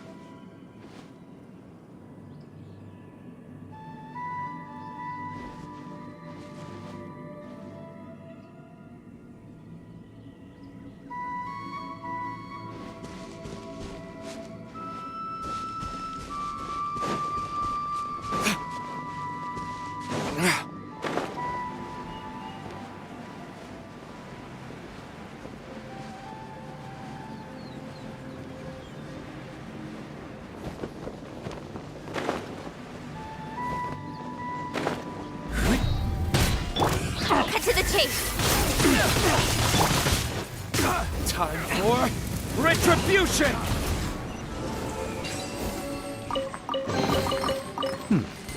Better than nothing.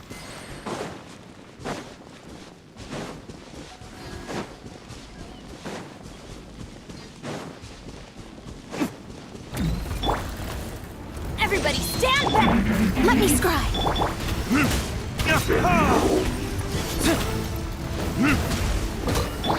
Incoming!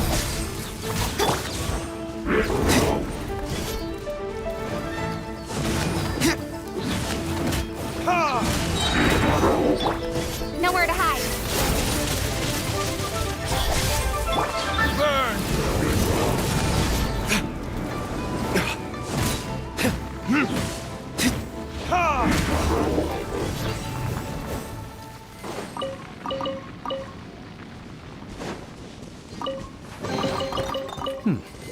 Better than nothing.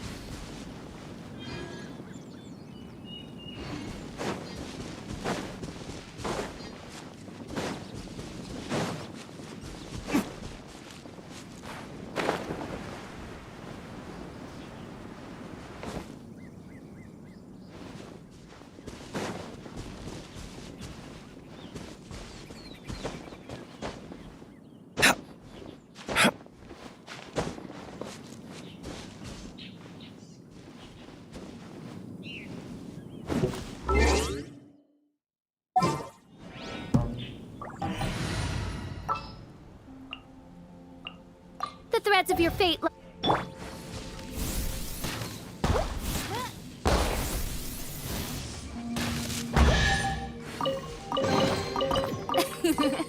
Cry out my illustrious name.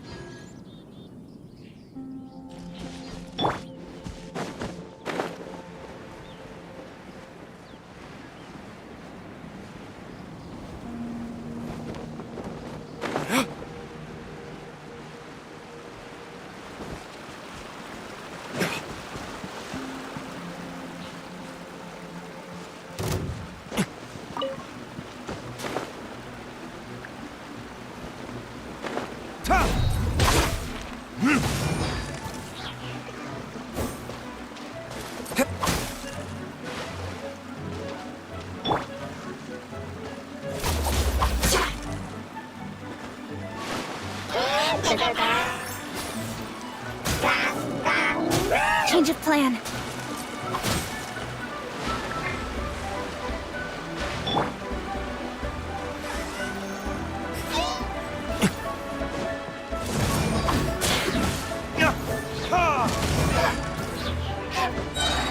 I'm going in! Time for retribution! Hey! Yeah!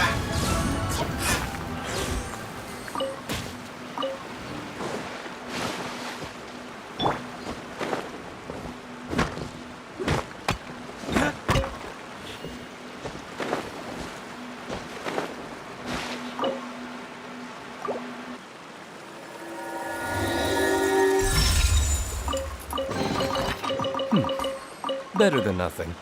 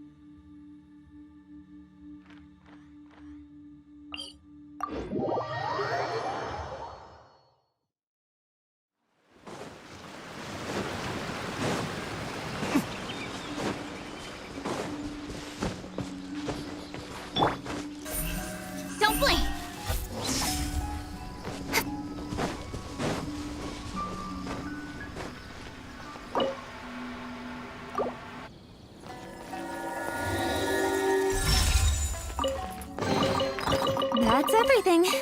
On to the next.